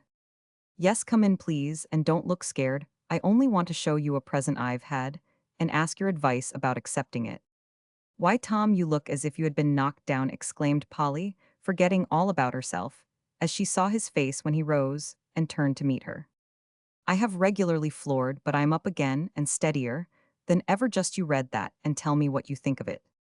Tom snatched a letter off the table, put it into her hands, and began to walk up and down the little room like a veritable bear in its cage. As Polly read that short note, all the color went out of her face, and her eyes began to kindle. When she came to the end, she stood a minute as if too indignant to speak, then gave the paper a nervous sort of crumple, and dropped it on the floor, saying all in one breath, "I think she is a mercenary, heartless, ungrateful girl, that's what I think. Oh, the deuce I did and mean to show that one it's the other." And Tom took up a second paper, looking half angry, half ashamed at his own mistake. "I don't care, though, everyone will know tomorrow, and perhaps y'all be good enough to keep the girls from bothering me with questions and gabble," he added, as if on second thoughts he was relieved to have the communication made to Polly first. "I don't wonder you looked upset. If the other letter is as bad, I'd better have a chair before I read it," said Polly, feeling that she began to tremble with excitement. "It's a million times better, but it knocked me worse than the other. Kindness always does." Tom stopped short there, and stood a minute turning the letter about in his hand, as if it contained a sweet which neutralized the bitter in that smaller note, and touched him very much. Then he drew up an armchair, and beckoning Polly to take it, said in a sober, steady tone that surprised her greatly, "Whenever I was in a quandary, I used to go and consult Grandma, and she always had something sensible or comfortable to say to me. She's gone now, but somehow, Polly, you seem to take her place. Would you mind sitting in her chair, and letting me tell you 2 or 3 things as well does?" Mind it, Polly felt that Tom had paid her the highest and most beautiful compliment he could have devised. She had often longed to do it, for being brought up in the most affectionate and frank relations with her brothers, she had early learned what it takes most women some time to discover, that sex does not make nearly as much difference in hearts and souls as we fancy. Joy and sorrow, love and fear, life and death, bring so many of the same needs to all, that the wonder is we do not understand each other better, but wait till times of tribulation teach us that human nature is very much the same in men and women. Thanks to this knowledge, Polly understood Tom in a way that surprised and won him. She knew that he wanted womanly sympathy, and that she could give it to him, because she was not afraid to stretch her hand across the barrier which our artificial education puts between boys and girls, and to say to him in all good faith, "If I can help you, let me." 10 minutes sooner Polly could have done this almost as easily to Tom as to Will, but in that 10 minutes Something had happened which made this difficult reading that Trix had given Tom back his freedom, changed many things to Polly, and caused her to shrink from his confidence, because she felt as if it would be harder now to keep self out of sight for spite of maiden modesty, love and hope would wake and sing at the good news slowly. She sat down, and hesitatingly she said with her eyes on the ground, in a very humble voice, "I'll do my best, but I can't fill Grandma's place, or give you any wise good advice I wish I could. Y'all do it better than anyone else talk troubles mother father, has enough to think of without any of my worries Fan, is a good soul. But she is NT practical, and we always get into a snarl if we try to work together, so, who have I but my other sister Polly the pleasure that letter will give you may make up for my boring you." As he spoke, Tom laid the other paper in her lap, and went off to the window as if to leave her free to enjoy it unseen, but he could not help a glance now, and then, and as Polly's face brightened his own fell. "Oh, Tom, that's a birthday present worth having for it's so beautifully given. I don't see how you can refuse it. Arthur Sidney is a real nobleman," cried Polly, looking up at last with her fact glowing and her eyes full of delight. "So he is. I don't know another man living except father who would have done such a thing, or who I could bring myself to take it from. Do you see? He's not only paid the confounded debts, but has done it in my name to spare me all he could. I see it's like him, and I think he must be very happy to be able to do such a thing. It is an immense weight off my shoulders, for some of those men could NT afford to wait, till id begged, borrowed, or earned the money. Sidney can wait. But he want long if I know myself, you want take it as a gift then. Would you? No? Then don't think I will. I am a pretty poor affair, Polly, but I'm not mean enough to do that while I've got a conscience and a pair of hands." A rough speech, but it pleased Polly better than the smoothest Tom had ever made in her hearing for something in his face. And voice told her that the friendly act had roused a nobler sentiment than gratitude, making the cancelled obligations of the boy debts of honor to the man. "What will you do, Tom?" "I'll tell you, may I sit here?" And Tom took the low footstool that always stood near Grandma's old chair. "I've had so many plans in my head lately, that sometimes it seems as if it would split," continued the poor fellow, rubbing his tired forehead. "As if to polish up his wits I've thought seriously of going to California, Australia, or some out off the way place, where men get rich in a hurry." "Oh no," cried Polly, putting out her hand as if to keep him, and then snatching it back again before he could turn round. "It would be hard on mother, and the girls I suppose besides. I don't quite like it myself. Looks as if I shirked and ran away." "So it does," said Polly decidedly. "Well, you see, I don't seem to find anything to do unless I turn clerk, and I don't think that would suit. The fact is I could NT stand it here, where I'm known. It would be easier to scratch gravel on a railroad with a gang of paddies than to sell pins to my friends and neighbors. False pride, I dare say, but it's the truth and there's no use in dodging." "Not a bit, and I quite agree with you." "That's comfortable now. I am coming to the point where I specially want your advice, Polly. Yesterday, I heard you telling Fan about your brother Ned, how well he got on, how he liked his business, and wanted Will to come and take some place near him. You thought I was reading, but I heard, and it struck me that perhaps I could get a chance out west somewhere. What do you think?" "If you really mean work, I know you could," answered Polly quickly, as all sorts of plans and projects went sweeping through her mind. "I wished you could be with Ned. You'd get on together, I am sure. And he'd be so glad to do anything he could. Ill write and ask straight away if you want me to. Suppose you do, just for information, then I shall have something to go upon. I want to have a feasible plan all ready before I speak to father. There's nothing so convincing to businessmen as facts. Polly could not help smiling at Tom's new tone. It seemed so strange to hear him talking about anything but horses and tailors, dancing and girls. She liked it, however, as much as she did the sober expression of his face, and the way he had lately of swinging his arms about as if he wanted to do something energetic with them. "That will be wise. Do you think your father will like this plan?" "Pretty sure he will. Yesterday, when I told him I must go at something right off, he said, 'Anything honest, Tom, and don't forget that your father began the world as a shopboy.' You knew that, didn't you?" "Yes, he told me the story once, and I always liked to hear it because it was pleasant to see how well he had succeeded.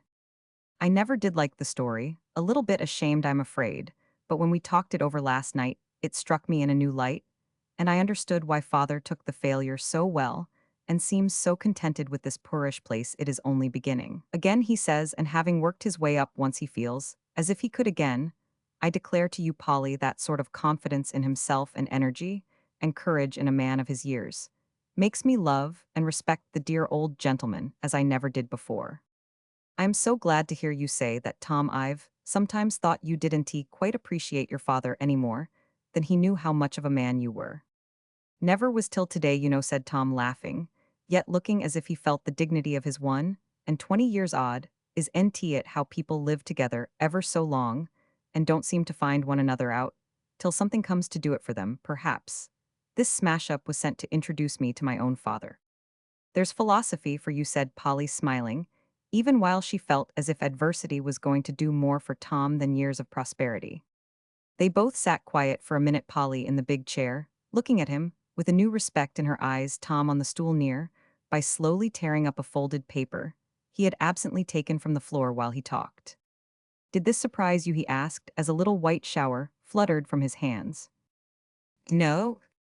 Well, it did me, for as soon as we came to grief, I offered to release Trix from the engagement, and she would let me, continued Tom, as if having begun the subject he wished to explain it thoroughly.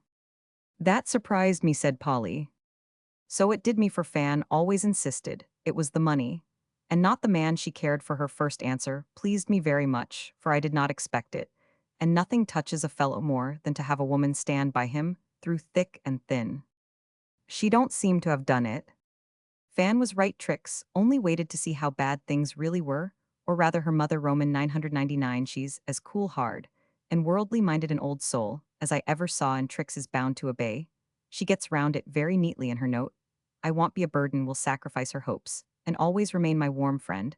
But the truth is, Tom Shaw rich was worth making much of, but Tom Shaw poor is in the way, and may go to the devil as fast as he likes. Well, he is going, cried Polly, defiantly, for her wrath burned hotly against Trix, though she blessed her for setting the bondman free. Came within an ace of it, muttered Tom to himself, adding aloud in a tone of calm resignation that assured Polly his heart would not be broken though his engagement was. It never rains, but it pours, specially in hard times. But when a man is down a rap or two, more don't matter much. I suppose it's the first blow that hurts most. Glad to see you take the last blow so well. There was an ironical little twang to that speech, and Polly could help it. Tom colored up and looked hurt for a minute, then seemed to right himself with a shrug, and said in his outspoken way, to tell the honest truth, Polly, it was not a very hard one. I've had a feeling for some time that Trix and I were not suited to one another, and it might be wiser to stop short, but she did not or would not see it, and I was not going to back out and leave her to wear any more willows. So here we are. I don't bear malice, but hope she'll do better, and not be disappointed again. Upon my word I do. That's very good of you, quite Sidnesque and noble, said Polly, feeling rather ill at ease, and wishing she could hide herself behind a cap and spectacles, if she was to play grandma to this confiding youth. It will be all plain sailing for Sid, I fancy, observed Tom, getting up, as if the little cricket suddenly ceased to be comfortable.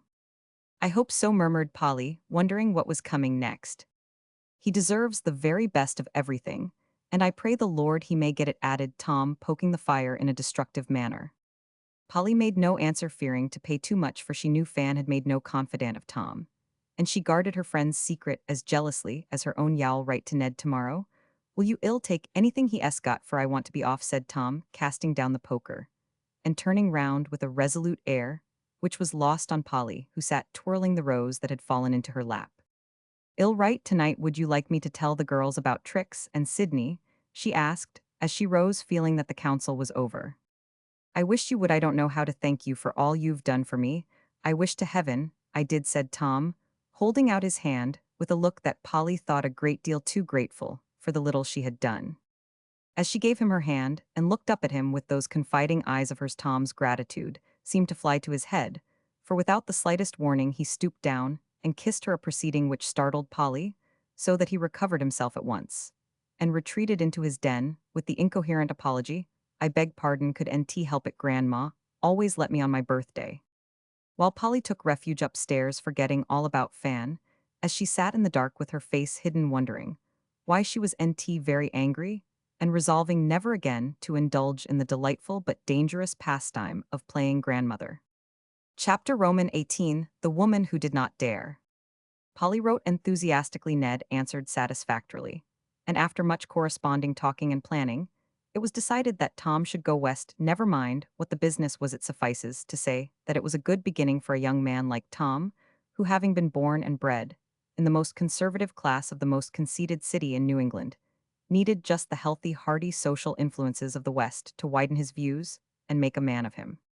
Of course, there was much lamentation among the women, but everyone felt it was the best thing for him, so, while they sighed, they sewed packed visions of a brilliant future away with his new pocket handkerchiefs, and rejoiced that the way was open before him, even in the act of bedewing his boots with tears. Sidney stood by him to the last like a man and a brother, which expression of Tom's gave Fanny infinite satisfaction, and Will felt entirely consoled for Ned's disappointment at his refusal to go and join him, since Tom was to take the place Ned had kept for him. Fortunately, everyone was so busy with the necessary preparations that there was no time for romance of any sort, and the four young people worked together as soberly and sensibly as if all sorts of emotions were not bottled up in their respective hearts. But in spite of the silence, the work, and the hurry, I think they came to know one another better in that busy little space of time than in all the years that had gone before, for the best and bravest in each was up and stirring, and the small house was as full of the magnetism of love and friendship, self-sacrifice, and enthusiasm, as the world outside was full of spring sunshine and enchantment. Pity that the end should come so soon. But the hour did its work, and went its way, leaving a clearer atmosphere behind, though the young folks did not see it then, for their eyes were dim because of the partings that must be. Tom was off to the west, Polly went home for the summer, Maud was taken to the seaside with Belle, and Fanny left alone to wrestle with housekeeping help and heartache. If it had not been for two things, I fear, she never would have stood a summer in town. But Sidney often called till his vacation came, and a voluminous correspondence with Polly beguiled the long days. Tom wrote once a week to his mother, but the letters were short and not very satisfactory, for men never do tell the interesting little things that women best like to hear.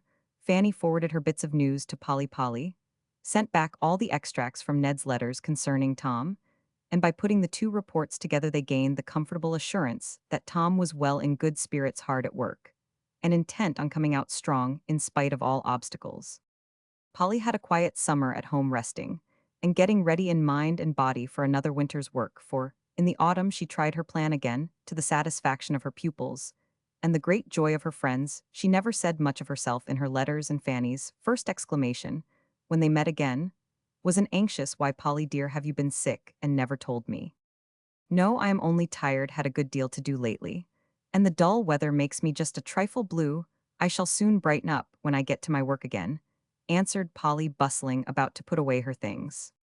"You don't look a bit natural. What have you been doing to your precious little self?" persisted Fanny, troubled by the change, yet finding it hard to say wherein it lay. Polly did not look sick, though her cheeks were thinner and her color paler than formerly, but she seemed spiritless, and there was a tired look in her eyes that went to Fanny's heart. "I am all right enough, as y'all see. When I am in order, I am proper glad to find you looking so well and happy. Does all go smoothly, Fan?" asked Polly, beginning to brush her hair industriously.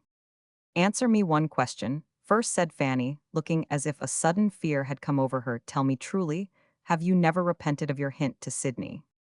"Never," cried Polly, throwing back the brown veil, behind which she had half hidden her face at first. "On your honor as an honest girl?" "On my honor as anything you please. Why do you suspect me of it?" demanded Polly, almost angrily.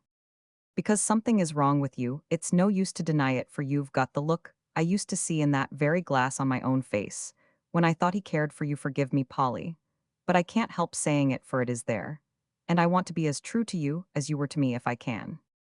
Fanny's face was full of agitation, and she spoke fast and frankly, for she was trying to be generous, and found it very hard. Polly understood now, and put her fear at rest by saying almost passionately, "I tell you I don't love him. If he was the only man in the world I wouldn't marry him, because I don't want to." The last three words were added in a different tone, for Polly had checked herself there with a half-frightened look, and turned away to hide her face behind her hair again.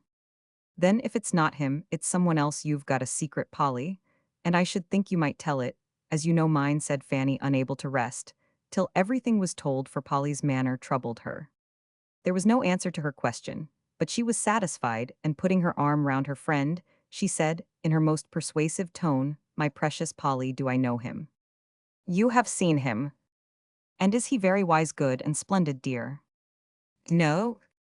He ought to be if you love him, I hope. He is NT bad, cried Fan, anxiously still holding Polly, who kept her head obstinately turned. I am suited, that's enough. Oh, please just tell me one thing more, don't he love back again?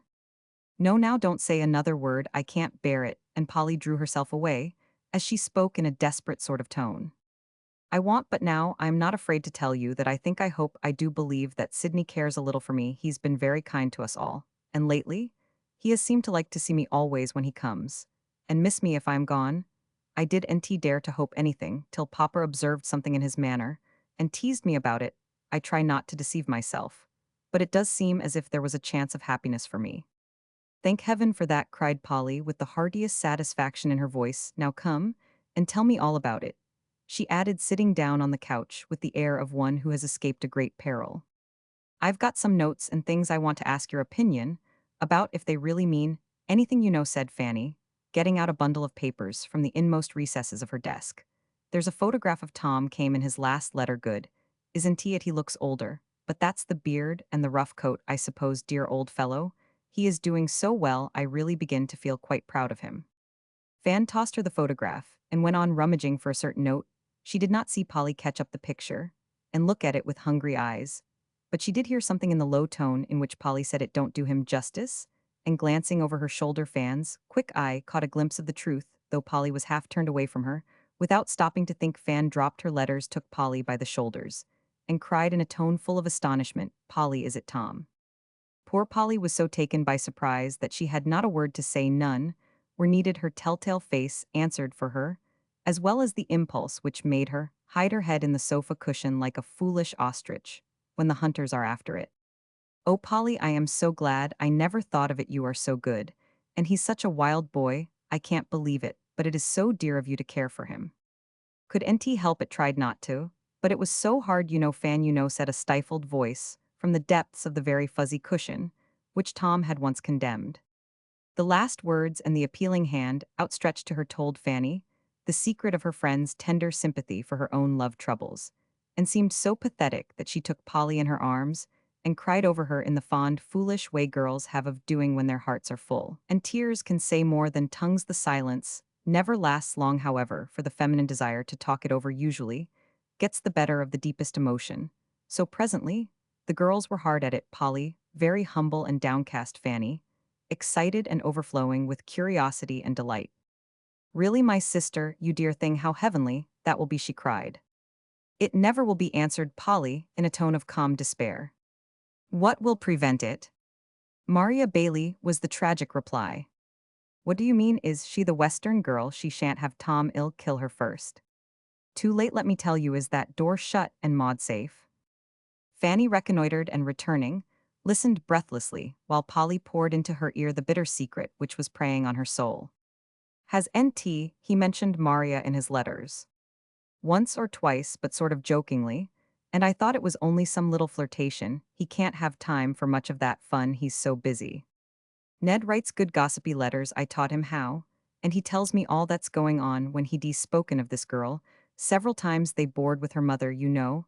I asked about her quite carelessly, and he told me she was pretty good and well educated, and he thought Tom was rather smitten. That was a blow for, you see, Fan, since Trix broke the engagement, and it was NT wrong to think of Tom. I let myself hope just a little, and was so happy. Now I must give it up, and now I see how much I hoped, and what a dreadful loss it's going to be. Two great tears rolled down Polly's cheeks, and Fanny wiped them away, feeling an intense desire to go west by the next train with her Maria Bailey, with a single look, and bring Tom back as a gift to Polly. It was so stupid of me not to guess before, but you see, Tom always seems so like a boy, and you are more womanly for your age than any girl I know, so I never thought of your caring for him in that way. I knew you were very good to him, you are to everyone, my precious. And I knew that he was fond of you as he is of me, fonder, if anything, because he thinks you're perfect.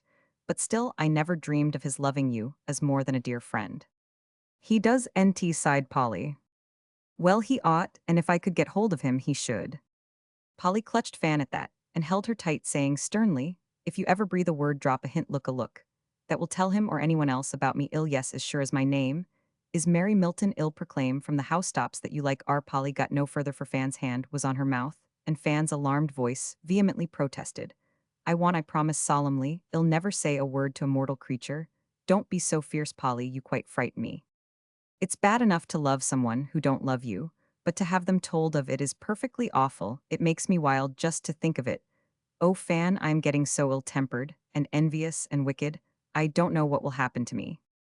I'm not afraid for you, my dear, and I do believe things will go right because you are so good to everyone. How Tom could help adoring you, I don't see. I know he would if he had stayed at home longer, after he got rid of Trix. It would be the making of him. But though he is my brother, I don't think he's good enough for you, Polly. And I don't quite see how you can care for him so much when you might have had a person so infinitely superior. I don't want a superior person. He'd tire me. If he was like a S, besides, I do think Tom is superior to him in many things. Well, you need NT stare. I know he is, or will be. He's so different and very young, and has lots of faults, I know, but I like him all the better for it. And he's honest and brave, and has got a big warm heart.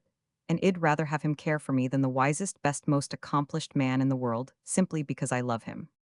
If Tom could only have seen Polly's face when she said that, it was so tender, earnest, and defiant that Fanny forgot the defense of her own lover in admiration of Polly's loyalty to hers, for this faithful, all-absorbing love was a new revelation to Fanny, who was used to hearing her friends boast of 2 or 3 lovers a year, and calculate their respective values with almost as much coolness as the young men discussed the fortunes of the girls they wished for but could not afford to marry. She had thought her love for Sidney very romantic, because she did not really care whether he was rich or poor, though she never dared to say so even to Polly for fear of being laughed. She began to see now what true love was, and to feel that the sentiment which she could not conquer was a treasure to be accepted with reverence and cherished with devotion. I don't know when I began to love Tom, but I found out that I did last winter, and was as much surprised as you are, continued Polly, as if glad to unburden her heart. I didn't approve of him at all. I thought he was extravagant, reckless, and dandified. I was very much disappointed when he chose Trix, and the more I thought and saw of it, the worse I felt, for Tom was too good for her, and I hated to see her do so little for him when she might have done so much, because he is one of the men who can be led by their affections, and the woman he marries can make or mar him. That's true, cried Fan as Polly paused to look at the picture, which appeared to regard her with a grave, steady look, which seemed rather to belie her assertions. I don't mean that he's weak or bad. If he was, I should hate him, but he does need someone to love him very much, and make him happy, as a good woman best knows how, said Polly, as if answering the mute language of Tom's face.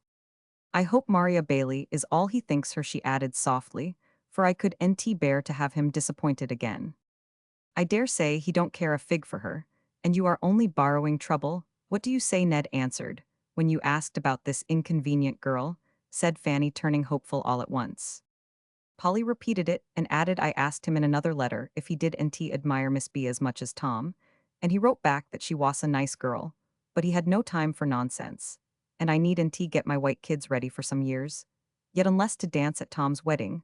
Since then he has mentioned Maria, so I was sure there was something serious going on, and being in Tom's confidence, he kept quiet. It does look bad, suppose I say a word to Tom, just inquire after his heart in a general way, you know, and give him a chance to tell me if there is anything to tell. I am willing, but you must let me see the letter. I can't trust you not to hint or say too much. You shall ill keep my promise in spite of everything, but it will be hard to see things going wrong when a word would set it right. You know what will happen if you do, and Polly looked so threatening that Fan trembled before her, discovering that the gentlest girls, when roused, are more impressive than any shrew, for even turtle doves peck gallantly to defend their nests. If it is true about Maria, what shall we do? Said Fanny after a pause. Bear it, people always do bear things, somehow, answered Polly, looking as if sentence had been passed upon her. But if it is cried Fan, unable to endure the sight. Then I shall wait. And Polly's face changed so beautifully that Fan hugged her on the spot, fervently wishing that Maria Bailey never had been born. Then the conversation turned to lover number 2, and after a long confabulation, Polly gave it as her firm belief that a S had forgotten Roman 1000, and was rapidly finding consolation in the regard of FS. With this satisfactory decision, the council ended after the ratification of a loyal league, by which the friends pledged themselves to stand staunchly by one another through the trials of the coming year. It was a very different winter from the last. For both the girls, Fanny applied herself to her duties with redoubled ardor for A.S. was a domestic man, and admired housewifely accomplishments. If Fanny wanted to show him what she could do toward making a pleasant home, she certainly succeeded better than she suspected, for, in spite of many failures and discouragements behind the scenes, the little house became a most attractive place to Mr. Sidney at least, for he was more the house friend than ever, and seemed determined to prove that change of fortune made no difference to him. Fanny had been afraid that Polly's return might endanger her hopes, but Sidney met Polly with the old friendliness, and very soon convinced her that the nipping in the bud process had been effectual for being taken early, the sprouting affection had died easy, and left room for an older friendship to blossom into a happier love. Fanny seemed glad of this, and Polly soon set her heart at rest by proving that she had no wish to try her power. She kept much at home, when the day's work was done, finding it pleasanter to sit dreaming over book or sewing alone than to exert herself even to go to the Shaws. Fan don't need me, and Sidney don't care whether I come or not, so ill keep out of the way, she would say, as if to excuse her seeming indolence. Polly was not at all like herself that winter, and those nearest to her saw and wondered at it most. Will got very anxious. She was so quiet, pale, and spiritless, and distracted poor Polly by his affectionate stupidity, till she completed his bewilderment by getting cross and scolding him, so he consoled himself with Maud, who, now being in her teens, assumed dignified airs, and ordered him about in a style that afforded him continued amusement and employment. Western news continued vague for Fan's general inquiries, produced only provokingly unsatisfactory replies from Tom, who sang the praises of the beautiful Miss Bailey, and professed to be consumed by a hopeless passion for somebody, in such half-comic, half-tragic terms, that the girls could not decide whether it was all that boy's mischief, or only a cloak to hide the dreadful truth. "Well, have it out of him when he comes home in the spring," said Fanny to Polly, as they compared the letters of their brothers, and agreed that men were the most uncommunicative and provoking animals under the sun, for Ned was so absorbed in business that he ignored the whole Bailey question and left them in utter darkness.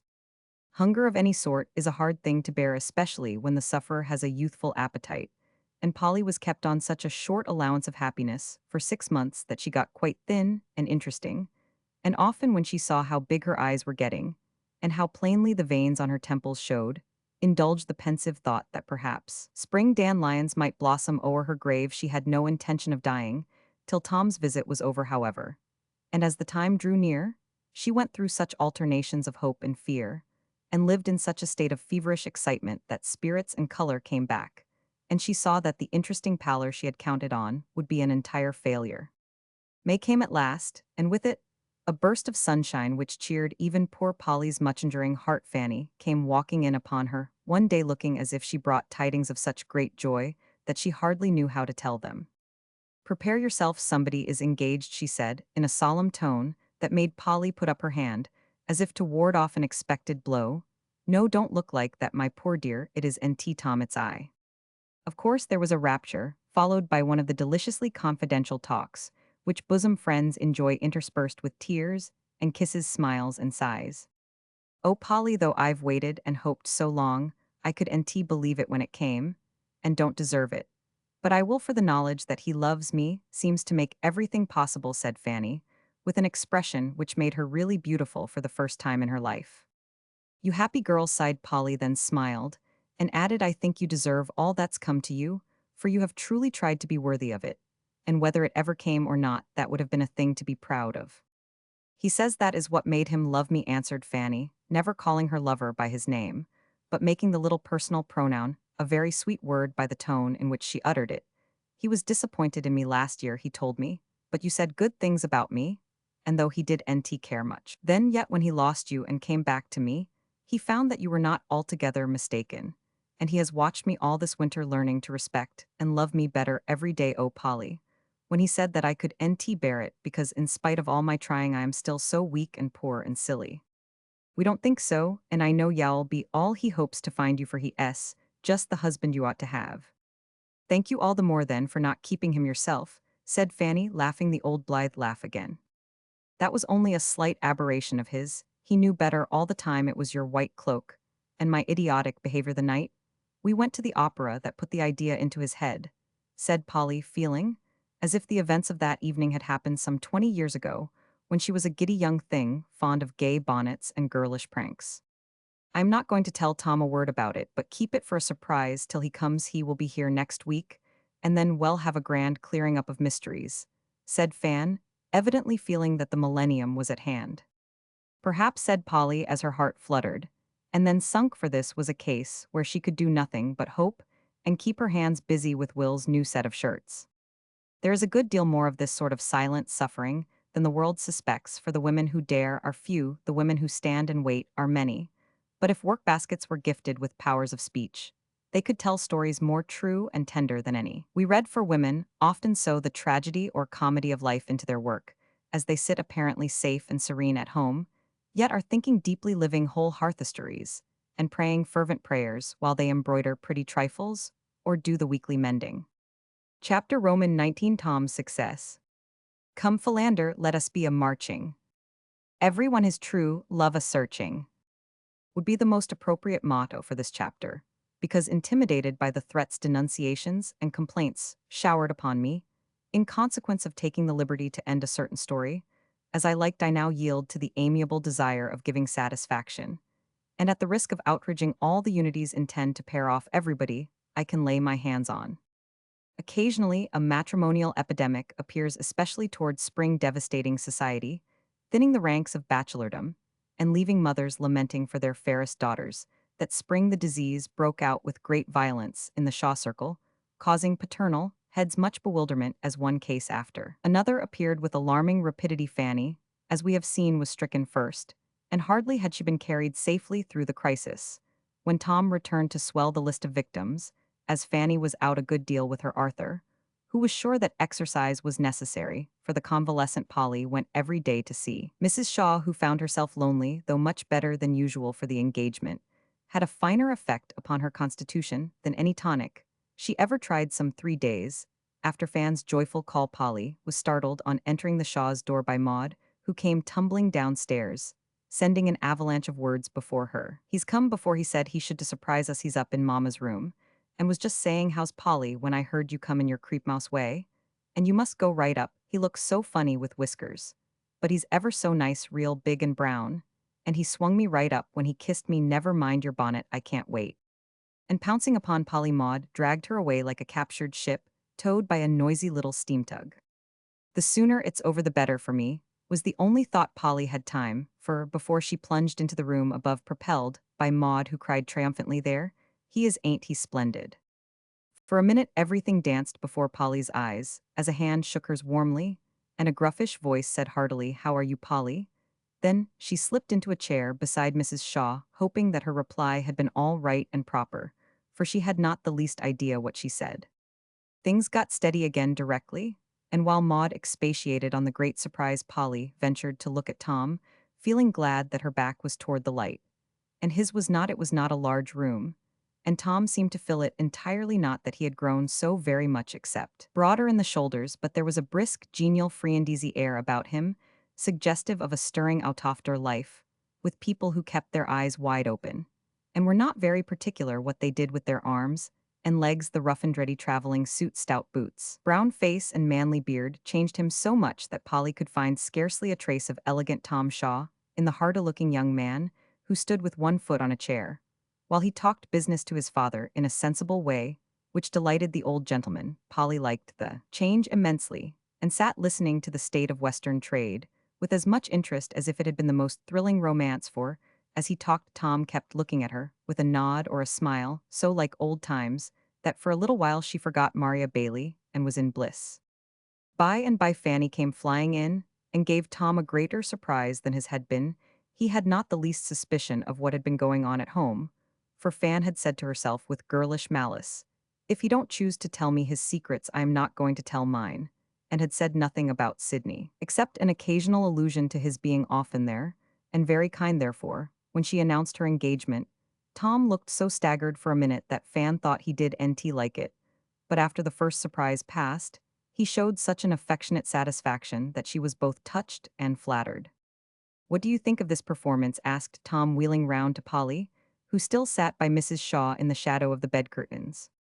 "I like it very much," she said, in such a hearty tone that Tom could not doubt the genuineness of her pleasure. Glad of that, hope you'll be as well pleased with another engagement that's coming out before long. And with an odd laugh, Tom carried Sydney off to his den, leaving the girls to telegraph to one another the awful message it is Maria Bailey. How she managed to get through that evening, Polly never knew, yet it was not a long one, for at 8 o'clock, she slipped out of the room meaning to run home alone and not compel anyone to serve as escort.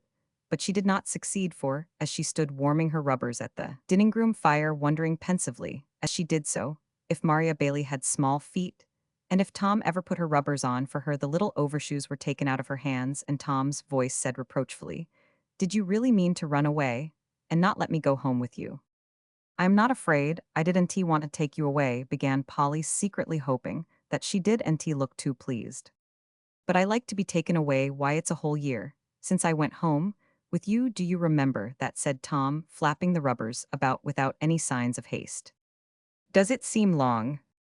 "Everlasting." Polly meant to say that quite easily and smile incredulously at his answer, but in spite of the coquettish little rose-colored hood she wore, and which she knew was very becoming, she did not look or speak gaily, and Tom saw something in the altered face that made him say hastily, "I'm afraid you've been doing too much this winter, you look tired out, Polly."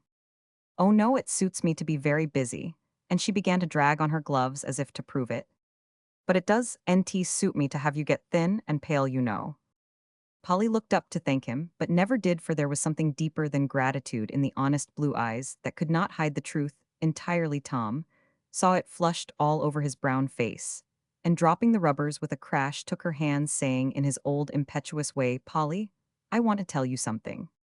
"Yes, I know we've been expecting it, I hope you'll be very happy." Tom and Polly shook his hands with a smile that was more pathetic than a flood of tears. "What?" cried Tom, looking as if he thought she had lost her mind. "Ned told us all about her, he thought it would be so, and when you spoke of another engagement, we knew you meant your own." "But I didn't. Ned's the man, he told me to tell you it's just settled." "Is it Maria?" cried Polly, holding on to a chair, as if to be prepared for anything. "Of course, who else should it be?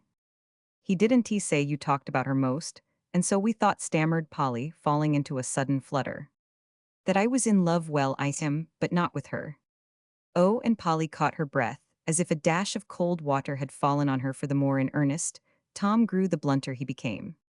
"Do you want to know the name of the girl I've loved for more than a year? Well, it's Polly." As he spoke, Tom stretched out his arms to her, with the sort of mute eloquence that cannot be resisted, and Polly went straight into them without a word. Never mind what happened for a little bit. Love scenes, if genuine, are indescribable, for to those who have enacted them, the most elaborate description seems tame, and to those who have not, the simplest picture seems overdone. So romancers had better let imagination paint for them that which is above all art, and leave their lovers to themselves during the happiest minutes of their lives. Before long, Tom and Polly were sitting side by side, enjoying the blissful state of mind which usually follows the first step out of our workaday world into the glorified region, wherein lovers rapturously exist for a month or two. Tom just sat and looked at Polly, as if he found it difficult to believe that the winter of his discontent had ended in this glorious spring. But Polly, being a true woman, asked questions, even while she laughed and cried for joy. "Now, Tom, how could I know you loved me when you went away, and never said a word?" she began in a tenderly reproachful tone, thinking of the hard year she had spent. "And how could I have the courage to say a word, when I had nothing on the face of the earth to offer you but my worthless self?" answered Tom warmly. "That was all I wanted," whispered Polly in a tone which caused him to feel that the race of angels was not entirely extinct. "I've always been fond of you, my Polly, but I never realized how fond, till just before I went away. I was free, you know, and besides I had a strong impression that you liked Sydney in spite of the damper which Fan hinted you gave him last winter. He's such a capital fellow. I really don't see how you could help it." "It is strange, I don't understand it myself, but women are queer creatures, and there's no accounting for their tastes," said Polly, with a sly look which Tom fully appreciated. "You were so good to me those last days that I came very near speaking out, but couldn't bear to seem to be offering you a poor disgraced sort of fellow, whom tricks wouldn't have. And no one seemed to think worth much. No, I said to myself, Polly ought to have the best if Sid can get her, let him, and I won't say a word ill, try to be better worthy her friendship anyway, and perhaps when I've proved that I can do something, and am not ashamed to work, Then if Polly is free, I shan't be afraid to try my chance. So I held my tongue, worked like a horse, satisfied myself, and others that I could get my living honestly, and then came home to see if there was any hope for me. And I was waiting for you all the time, said a soft voice close to his shoulder, for Polly was much touched by Tom's manly efforts to deserve her. I didn't mean to do it the first minute, but look about me a little and be sure Sid was all right, but Fan's news settled that point. And just now the look in my Polly's face settled the other. I couldn't wait another minute, or let you either. And I couldn't help stretching out my arms to my little wife, God bless her, though I know I don't deserve her. Tom's voice got lower and lower as he spoke, and his face was full of an emotion of which he need not be ashamed, for a very sincere love ennobled him, making him humble where a shallower affection would have been proud of its success. Polly understood this, and found the honest, hearty speech of her lover more eloquent than poetry itself. Her hand stole up to his cheek, and she leaned her own confidingly against the rough coat, as she said in her frank, simple way, Tom, dear, don't say that as if I was the best girl in the world. I've got ever so many faults, and I want you to know them all and help me cure them, as you have your own waiting has not done us any harm. And I love you all the better for your trial. But I am afraid your year has been harder than mine. You look so much older and graver than when you went away. You never would complain. But I've had a feeling that you were going through a good deal more than any of us guessed. Pretty tough work at first, I own. It was all so new and strange. I'm afraid I should nt have stood it if it had not been for Ned. He'd laugh and say pooh if he heard me say it. But it's true nevertheless that he 's a grand fellow, and helped me through the first 6 months like a well a brother as he is. There was no reason why he should go out of his way to back up a shiftless party like me, yet he did, and made many things easy and safe that would have been confoundedly hard and dangerous if it'd been left to myself. The only way I can explain it is that it's a family trait, and as natural to the brother as it is to the sister. It's a Shaw trait to do the same. But tell me about Maria. Is Ned really engaged to her? Very much so. Y'all get a letter full of raptures tomorrow. He had nt time to send by me. I came off in such a hurry. Maria is a sensible, pretty girl, and Ned will be a happy old fellow. Why did you let us think it was you? I only teased Fan a little. I did like Maria, for she reminded me of you sometimes, and was such a kind, cozy little woman. I could nt help enjoying her society after a hard day's work. But Ned got jealous, and then I knew that he was in earnest, so I left him a clear field and promised not to breathe a word to anyone till he had got a yes or no from his Maria. I wish I'd known it, sighed Polly. People in love always do such stupid things. So they do, for neither you nor Fan gave us poor fellows the least hint about Sid, and there I've been having all sorts of scares about you. Serves us right, brothers and sisters should nt have secrets from each other. We never will again. Did you miss me very much? Yes, Tom, very, very much. My patient little Polly. Did you really care for me before you went? See if I did, nt, and with great pride Tom produced a portly pocketbook stuffed with business-like documents of a most imposing appearance, opened a private compartment, and took out a worn-looking paper, unfolded it carefully, and displayed a small brown object which gave out a faint fragrance. That's the rose you put in the birthday cake, and next week we'll have a fresh one in another jolly little cake, which y'all make me. You left it on the floor of my den the night we talked there, and I've kept it ever since. There's love and romance for you. Polly touched the little relic treasured for a year, and smiled to read the words my Polly's rose scribbled under the crumbling leaves. I didn't know you could be so sentimental, she said, looking so pleased that he did not regret confessing his folly.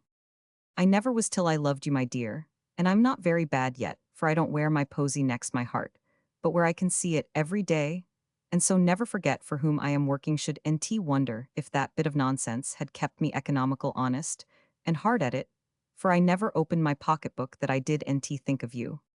That's lovely. Tom and Polly found it so touching that she felt for her handkerchief, but Tom took it away and made her laugh instead of cry by saying in a wheedlesome tone, I don't believe you did as much for all your romance, did you now? If you want laugh, I'll show you my treasures. I began first, and I've worn them longest. As she spoke, Polly drew out the old locket, opened it, and showed the picture Tom gave her in the bag of peanuts, cut small and fitted in on one side. On the other was a curl of reddish hair and a black button. How Tom laughed when he saw them. You don't mean you've kept that frightful guy of a boy all this time, Polly? Polly, you are the most faithful of us, as Maud says, that was ever known. Don't flatter yourself that I've worn it all these years, sir. I only put it in last spring, because I didn't dare to ask for one of the new ones. The button came off the old coat you insisted on wearing after the failure, as if it was your duty to look as shabby as possible. And the curl I stole from Maud our NT we silly. He did not seem to think so, and after a short pause for refreshments, Polly turned serious and said anxiously, "When must you go back to your hard work?" "In a week or two, but it won't seem drudgery now for y'all write every day, and I shall feel that I am working to get a home for you, that will give me a for and ill pay up my debts, and get a good start. And then Ned, and I will be married and go into partnership, and we'll all be the happiest, busiest people in the West." "It sounds delightful, but won't it take a long time, Tom?" "Only a few years, and we need NT wait a minute after Sid is paid, if you don't mind beginning rather low down, Polly. I'd rather work up with you than sit idle, while you toil away all alone. That's the way father and mother did, and I think they were very happy in spite of the poverty and hard work. Then we'll do it by another year, for I must get more salary before I take you away from a good home here. I wish, oh Polly, how I wish I had a half of the money I've wasted to make you comfortable now." "Never mind, I don't want it, I'd rather have less. And no, you earned it all yourself," cried Polly, as Tom struck his hand on his knee, with an acute pang of regret at the power he had lost. "It's like you to say it, and I won't waste any words bewailing myself. Because I was a fool, we will work up together, my brave Polly, and you shall yet be proud of your husband, though he isper Tom Shaw." She was as sure of that as if an oracle had foretold it, and was not deceived, for the loving heart that had always seen, believed, and tried to strengthen all good impulses in Tom, was well repaid for its instinctive trust by the happiness of the years to come. "Yes," she said hopefully, "I know you will succeed, for the best thing a man can have his work with a purpose in it, and the will to do it heartily." "There is one better thing," Polly answered Tom, turning her face up a little, that he might see his inspiration shining in her eyes. "What is it, dear?" "A good woman to love, and help him all his life as you will me, please God." "Even though she is old-fashioned," whispered Polly, with happy eyes the brighter for their tears, as she looked up at the young man, who through her had caught a glimpse of the truest success, and was not ashamed to owe it to love and labor, two beautiful old fashions that began long ago with the first pair in Eden.